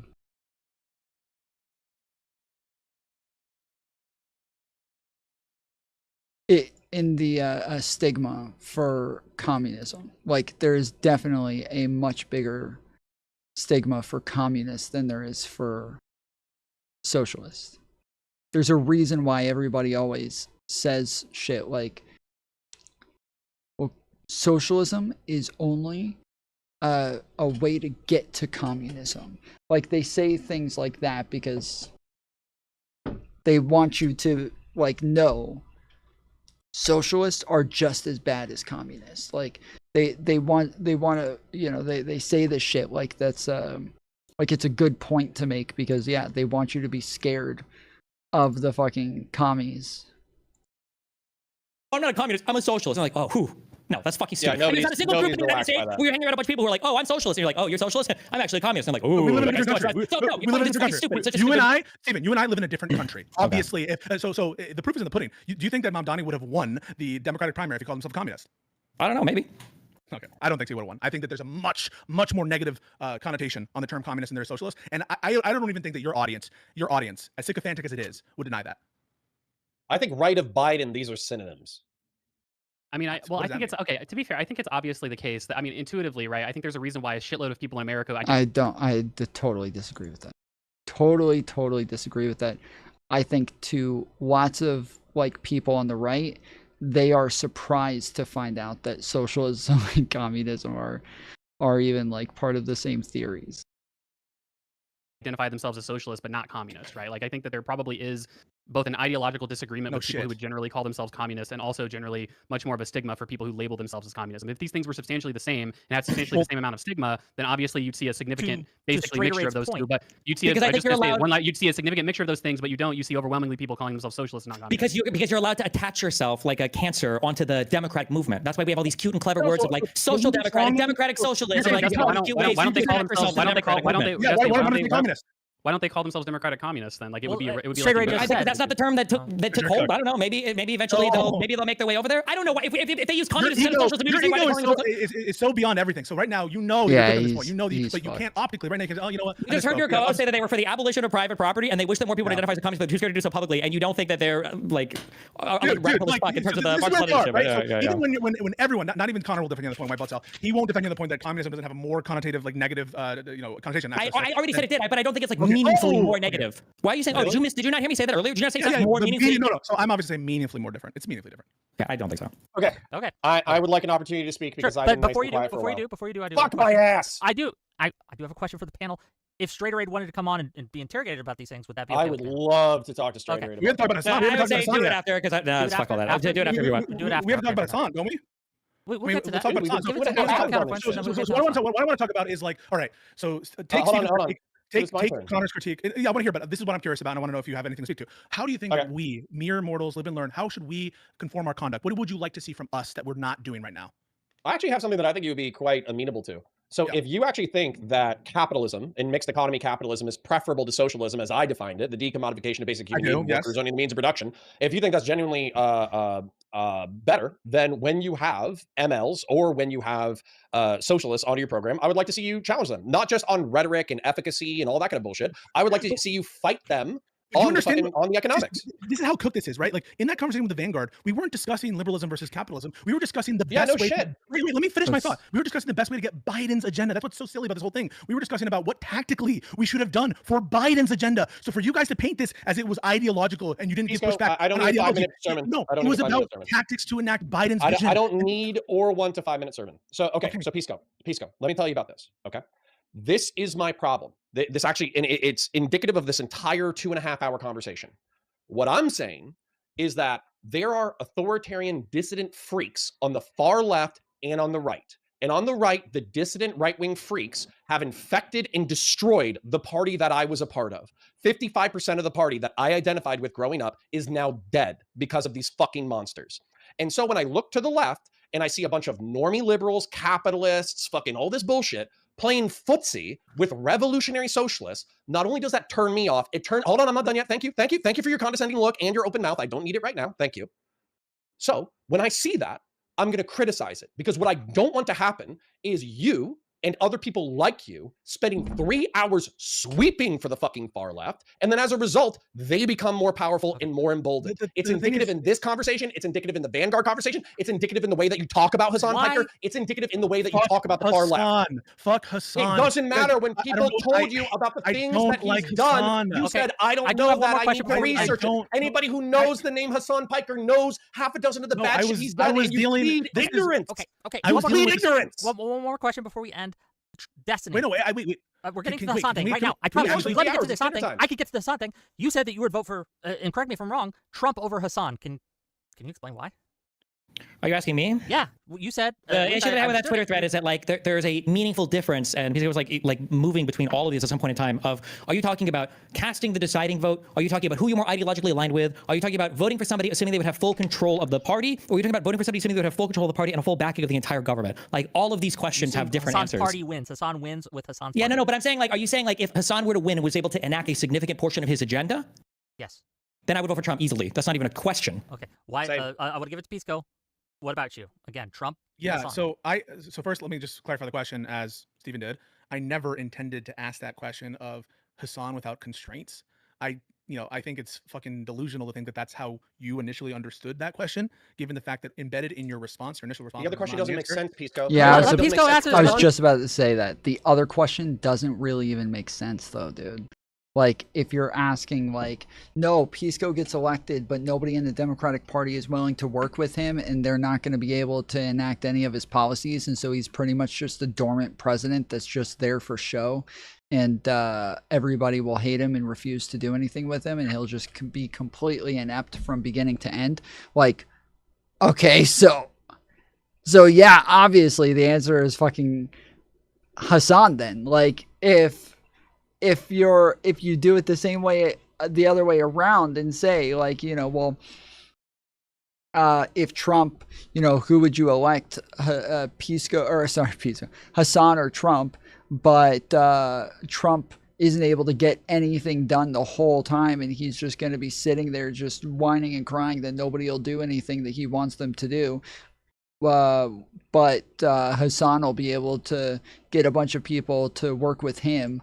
Which one would you? Well, obviously fucking Trump, dude. What the fuck? Like, these are just pointless questions at that point. He's irrelevant, but he wins political power. If Hassan's irrelevant, but he wins political power, then that. Tom, doesn't that describe Trump in his first term? Yes, exactly. Yes, that's kind of the point. Yeah, but right now that does not describe Trump's term, and so the idea is that, okay. So Hassan wins, maybe first term, he's not able to do anything, but then he'll be the incumbent, and then he'll have learned from his mistakes, and then the second time in, he'll be able to surround himself with a bunch more extreme people who are going to go along with what it is he's doing, and he's going to be able to overturn the entire fucking party and get everybody to vote for commies into Congress and as the governors and everything all over the place, to where he'll just completely reshape the party. That is what we all think is like, oh, okay, so he's going to do what Trump did first term and then second term. Okay, well, yeah, then like that is what we're answering. But the idea is that like we're just supposed to assume he's never going to get anything done because nobody likes him. Well, then it's just a fucking stupid question now. It is a totally pointless fucking question when you're saying choose somebody that you disagree with but doesn't get to do anything versus somebody who you disagree with but gets to do everything. What kind of fucking question? That's not even a question anymore. It's not even a question anymore. Literally everybody will choose the one they disagree with that gets nothing done. Everybody. It's not even a question. It's just a stupid question at that point. That vote doesn't fucking matter. So how is that your point? So the conclusion that Stephen was interpreting that question to be Hassan without constraints is preposterous, given the fact that he was referencing as one of the reasons to vote for Trump over Hassan in that scenario, Trump's constraints over the Trump during his constrained period in the 4 years. He said, look, Trump wasn't able to accomplish what he did in those 4 years. We haven't had to destroy the country. Clearly, he was referencing Trump with constraints to Hassan with constraints. That's obviously what the question asked. That's what your people understood when they No, voted the Hassan in their constraints own on draft. Hassan would be significantly greater, though, than the constraints on Trump.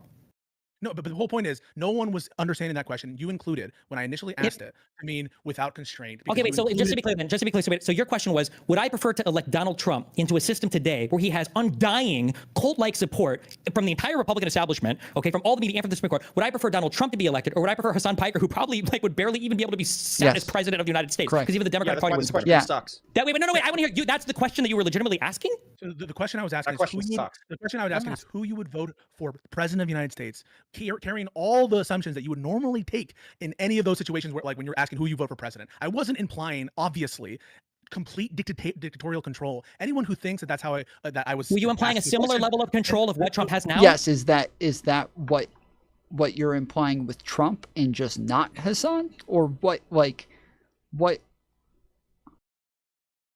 How does this question make sense anymore?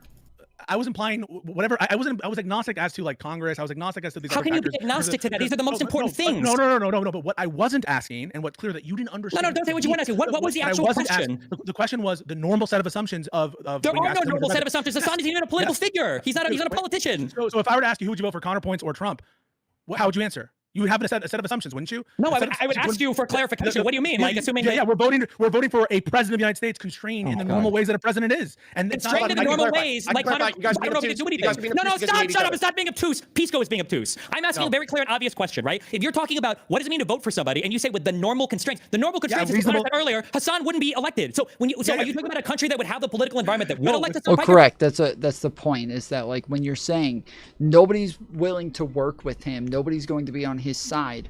You're saying this is such a like strange hypothetical society where Hassan can win and become president, yet literally nobody's willing to work with him. It's just this is like you have to assume that if Hassan is becoming president, that he is drastically changing, that the like culture is drastically changed with this, and therefore he's also going to have a lot of support within the Democratic Party to some extent, and if not first term, then at least second term, to where like this all has to be built in, like it just has to be.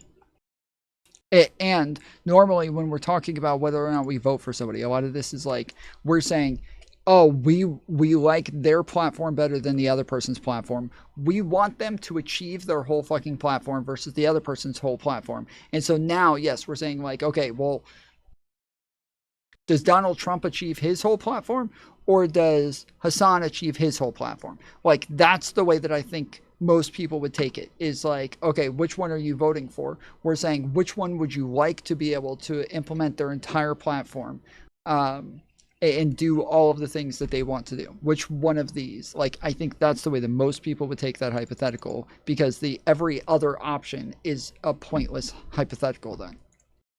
Here, you know what? Here's a better one. Given the same constraints on the system, would you rather have Donald Trump as the president or Stalin as the president? Yeah, I think probably Trump. Yeah. Then you agree with me. Wait, no, I don't agree with you. What is the because I think the grounding of your question fucking sucks. I have no evidence. I have no evidence that Hassan is like Stalin. I just don't know anything about. Yeah, I mean, like that's just how like fucking. That's literally his political ideology. Do you want me to read you the evidence? I can read you the evidence. No. In the ways that matter. Like Stalin. Yeah, I can answer that. So you think that Stalin and Hassan. So Hassan is a genocidal freak. That's what you think. Yep. I don't know if I take genocide. But Hassan is a Stalinist, like a Marxist-Leninist. Yes. No, but he's not similar. Do you think that Hassan would enact a genocide in this country? It could happen, yes. Hold on. Yes. What's your evidence that Hassan would enact a genocide against in this landlords? Because a Marxist-Leninist, and because when other vanguard parties are coming to power, like in fucking China and in the Soviet Union, they ended up having genocide. Just to be clear, you think that Hassan is pro-genocide in this country? You realize Hassan? I don't know if Stalin or Mao were pro-genocide. That's a stupid question. You're trying to do this yes or no shit on complicated political issues. You don't understand any of the politics. Hassan said he wanted to kill landlords. He wanted to kill landlords. Do you think that Stalin was pro-genocide? Yes or no? Yes or no? Yes. No. You're retarded. You're an idiot. You're a fucking retard. No. Stupid. Wait, Connor, you agree with that Stalin's pro-genocide, correct? That's great. He's a Republican. I believe. Hold on. Holy shit! I can actually answer questions, unlike you, Spurgs. Yeah, Stalin wanted to fucking kill the fuck out of the Ukrainians. However, Pisco, what I'll answer directly to you is that I think if Hassan was put into power the same way that Stalin was, he 100% would create thought crimes. He 100% would incarcerate people without trial. He would 100% do mass executions of ideological enemies, namely capitalists. And I have evidence for that. Yeah, he said he wants to kill all the landlords. Well, yes, and the guy who literally wears shirts like "Eat the Rich" and didn't he have like a what did we listen to yesterday on that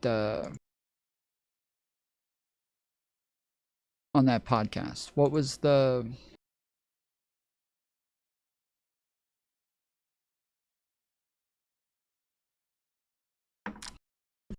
thing? I forget what he said yesterday. Said he No, wants to kill all the not just that. I literally have, in preparation for this debate, Trump, I wrote down like so I'll ask you, Connor, if Trump had total power and he had no checks, do you think he would kill political rivals? Oh yeah, 100%. Yeah, 100%. So what's the disparity there? Okay, hold on. I want an opportunity to answer this question because I feel like you guys are talking past me here, okay? Okay, and I get we're wrapping. All right. So with Trump right now, we have he's a cult-like leader within the Republican Party, but he does have some institutional checks on his power. For the sake of the hypothetical, I presumed in order for Hassan to be of similar power, he would have a similar situation. He's not in total control. We still have Republican. So wait, wasn't this? Hassan does one very particular thing that social democrats to sitcoms as you grow up, to the news, to movies, blockbuster movies. It's all so steeped in anti-communist propaganda, even to this day. And it's so you have this ingrained cultural and that term has been so heavily conflated with left-wing economics, left-wing politics. I mean, properly left-wing, socialist and beyond, not the Democrats, which are clearly a right-wing party. What do you mean? The Democrats are? I thought they were communists. What the fuck? Yeah, that this morning, now that they've arrested their political rival Donald Trump, we are living in communist America. Yeah, I don't get it.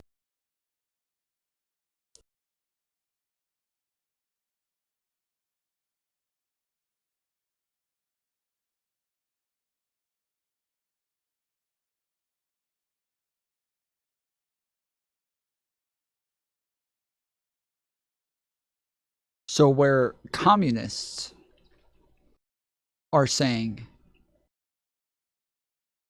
I thought they arrested their political rival, Donald Trump, because they're communist. I don't get it. Right? What isn't that saying that they believe that communists, if we were a communist society, we would arrest our political rivals like Donald Trump? Exactly right.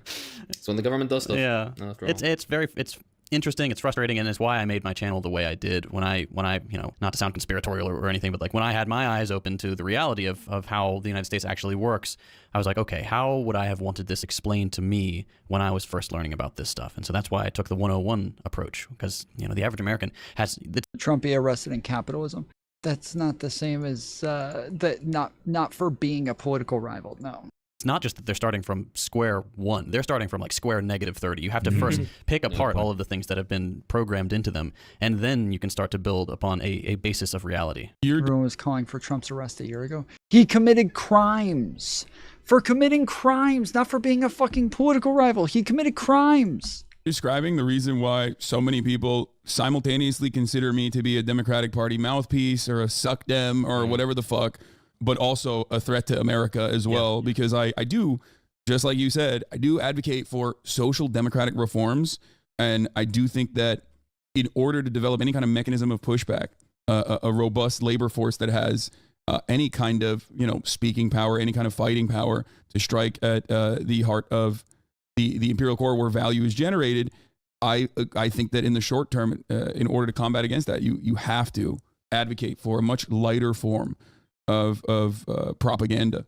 Despite I perfectly understand that social democracies benefit tremendously from American imperialism, Western imperialism, and would not exist in the way that they do without such atrocities committed, right? But if you want America in the way that I feel about it, and if you want America to get out of the way for places with more revolutionary potential to do what they would normally do, I think that one thing you have to do is more revolutionary potential to do what they normally do is advocate for a lighter form while simultaneously still doing agitated propaganda that goes beyond social democratic ideas. I just wanted to put emphasis on the exact point of the so-called radicalization funnel, where, for example, Hassan and JT catch them while they're young, as they say, and then they start looking into this new idea, etc., and then move forwards through the funnel, get more and more informed, get more and more radicalized, and so on, can only work and can absolutely utilize, for example, the stuff that Hassan does, because Hassan does one very particular thing that social democrats that, for example, we would never call to this podcast or we would give a lot of shit to, because they cut the funnel from both sides. What do I mean by this? They introduce people to lukewarm socialist ideas, etc., and then they want to keep them there, right? Well, whenever Hassan introduces people to socialist ideas, yes, the lukewarm, not so scary sounding ones, keeping your power levels low, hidden, and so on and so on. He does not stop them from progressing through the funnel and getting additional information and so on. He doesn't agitate against, for example, the revolutionary perspective and so on and so on. That is the main difference. You do your part in the funnel for the cause or whatever the fuck you want to call it. We'll talk later about if what we're doing actually does anything, etc. But as long as you do not try to keep people exactly there where you want them and don't want them to evolve, etc., then you're doing, in my modest opinion, a great thing for the cause. But unfortunately, there's a lot, especially for example on Twitch, motherfuckers that do the opposite, and they just because they want to farm their audience as much as they fucking can, and then they generate drama, which is almost 99% with other socialists, etc., and that is, I stay away from all that noise. Exactly, and that is reactionary shit. That is quite literally anti-progressive and hurts the movement much more than it helps. So yeah, those are the two different. I hate Wreckers, right? I mean, they've always been around, and I think originally Wreckers would operate almost like in a way that you salt a workplace, right? Like they would come in, they would have a different ideological perspective, and they would do these things. Nowadays, I think in America especially, American exceptionalism, American individualism, American capitalism is so ingrained in the minds of people that they do it without realizing. There are plenty of forms of what people would consider radical politics in leftist spaces that people engage in, where they are unintentionally doing wrecker shit without recognizing that they're doing that. You have anarchists, rad libs. I mean, I guess there's more historical precedent to that. But you have so many different flavorings of the Nat socks or whatever, which is hilarious because that's just the most anti-materialist perspective. You can have nationalism in that regard, and all this other stuff, that people engage with. And who is this guy again? Who's this guy supposed to be?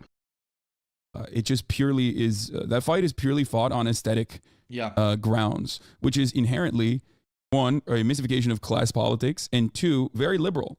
It's the most liberal thing you can do, to be like, oh my God, you wear expensive clothes, you're fucking not a real leftist. You need to, as a leftist, or as an anti-capitalist or socialist, you can't have a house. You can't make money. You need to live like an ascetic.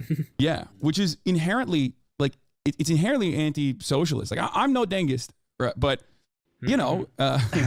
it's you know the quote that I'm obviously referencing, but socialism is not a poverty cult. Absolutely. Okay, exactly right. Prosperity is glorious for all. It is. There's a very good article by Jonas Manuel, the Brazilian Marxist, an organizer and historian, and he kind of ties in this European obsession with martyrdom in Christianity into the modern flavor of Marxism that's practiced, and it's where they almost deify failure. In a way. So that's it's supposed to be Lenin.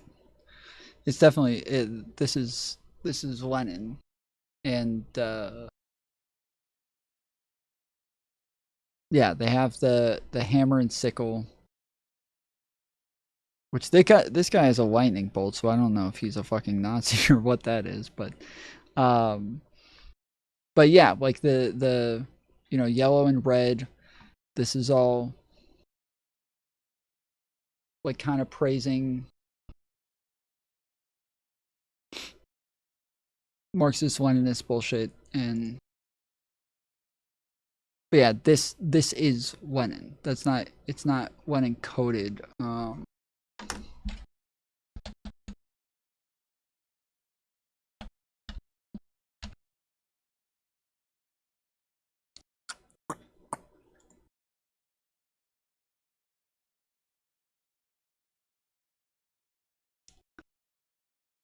It just is Lenin.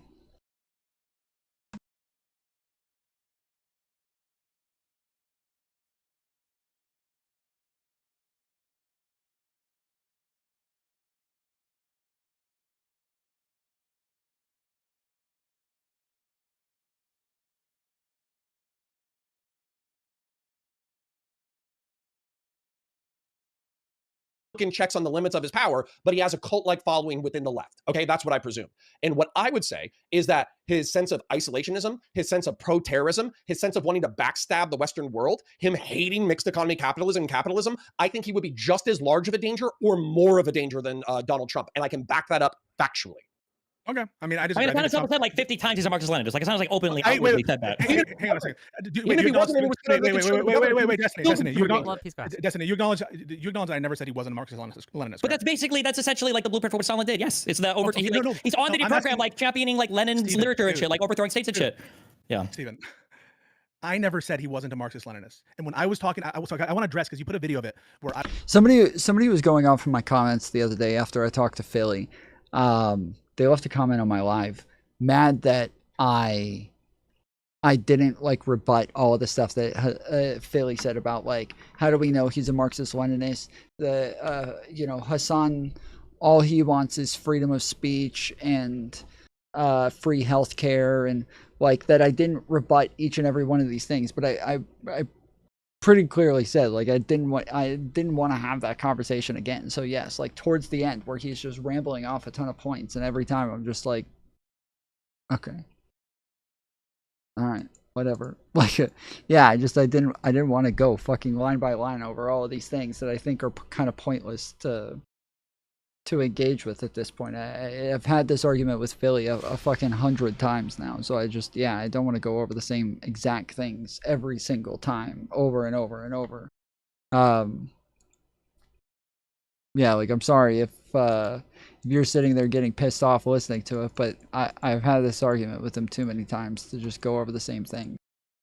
I was like addressing some people who are following Hassan and getting his clips, basically where they were talking about this re-education camps. And what was told to me is this is an example of Hassan explicitly in favor of re-education camps. I want to be clear about something.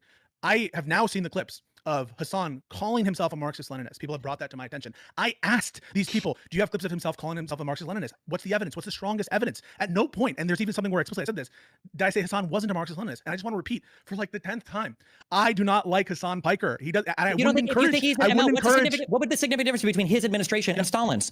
Well, because I do think that Hassan or is Lenin, not, if we want Lenin instead. No, Stalin. No, do Stalin. No, Stalin. We'll do Stalin because so I think the key distinctions are, I think that if you take a look at the different personalities, that Stalin seems like a worse overall person, has worse people in his ear. I think that Hassan has some friends who I think are generally like good people like Adam Friedland. People. Okay, like, here's a question. First of all, let me finish.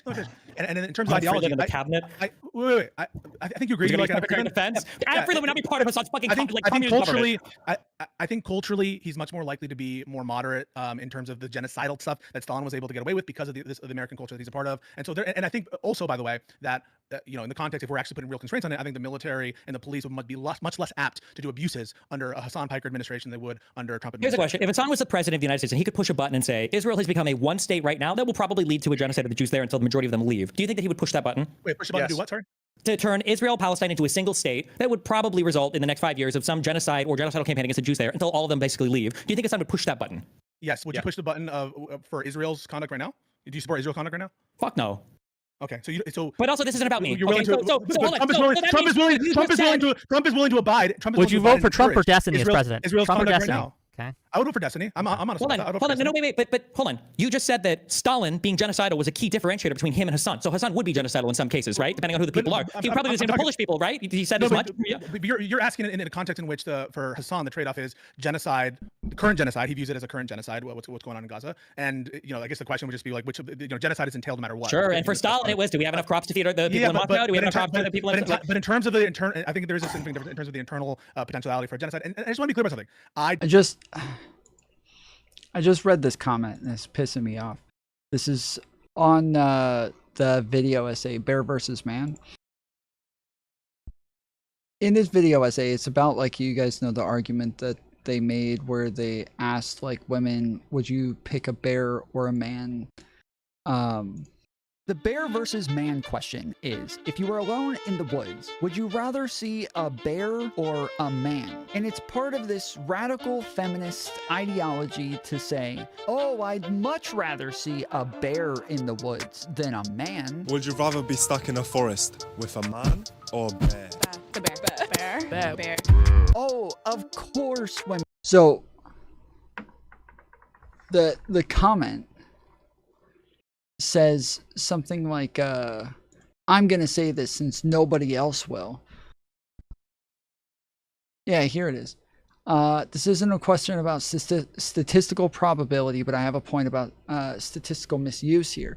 It's about perception and the lived experience of fear in vulnerable situations. When women say they'd rather see a bear than a man in the woods, it's a visceral response shaped by reality. I literally say all of this in the fucking video.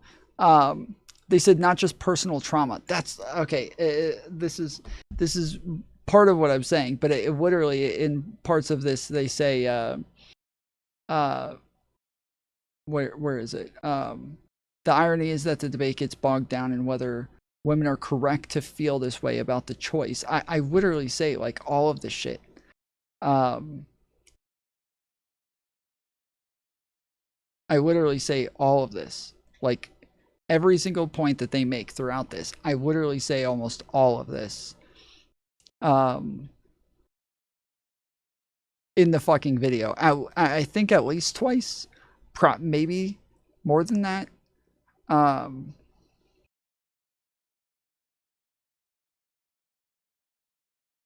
Like right here, it says the discomfort men feel about being perceived as threatening is valid, but it doesn't negate women's reasons for exercising caution. I literally say this in the video. I literally say this in the video again. I literally say these things in the fucking video. Like, this is so frustrating. I'm pretty sure, like, I say some of this the first time here. Now, I know what lots of you are thinking. Tom, this isn't a serious thing. It's a meme. It's just a provocative saying to get people's attention on violence against women. It's only something to shed a light on women's fear against men, no matter how irrational that fear might be. And I initially thought the same thing, until I realized pretty much every woman or man who answers bear tries to give a logical, rational justification. They don't just say, it's a feeling based on past trauma, but instead try to give statistics and rationale to back up their bigoted answers. And to be clear, so I'm saying that like this is about like people trying to use stats to say that men are statistically more dangerous than bears, and we can prove this with fucking with studies and shit. But I say again here, all we can do is take this feeling into consideration while we're around women. The idea that it's okay going to be alone with a man, text. Yeah, so here. Surprised by the fact that women are like bear. And I think it's also very obvious for women why we would choose bear. I do realize why women are afraid of men. Even if women were just as likely to assault men, men are more capable of defending themselves, therefore still making any physical encounter much scarier for women. Because the reality is that there are tons of creeps out there. Young women are taught from early ages to be cautious. Don't get into cars with strange men. Cover your drink if you put it down. If you're ever going to be alone with a man, text someone beforehand, just in case he abducts you. That way we know who he is. It's wild to me to imagine preparing to be abducted before going to hang out with a friend or going on a date. The thing I'm fighting here is not whether or not women should be cautious. I'm fighting the idea that it's okay to use this. See, like I literally say all of this. I give all the fucking caveats throughout all of this, just saying, like, of course women should be cautious. Of course this makes sense. Of course women have experiences that make them feel this way. That, like, I use to show how women are afraid of men. Though, the hypothetical is a tool used to show how women are afraid of men. Though, there's not much most of us can do about it, since over 90% of us aren't predators. All we can do is take this feeling into consideration while we're around women. But when you start to justify this idea that men are dangerous and try to use stats to say that you'd have a better chance with a wild beast over a man, this isn't a cautionary hypothetical anymore, but a harmful trope and an incorrect stereotype. So this is, I say all the fucking shit throughout this. Women should be cautious, but they should not keep gassing each other up to make men seem scarier than they actually are. Like, bro, I say all these things, that you should be cautious, that like the fear makes sense, that like I go through all of this fucking shit, and then they paragraph post at the end to just kind of repeat everything that I actually said. The only difference is they said that this is a this is based on their own lived experiences. let's see, it's about perception and the lived experience of fear in vulnerable situations. Yeah, I say that. I literally fucking say this.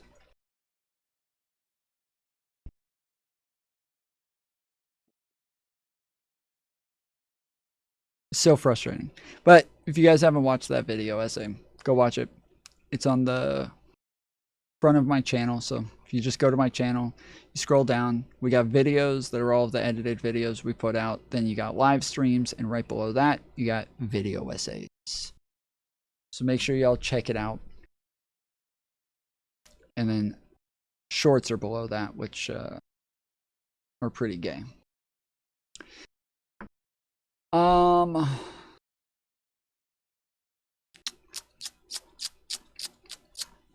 Who actually runs? Shut up.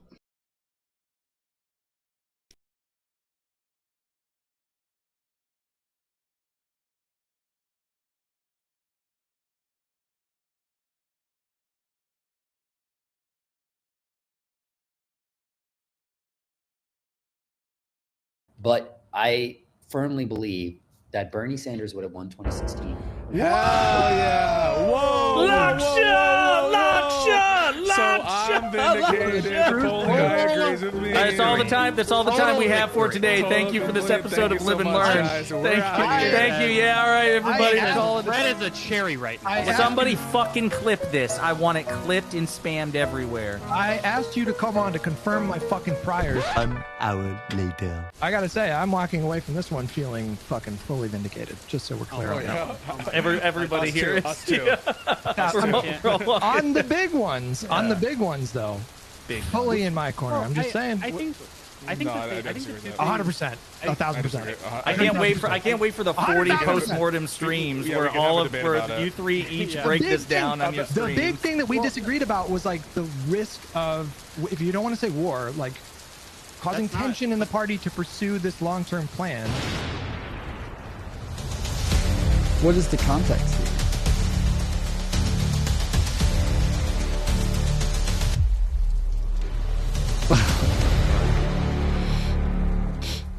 This is Green Lantern Theory of Politics Manifest right here. This is what it looks like.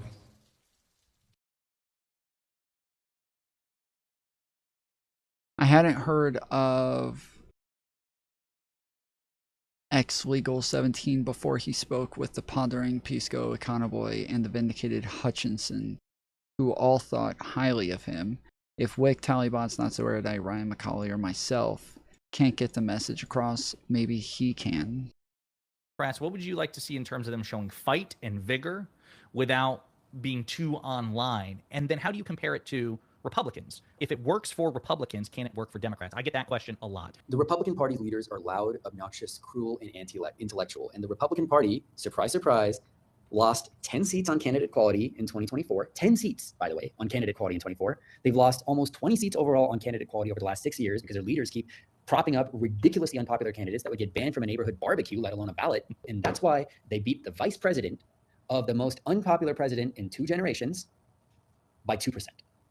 Another Republican should have won by a lot more. And if you look at the polls of like Nikki Haley versus Biden or something like that, you get to the idea that like, whoa, hang on, there are a lot more people that are open to voting for the other party than you think. This polarization that we've constructed, some of it is, yes, a lot of it is very real, but some of it is also just straight up like, we've kind of just decided this is the way things are, so we may as well double down on our side. And now we make choices with respect to it because, hey, the other side does it too. But the other side does it, and they've done a fantastic job at losing elections they should have won. Why did they not have a Senate majority in 2020? I think that is a good point. That is a really good point. Like, Donald Trump barely edged out like one of the most unpopular candidates we have ever run. Like, that actually is a really good point, actually. 2022. It's because they ran people like Kari Lake, who frankly, and Blake Masters, who had like some of the worst focus group scores anyone has seen in their entire life.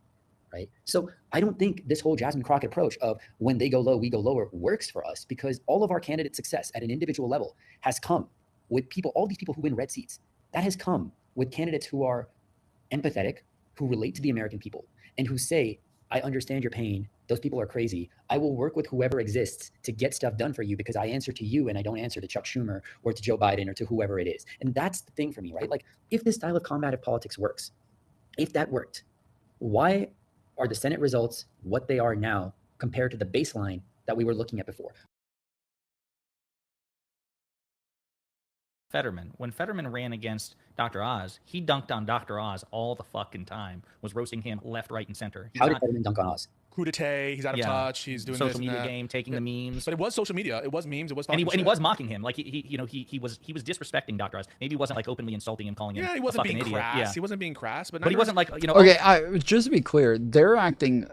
This is kind of a dumb post, because a lot of what they're saying is that,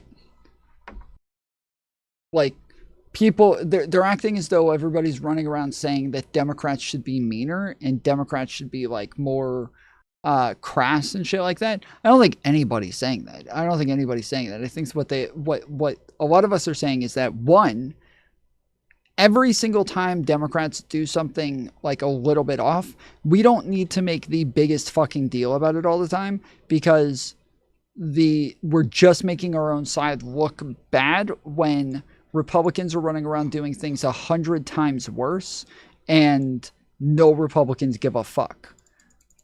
Yet we're trying to hold like the highest fucking standard for these people and making a huge deal about any time they do not live up to perfection, while Donald Trump can run around and rape children and then hide it from everybody and nobody gives a fuck. And then, so that's for like actual like politicians. When it comes to like the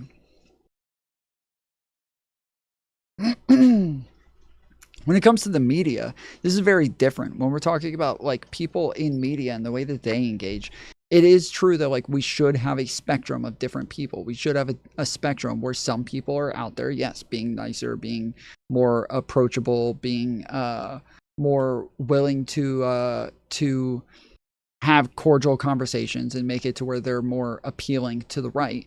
But the majority of what gets people fired up and willing to go vote are the people who are way less willing to concede anything. They're willing to fight on every battle. They're willing to they're capable of firing the base up so that the people who already agree with them are willing to get out there and go vote. Those are the people who are going to do by far the most good, is getting the people who are already liberals, already Democrats, and just getting them capable and willing to go out and vote. Those people are going to achieve way more in terms of like proportionality and success. But that's still like, that doesn't mean nobody should be reaching across the aisle. Nobody should be working to pull people in and making sure that we're still like open to the other side. And I do think that like when it comes to people being willing to criticize Trump, we talked about this yesterday or the day before, where anytime people are upset about Trump not releasing the Epstein files, everybody is like, oh, well, you should have known. You're an idiot. You knew this when you voted for him, you piece of shit. Like, no, don't fucking do that. Like, accept the criticisms, cheer them on, say, yes, this motherfucker gets it. Yeah, based as fuck. Like, that's the sort of shit that we should be doing. Not this whole, you need to be held accountable. Like, that's just that is something that is always going to advantage Republicans. When any time somebody has the smallest criticism of Democrats, the Republicans all run around and cheer them on. Yeah, you're fucking awesome. They get it. I love this person. Like, they're going to feel a lot more accepted by that group and be audience captured very quickly. So these are just different aspects of these things. They're not it's not all the same from top to bottom. You can't expect commentators to not call out what they see as mistakes or bad policy or be hyperbolic. Again, that's not what I'm saying. I'm not saying like don't call it out. I'm saying though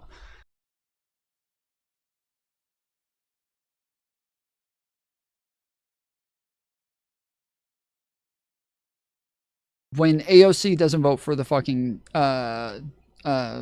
when AOC doesn't vote for the dome to lose funding, and they say this is disgraceful, this is embarrassing, this is that she's like let everybody down, like that sort of shit. Like I think that is way too over the top and way too hyperbolic to where what I'm talking about is saying like, yeah, I disagree. Like, I think that it would have been better to do this. Like, there's obviously been, when it comes to like Biden and Biden giving his son a pardon, I was pretty clear. They're like, yes, I think this is bad. I think this is bad. I wish he hadn't done that. Like, that was definitely disappointing. But they didn't turn around and be like, this fucking ruins his legacy. He's done with this. I can't believe, like, it seems like everything is though the sky is falling all the time with commentators.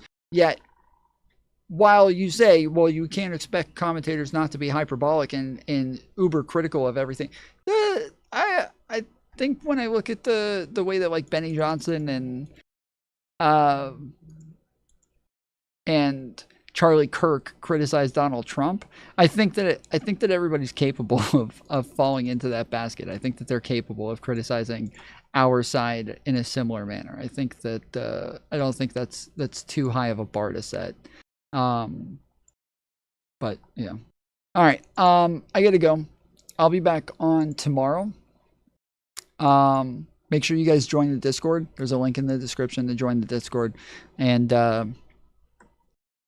I think probably tomorrow before I get on stream, I think I'll be hanging out in the Discord for a while. So y'all come hang out in the community VC. It's open to anyone, anytime people want to hop in there and use it to play video games. Excuse me, to play video games or for anything else. Definitely want to encourage people to use the community VCs. But yeah, I'll likely be in there tomorrow. So come hang out and follow me on Twitter. Till then, appreciate you. Love you. I'll see you next time. Later, fools. You think he's working for the Russians? You think he's working for the Russians? That one? Yeah. Well, do that. Yeah? Can't do that right here. It's Trump City. Yeah, it's Trump City. To loot. Nobody who likes Trump would work with Russians. Yeah, no. No. You guys have one that says, like, let's go insurrection? I don't think we have one that says that. Do you guys have any Make Russia Great Again shirts? I've been all of them. No? Okay. Nothing like that. I'm sorry. All right, that's what I'm looking for. I appreciate it. Thank you. Do you guys have any that say cancel the Constitution? No. No? Never? All right. I'll check somewhere else. Thank you. Let's go, man. Trump for treason. Let's go. You guys have one that says, that much for a Mexican? That much for what? That much for a Mexican. Trump told a woman that he was going to pay for her husband's funeral. And then when they sent him the bill, it was $60,000. And he said, that much for a Mexican? I'm not paying that. And then cut off the bill. You should get a shirt that says that. That would be really good. The reason why I decided to take an Uber from Chicago all the way to Trump, I think, was the first president in my lifetime to ever sit here and say, look, I'm just tired of this and tired of wars. I mean, Joe Biden's one of the biggest warmongers of my lifetime. Him and Barack Obama, they used to call those two guys the drone kings because they bombed so many hospitals, schools. You know that Donald Trump broke all of the drone bombing records towards the end of Obama's first term. He wrote a bunch of new regulations that made it to where way less civilians were going to die and that they were even not allowed to do drone bombings unless they had like almost 100% certainty that they were going to get the person that they were going to kill, and it had to have a very certain limit on civilian deaths or casualties. And Trump got rid of those laws. He got rid of all of those regulations. He started breaking the drone bombing records, and he also got rid of the laws that said that anytime we drone bomb somebody, it has to be publicly reported. Drone strikes under Trump did not go up. They went down. They dramatically. No, they did not in his first term. They dramatically went down. Yeah, I don't know where you heard that from, but they literally all of the went numbers. down. I promise you, they didn't. Obama had 8 years to set his records. Trump did them in like 2 years. It says there's been 2,243 drone strikes just in the first 2 years of the Trump administration, compared to 1,878 in Obama's 8 years in office. So Trump beat his 8 years in 2 years and continued escalating past that. He by far